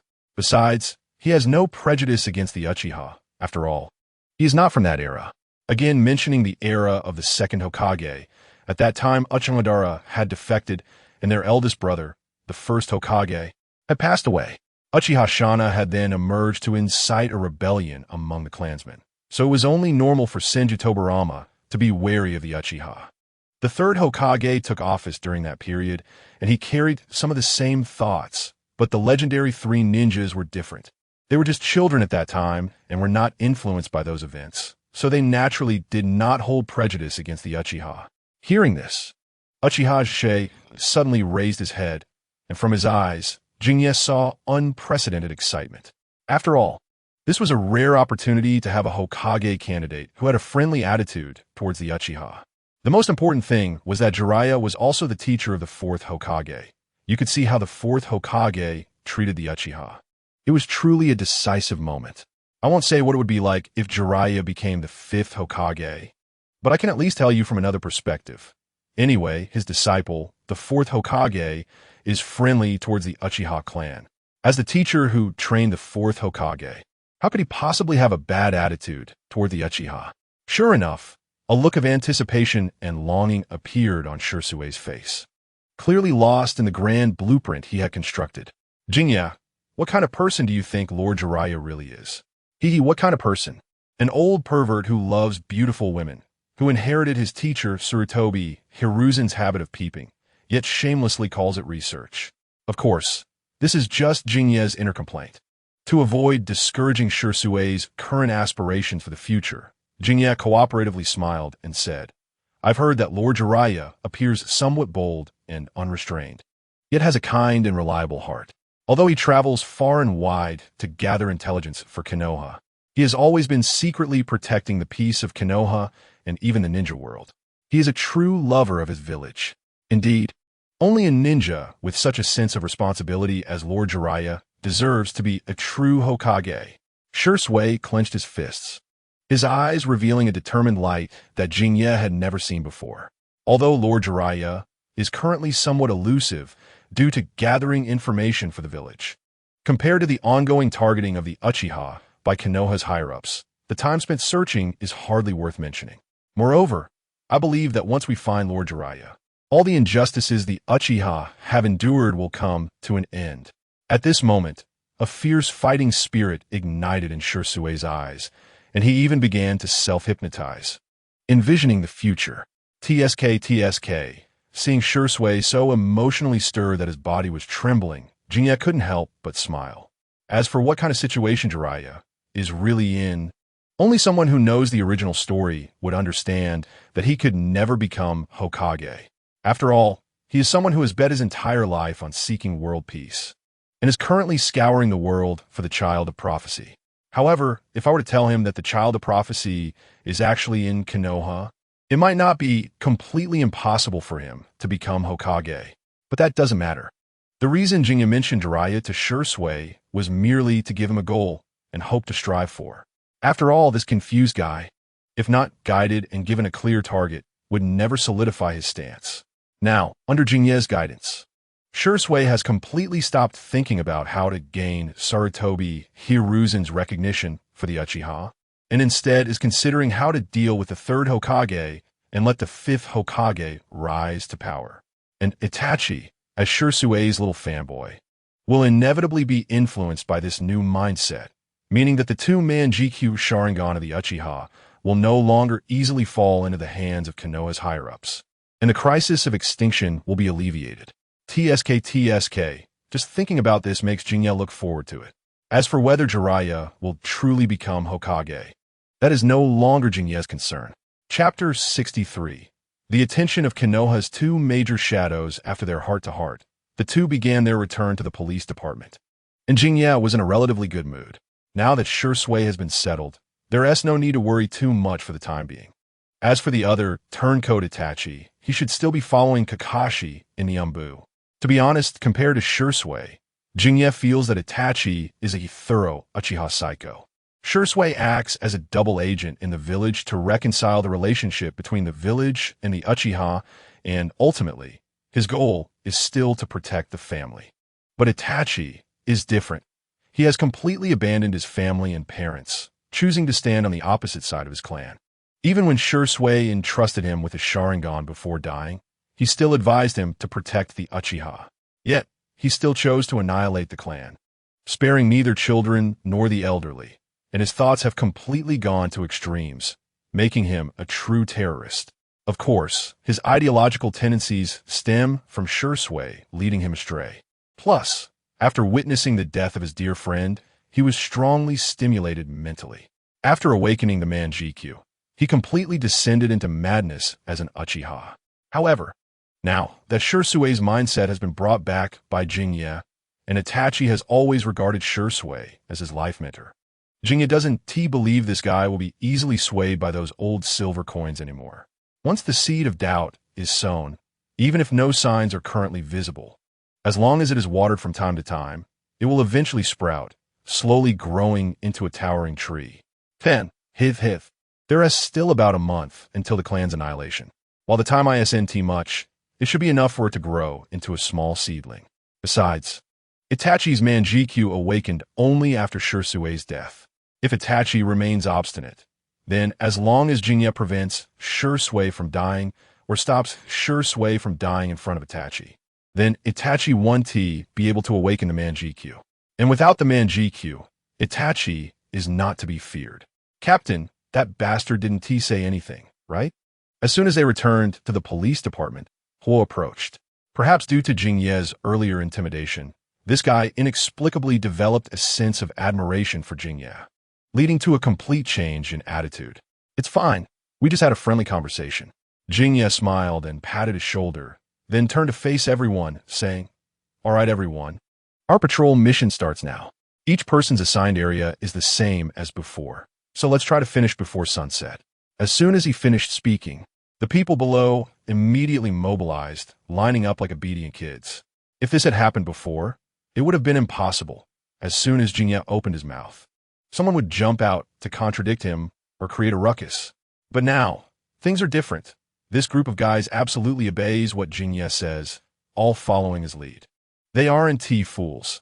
Jinye's earlier display of power clearly showed he is not to be trifled with. Moreover, even the most rebellious Uchiha Hua is now eagerly following Jinye. And since they are weaker than Uchiha Hua, if they don't obey, they get beaten. The police department S hall quickly became empty. Jinye was fully aware of this change in attitude among the group. After all, this was precisely his purpose in demonstrating strength, and he had anticipated it. Seeing this scene, a smile slowly crept onto his face as he led them out for patrol according to the assigned areas. Unexpectedly, they encountered a roadblock along the way. Uchiha Jinye, Lord Danzo requests your presence. Please come with us. Jinye looked at the two ninjas in front of him who claimed to be Danzo's subordinates, but were dressed in Umbu attire, and was taken aback. This attire looks very root-like, but why is Shimura Danzo suddenly looking for me? Before this, I was just an inconspicuous minor character. Jinye couldn't help but frown, recalling that Shisui had mentioned earlier that Sarutobi Hiruzen had also brought him up. This made Jinye feel something was off. Why are these Konoha higher-ups suddenly paying attention to him? There must be something wrong. The root ninjas urged him again. Uchiha Jinye, please come with us. Jinye frowned as he looked at them. Who are you? This question immediately stunned them. What do you mean? Can't you tell who we are? This is the first time they have encountered such a situation since they started. In the past, whenever they hired someone, there was never this much nonsense.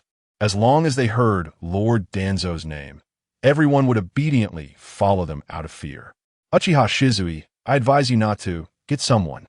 Arrest this group of spies and throw them in prison. What? At that moment, the faces of the two root members showed an expression they had never had in their lives. They never expected Shizui to play so unpredictably. To actually call them spies and intend to arrest them. Isn't this turning things upside down? Uchiha ninjas continuously surrounded them, and the root ninjas' hearts skipped a beat. This was clearly not a joke. They really intended to arrest them. Damn it! Uchiha Shizui, we are Lord Danzo's subordinates. You dare to touch us. Who is Danzo? All I know is that you are dressed as Umbun ninjas, yet you are not under the Hokage's command. If you're not spies, you must be enemies. Before they could finish speaking, Hien led the other members of the police department to take them down on the spot. You should know that Uchiha Shizui's prestige in the police department was no longer what it used to be. No one dared to disobey him. They all rushed forward to give the two root members a good beating. You will regret this. The cries of despair came, but Shizui only watched mockingly from the side, completely unfazed. The root ninjas had never been officially recognized by Konoha and were absolutely not allowed to enforce the law openly. As for Danzo, as the Hokage, he had never appeared in public to avoid taking responsibility for Sarutobi Hiruzen's failures, and the new generation of ninjas didn't even know him. And Shizui was part of this new generation. It was reasonable that he didn't know who Danzo was, right? Besides, what could possibly come from that old bastard inviting him? The example of Shursui being blinded was a living proof. He would definitely not fall for it. However, speaking of which, putting all that aside, isn't he getting a bit too popular? The two major leaders of Konoha inexplicably started paying attention to him, making Shizui feel that there was something deeper going on. Chapter 64. Uncontrolled Kushina. Just when Shizui was doubting life, Kushina was fuming about the resurrection issue. 3 years. 3 years. And after 3 years, you only collected 3-tailed beasts. Kushina, dressed in a red cloud black robe and wearing a crowbeak mask, stood behind the desk. Her long, fair hands raised high, clutching a stack of papers. This was the information about the tailed beasts collected by her organization's members over the years. With her words falling, the papers were instantly scattered to the ground. Seeing this, the members below all broke out in cold sweat, feeling a wave of fear in their hearts. They also had no idea what was wrong with their leader today. Her temper had become incredibly explosive, seemingly very dissatisfied with their work efficiency. Indeed, the results looked quite poor, but considering the current strength of the Akatsuki organization, they had done their best. A strange, overwhelming chakra emanated from Kushina, filling the air with a foreboding and ominous aura. In an instant, it felt as if endless negative emotions surged forth. Kushina's eyes were bloodshot, her heart filled with an endless killing intent. This ominous chakra, to the ninjas sensitive to such feelings, was extremely apparent. The Akatsuki members' pupils trembled, and upon personally experiencing it, the hairs on their bodies stood on end, instinctively moving away from Kushina. This was a human's instinctive reaction to the terror of the unknown. Not good. At that moment, Mikoto also noticed Kushina's problem. It was clearly caused by some uncontrollable force within her body. Everyone, today's meeting is over. All of you exit now. With her loud shout, the members obediently retreated. To be honest, if they hadn't been waiting for orders, they would have run out long ago. Why wait until now? Kushina. Once only herself and Kushina were left in the room, Mikoto immediately tried to wake her. She knew Kushina's identity as a Jinchuriki, but the force before her was clearly something else. It was obviously a special power that had awakened within her body, causing a backlash. Mikoto activated her Sharingan, attempting to calm the raging power within Kushina. After a while, the ominous aura around her slowly faded, and the violent power gradually stabilized, no longer fluctuating as violently as before. Kushina, what was that just now? As the chakra subsided, Kushina's aura finally calmed down, and Mikoto quickly stepped forward to support her, asking with concern, "How long has this symptom been appearing?" Kushina bit her lip, a hint of sadness in her eyes, and weakly said, "Just recently. Does it have anything to do with him?" Makoto seemed to think of something, her expression complex. "Yes." Kushina nodded her head, lowering her gaze. "But if you don't control this power, it can easily overdraw your body, causing irreparable damage. You currently look more like you're experiencing a reaction common in bloodline clans, known as bloodline disease. The Uchiha Sharingan is a type of bloodline limit, and Makoto had previously seen clan members with reactions similar to Kushina's. They all suffered from bloodline disease, so Makoto naturally made this connection. But only Kushina knew that this was not a bloodline disease. It was a problem left over from when Shizui helped her awaken her sage body, which had not fully awakened. Normally, there shouldn't have been any issues. But since Shizui's death, Kushina's emotions have been unstable, and over the years, her excessive use and stimulation of power had turned a non-issue into a problem. "Kushina, you have a significant rejection of this power. If you continue to use it, even if your body is strong, you won't be able to bear it." "It's fine, Makoto-ne." Kushina's weak voice echoed in the room, her eyes showing a hint of determination. "Kushina, do you want to die?" At Makoto's stern shout, Kushina fell silent, not answering. Seeing her like this, Makoto felt a headache coming on. For some reason, she always felt that Kushina was even more Uchiha than her, frighteningly obsessed. Ever since Shizui's incident, it was as if she had become a different person. "For Shizui, I will continue to live." After a brief silence, only Kushina's soft voice echoed in the room. At this moment, Shizui was unaware of the changes happening with Kushina. After resolving the root members and finishing his patrol, he arrived at the Uchiha clan's training ground. With the talent of having a 3-tomo Sharingan and various jutsu memories in his mind, what he needed to do now was to get his body up to speed. Due to previous talent limitations, his current body was not as outstanding as in simulations. He needed to improve it bit by bit. Without absolute confidence in crushing his opponents, he would not easily flip the table. At most, he would first work to bring the rebellious Uchiha members back in line. And when the Uchiha clan was united, he wouldn't believe that Sarutobi Hiruzen would still dare to take action. Soon, the spacious training ground echoed with the crisp sounds of metal clashing, and occasionally, glimpses of electric arcs and bursts of flame could be seen. Surrounding Shizui were countless metal launching devices for shuriken and kunai, and, as the steel wire was pulled, numerous hidden weapons shot out like a torrential rain. With the outstanding insight and dynamic vision of the 3-tomo, Shizui's speed visibly increased. The body seems to be constantly adapting its abilities, and under the clattering echoes, the ground at his feet is already littered with powerless kunai and shuriken. Of course, his practice involves not only physical aspects, but also the various ninjutsu he learned in his mind, all of which he has thoroughly tried out. After a moment, the sound of heavy breathing filled the training ground. Although he appeared exhausted, a smile appeared on his face. With his talent improved, his adaptability is now better than he imagined. Once he fully comprehends the various rewards gained from this simulation, it won't be long before he can begin the next one. As long as he becomes strong enough, the threat of extermination will no longer be a problem. By the way, since he's here, is it a bit too sneaky to hide and watch? Jingye's eyes narrowed, suddenly turning to look towards the nearby forest. Chapter 65, Fugaku has arrived. Father asked me to invite you to his place. Itachi, who had been pointed out by Jingye, chose not to hide anymore and stepped out from the shadows. Uchiha Fugaku. Jingye was startled upon hearing this. He recalled the earlier incident with the root and speculated that Fugaku must be looking for him because of that. Jingye was not worried about this matter. Since Root is a secretive organization, as the head of the village's security force, it was reasonable for him to apprehend suspicious individuals. Even if it escalated to the Hokage, he would have ample justification. However, due to the memories from the previous simulation, he couldn't help but be momentarily distracted when he heard his good brother's name. He looked at Itachi, and seeing his cold and profound demeanor, a pensive expression appeared on Jingye's face. At this moment, Itachi was like Shursui, acting as a double agent between Konoha and the Uchiha. However, unlike Shursui, who wanted to protect the Uchiha's future, Itachi's heart leaned more towards the village. This was largely thanks to his good brother Fugaku.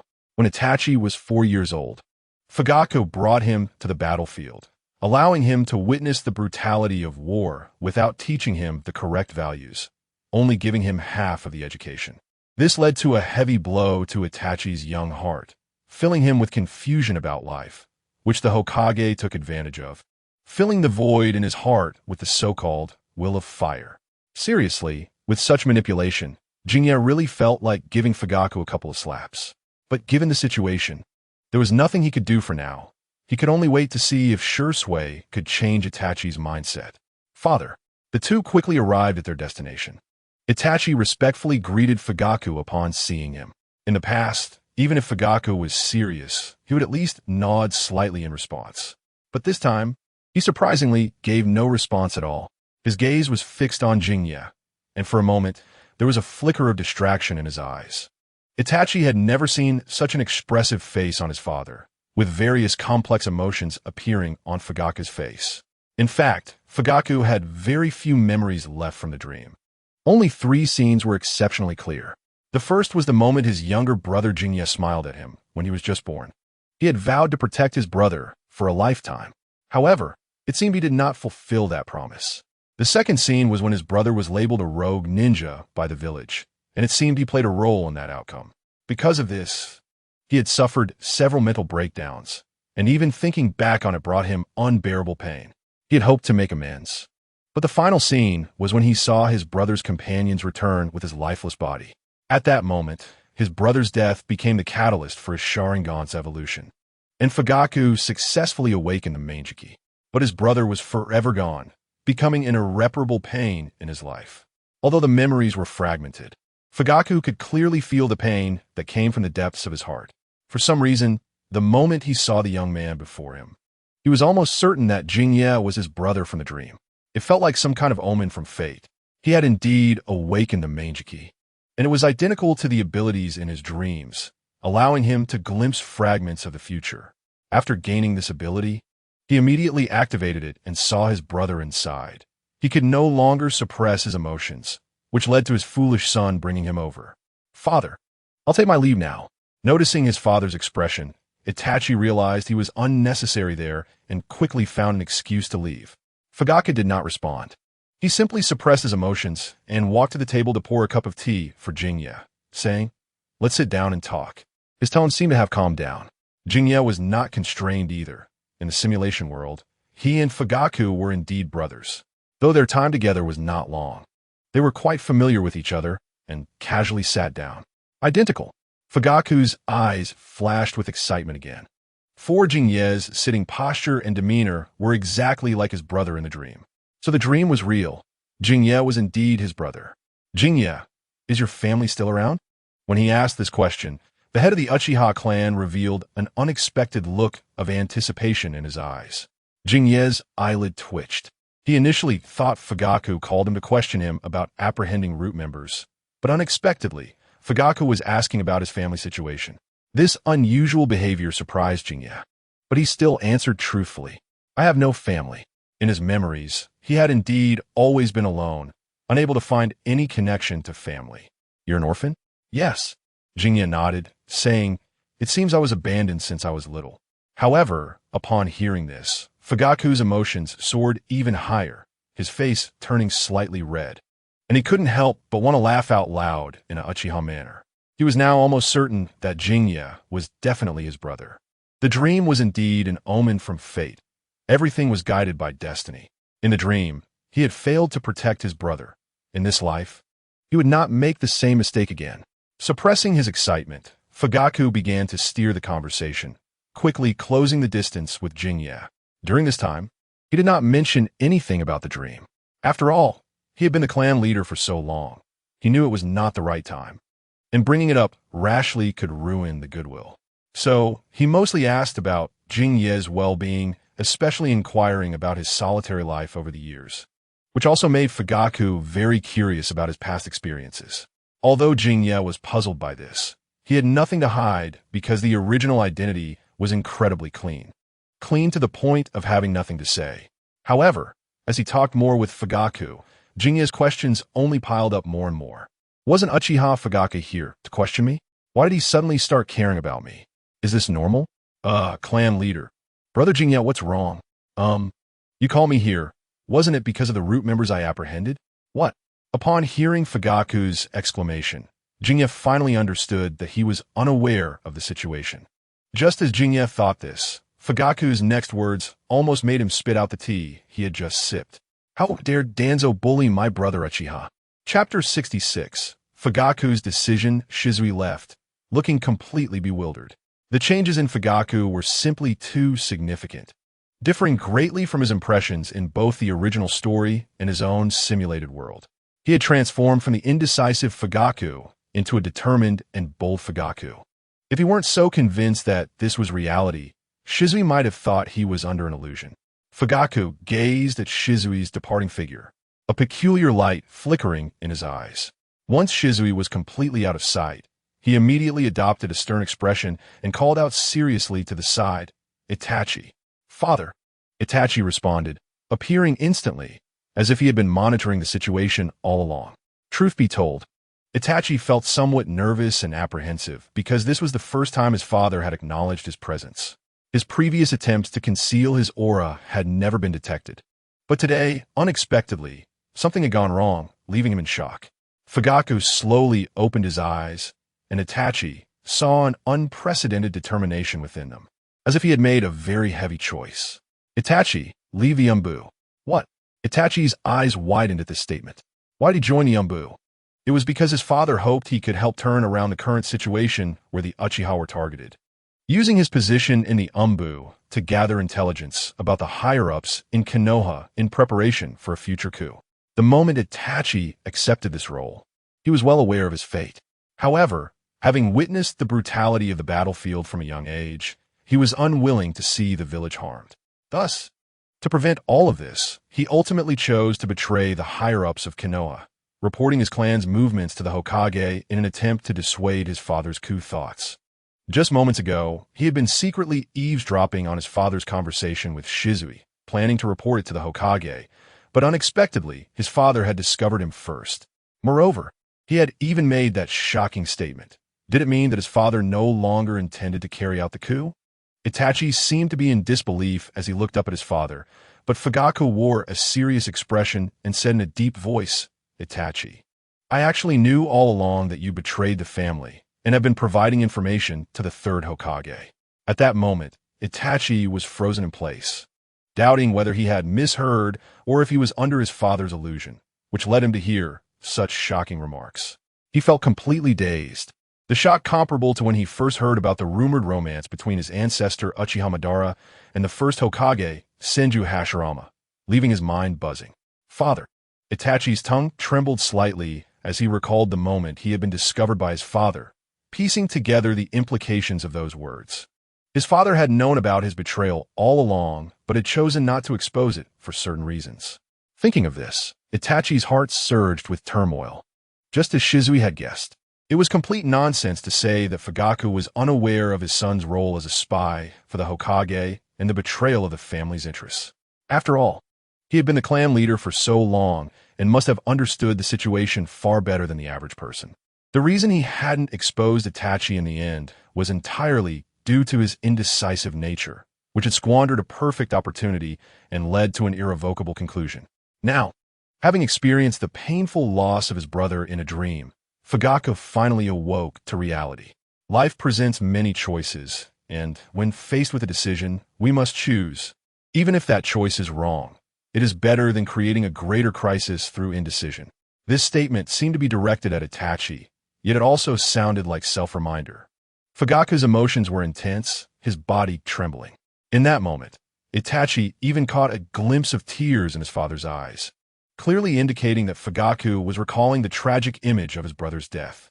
"Brother." Taking a deep breath, Fugaku suppressed his emotions, regaining his usual stoic expression as he gazed into Itachi's eyes, solemnly saying, "Itachi, you are fortunate. You still have a chance to choose. But I hope you can make the right choice." Unconsciously, Fugaku's right fist had clenched tightly, and a hint of coldness surfaced on his eternally stoic face. The responsibility to make the right choice fell not only on Itachi, but also on him. This time he would not choose wrongly. The evil Danzo actually dared to target his brother, and Fugaku must retaliate. "Father." Itachi swallowed hard. The sudden change in his father's attitude, leaving him feeling caught off guard, and he was even more confused about the choices his father spoke of. Itachi, Fugaku's face grew serious as he spoke. You are the son of the clan leader. From the moment you were born, enjoying the privileges that come with this identity means you must bear greater burdens for the family, be responsible for your clansmen, and most importantly, for your family. Family. Village. You must remember, family is always the most important. Looking at the still, somewhat confused Itachi, Fugaku suddenly thought of Shizui. And Itachi had Sasuke as well. To help this child understand the importance of family, Fugaku suddenly said, think of Sasuke. Sure enough, as soon as Sasuke was mentioned, Itachi's demeanor shifted instantly. He raised his head sharply, frowning. As an older brother, you surely don't want anything to happen to your little brother, right? At that moment, Itachi's pupils suddenly constricted, and the thought of Sasuke coming to harm brought an expression of anger to his face, causing his body to tremble. Their conversation did not last long. By the time it ended, Itachi still felt somewhat dazed. Everything that had happened today felt like a dream, so unreal. Was he really to choose between family and village? Itachi felt exhausted. Brother, you're back. As he pushed open the door, Sasuke jumped out with joy, wearing a happy smile. Sasuke, seeing his beloved little brother, Itachi felt a wave of warmth in his heart. Recalling his father's earlier words, a hint of determination surfaced in his eyes. Sasuke, forgive me. With 2 fingers gently tapping Sasuke's forehead, Uchiha Itachi smiled. Chapter 67.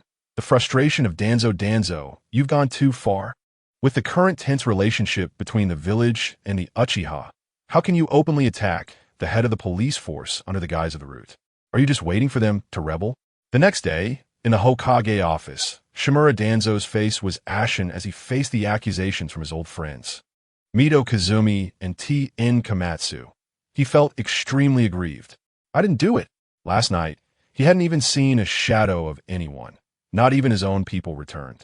If it wasn't you, could it be the Uchiha did it themselves? Mito Kazumi, understanding his old friend too well, directly threw a still-warm complaint scroll from Uchiha Fugaku at Danzo's face. Slander. This is slander.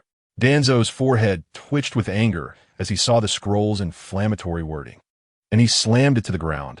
How dare that thick-browed, big-eyed Uchiha Fugaku defame him, claiming he was digging into their Sharingan and that this was undermining the Uchiha's foundation?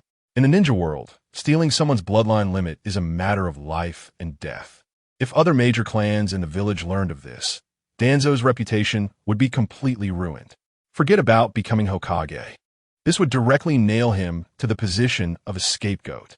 After all, for the ninja clans of bloodlines and secret techniques, who could trust someone who constantly covets their family heritage to become Hokage?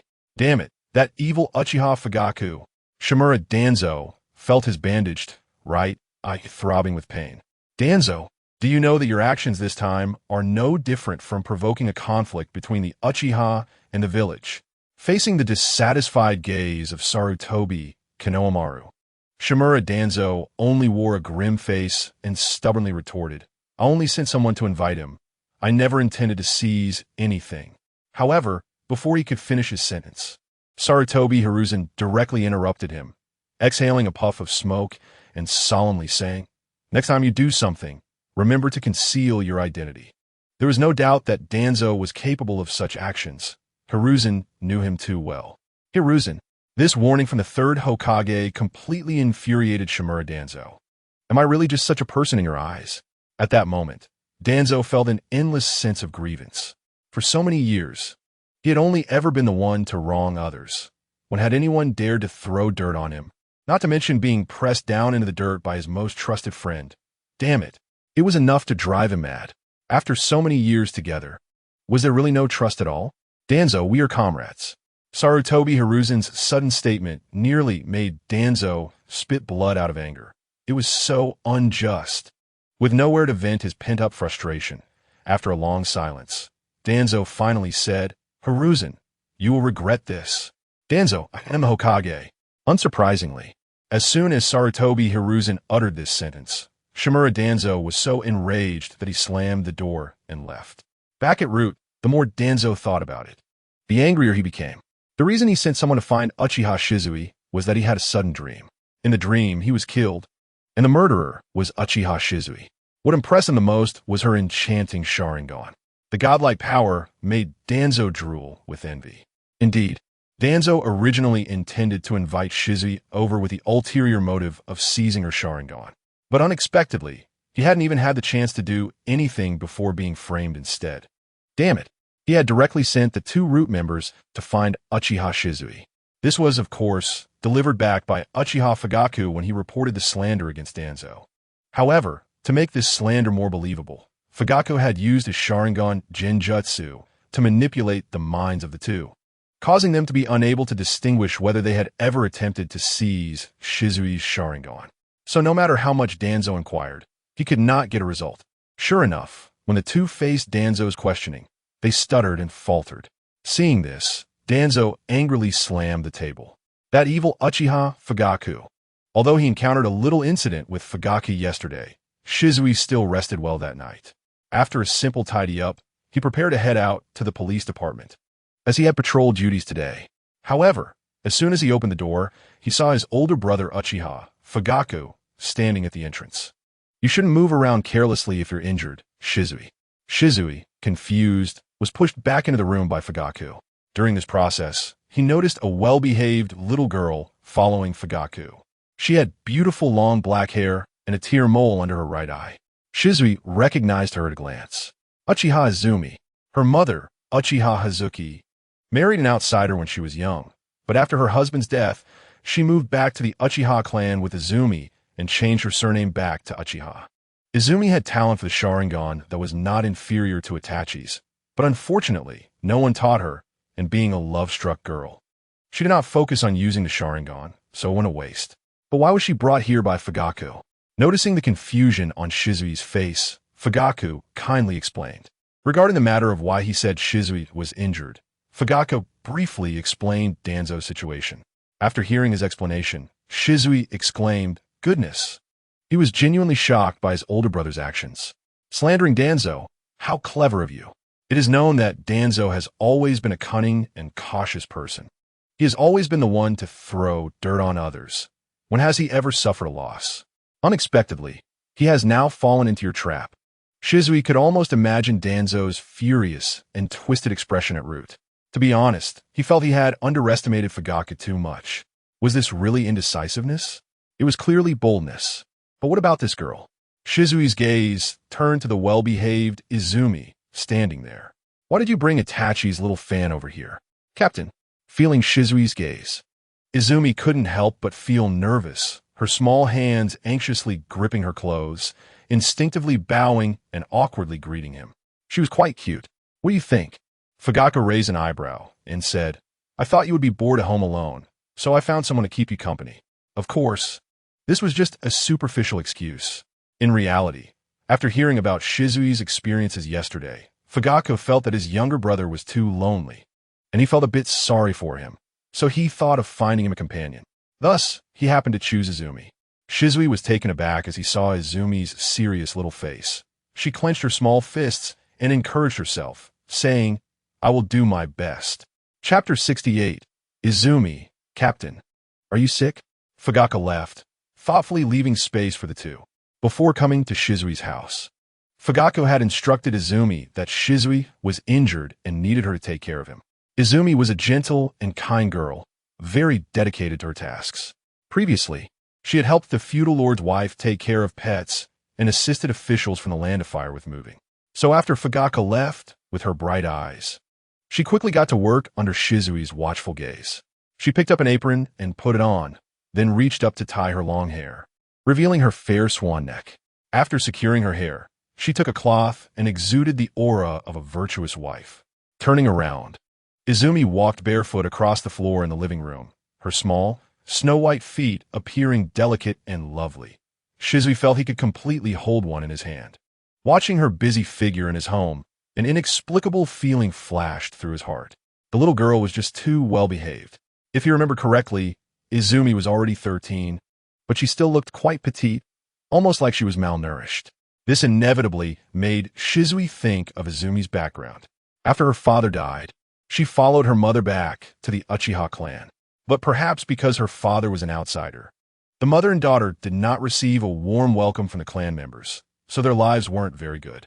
This also meant that despite Izumi having excellent talent for the Sharingan, she still couldn't use it and only excelled in physical techniques. After becoming a genin, she had to do hard labor. It was quite a pity. Reflecting on this, another figure flashed through his mind. They were quite similar. Shizui fell silent for a moment, holding some snacks, and raised his hand to shake them in front of her, saying, "Do you want some snacks?" Although the children of the ninja world mature earlier, they should still be unable to resist the temptation of snacks, right? "Captain, you are sick now and can't eat snacks." Looked up to meet his warm gaze. Hesitated for a moment, took a few steps forward to accept the snacks, and then saw her lovely face show a serious expression. Was taken aback for a moment, a look of surprise appearing on his face. "Actually, I'm not sick. This is all a fabrication by." "No, you are sick." Tried to muster her courage, her small hands instinctively gripping the hem of her clothes as she said, "The clan leader said you were sick, so I will definitely take good care of you." She felt a bit anxious. Their statuses were different, and saying this made her feel quite rebellious. But thinking his health, she still said it. Met her stubborn gaze and felt her emotions, shaking his head and chuckling. "This is actually for you." Without waiting for her reply, directly stuffed the snacks into her arms. Showed a look of surprise, realizing she had misunderstood, her face slightly flushed, wanting to say something but hesitating. "Thank you." Boys' rooms are usually quite messy, so I'd been tidying up and still hadn't finished. During this time, had advised not to clean up anymore. After all, he really wasn't sick. This was a setting imposed on him by. But the little girl was quite stubborn and insisted that this was her job and that she would take good care of. Helpless, he had to let fuss around. Now, because of the lie told, he temporarily couldn't go out and needed to stay quiet for a while. But at home, there was nothing to do, so he could only watch Busy in front of him, feeling someone's gaze on him. And his ears couldn't help but flush, feeling nervous. Her legs instinctively tensing up, her white toes unconsciously scratching. Since gaze had been on, her movements did not escape his eyes. He couldn't help but smile. Had no particular thoughts about.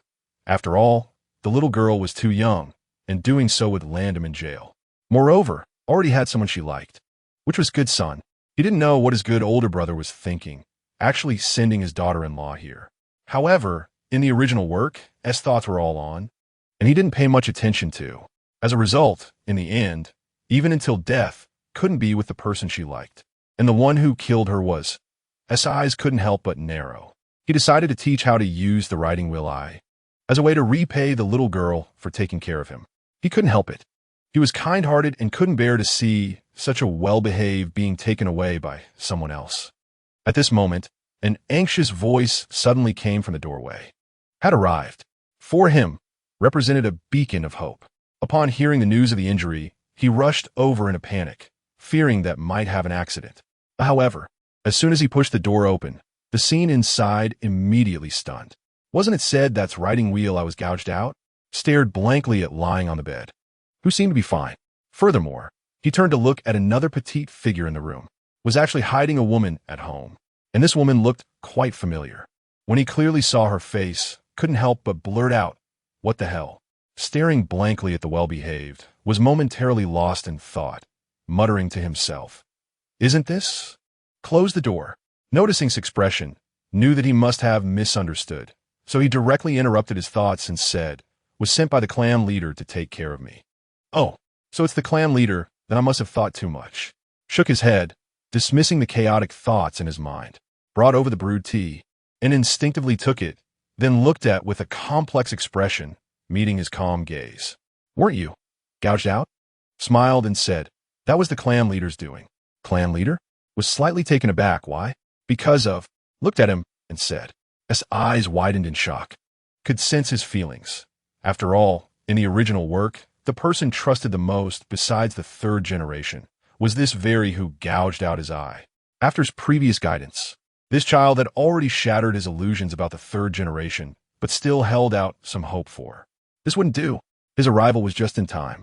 It was just right to extinguish his illusions about his well. Completely cut off all his expectations for the higher-ups of showed a bitter smile, shook his head, and sighed. This world is cruel. Chapter 69 Human experimentation was initiated by the second Hokage. This world is cruel. Looking at the confused and at a loss expression on's face, shook his head and said, in this world, wherever there is light, there is darkness. And sometimes the light itself is darkness. Do you know about human experimentation? Human experimentation was slightly startled. Human experimentation was a cruel experiment that violated ethics. It was resisted by everyone and had long been explicitly prohibited by all major villages. Nowadays, no village would do such a thing. What did it mean by bringing this up? What if I said that the village has never stopped human experimentation? Just by looking at the expression on's face, knew what he was thinking. So he directly dropped a bomb. What? The teacup that had just picked up trembled violently, and the scalding tea instantly spilled onto his lap. But he seemed oblivious, staring blankly at his eyes, showing extreme shock. Could it be that? That's right. Seeing shocked expression. Pretended to be sad and sighed. If the Hokage of the village represents light, then is the symbol of darkness. Doesn't that mean that the Hokage is good? You are too naive. Directly frowned and interrupted him, showing an expression of you don't understand, and said, you know about the second Hokage, right? Frowned slightly at the words, then nodded gently, while cautiously observed the surroundings and found was currently gaping in shock, completely ignoring it and continuing. The first human experiment in the village was initiated by the second Hokage, and then it was taken over by, was completely stunned. In his mind, the Hokage had always been a great and selfless symbol, even though the third Hokage was so antagonistic towards them, still had never wavered. But now, upon hearing about the second Hokage situation, the good filter he had for the Hokage was completely shattered. On the surface, he led the call to prohibit it. But secretly he was conducting experiments himself. Such a Hokage, is he really worth pursuing? Looking at its shocked expression, was secretly delighted. This was the effect he wanted. Let's see if he will still blindly worship the Hokage after knowing the truth. Although it was hard to believe, the village had always been conducting human experiments. Especially the ninja experiment back in the day, which was completed under the leadership of the third Hokage, and was one of the responsible persons he designated. What? Just when it calmed down, hearing these words from again shocked him to the point of widening his eyes. As a descendant of, naturally knew some secrets. The Ninja Project was a cruel experiment that caused countless children to lose their lives, utterly inhumane. He never expected that this plan actually succeeded. Moreover, it was completed under the leadership of the third Hokage, Sarutobi Hiruzen. It's hard to imagine how bloody and tragic this process was. At this moment, Sarutobi Hiruzen's image as a great Hokage completely collapsed in Shirsue's mind. He no longer felt any nostalgia for the upper echelons of Konoha. Looking at the determination reflected in Shirsue's eyes, Jinya thought to himself that he wasn't lying. The wood release experiment was indeed initiated by the second Hokage and was completed during the third Hokage's tenure, with no flaws. As for whether the third Hokage knew about it, after all of Danzo's actions were tacitly approved by Sarutobi Hiruzen. So wasn't this experiment completed under his leadership? Now that Shirsue knew about Konoha's darkness, he would no longer blindly trust the upper echelons of Konoha and Danzo as he did in the original work. Shirsue, you should understand now. Fugaka's actions against Danzo were entirely to protect the Uchiha clan. The clan leader is great. Shirsue forced a smile. This shocking secret had left him in a daze. After thinking for a moment, a special light suddenly appeared in his eyes. We really need Lord Jiraiya. Shirsue left, carrying a new goal and will. The grand and glorious image of the Hokage in his heart no longer seemed so dazzling. It seems I won't be fooled again. Bringing his thoughts back, Jinya's gaze turned to Izumi beside him. From earlier until now, she had maintained the same expression, her small mouth slightly open, looking as if she had been broken. Captain, am I going to be dealt with? Izumi lowered her head, gripping the hem of her clothes, standing anxiously. Hearing about such village secrets, it's clear she wouldn't survive this. Izumi felt hopeless about her future. This shouldn't be something a rookie like her should hear, right? She didn't know how dark the Hokage and Konoha's upper echelons were. All she knew was that her future was definitely bleak. If she had known, she wouldn't have stayed indoors. Izumi felt deeply regretful. What's wrong? Are you scared? Jinya smiled, opened a bag of chips, and handed it to her. Thank you, Captain. Stunned, Izumi took the chips, crunching as if she were eating her last meal in life, releasing her constraints. Watching her eat like a little squirrel, Jinya's smile grew wider. Stroking his chin and saying, "You're probably not going to escape." Izumi's body trembled. She raised her head, and her expression instantly froze. I'm really done for. Jinya intentionally elongated his tone and then said, because next, I'm going to teach you how to use the Sharingan, so you can only stay in the police department. Huh? Izumi blinked, feeling dizzy. So Jinya's eyes really had problems? Looking at Shursui in front of him, Sarutobi Hiruzen voiced his doubts. After all, the Shinya in his dreams was incredibly powerful and wouldn't be easily ambushed. He still had doubts about the authenticity of the report presented by Fugaku. After all, this could very well be a smokescreen. Even if Danzo had no brains, he shouldn't dare to do such a thing. He needed accurate information, so he sent Shursui, the undercover agent, to investigate. Upon hearing this, Shursui trembled and suddenly recalled what Jinya had said to him, a special light flashing in his eyes. He lowered his head and respectfully said, "Yes, Hokage-sama, Shinya is indeed recuperating at home." Chapter 70, Kushina's Rampage Again. Is that so? Slightly frowning, Sarutobi Hiruzen nodded thoughtfully. After dismissing Shursui with no further reports, he took out a scroll from his drawer, which had a line written on it. Uchiha Shinya's injury is fake. This was the information Itachi had given him earlier. Being naturally suspicious, he wouldn't just take one person's word for it. Taking out his pipe, Sarutobi Hiruzen went to the window. Through the glass, he saw Shursui just walking out of the Hokage building. So, Shursui, have you ultimately abandoned the village and stood with the Uchiha? Shaking his head, Sarutobi Hiruzen sighed deeply, then exhaled a puff of smoke, his eyes flickering with uncertainty. Where the leaves dance, the fire continues to burn. Shursui, your will of fire is still not strong enough. Just coming out of the Hokage office. Shursui was unaware that his betrayal had already been detected by Sarutobi Hiruzen. The reason for his exposure was actually due to his most trusted brother, Itachi.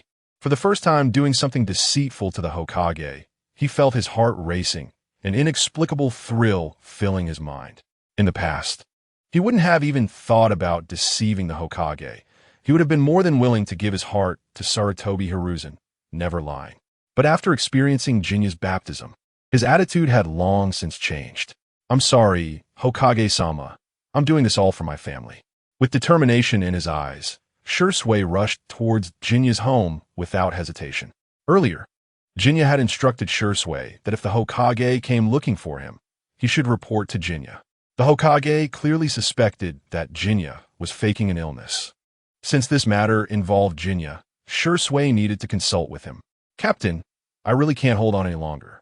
Idiot, don't relax until I say stop. Oh no, I really can't anymore, sob. Just when Shursui arrived at Jinya's door, he heard some strange noises, causing his pupils to widen and his mind to race. No, it can't be what I'm thinking, right? The door was knocked on, and a rustling sound came from inside. About half a minute later, Jinya's voice finally rang out. Come in. The voice was deep and powerful, without a trace of fatigue or breathlessness, seemingly not at all like what Shursui had imagined. In fact, it was true. Jinya had just been training Izumi on how to use the Sharingan. The noise was because Izumi had been too unenthusiastic. Her complacency had angered Jinya, prompting him to urge her a bit. As for other matters, the two were innocent. Pushing open the door, as soon as Shursui stepped inside, he saw Jinya looking refreshed, while Izumi beside him appeared weak and drenched in sweat, currently fixing her clothes. Am I coming at a bad time? Seeing this scene, Shursui's heart sank. A bad time? Hearing Shursui's words, Jinya frowned and looked at him. Noticing the expression on his face, Jinya suddenly realized that he might have misunderstood something. So he explained, Shursui, we were just practicing the Sharingan. I understand. Shursui said meaningfully, clearly not convinced. No, if you understood, why are your eyes dodging? Jinya was speechless. I'll go make you some tea. Having recovered from her exhaustion, Izumi ran barefoot into the kitchen, her white feet pattering on the floor. She only did this to find an excuse to distance herself from the two, giving them space to talk. After all, The previous lesson was still fresh in her mind, making her realize that some things shouldn't be overheard. What's wrong? Did something happen again? After inviting Shursui to sit down, Jinya raised his hand to pour tea. He had talked too much when scolding Izumi earlier and was feeling a bit thirsty now. Shursui's emotions gradually calmed down. Then he looked at Jinya and recounted the content of the Hokage's conversation when he had been summoned. The situation is like this. Just as Jinya and Shursui were talking, Kushina was enduring pain. In the dimly lit room, accompanied by intense emotional fluctuations, the energy within Kushina once again went berserk. Crimson chakra surged out, and Kushina's pupils occasionally transformed into fierce vertical slits, flashing with anger and endless regret. Boom! The ground shook, and a violent explosion echoed in the house, mixed with monstrous roars. After a while, once the room returned to calm, Mikoto pushed open the door, revealing a scene of devastation. Inside, Kushina had regained her composure, dressed in black, with a gentle smile on her face. "Sister Mikoto," Kushina said, her lips curling into a slight arc, her smile bright. However, beneath those eyes lay a hint of calm indifference that sent a chill to the heart. Seeing this scene, Mikoto's pupils suddenly trembled, her expression stiffening. "How is Orochimaru's research going?" Orochimaru had recently been recruited by the Akatsuki organization due to his exceptional research capabilities and his firm promise that with enough money, he could develop a resurrection technique. Thus, he gained Kushina's support, hoping he could research a ninjutsu that could resurrect Jinya. Upon hearing this, Mikoto hesitated. What? Orochimaru has made no progress at all? Kushina had basically poured all the organization's funds into Orochimaru. If he had made no progress, Kushina might really peel the skin off that snake. That's not the case, Mikoto said after a moment's thought. Speaking gently, he has produced some results, but they're not ideal. At this point, her eyes darkened. Oh, there are results? Kushina seemed to have only heard the first half of that statement and immediately wanted to call Orochimaru over. Mikoto wanted to dissuade her, but couldn't withstand Kushina's strong attitude. So she did as requested. "Leader."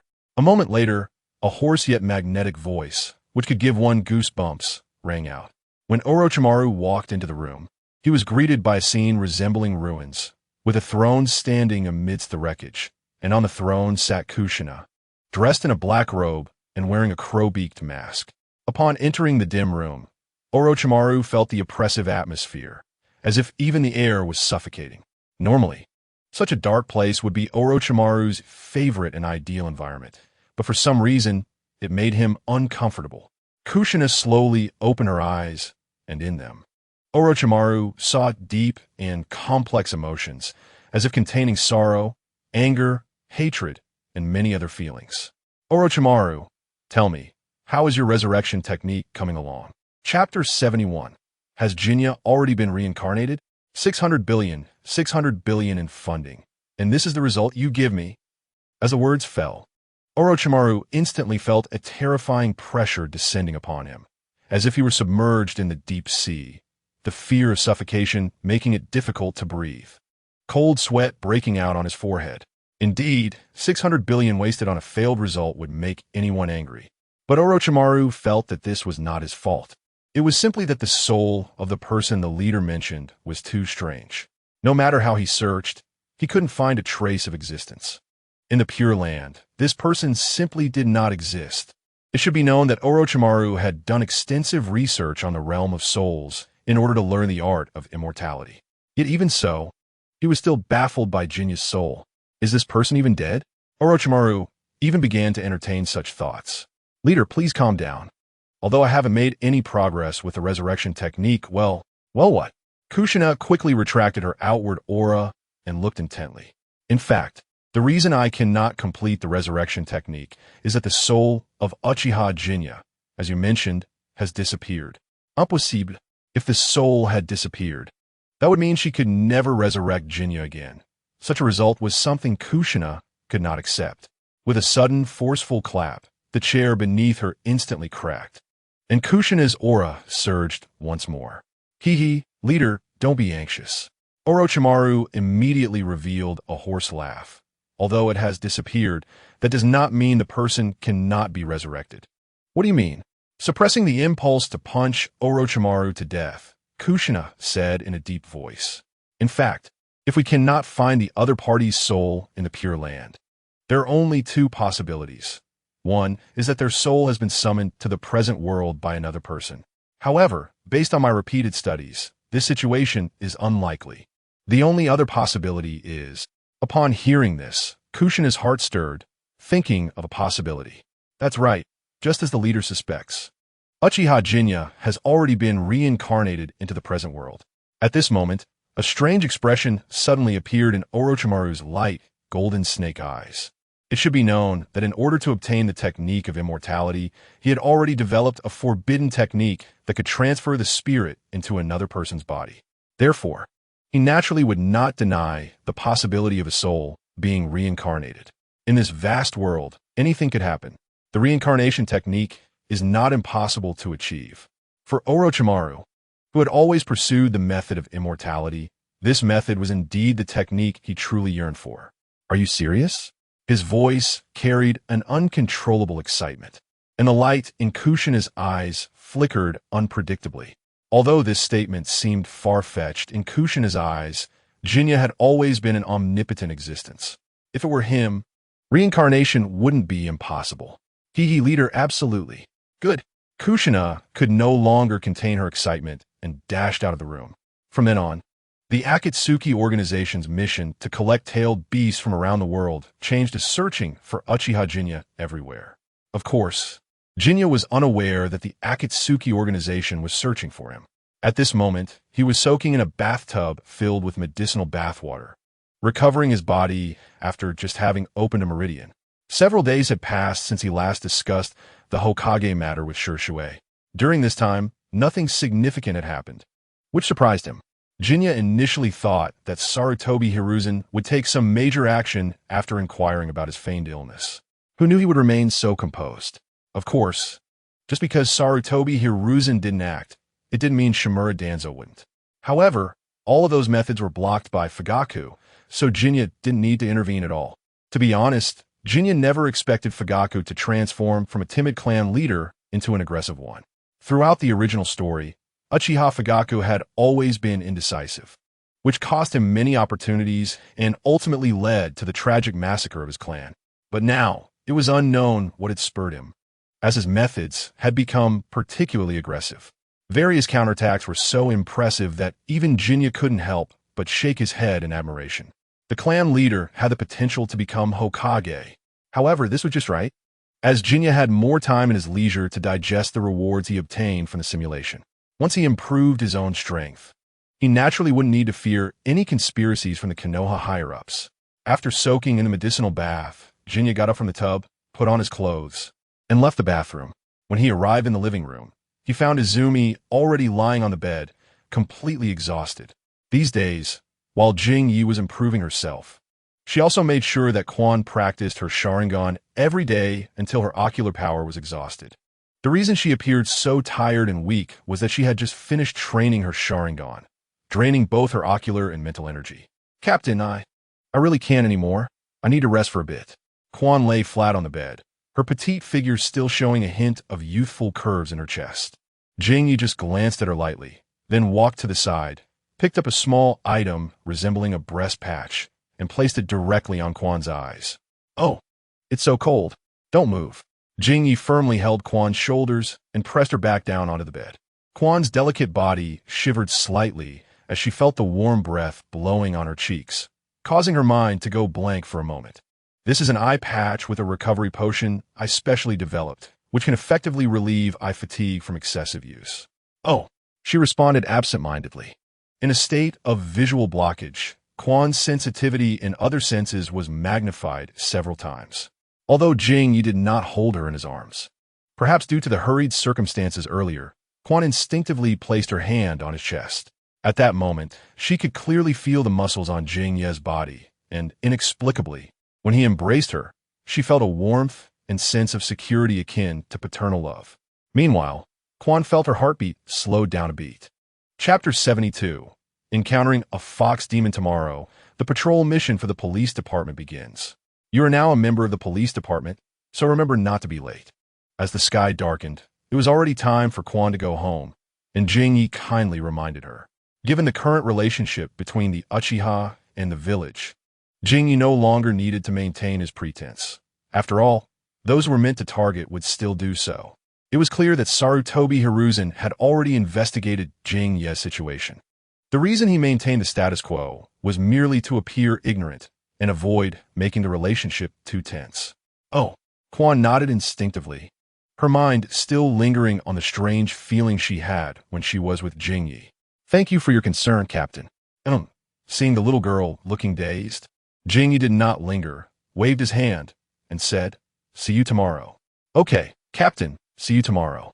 Quan's face flushed as she quickly ran home. In the glow of the setting sun, the shadow of the girl behind her stretched slowly, swaying gently with her light steps. "Good morning, Captain."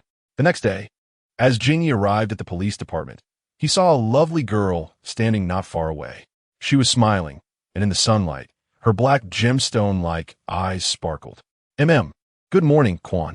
Jingyi glanced at Quan's chest area, unsure if it was due to the tight clothing, but her chest appeared rounder and fuller, as if it had grown a cup size. "So, is there still some to squeeze?" You're quite punctual." Noticing the girl's gaze, he cleared his throat to cover his embarrassment and quickly added, "Are you ready? Our patrol mission starts early today." Quan seemed unfazed. She clenched her little fists and made a cheering gesture, a smile blooming on her fair face. Captain, I'm ready."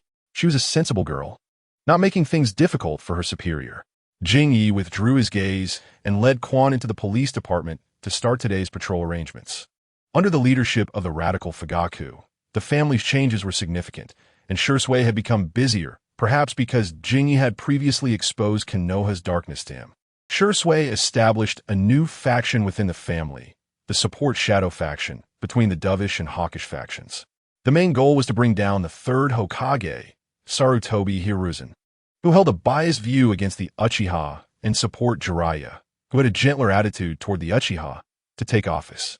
Because the reasons he articulated received the support of many young Uchiha family supporters, the dovish and hawkish factions seemed to tacitly agree, offering no protests. Thus, Shursui had also stabilized his position in family meetings, becoming a new faction and forming a tripartite equilibrium. Jingyi was quite surprised by this.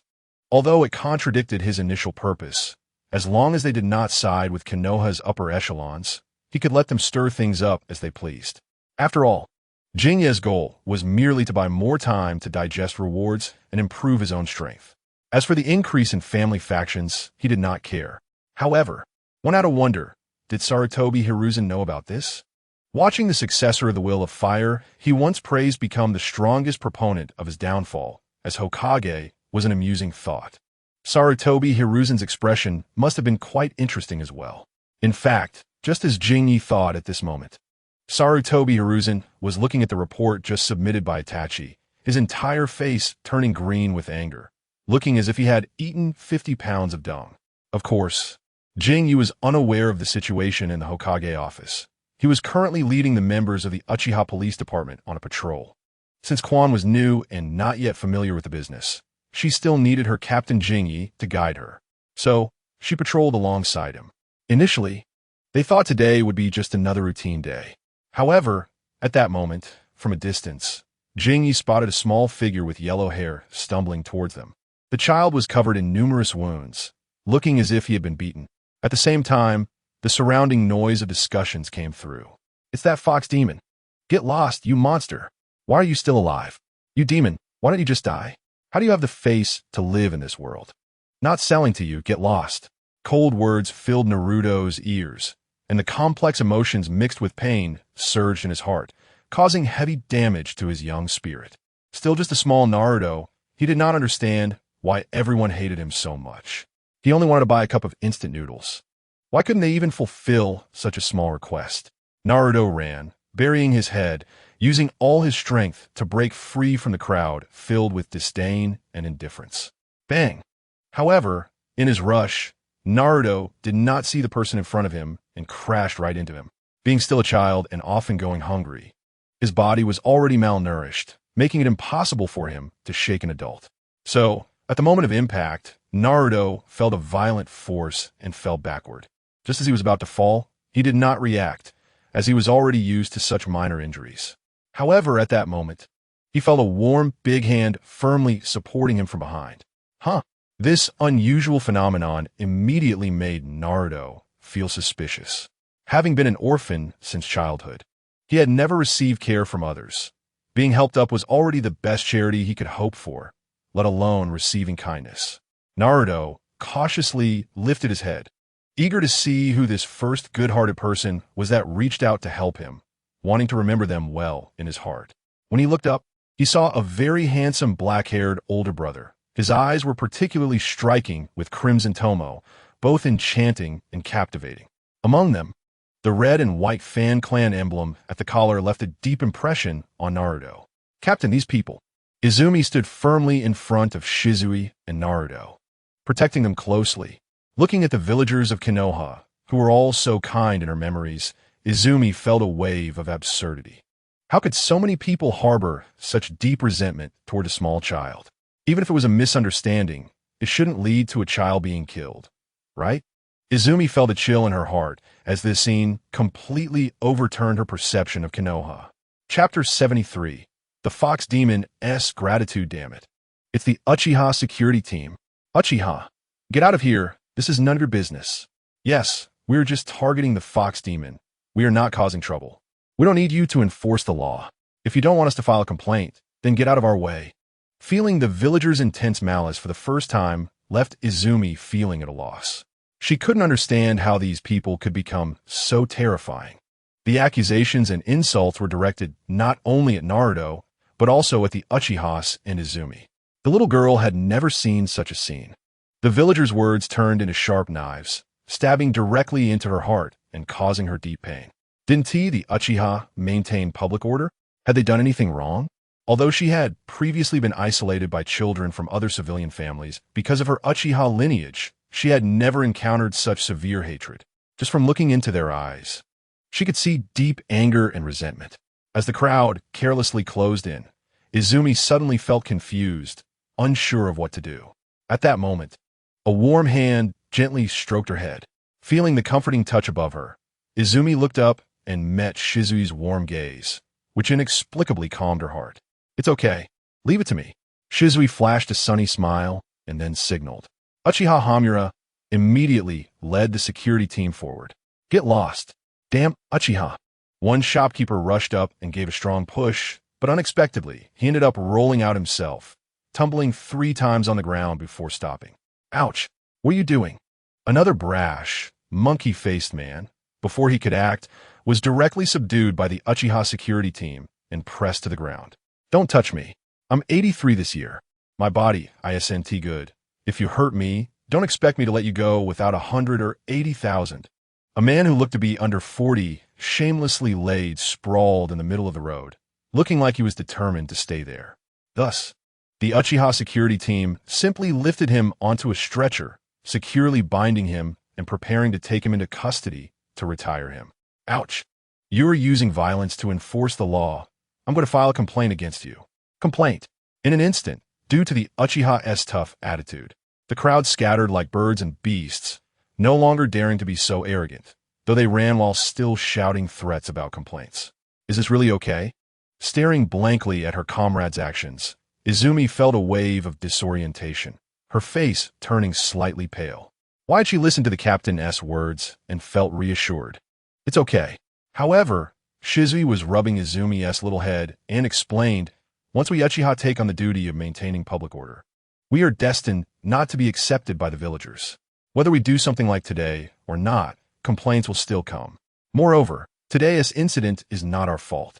A group of people bullying a small child goes against Lord Hokage's will of fire.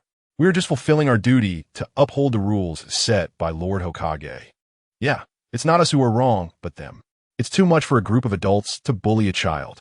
After hearing Shizui's words, the unease in Izumi's heart was instantly suppressed, and her gaze fell on Naruto beside Shizui. Little friend, what is your name? Izumi patiently inquired. Sensing no malice from Naruto, taken aback by the gentle demeanor, eventually mustered the courage to look up and said, I am Uzumaki Naruto. Just as expected, a special light flashed in Shizui's eyes. The child of Minato Namikaze. The Nine Tails Jinchuriki. Having already known the original story, he recognized Naruto's identity at first sight. To be honest, the Uchiha's actions today had already crossed the line.